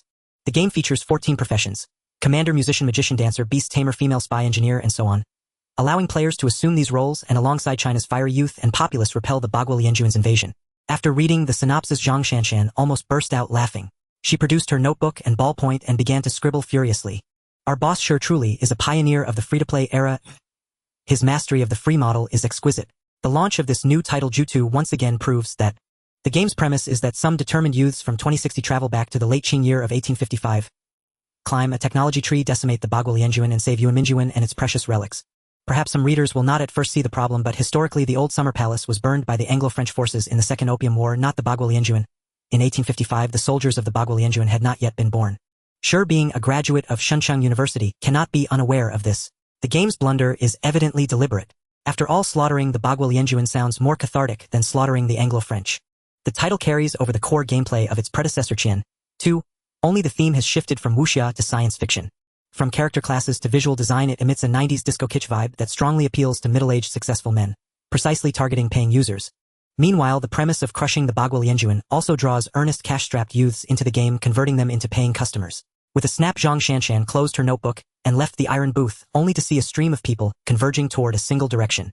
Curious, Zhang Shanshan followed. The crowd swelled as more people joined. Some ran heedless of appearances, others walked and talked on their phones, uttering words of shock. What? The queue already takes 2 hours. Soon Zhang Shanshan arrived at the tide's destination, the Suiren Network booth. At that moment, Suiren's booth was packed, bodies pressed so tight no one could pass. Occasionally a player wriggled free, wearing a look of regret. Gaining Zhuan is incredible. Truly a AAA masterpiece. Where are you up to? I defeated that General Erbosi, but I really can't get past that trio of assassins. Yeah, those 3 assassins all swarmed me at once. I couldn't fend them off, it's impossibly hard. Seems no one has finished the game. Perhaps it's because it's still in development or the demo time is too short. Hearing their conversation, Zhang Shanshan slipped through a gap and entered the crowd. Within Suiren's exhibition area, there were no scantily clad cosplayers, only posters, character stands, and a giant LCD display. A female staffer raised a megaphone and called out players trying Xiu Tunglu gaining Zhuan, please queue to the left, or players trying Xian Dalu Heian Xiuan, please queue to the right. Zhang Shanshan looked toward the lines and saw 2 serpentine queues bending and twisting with no end in sight. At that pace, not 2 hours, but perhaps 3 before one's turn. The organizers seemed to notice the problem and dispatched 2 attractive young women bearing insulated boxes to hand out boxed ice cream to those in line. At that instant, the crowd around the big screen erupted into a unified cheer, instantly seizing Zhang Shanshan's attention. Like an eel, she wriggled into the queue for the big screen. Game footage played on the display, and the operator facing away from the crowd was none other than General Manager Feng. Seeing a familiar face, a sly curve formed at the corner of Zhang Shanshan's mouth. What a perfect opportunity! The onlooking players saw the screen displaying 4 minutes and 24 seconds, along with the bold red no damage text, and began to discuss among themselves. Wow, so that's how it is. When facing minor enemies, should we prioritize them? No, it's not that simple. He prioritizes dealing with those wielding blunt weapons. What? Blunt weapons? That's right, blunt weapons. This level is different from the novice stage. In the novice stage, the protagonist wears iron scale armor and wields a razor-sharp ring-edged saber. In this boss fight, however, the protagonist is clad in leather armor wielding a short iron sword and a wooden shield.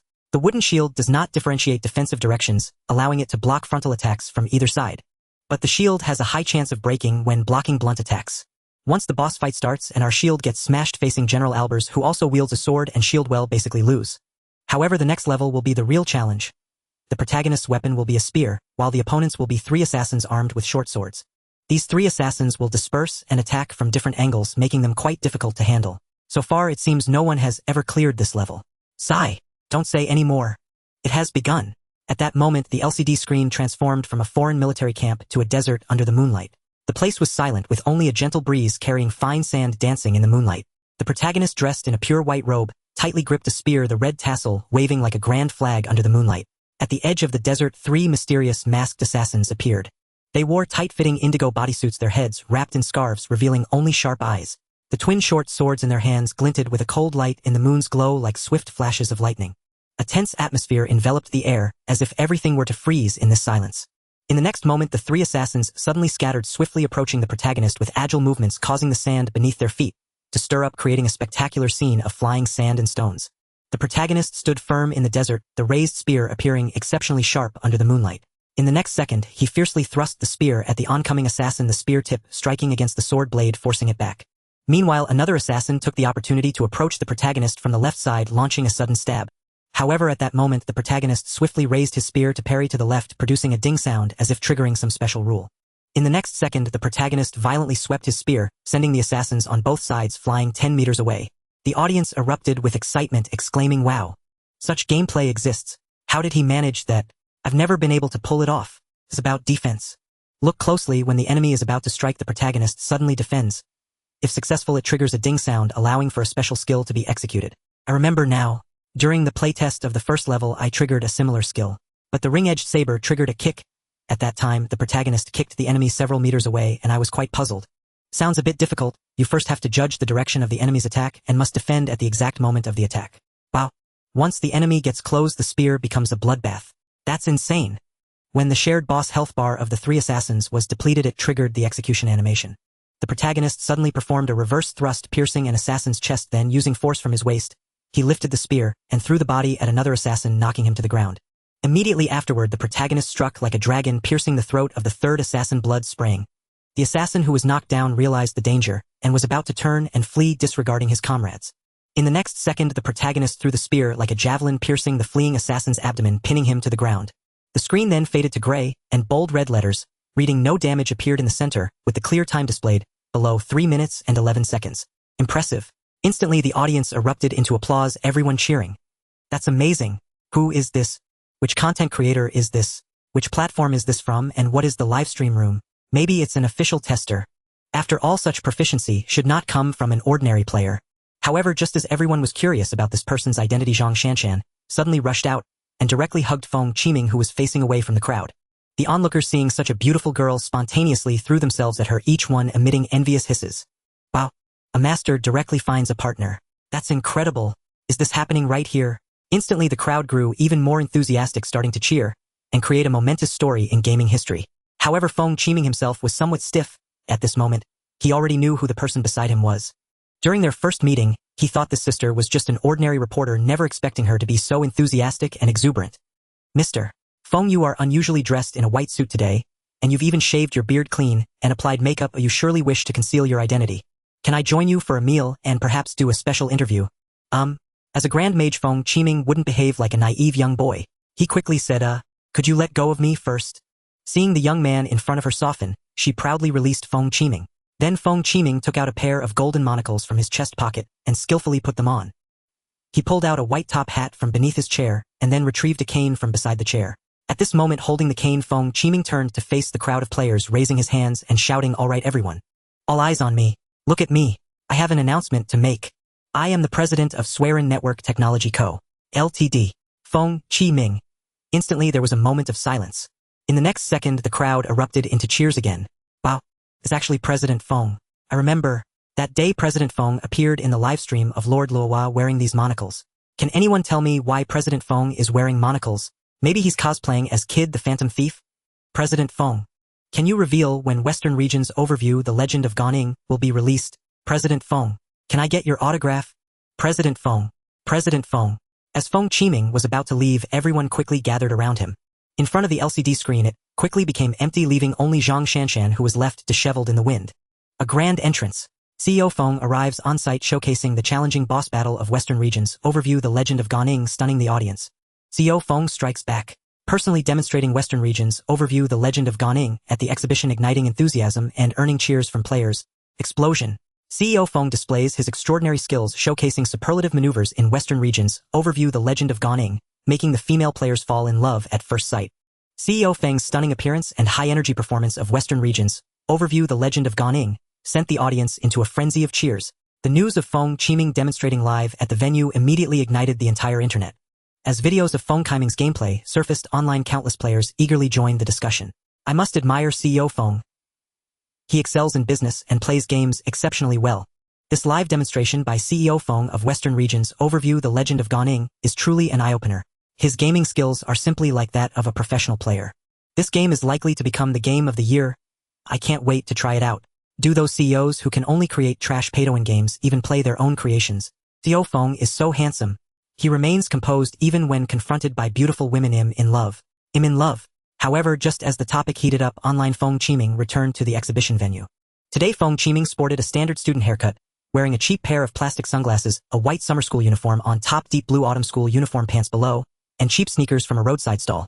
He carried a slightly dusty black backpack and had a vintage Canon film camera hanging from his chest.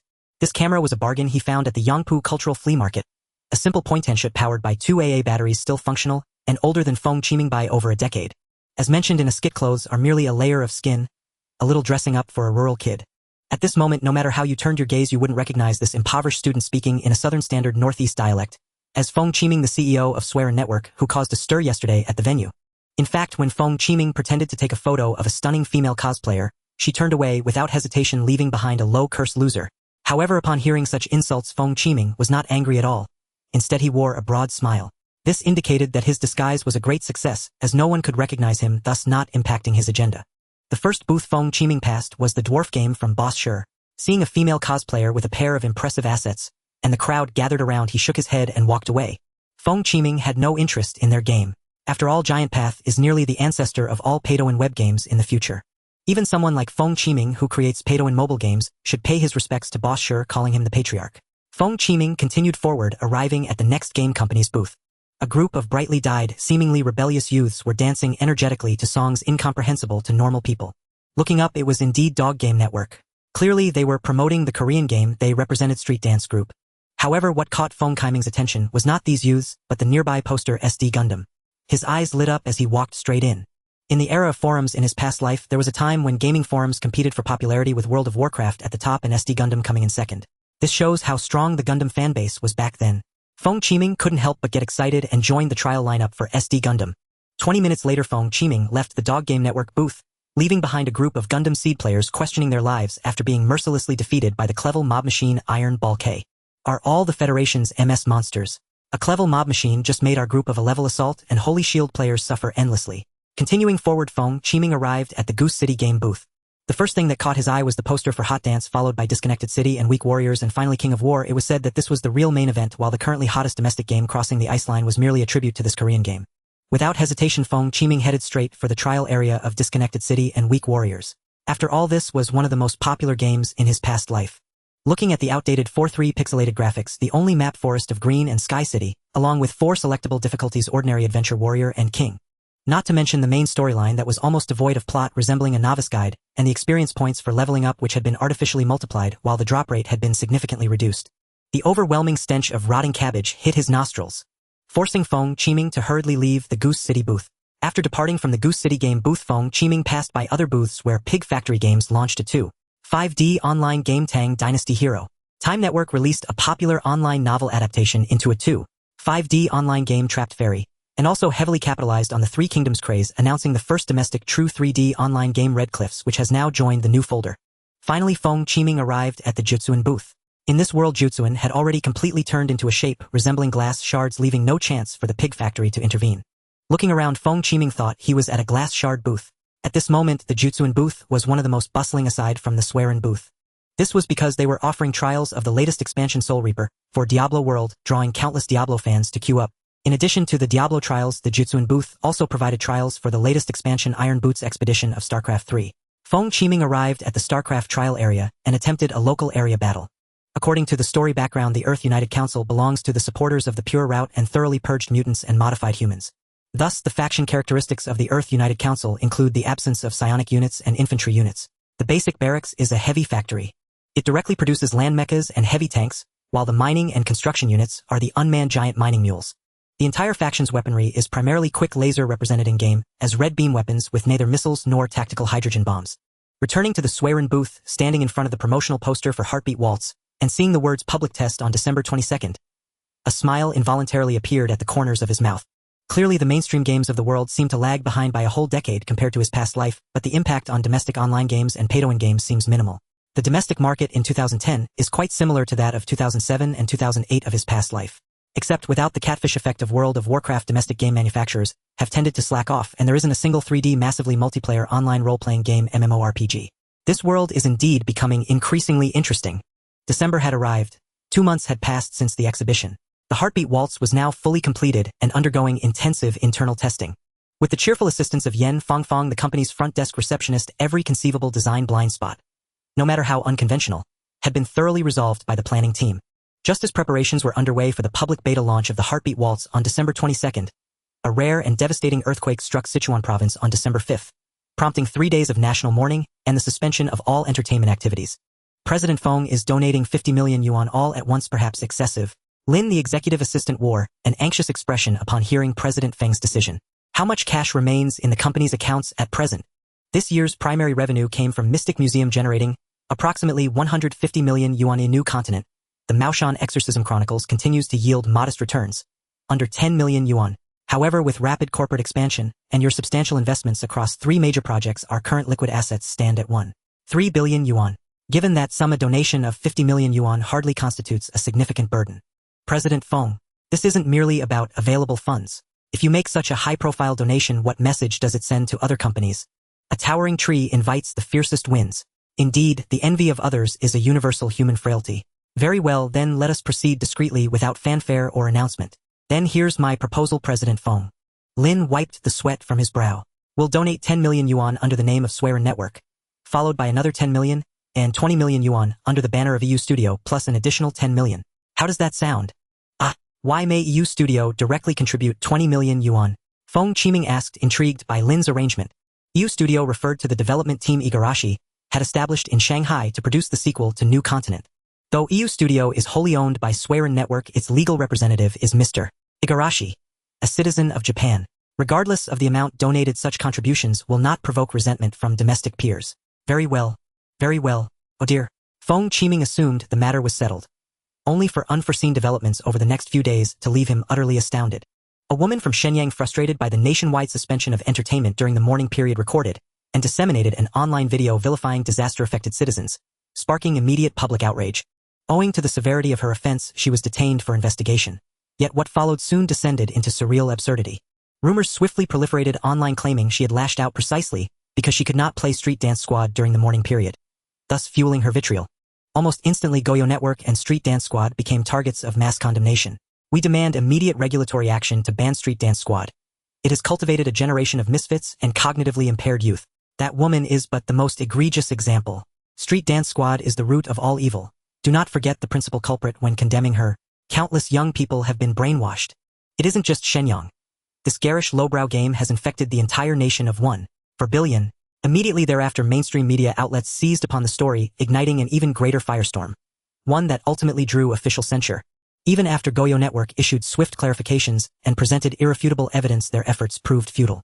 After all, the network had long prioritized profit over user experience. Its operational practices were notoriously poor, and its credibility among players virtually non-existent. Consequently, legions of players abandoned Street Dance Squad. Yet to Feng Qiming, the entire affair seemed profoundly inexplicable. That woman is undoubtedly vile, heartless trash, no question. But she is 21 years old, not a minor. Even if she plays Street Dance Squad, what possible connection exists between her conduct and the game itself? Among 1.4 billion people across China, can we truly expect zero outliers? To assume otherwise is to dwell in paradise. Yet the plot only grew more phantasmagorical thereafter.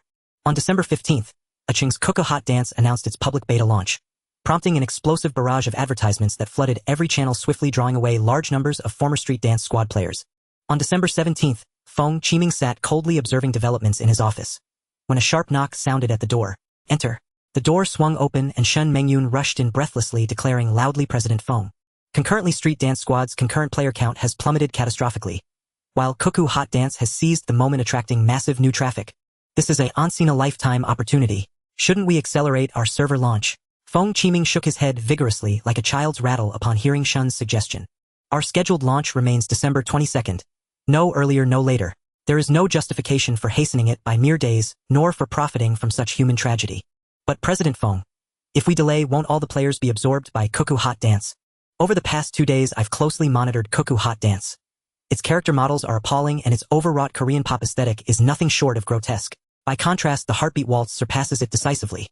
In art direction, visual fidelity, gameplay depth, accessibility for newcomers, and overall inclusivity. You yourself recognize these strengths, so why the urgency? Feng Qiming wore an expression of weary resignation. Anyone with discernment can see clearly rushing headlong into this chaos would only invite calamity upon ourselves. Do you mean this whole incident is... A polished walking cane cracked sharply against Shen Mengyun's skull. Ouch! Shen clutched his head, crying out, President Feng. What are you doing? Never speak without evidence. Even if it's obvious to fools.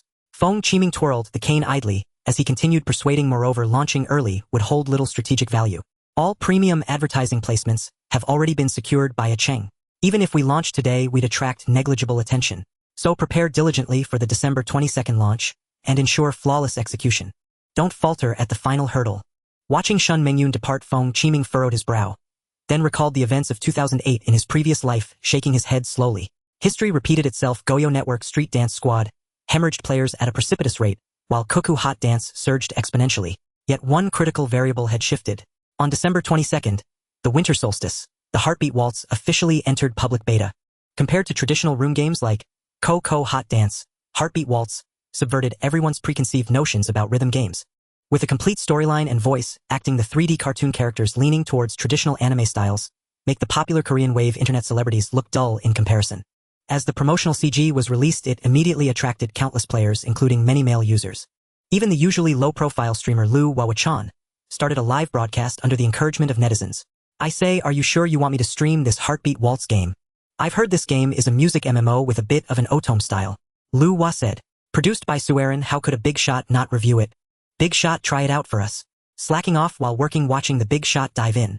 Looking at the barrage urging him to download the game, Lu Wa could only helplessly log into the official website of Heartbeat Waltz to start downloading the client. The 10 gigabytes client was downloaded in less than a minute by the big shot, earning him a wave of envy in the barrage. Upon entering the game interface, a castle appeared glowing golden under the twilight sun, with its outer walls adorned with various flags gently swaying in the breeze. The castle walls were exquisitely carved, every detail filled with the craftsmanship of artisans. As the sun slowly set, the castle became more mysterious, the afterglow turning it into a golden fairyland, seemingly hiding countless secrets, waiting to be revealed by players. Accompanied by a melodious and melancholic waltz, it created an illusion of twilight approaching. The music is quite nice, but it sounds a bit sad. Lu Wa sharply commented, could it be that otome games are all about drama? Looking at the login box that popped up, there were options for mobile verification login, Suiren Network account login, and mysterious museum app QR code login.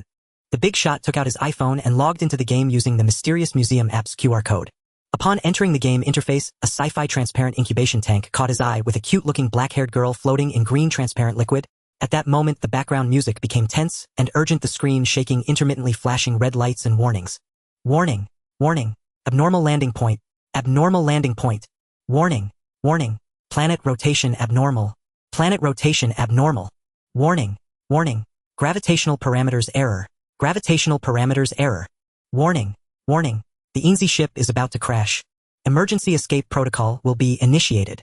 Looking at this drastic change in art style on the character creation interface, not only were the viewers dumbfounded, even the usually wild Lu Wa was left in confusion. Wasn't it supposed to be an otome music game? Isn't this a bit too hardcore? By the way, if I don't move at all, will the ship just crash? Subsequently, Lu Wa began to create a character. He soon discovered that in the character creation interface, there were only options to choose male or female, lacking the facial customization options typical of foreign AAA masterpieces. The game defaults to female. Then let's choose female. Lu Wa decisively created the character, then input the character name, Lu Wa, and selected confirm. In the next second, the screen suddenly exited the interior of the ship, a fiery meteor streaked down from the sky, and then the screen went blank. Slowly the white receded from the screen, resembling a first-person perspective of human eyes, accompanied by a bumpy motion. First, a luxurious sightseeing carriage came into view where a golden-haired handsome boy sat opposite, tall with neatly trimmed short hair. His features were delicate and kind, dressed in an 18th-century European noble-style white suit. He sat elegantly, his golden hair slightly gleaming, with bright eyes revealing wisdom and curiosity. The entire scene seemed to be illuminated by his presence, exuding a refreshing atmosphere. "Are you awake?" the golden-haired boy said in a caring and gentle tone. "I really envy you being able to sleep in such a bumpy carriage." "Such a sweet voice acting," Lu Hua quickly commented. "Does anyone know who the voice actor is?" Then Lu Hua clicked on the option, "Who are you?" "Like you, I am a new student of this year's Golden Academy. You can call me Jia Luin. Looks like this is the official husband provided by the game. He looks quite handsome, just a bit less so than I was as a child." Hearing Lu was self-praise, the barrage was filled with jeers. To be honest, this graphics, these expressive details. Such a waste for this kind of game. "Oh, can I ask a question?" The interface displayed 3 options. What is the Golden Academy? Why are the other carriages empty? I have no other questions. Shall we try them one by one? Lu Hua said. You ask what is the Golden Academy? To be honest, very few people ask such questions. Jia Luin explained kindly. The Golden Academy is the oldest academy on the continent. Its history is said to date back to before the first year of the Holy Calendar, and it is the only school on the continent that teaches holy text. Lu Hua continued to click on the option. What is holy text? It seems you really come from a common background, not even knowing what holy text is. It is a magical script created by the goddess. Writing it on paper can cast miracles. Sounds like a magic academy. Is it Hogwarts?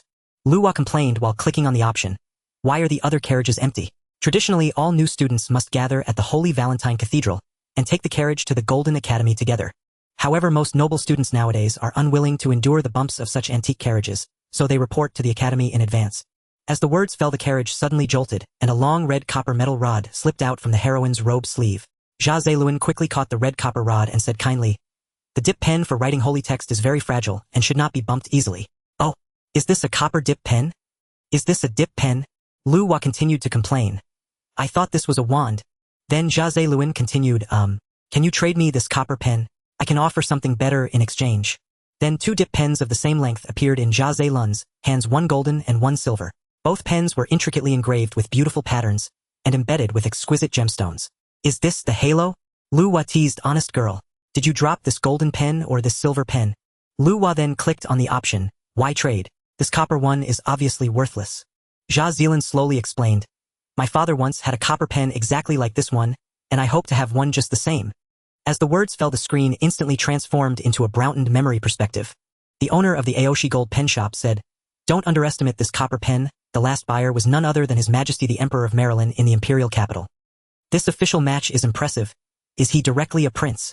Lu Hua the big shot commented. What do you all think? Should we choose gold or silver? Soon the bullet comments flooded in declaring, pick the expensive one.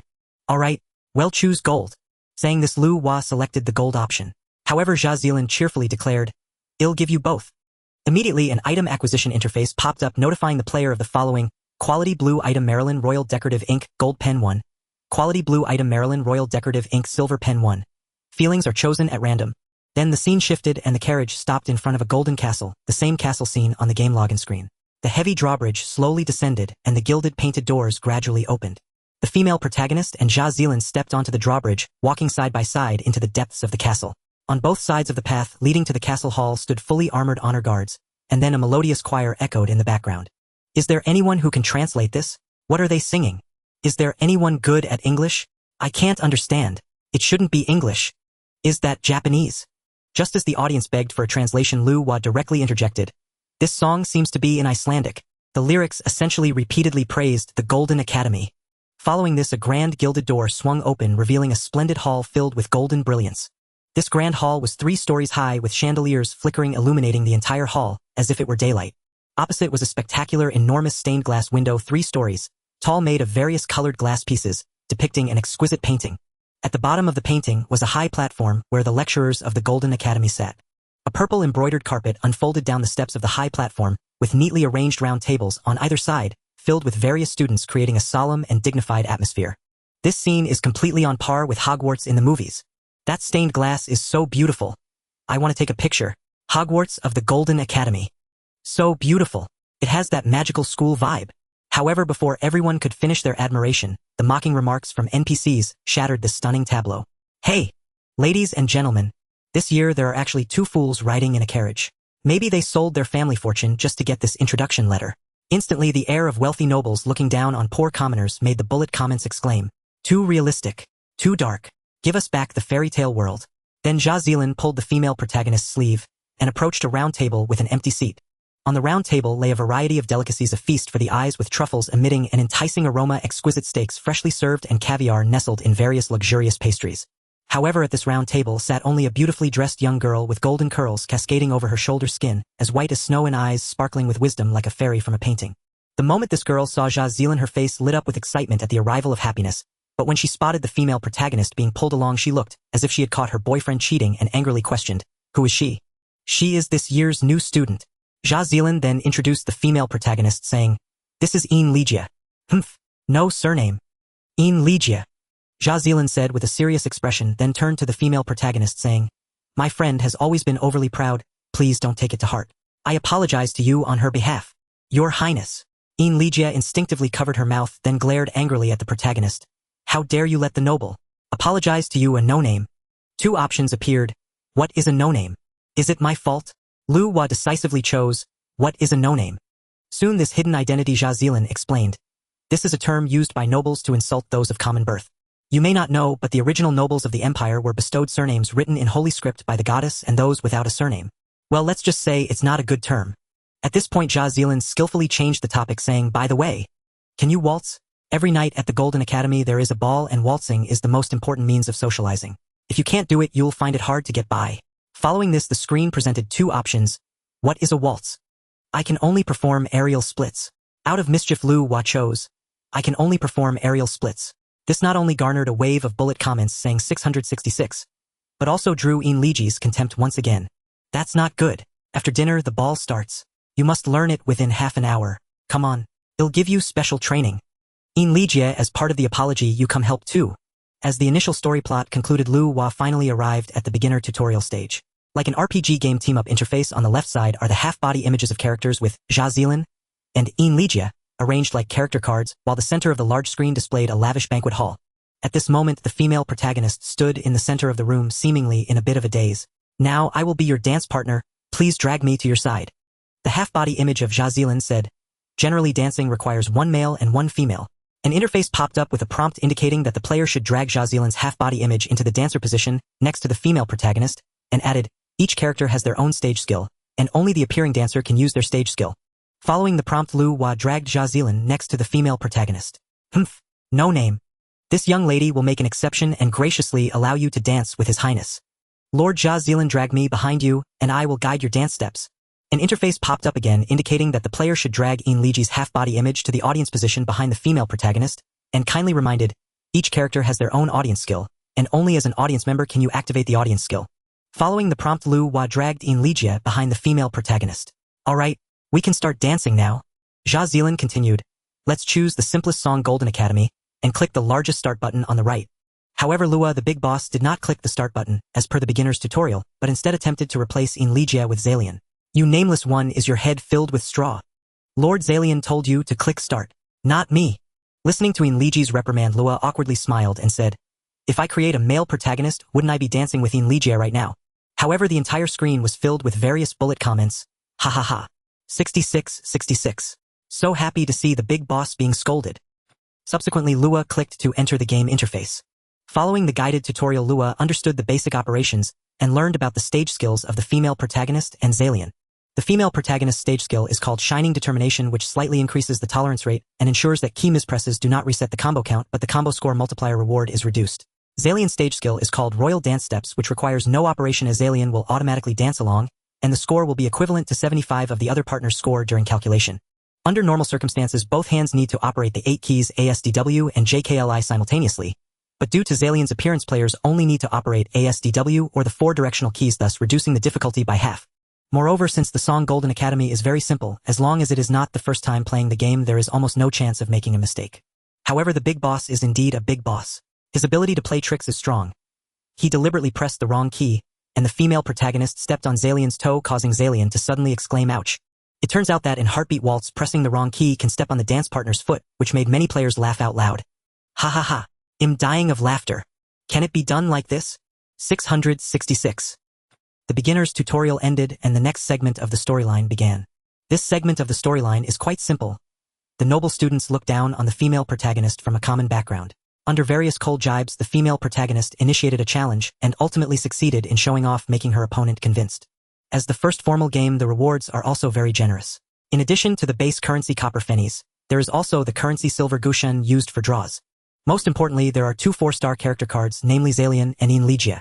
With this, the opening storyline of the game finally came to an end. Subsequently, the interface switched to the game interface with the background being the protagonist's dormitory. Inside the room, there is a bed with black and gold curtains, and next to it is a simple desk. The female protagonist stands on the left as a shopkeeper, while on the right are various functional buttons, such as main storyline, banquet hall, adventure characters, team lottery shop, achievement settings, etc. Depending on their importance, the buttons vary in size. Some galgame players may be familiar with this interface, but it is more akin to the mainstream card mobile game interfaces of later generations. The advantage is that it is simple and convenient, very friendly to newcomers. Has our female protagonist now become a shopkeeper? However, a prompt at the bottom of the interface states, press the ESC key to switch to free mode. Lua instinctively pressed the ESC key. However, what happened next shocked both him and the audience. At this moment, the screen transformed into a shoulder-over view 3D interface, allowing him to control the character with the mouse and ASDW, moving freely within the dormitory. Soon Lua discovered that not only could the female character move around in the dormitory, but he could also freely explore the entire Golden Academy, including the Grand Hall, Banquet Hall, Lounge, Exercise Field, Classroom, etc. The only drawback is that he cannot leave the Golden Academy. At this moment, Lua felt a sense of absurdity. The first pure 3D operating mode online game he experienced was not a massive multiplayer online role-playing game MMORPG, but a music and dance game. At this moment, the audience also erupted in excitement, as they had not expected that a music game would not only have a perfect storyline performance, but also allow for first-person exploration of the entire game scene. In the next second, bullets almost filled the entire screen. Free exploration in a music game. This design is simply extraordinary. This is the game experience I've been dreaming of, a perfect combination of music and free exploration. I don't care if it's an Otome game, I just want to play. The game has unlocked the Banquet Hall feature, allowing players to challenge higher difficulty waltzes alone or collaborate with other players or invite friends to dance together. The Adventure Team feature is still locked, indicating that the main storyline Royal Night must be completed to unlock it. The main task indicates a reward of a new character, Barnett, who appears to be a handsome guy with white hair. However, Lua did not continue with the main task but switched back to the interface mode and opened the character interface. Do characters have their own background stories? Lua hurriedly clicked on Zalian's background story and pressed the play button. Then Zalian narrated with a kind voice, "Hello, I am Zalian, you might have guessed from Liji's words. That's right, my last name is Foam. I am the elector of the Duchy of Doklan and the only son of the current emperor. You say the imperial nobles are extravagant and corrupt. Yes, but I am powerless. The emperor of the empire is not as you imagine supreme. He is merely the boss elected by the 13 electors. Although for the past 1,000 years, the emperor's position has been held by the electors of the Duchy of Doklan. Theoretically, each elector is a candidate for the next emperor." Over the next few days, Heartbeat Waltz sparked a new wave on the internet with its exquisite visuals and stunning storyline performances. Countless players flocked in, making it exceptionally popular. The heat of music games had already stirred up a commotion online due to the street dance team incident. Immediately following the public beta of Xian, Wu swept in like a flood, with advertisements flooding the market, becoming a trendsetter. However, with the sudden emergence of Heartbeat Waltz, it directly stole the thunder from Xian, Wu becoming the last surprising player. For the operational team of Goyo Network Street Dance Team, although they were not exactly happy, they did feel a sense of revenge being satisfied. But for the Xian Wu project team, they were like ants on a hot pan. On Sunday, December 26th, in a certain office building in Deep City, at a meeting of the Xian Wu project team. Whether it was the representatives of the development team who had come from the Imperial Capital or the operators from the Goose Factory, everyone looked at the data in front of them, which resembled the heart rate chart of a dying person with dark expressions. With the public beta of the Waltz of Heartbeats, our Cuckoo Hot Dance has seen a daily retention decline, and the 7-day retention has already fallen below the warning line, while the conversion rate of advertisements is also plummeting. Look here, here, and here. Despite being nearly 40, she still exudes the charm of a mature woman. This lady, surnamed Lee, is the producer of Cuckoo Hot Dance. She stood at the front, her expression calm, revealing a hint of confidence and composure. Although she knows nothing about game design, the domestic gaming market is a blue ocean where the quality of game production is less important than marketing and channels. Thus, a producer who knows nothing about game production is not a mistake but rather the norm in the domestic gaming circle. Hearing terms like DNU, AUDU, and WU bounce chaotically from her lips, she ultimately concluded, in short, if we allow the situation to continue developing, there's only one possibility for our project: it will be cut. Then her brows turned to a middle-aged man to the left. Manager Wang, what do you think? It's like this. A well-dressed middle-aged man stood up from his seat, his attire full of taste and gentlemanly demeanor. Whether it was the tailored suit or the meticulously arranged tie, both showcased his meticulous attention to detail. He first bowed slightly, then replied, "We have tried many methods, such as increasing the distribution of free points and offering free costumes upon login. However, it seems this is merely a stopgap solution. The gap in game quality between both sides is too vast, with simply relying on marketing strategies can no longer resolve the fundamental issues. Moreover, and most importantly, even if we enhance the benefits, the users we retain are mostly minors, primarily due to the increased registration difficulty imposed by heartbeats, requiring phone and real name registration. Otherwise, we might struggle to retain even these minor users. However, the biggest issue is that our cuckoo hot dance costumes are far less appealing than the Fire Kirin from crossing the ice line, and minor paid users also pose various risks." After thorough discussion among our operations team, we summarized the following issues. Firstly, regarding visuals, though our cuckoo hot dance has better graphics than Street Dance Troupe, the Korean wave internet celebrity style we replicated is currently waning. The 3D rendering style of the Waltz of Heartbeats, which is closer to Japanese anime, seems to be more favored by the majority of players. Secondly, while our cuckoo hot dance boasts far richer and more innovative gameplay than Street Dance Troupe, it is completely at a disadvantage when faced with the Waltz of Heartbeats. Let me give you an example. Take the adventure mode in the Waltz of Heartbeats. It perfectly combines music games with RPG combat. In this mode, the operation mode is nearly identical to the standard mode of our Kokushin dance. Within a short segment of music, players input a sequence of notes, represented by arrow keys, in order then press the spacebar on the accented beat. However, unlike dancing, it involves combat. Once the note sequence is input, the character launches an attack. There are 3 accented beats, and pressing the spacebar accurately from left to right will deal damage at rates of 1, 5x, 1, 3x, and 1x respectively. When a monster attacks, if the player completes the note sequence, they can initiate defense. The accented beats also have 3, and pressing the spacebar accurately from left to right will reduce damage by 50 or 30 and 10 respectively. Moreover, in this mode, characters can equip weapons, armor, etc. to enhance their combat power. This mode seems to deliberately simplify equipment attributes to combat power for female players who may not be familiar with games. Even a woman who has never played an RPG game can simply choose the equipment with the highest combat power.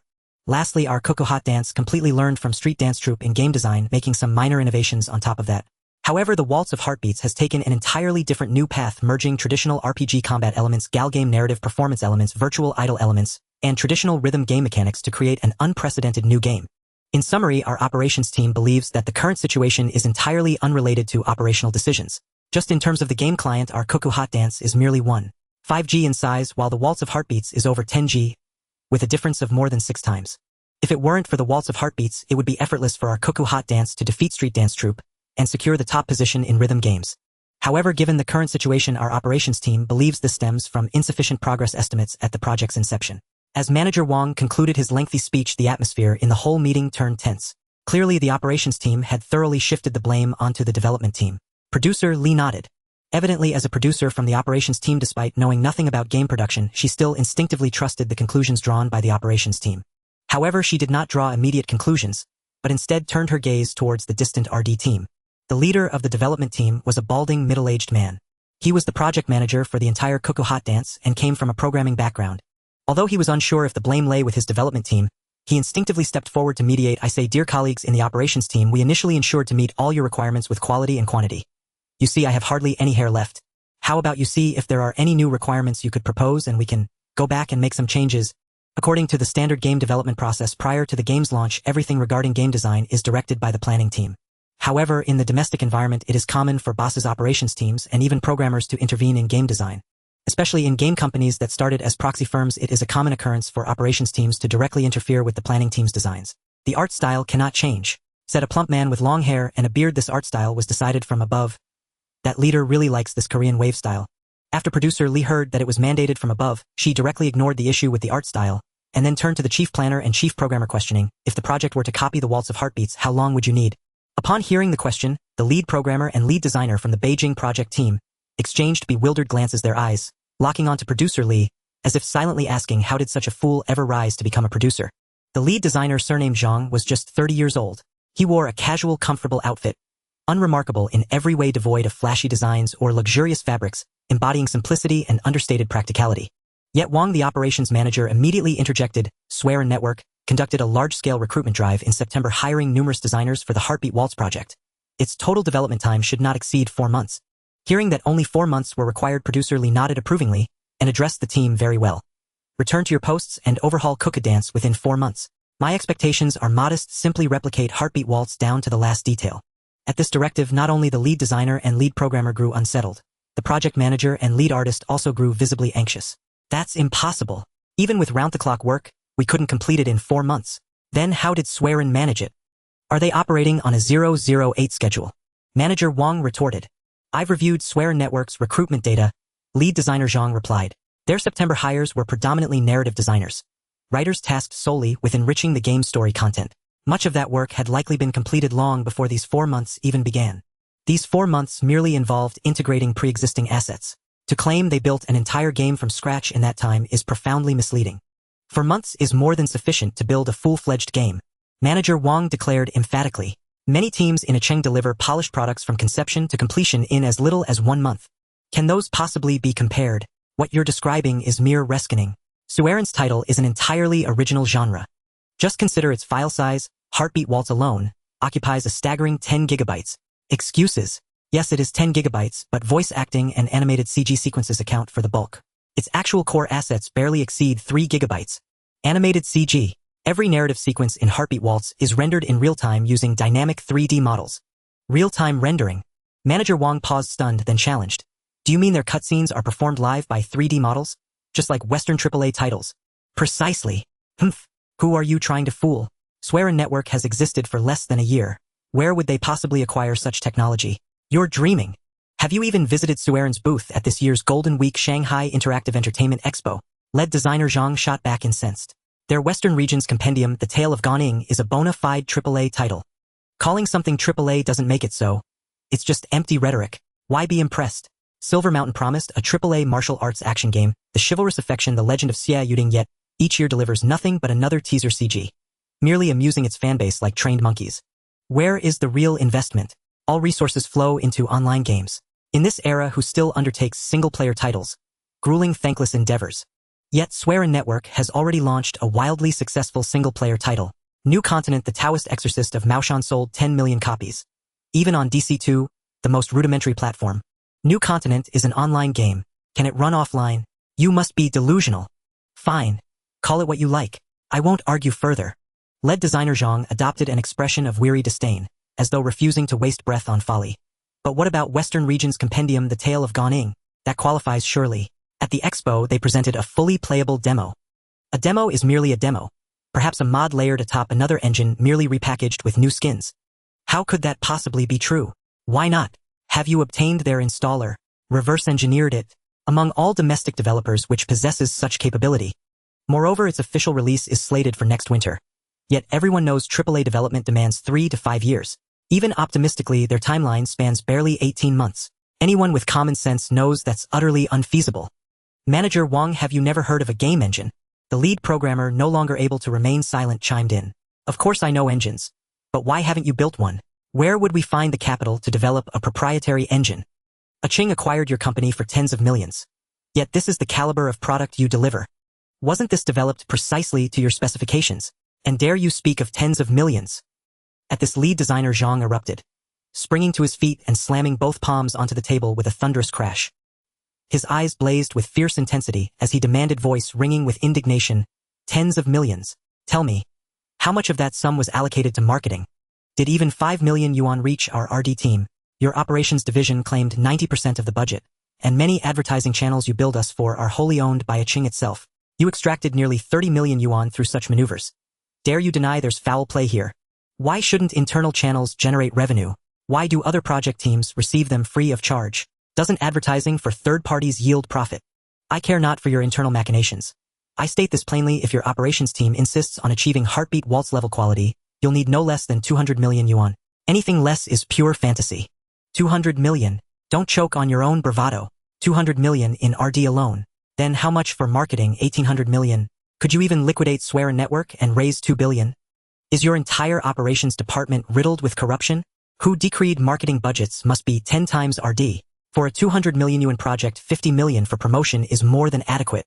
A 9-to-1 ratio marketing to RD is standard across China's major studios. Why should Suiren Network be exempt? Suiren Network is that exceptional. Disbelieve it if you wish. But secure us 200 million in funding and we'll deliver the same. This time manager Wang remained silent, instead turning to producer Li at the head of the table. Producer Lee, you've witnessed it firsthand. This is unequivocally not our operations team's fault. It stems entirely from the RD team's unwillingness to strive. And now they wield 200 million yuan as leverage and threat. Shall we report directly upward and disband the entire project? Ouch! At that instant a bottle of mineral water slammed into Manager Wang's face with brutal force, and he gave a sharp cry of pain. He immediately felt a stabbing pain in his nose and hurriedly reached up to touch it. His fingers came away sticky. Looking down he discovered bright red blood. You! What are you doing? A gentleman uses his words, not his fists. In a heartbeat Zhang Zuo's temper reached its limit. Enraged he strode across the conference table. He raised a powerful fist and struck Manager Wang's face with precise savage force, the blow landing with a dull heavy thud. The strike sent Manager Wang sprawling. His body recoiled involuntarily several steps before he collapsed heavily to the floor. The whole sequence occurred so swiftly that no one was prepared. Swelling and bruises bloomed across Manager Wang's face, as a sharp pain spread through his features, making him dizzy. He was astonished to find himself lying on the floor, the world around him blurring. Zhang Zuo stood over him, his face flushed with anger, his chest heaving like a raging beast. That punch seemed to release all the resentment and fury lodged in his heart, leaving him with an unprecedented sense of satisfaction. Ah! Producer Lee cried out, her voice full of despair and fear. She sprang to her feet, trying to stop the sudden violence. Stop! Stop! But it proved useless. Zhang Zuo furious straddled Manager Wang and hammered his face with blow after blow. Damn your talk, not touch. His voice seethed with rage, each punch accompanied by an insult. Damn your gentlemanliness. Zhang Zuo's fists continued to fall, his words brimming with uncontrollable fury. You lot who only pore over back-end data, you fools. His fists came like a storm. Every strike seemed to vent the fire in his chest. Can't you for once actually play the game yourselves? Zhang Zuo's voice was harsh and hoarse, his fists still merciless. If the operations team is so capable, why don't you go and make the games yourselves? His words accompanied each punch, forming a terrifying rhythm. All you do is come up with ridiculous demands and meddle blindly in game design. Zhang Zuo's roar echoed around the room, his anger seemingly impossible to restrain. If a game like this is actually fun, then I'd be damned.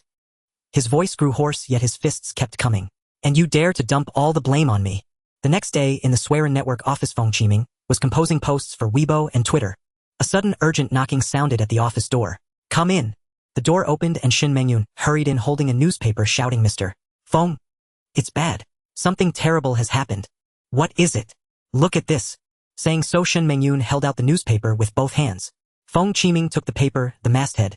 Qijing's and Wenzi. Caught his eye first. He frowned and then saw a color photograph on the front page, a group of Shamate youths with garishly dyed hair standing slovenly in a line. Every person's eyes in the photo had been pixelated. The headline read, Save the Children, Stay Away from Non-Mainstream Culture. See the special edition for details. Turning to the supplemental special edition, Feng Qiming read carefully, in this digital age, games have become part of many young people's lives, and we recognize that this is not inherently bad. However, what deserves attention is that some games provide neither education nor genuine entertainment. Instead, they breed a range of unhealthy values and behaviors. Today, we examine Jiawu Tuan, a game whose conspicuous non-mainstream phenomenon is said to be gradually destroying the future of the younger generation and spawning a host of social problems. First, focus on Jiawu Tuan. This game draws minors in, pulling them away from real life and fostering an unshakable obsession with non-mainstream culture. Even more worrisome are the unhealthy behaviors resulting from online romances. Young people increasingly mistake the virtual world for a place of no restraint, so that one-night stands and abortions become commonplace. They begin to disdain responsibility and morality in real life, sinking into a moral quagmire from which they cannot pull themselves free. The online vogue for shamate and non-mainstream culture, along with the use of Huaxingwen's stylized internet script, has likewise had a serious impact on young people's language and conduct. They begin to drift away from mainstream society, stray from normal social circles, and become disconnected from the real world, causing severe harm to their social skills and daily habits. Yet these problems are not confined to Jiawu Tuan.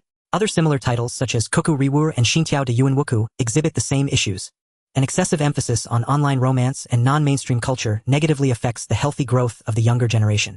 They grow addicted to virtual relationships and lose control over the real world. In that illusory realm, they become fragile and easily swayed by bad temptations. Their grades fall, and at the pivotal moments of entrance exams, they may suffer lifelong regret. In the end, they may walk a road of no return. Boys may sink into delinquency, and theft girls may slide into sex work.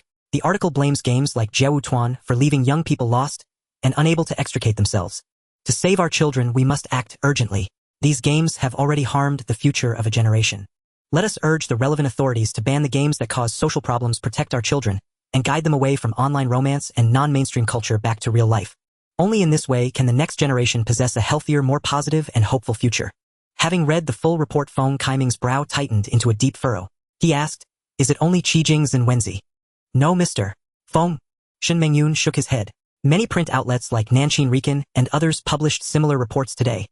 They only take slightly different angles." Feng Qiming set the paper down, clasped his hands beneath his chin, and fell into thought. What is a Chung Yoshi trying to do? If they can't get it, will they destroy it? Are they trying to drag everyone down with them? Feng Qiming picked up the phone and dialed the internal number of Assistant Lin's office.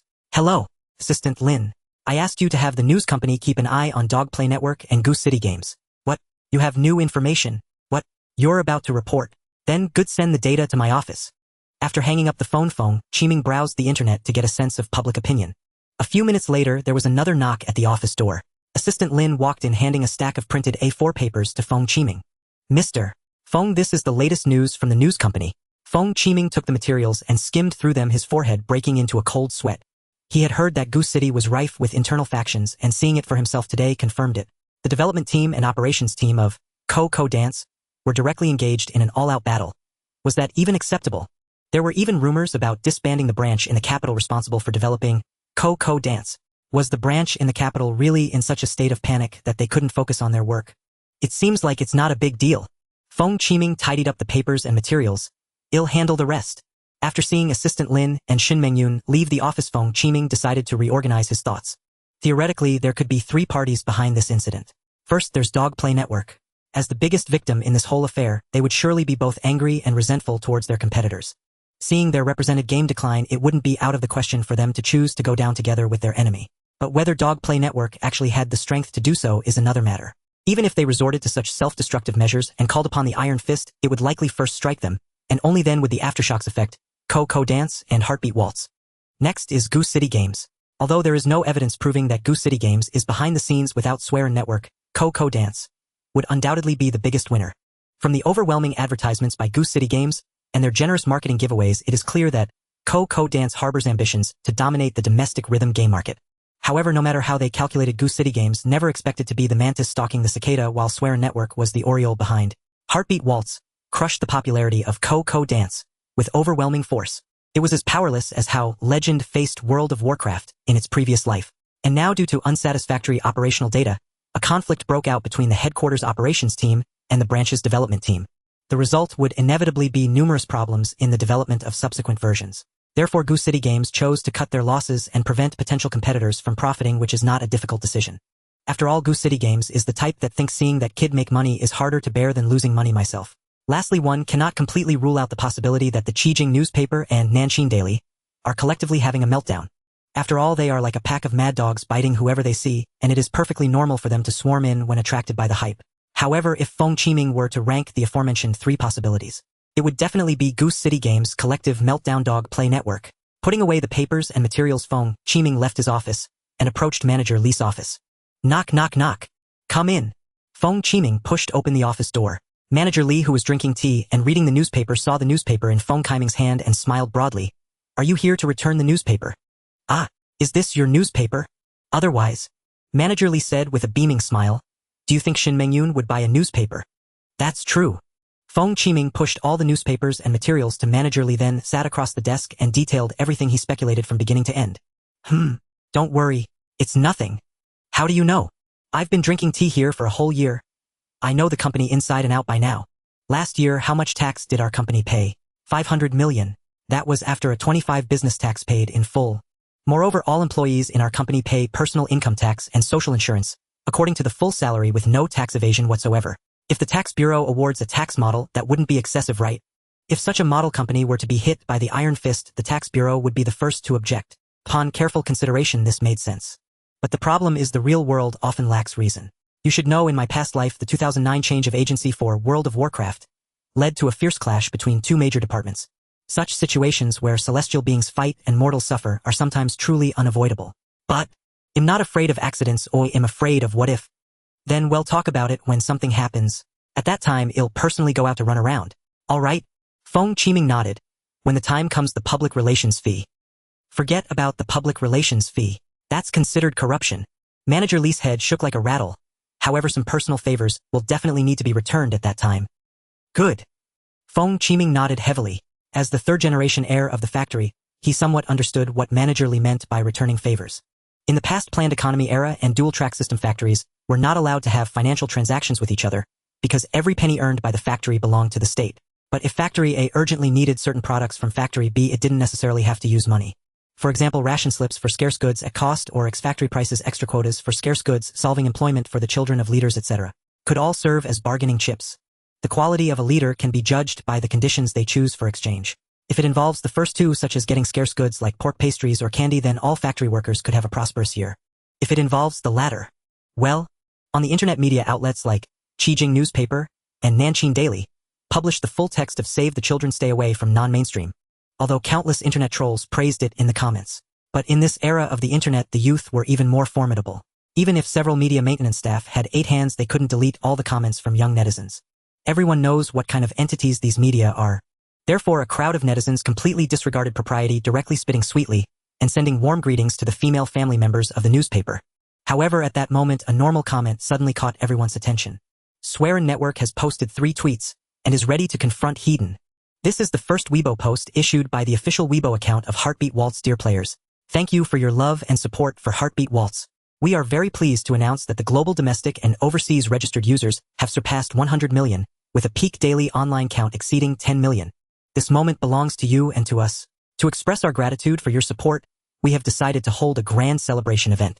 From December 27, 2010 to January 3, 2011.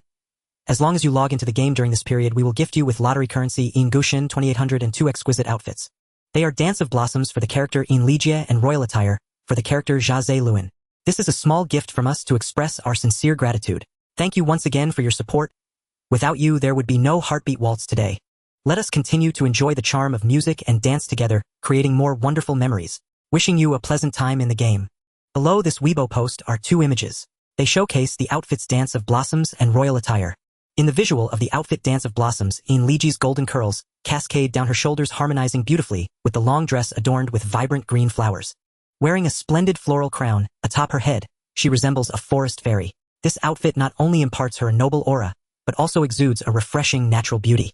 In the visual of the outfit Royal Attire, Jia Luin, a tall and well-groomed blonde youth, dons a sparkling diamond crown and a luxurious white suit accented with red and blue, with a silver sword hanging at his waist and high leather boots adorning his feet, presenting a noble and handsome figure, as though he stepped out of a fairy tale. As the saying goes, a picture speaks 1,000 words. The comment section is practically erupting. Fashion enthusiasts declare that both outfits are fabulous. Dance of Blossoms is elegant while Royal Attire is noble. Wow, 10 consecutive draws. Heartbeat Waltz is impressive. It's touching to see a domestic game go international. Support it. In Ligia looks absolutely stunning in Dance of Blossoms. I must have this outfit. I can't believe it. 10 consecutive draws, giving out In Gushin 2800. This game is so popular internationally. Impressive. Keep it up, Heartbeat Waltz. 10 consecutive draws are so exhilarating. This is a leap for domestic games and our players' fortune. Support domestic products. Support Heartbeat Waltz. The outfit designs in this game are truly stunning. Especially that Dance of Blossoms. It's as beautiful as a fairy descending from the heavens. The second Weibo post is issued by the official Weibo account of Suiren Network, celebrating Suiren Network for 1 year, 2 months and 12 days, since its establishment, with 98 years, 9 months and 15 days left to become a centennial enterprise. Regarding the so-called non-mainstream and sham art issues, we must clarify that these phenomena have existed on a large scale since 2005. Suiren Network was established on October 15, 2009, while the RPG game Heartbeat Waltz opened its servers on December 22, 2010. How could we possibly cross time and space to influence 2005? Such accusations are utterly absurd and are nothing but slander. It is worth mentioning that Heartbeat Waltz requires a mobile phone number and ID number for real name registration, eliminating issues such as luring minors into early romantic relationships. For those spreading false information, we reserve the right to pursue legal responsibility. Thank you for your support. The third Weibo post is again issued by Suiren Network. 3 weeks have passed since the major earthquake in Sichuan province, during which we have witnessed many touching stories, but have also regrettably seen some outrageous behaviors. The so-called Zhang from the Tianfu community made inappropriate remarks at a time when the affected people were suffering, and such behavior is shocking and intolerable. However, we must also consider a question. This Zhang is a 21-year-old adult with full behavioral capacity. She should be responsible for her own actions. Can we blame the game Street Dance Group for this? Are her parents or teachers responsible for Street Dance Group? Can they control her behavior?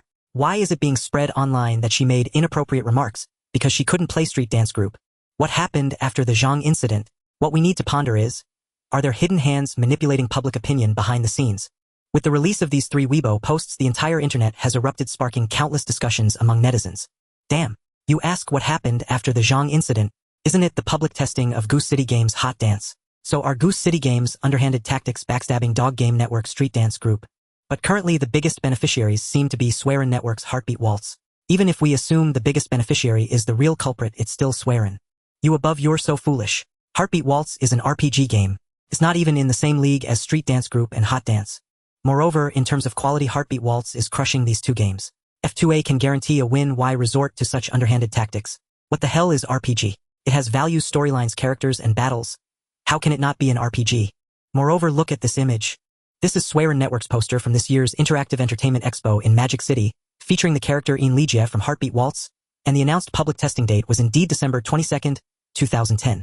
But at that time, everyone's attention was focused on the demos of Western Region Overview Gone Ying's Legend and New World Dark Genesis. If Suiren is the hidden hand, does that mean Director Feng has the ability to foresee the future? That's clearly impossible. Exactly.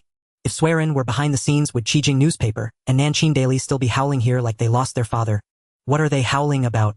Isn't it just urging the relevant departments to shut down these 3 games? But why would Goose City want to take down their own game as well? Taking down is impossible. The real goal is to ask everyone to shut down for rectification. If everyone shuts down for a year, wouldn't they have time to launch their writing? I don't think Goose City's games can be copied by Suiren. Have you heard? Because Hot Dance's data crashed, Goose City's operations wanted to shift the blame to the planners, but the planners ended up sending the operators to the hospital. Now the entire Hot Dance project team is at a standstill. Damn, what a big scoop. Everyone, the great Luo Hua has released a new video. Is it true? The video link is here. Do you really think Heartbeat Waltz is just a simple rhythm game? Unveiling the dark story behind Heartbeat. Good morning, afternoon, or evening, dear audience. I am still your big brother, Lu Wawachan. No need to doubt, you are not mistaken. This footage you see in the video, I really played it myself with the help of Zazalin, allowing me to easily achieve a high score. Let's get back to the point. The Heartbeat Waltz has officially launched for nearly a week. I wonder how you all feel about it. My experience is very novel. Not just in terms of gameplay, but also in terms of the game's narrative. I ask everyone, when creating a character, did you feel completely baffled? Clearly the Heartbeat Waltz, from its name to its core gameplay, resembles a text adventure game gal game with friendship cultivation elements and a music rhythm game. But the opening scene for character creation is set in a spaceship. Or is it an impending crash? When we create characters, I wonder if anyone noticed the warning sound in the background. If you missed it, you can listen to this segment again. Let me tell you a fact. The recording you hear is not the domestic version but the international version. Moreover, it is the English voice version. That's right. Even in the English version, this warning sound is still in Chinese. This means that Director Feng is actually telling you that this spaceship is a Chinese spaceship. Or at least in the background story, it is a force modeled after China. Since we have confirmed that this is a Chinese spaceship, let's analyze it. First, the name of the spaceship. Yuzhao. As we all know, spaceship names often carry significant political meaning. For example, our lunar exploration is named Change. And what about Yuzi? I believe the audience in front of the screen have recited Meng Jiao's Yuzi-in. I think the answer is self-evident. This spaceship is one that returns home from beyond space. This spaceship is flying back to Earth from some outer space colony. Considering that this spaceship can easily crash, this outer space colony must be quite close to Earth. You should know the nearest star to the solar system, Proxima Centauri, which is the model for the three-body problem, is a whole 4 light-years away. If an outer space colony had the ability to cross more than 4 light-years, it would not send out such an unreliable spaceship. Therefore, this outer space colony must be not far from Earth within the solar system, and with harsh living conditions, hence the desire to return home. This outer space colony could be on Europa or Mars. Now the question arises, since it is a spaceship sent back from the Chinese space colony, its landing target would naturally only be China. But the warnings repeatedly mention the following issues. First, the designated landing point is abnormal.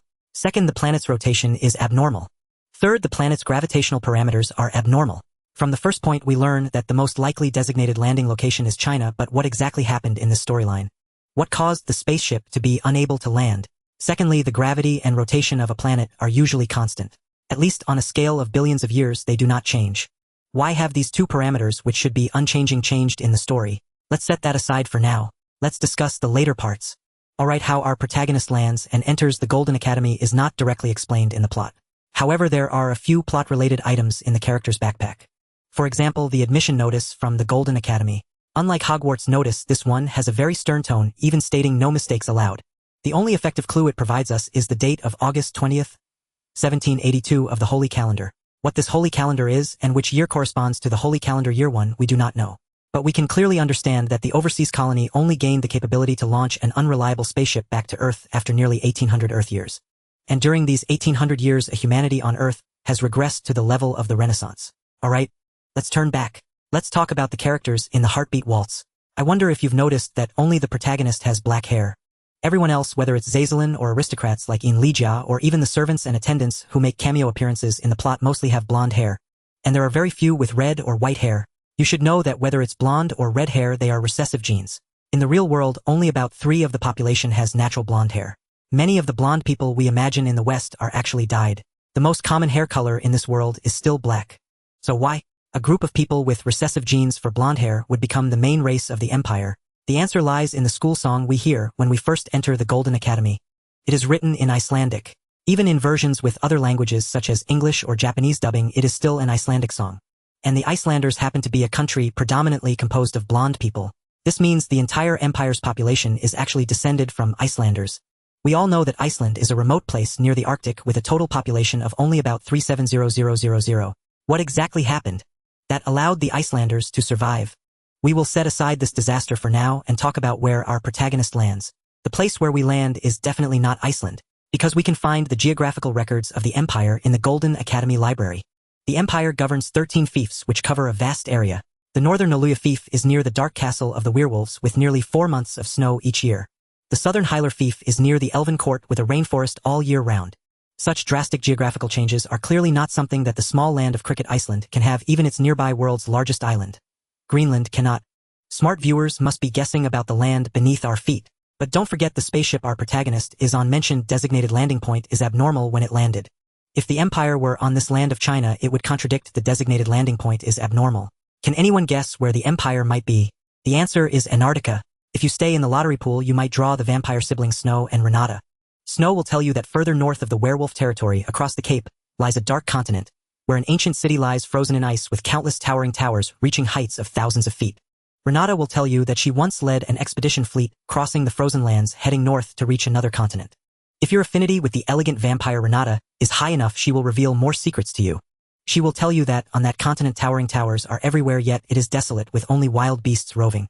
And further north on that continent there lies a land of ruins filled with remnants of the past. That northern land of ruins is inhabited by many wild men. These wild men are extremely ferocious and cannot be communicated with.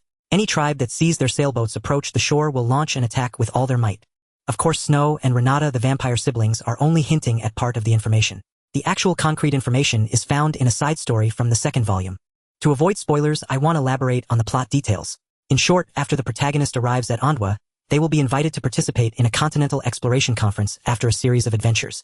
At this conference, a map of the continent was presented to everyone, which is actually the map of Antarctica. However, in this map, the Antarctic Peninsula, the pointed part, is oriented upwards as north, while Wilkes Land, the fan-shaped portion, is oriented downwards as south. The so-called werewolf territory is near the Antarctic Peninsula, and across the sea from the Antarctic Peninsula is the southern tip of South America, where the Strait of Magellan is located. Thus, the dark continent Snow referred to is actually the continent of South America, while the continent that Renata mentioned is further north is North America. In the story, if South America has turned into a frozen land, it indicates that the Earth's poles and rotation axis have shifted. Assuming that the region of Chile and Argentina has become the new North Pole, where would the new Antarctica be? The answer is the East Asia region. The East Asia region will become the new Antarctica. This is also why the spaceship's warning mentioned that the designated landing point was abnormal. Because the designated landing point has become the new Antarctica, it must be abnormal. So what exactly caused this drastic change? The game does not provide any explanation. However, we can speculate. According to the descriptions of Snow and Renata, the structures on the continent of South America remain almost intact, while those in North America have turned into ruins. Is there a possibility that there was a doomsday plague that swept across the entire world, leaving humanity in a state of near extinction, allowing the cities and buildings of South America to be preserved intact? Following that, there could have been a doomsday nuclear war. The nuclear weapons used in this war far surpassed the power of the Soviet Union's Tsar Bomba. The targets of these nuclear bombs were naturally North America, Europe, and East Asia. The immense energy released by the large number of nuclear weapons permanently reduced some of the Earth's mass and even directly changed the direction of the Earth's rotation. At this point, we can imagine a few years after the apocalyptic disaster, a female survivor from China piloting a highly intelligent ship searching for survivors around the world. Then, upon discovering a small group of descendants of survivors in Iceland far from the European continent, she learned that these descendants had regressed into a feudal society. Considering the severe nuclear radiation worldwide with Geiger counters going off the charts, she decided to send these survivors to Antarctica, which had melted and turned into a paradise. Thus we can explain many bizarre details in the game. For example, the holy text taught by the professors at the Golden Academy is in Chinese characters. The surnames owned by the nobility are also all from the 100 family surnames. For instance, Zazelin's surname is Feng, while Snow and Renata both have the surname Ya. Even in the Holy Day storyline, the method the nobles devised to trouble the protagonist was to make them use chopsticks to divide dumplings. Because in the Empire, commoners do not use chopsticks. Throughout it all, the Empire's nobility and priests were imitating the savior, the goddess spoken of by the Empire and the Church. The evidence is in the books of the Golden Academy Library, which contains a volume detailing the miracles of the goddess. This book's only readable chapter in the game vividly describes how the goddess sailed a colossal warship to rescue humanity's ancestors from hell and suffering. Another book, The Comprehensive History of the Empire, informs you that the first place humans landed and settled was the current headquarters of the Church, the Ivy Territory on the East Coast, Holy City Vanden. At this point, are you shocked enough that your jaw has dislocated? I certainly am. Initially, I thought the plot was strange, but I never expected that behind the rhythm of the heart, there would be such a profound pit. Can even be described as the Mariana Trench, considering that the U.S. had completely received the documents of Unit 731 and sheltered the devils who committed heinous crimes. Who created this doomsday plague is clearly the lice on the bald man's head. At this moment, the comments below the video have already surpassed 999, with countless netizens shocked by Lord Lua's ability to unearth such a dark and profound backstory in a music game. A big shot is indeed a big shot. Even such fragmented clues can be connected. So impressive. I used to think the elements in the game were very novel, but I never expected them to be related to a vast doomsday world. This layer of background setting truly adds depth to the game. I can only say that the big shots are amazing. Mr. Feng is amazing. His interpretation has given me a deeper understanding of the worldview of the rhythm of the heart. Thank you for your hard work allowing us to see the deeper story behind the game.